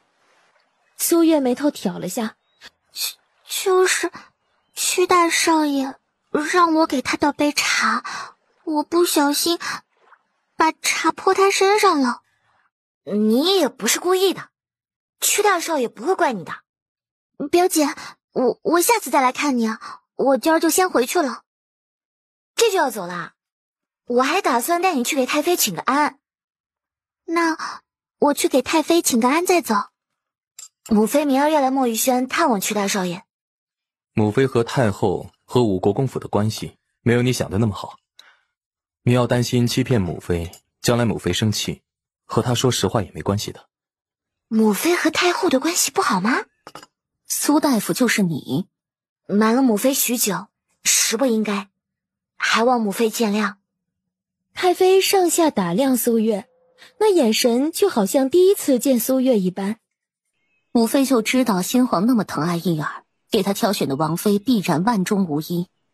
你给了母妃太多惊喜了。月儿不该瞒着母妃。你肯让母妃知道，母妃就已经很高兴了。大哥要回侯府，我不拦着，但尽量别吃东西，回王府吃午饭。嘿，怎么听着长宁侯府像是龙潭虎穴啊？如今的侯府和龙潭虎穴也差不多了。苏远淡有些错愕。大夫人和二叔有染，接回府夭折的不是真的六弟，而是大夫人的娘家王家小少爷。真的六弟是大夫人和二老爷生的，模样酷似二老爷。如今王家在回京的路上，眼看着纸就要包不住火了，我怕大夫人和二叔会铤而走险，不顾一切。我没法阻拦大哥回侯府，但大哥回去一定要小心。还真是让哀家久等啊。本来上次休沐就该送进宫的，不巧太后身体不适，不敢进宫惹太后厌烦。哼，我看你就是不愿意把琉璃盏给太后，故意找的借口。安乐县主被人下药摔下台阶，险些毁容，至今没查出下手之人，是不愿意找出来吗？安乐县主气得后槽牙都咬松了，看来是没找到琉璃盏，空着进宫的了。我从来不做没把握的事，只是相公之前负责治瘟疫，耽搁了些时日，再加上想再找找看有没有更漂亮的琉璃盏，才没有第一时间送进宫。苏月也不废话，看了芍药一眼，芍药便将带来的装在锦盒里的琉璃盏献上。哀家一直以为这世上只有2只琉璃盏，没想到还真叫你们找到了。这只琉璃盏倒是不逊色先皇赐给哀家的那一只，可惜再好看也终究不是先皇赐给哀家的。我和相公已经尽力了，只希望能早日抓到霍霍太后琉璃盏的人，将之处以极刑，以消太后心头之怒。皇祖母要是不喜欢这只琉璃盏，就赐给安乐吧。你喜欢就拿去吧。苏月知道太后祖孙3人会气人，但没想到这么会气人。明王妃这副神情，可是对太后把琉璃盏赐给安乐有意见。琉璃盏既然献给太后了，就是太后的。太后是丢是扔，还是赐给安乐县主，太后高兴就好。琉璃盏也献与太后了，内子身子重了，没有什么事的话，我们就先行告退。气大伤身，别生气了啊。怎么能不生气？我还以为太后有多想要琉璃盏呢，结果都没拿起来看一眼就赏给了安乐县主。要是宫里把当初打我脚脖子的人抓到了，我也认了。偌大一个皇宫，连个下手之人都查不出来，就会欺负我。你我忙了1个多月，最后全给了安乐县主忙了。王妃，你小点声，被人听到就不好了。太后丝毫不顾及我的感受，我连说几句话都不能啦。赐给安乐县主了又如何？安乐县主有本事就再办个琉璃宴，邀请满京都的大家闺秀和世家少爷去赏琉璃，告诉大家太后有多宠爱他，把我活活气死算了。萧承义一时间都分不清苏月是真生气还是演技太高超了，他只能配合着。怎么还越说越生气了？哎呀，好了，不生气了。气得我肚子都发紧。萧承义一把将苏月抱起，大步流星地往前走。等他们走远，宫道两旁的石头雕刻成的烛台后，走出了一宫女，脚步飞快地进了永宁宫。宁王妃好像动胎气了，她就是见不得皇祖母宠我。明王妃对太后把琉璃盏赐给县主很是不满，还说县主要是有本事就再办个琉璃宴，邀请满京都的大家闺秀和世家少爷去赏琉璃，让大家都知道太后有多疼爱县主。琉璃宴，这主意倒是不错。那安乐就办个琉璃宴，让大家都知道太后有多宠爱安乐。等着吧，一定会让他明王妃沦为笑柄。母妃怎么来了？方才安乐县主来，送来份请帖，请你和义儿去庆阳长公主府参加琉璃宴。我知道。哎呀，这太后啊，把他们宠惯坏了，你也别放在心上。这琉璃盏再好看，总不过就是个喝茶的杯子。母妃说的是。母妃知道你不会去庆阳长公主府参加什么琉璃宴，但安乐县主亲自送来，母妃也不好不接。我准备去庆阳长公主府参加琉璃宴。太妃一脸错愕地看着苏月。安乐县主都亲自把请帖送过来了，我若不去，岂不是太不给面子了？太妃伸手把刚递给苏月的请帖又给夺走。母妃知道你有医术傍身，下毒这些肮脏手段害不了你，他害人的办法远不止下毒这一种，你有孕在身，不可任性啊。今儿怎么回来的这么晚？去见母妃了。母妃找你，不会是让你拦着我不让我去参加琉璃宴吧？不用母妃叮嘱，我也不会让你去的。一点商量的余地都没有。以你的聪慧，不用亲自去，也有办法搅了琉璃宴。不过就是个琉璃盏，怎么把自己气到这种程度？苏月扶额，头也疼。我没动胎气，是假的。淑华长公主不信地看着苏月。安乐县主举办琉璃宴，不就是为了气我吗？我放出假消息，让他高兴高兴。黄姐什么时候见我吃过亏啊？你这葫芦里卖的什么药？我先不说，等琉璃宴那日，黄姐就知道了。就不能先透露给黄姐知道？哎呀，提前知道会少了很多乐趣的。也不知道明王妃会不会来。动了胎气，听说连床都下不了，十有八九不会来了。不是说苏大夫就在明王府里吗？苏大夫医术高超，死人都能救活。明王妃动个胎气，好几日了都没治好吗？长公主，明王妃派了丫鬟来，说是有礼物送给您和县主。庆阳长公主眉头拧紧，本宫倒是好奇，明王妃给你和安乐送了什么礼物来了？我家王妃前几日不小心动了胎气，没法前来赴宴，觉得对不住安乐县主，亲自去明王府送请帖，心里实在过意不去，特意命奴婢送来一份薄礼，聊表歉意。什么薄礼？一套茶壶。明王妃特地派丫鬟送来的茶盏，想来很不一般呢。那本公主倒是要好好的瞧瞧了。芍药转身，将初次端着的托盘里的锦盒打开。我家王妃说了，既是琉璃宴，只有一只琉璃盏太单调了些，她不能来，但尽量给琉璃宴添几分热闹。希望这套琉璃茶壶，青阳长公主和安乐县主会喜欢。好一个不知死活的明王妃，竟然把本公主和太后玩弄于股掌之间。庆阳长公主眸光冷厉地扫向端着琉璃茶盏的丫鬟，丫鬟吓得手一抖，那套琉璃茶盏摔到地上，摔得四分五裂。丫鬟吓得双腿一软，也顾不得地上都是碎茶盏片，扑通跪下。没用的东西，来人，把他给我拖下去。何事？琉璃宴不欢而散了。怎么会不欢而散？这宴会进行到一半，明王妃派贴身丫鬟送了点东西去长公主府。送了什么东西？琉璃茶壶。把明王妃给哀家叫进宫来。明王妃人呢？明王妃动了胎气，没法进宫。她说，她还说什么了？明王妃说，她只是见庆阳长公主跟安乐县主喜欢琉璃，忍痛割爱送他们一道茶盏而已。太后无需赏赐她。你们好大的胆子，敢如此践踏庆阳长公主和太后的颜面！何来践踏之说？有御史弹劾臣弟和臣弟的王妃了。你们手里不只有琉璃盏，还要开一间琉璃坊，这事之前为什么不禀告朕？皇上怕不是忘了，在那次被人打中脚脖子，撞到丫鬟，摔碎了先皇赐给太后的琉璃盏的时候，就当众说过琉璃不是什么值钱的东西，他可以赔。皇上该知道琉璃对他不是什么稀罕之物。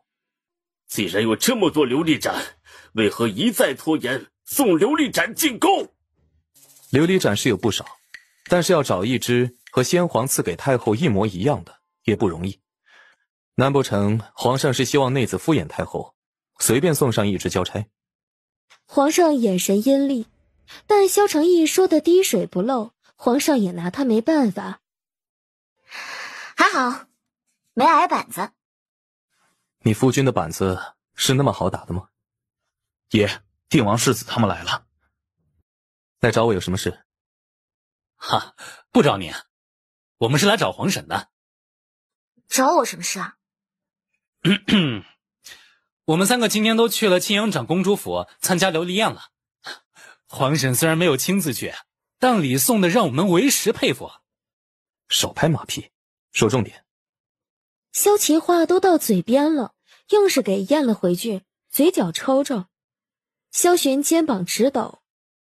琉璃宴的事儿传遍京都，街头巷尾、茶楼酒肆都在谈论皇婶开琉璃坊的事儿，甚至赌方设下赌局，赌3日后皇婶的琉璃坊能不能开得起来。上回没听指点，输惨了，这回吸取了教训，下注之前先来问问。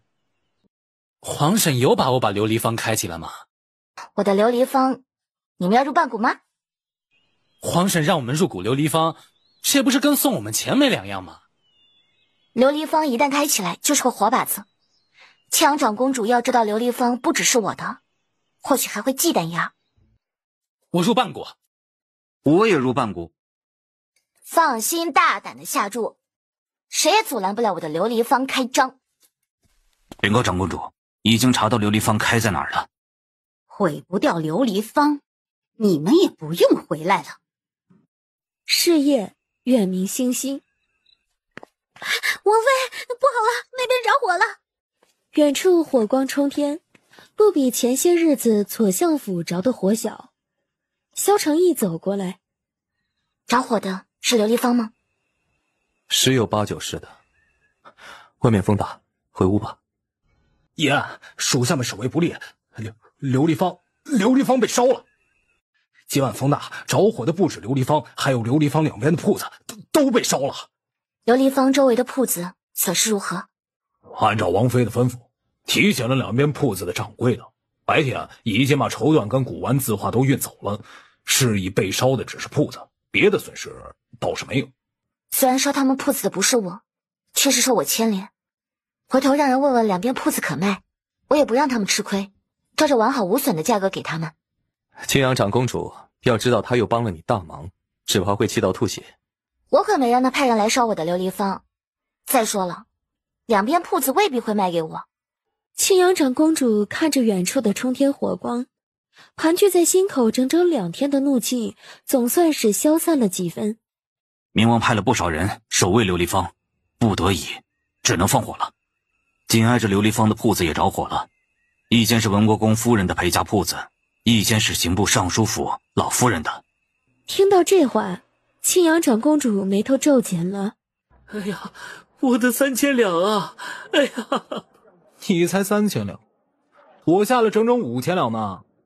今儿这顿酒钱谁结账？我反正是结不起了。啊，你怎么不说话？我还是不信琉璃坊会开不起来。你就这么相信冥王妃啊？铺子都烧干净了，还相信他的琉璃坊明日能照常开张？我隐隐有种感觉，冥王妃琉璃铺子不仅会开张，而且会震惊京都。别说，我也有这样的感觉。赌坊都提前兑现银钱了，这些赌坊大部分都背靠5国公府，自然向着庆阳长公主了。哎，去我们下注的赌坊说一声，明日才是接赌局的日子，今日就兑现赢钱，万一高兴得太早，冥王妃的琉璃坊明日开张了，赌坊可是要按照赔率赔给我们的。师子爷，我把您的话一字不落地转告了赌坊，赌坊说这事儿已成定局，让世子爷您别自欺欺人了。萧琪撸起衣袖就要去砸赌坊了。赌坊为了讨好庆阳长公主，提前接赌局，那是赌坊的事儿。明日要琉璃坊真开张了，你还怕赌坊不把钱给我们吗？哎呀，我不是真的要去砸赌坊。那你火急火燎的要走？谁结账？我堂堂定王世子，连顿酒钱都付不起，我可丢不起这个人。我是要借着打架的幌子跑，好不好呀？我能是这么鲁莽的人吗？亏的还是好兄弟，一点也不了解我。萧玄他们愣住，然后全跑了。萧琪凌乱了，最先想到跑的他竟然没跑掉。世子爷，现在这要怎么办啊？那王府是不会给您结账的，您要留下来刷盘子吗？这顿酒钱挂冥王的账。心情好了。有皇祖母护着安乐，冥王妃吃了自不量力的苦，安乐心情怎么会不好呢？冥王妃琉璃坊被烧，损失惨重，以后应该不敢再和安乐作对了。不过是给了他一个小小的教训而已，他要是还不安分。太后，不好了，冥王妃的琉璃坊开张了。什么？琉璃坊不是被烧了吗？怎么可能开张？冥王妃筹备了4个琉璃坊，只烧了1个，刚刚3个琉璃坊同时开张了。冥王妃还要什么？说。冥王妃过些日子还要再开一间更大的琉璃坊，把琉璃坊开遍大齐朝州郡。王妃，昌盛赌坊被查封了，定王世子他们下的赌注怕是要打水漂了。谁查封的昌盛赌坊？不知道。王妃的琉璃坊开张了之后，一堆人就要去赌坊兑现赌注，昌盛赌坊连门都不敢开，大家聚在赌坊外，把路都给堵了。再后来，大理寺的官差就去贴封条，把赌坊掌柜和小厮都带走了。昌盛赌坊被查封，定王世子他们的钱拿不到了吗？就看他们在赌坊查抄之前有没有拿回赌注了。苏月睁大眼睛看着萧承义，还有这种可能吗？王爷、王妃、定王世子、宁王世子，还有东瀛郡王，他们来了。这个时辰来我明王府，来蹭饭的，来向皇婶道谢呀。你们赌注拿到了？啊，差点就拿不到了。怎么拿到的？五国公世子让人状告昌盛赌坊，然后给大理寺施压，要大理寺查封昌盛赌坊。大理寺哪敢不听啊？大理寺卿府上的大少爷知道我们几个下了重注，就给我们报了信儿。在大理寺的人到赌坊之前，我们几个翻墙进去，正好看到了赌坊掌柜的藏银票。赌坊账上的钱不够1比3兑给我们，但也有1比2了。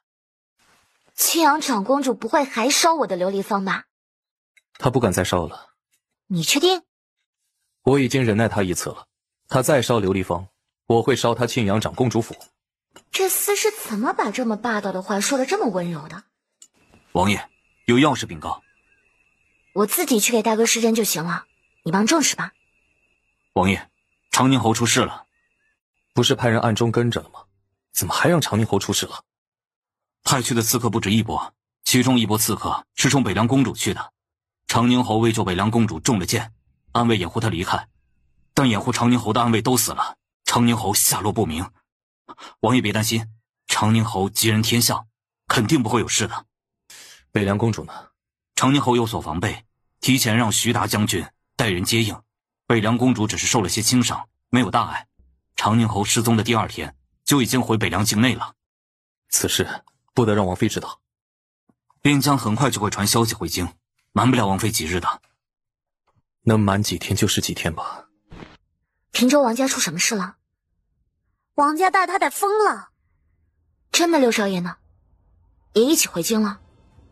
王家可狡诈了，说王家小少爷出府玩被人贩子拐走了，王家人翻遍整个平州也没有找到，王大太太受不了打击才发的疯。王妃可有什么吩咐？你去王家打听出我六弟被藏在哪儿。王妃，老夫人病情加重，世子爷要回侯府探望老夫人。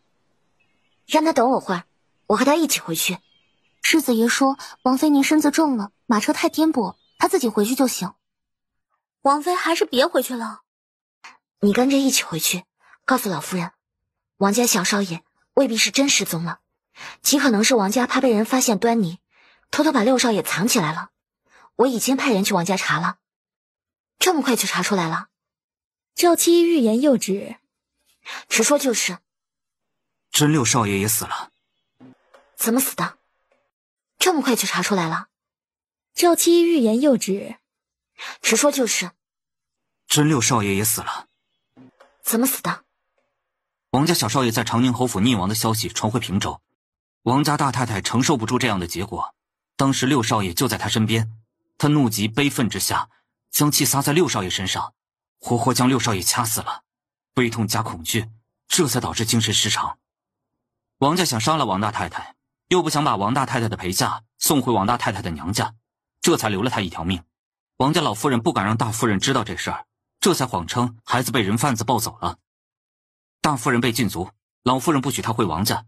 明日王老夫人去长宁侯府探望老夫人，会顺带帮大夫人说情。你再回长宁侯府一趟，让王妈妈劝老夫人同意让大夫人去王家探望王大太太。这么看着我做什么？你瞒了我什么事啊？我能瞒你什么事啊？是不是我爹出事了？萧承义不说话，苏月就当他默认了。不要隐瞒我，我没你想的那么脆弱，任何结果我都承受得了。岳父大人遭遇了刺杀，失踪了。苏月脸色一白。岳父大人福大命大，不会有事的。我的人也在找他，眼下没有消息就是最好的消息。我爹要真有什么3长2短，我一定要他们偿命。成功抓奸了吗？成功了，也失败了。怎么失败了？依照计划，属下让人把二太太引去了城北小院，但二老爷没去。二老爷没去，抓奸怎么成功的？去的是程恩伯。苏月一口气差点没提上来，感情给他滴戴绿帽子的不是二老爷一个，还有程恩伯呢。虽然没逮到二老爷，但能抓大夫人的奸也算成功了。怎么说失败了？他们联手把二太太杀了？没有，他没有杀二太太，二太太还活着。后面的事再说，就污王妃的耳朵了。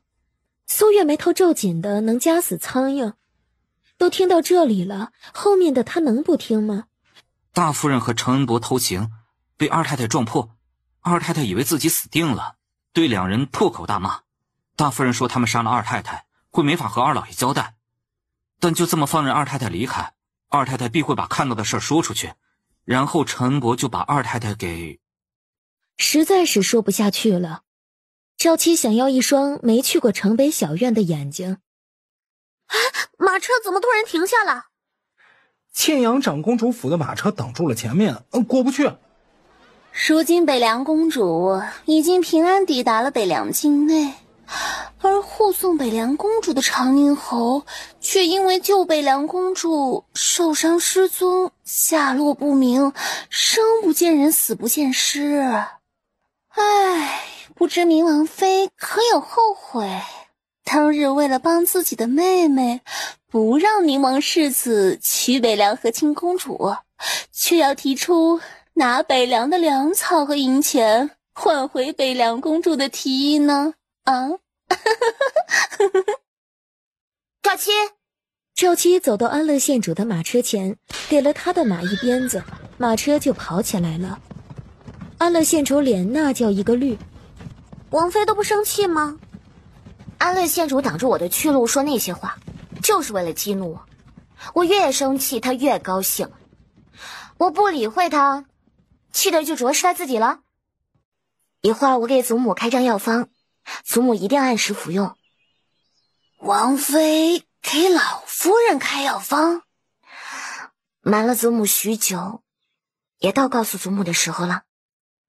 月儿瞒祖母什么啦？名满京都的苏大夫，就是我。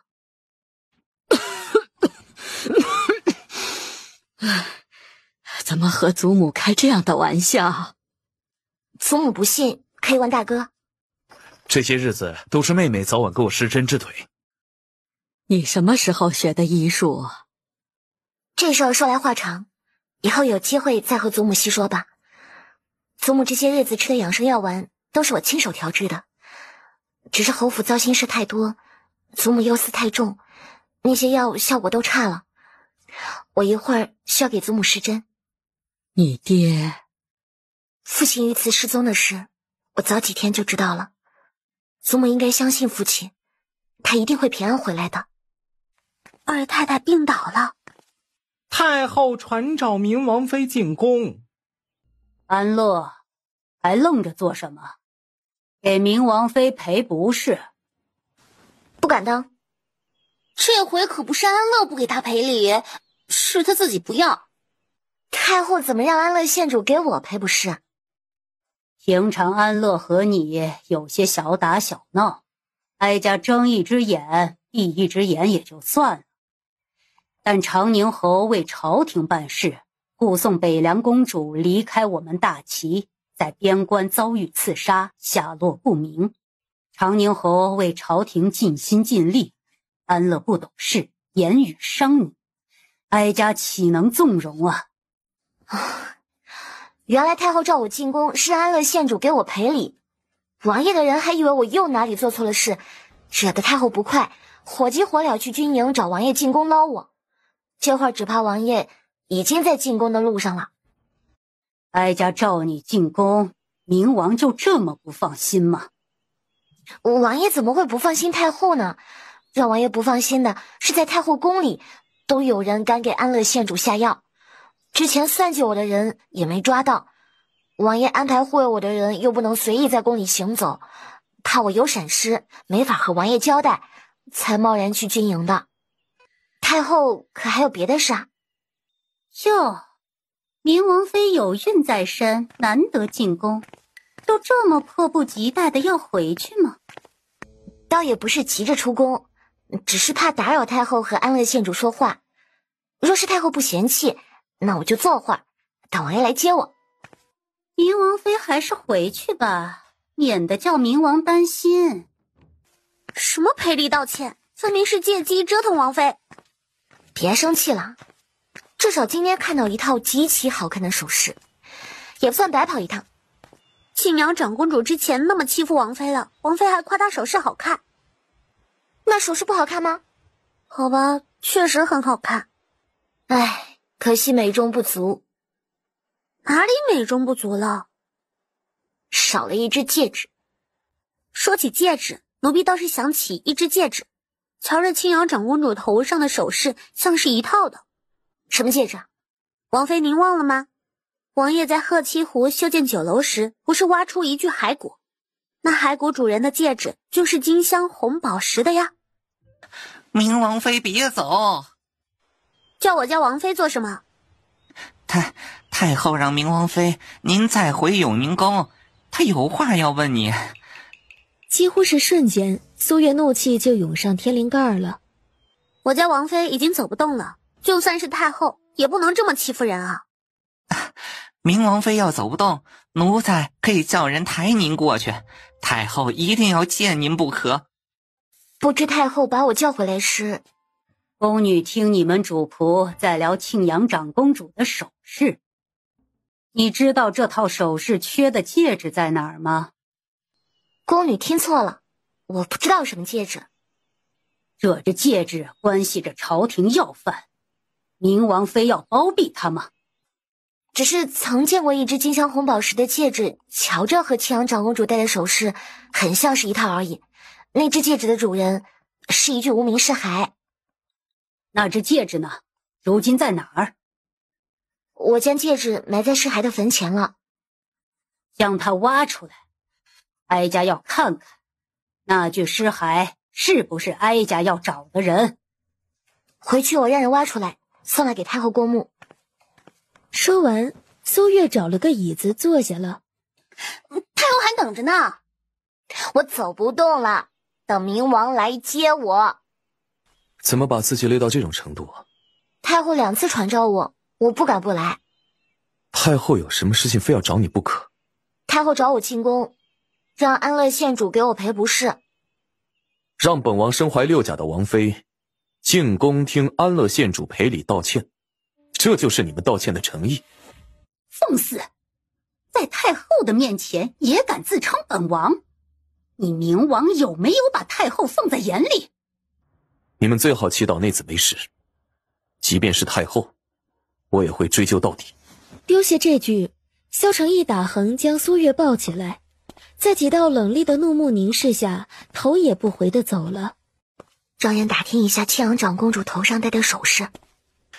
你还有心思对庆阳长公主戴的首饰感兴趣？不能不感兴趣。我刚都要坐马车出宫了，太后还把我找回来，就是为了问这条首饰。不要转移话题。走不动了，太后找你还来永宁宫，你要把自己和肚子里的孩子累出好歹来怎么办？爷，王妃想知道的事打听出来了。庆阳长公主今天戴的那套首饰是尹太子妃的。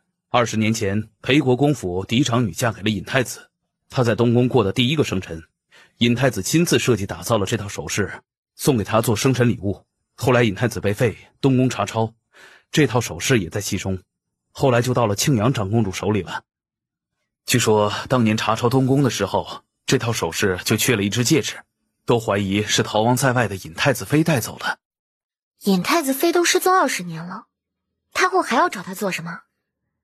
应该是我和芍药记错了，只是巧合。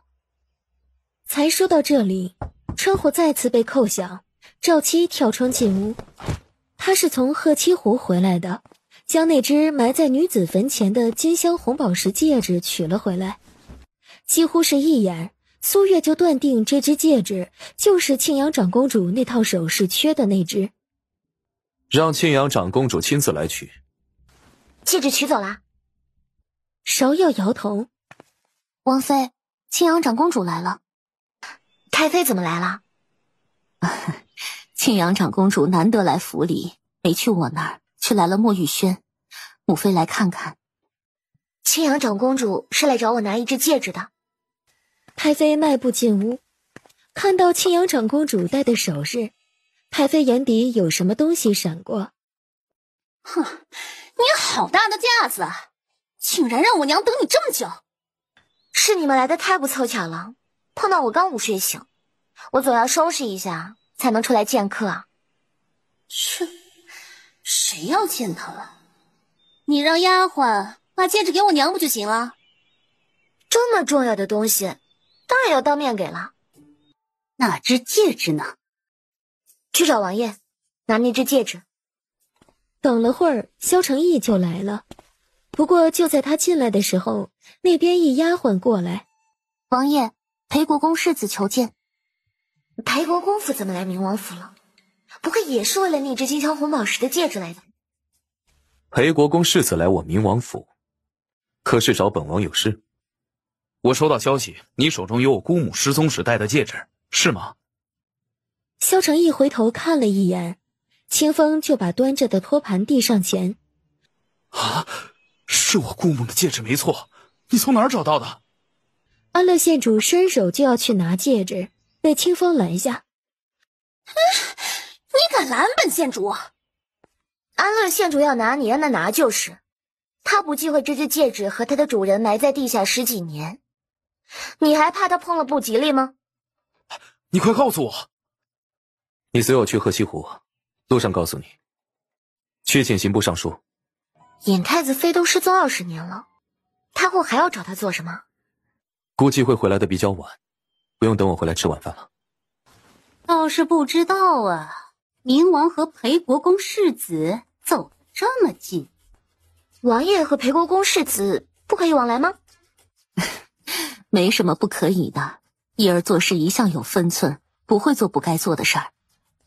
明王做事有分寸，不会做不该做的事儿。明王顶撞皇上，当众让皇上下不来台，纵容明王妃削本宫和太后的脸面，琉璃坊开张，满京都知道，太妃会不知道？到底是打小就养在身边的，还真有了几分母子感情啊。那只戒指到底怎么回事？苏月就把发现戒指的经过告诉太妃。太妃听完，一句话没说就走了。那具尸骸不会就是尹太子妃吧？我一直以为他还活着，尹太子宁死也要护他出宫，结果还是死在了宫外。亏得太后还暗中派人找了他10几年。尹太子妃怎么会被抛尸在鹤栖湖啊？未必就是尹太子妃。怎么这么晚才回来？那戒指的主人是尹太子妃吗？已经确定了，是尹太子妃。这么快就确定了？那具骸骨胳膊处有断裂痕迹，尹太子妃进宫之前曾经摔断过胳膊，位置一般无二。刑部仔细验过骸骨，尹太子妃生产过，极可能是死于难产。只有尹太子妃的骸骨，没有孩子的，那孩子应该生下来了。皇长孙极可能还活着。皇长孙还活着？这皇长孙是不是还活着尚不确定，只能确定尹太子妃当年是把孩子生下来之后才死的。王妃，太后传召太妃进宫了。先皇在世的时候，你可曾听先皇提起过皇长孙？不曾，尹太子是先皇的禁忌，没人敢在先皇面前提起。太后又不是不知道，先皇都不允许别人提，自己又怎么会主动提起呢？你就不奇怪，为何先皇要在临终前赦免皇长孙？可能先皇临死前回顾一生，想起了最让他骄傲也最让他失望的尹太子吧，希望这尹太子还有血脉留在这世上。先皇不赦免他，一旦皇长孙的身份暴露，他必死无疑的。可惜长公公自先皇死之后就失踪了，先皇的心思他能猜个七七八八，说是能找到他，没准能从他嘴里问出来点什么。王爷回府让他去见我。母妃找我何事？可派人去找皇长孙了。我派人找皇长孙做什么？王妃和庆阳长公主都闹到这种程度了，往后的路就只剩一条了。你虽然不是母妃亲生的，但你做什么母妃都支持你。得道多助，失道寡助，只有占理才能立于不败之地。必须要赶在皇上和太后的人前面，找到皇长孙。一个半点线索都没有的人，母妃让我怎么找？是母妃为难你了。我会尽量找，没什么事，我就先回墨玉轩了。当真我做什么，母妃都支持我。母妃几时骗过你啊？若是我要火烧五国公府呢？太妃怔住，她眉头皱成川字。萧承义迈步离开。不要烧五国公府祠堂。专心点儿。苏月被迫回应他带着酒味的吻，他的手很不老实，在他的后背上游走。苏月连忙把他的手抓住了。萧承义人没醉，但眼底的欲望不加遮掩。要是平常，苏月肯定会依他，但他到底喝了不少酒，他身子又重了，万一他没把持住自己，没得伤到腹中孩子。苏月转移他的注意力。先皇酒量如何？先皇酒量一般，也就能够喝一坛，再多就醉了。先皇酒量不好，却生了个千杯不醉的儿子。先皇不至于因为这让萧承义隐瞒自己的酒量，一定有别的原因。不会萧承义不是皇上亲生的吧？都快吃午饭了，丁王世子和丁王世子妃今儿应该不会来了。你确定他们是说今天来王府吗？是今天，但是来不了了。为什么？萧琪挨了一顿打，这几天应该都出不了门了。苏月好奇萧琪做什么了，惹得定王要揍他不可。定王世子妃有身孕了。苏月嘴角狠狠抽了下。跑这么急，是不是放榜了？放榜了，表少爷高中了，一甲第3名探花。表少爷真厉害！我还以为皇上会打压我表哥呢。你感觉没错，皇上确实打压了。你的意思是我表哥不止探花郎？状元之才或许有争议，但至少也该是榜眼。当着文武百官的面儿，皇上是不能做得太过。再加上萧承义和一老太傅都在场，不然探花都未必会给顾雁行。方才属下买药，见到长驸马冒雨出城了，跑得很急的样子。苏月看向萧承义，派人去庆阳长公主府打听一下，看是不是出了什么事。王妃，有大消息。有什么大消息这么急的来禀告王妃知道的？庆阳长公主挨了长驸马一记巴掌。苏月眼睛瞬间睁圆。长驸马怎么敢打庆阳长公主？他不要命了吗？不对，就是因为要命，所以长驸马都顾不上下雨，冒雨也要骑马出城。赵琪回来了。可打听到点什么？长驸马在荆州养了房外室，生了一双龙凤胎，有4岁了。这事被庆阳长公主知道了，庆阳长公主派人去荆州，将那母子3人活活烧死了。长驸马知道这事后，雷霆震怒，争吵之下打了庆阳长公主一巴掌。打完庆阳长公主，长驸马就骑马出城了，不知道是不是去荆州了。长驸马1年有一半的时间离京在外，不会都是待在荆州吧？长驸马是离京办差，最多绕道去荆州一趟。要一直待在荆州，庆阳长公主不会发现不了。转眼3天过去了，这日苏月在竹园凉亭里喂鱼，心情颇好。王妃，庆阳长公主受伤了。庆阳长公主怎么会受伤呢？是庆阳长公主自己伤了自己。不会又要找王妃您要去伤疤的药吧？母妃怎么来竹园了？你一向聪明，又岂会猜不到母妃的来意？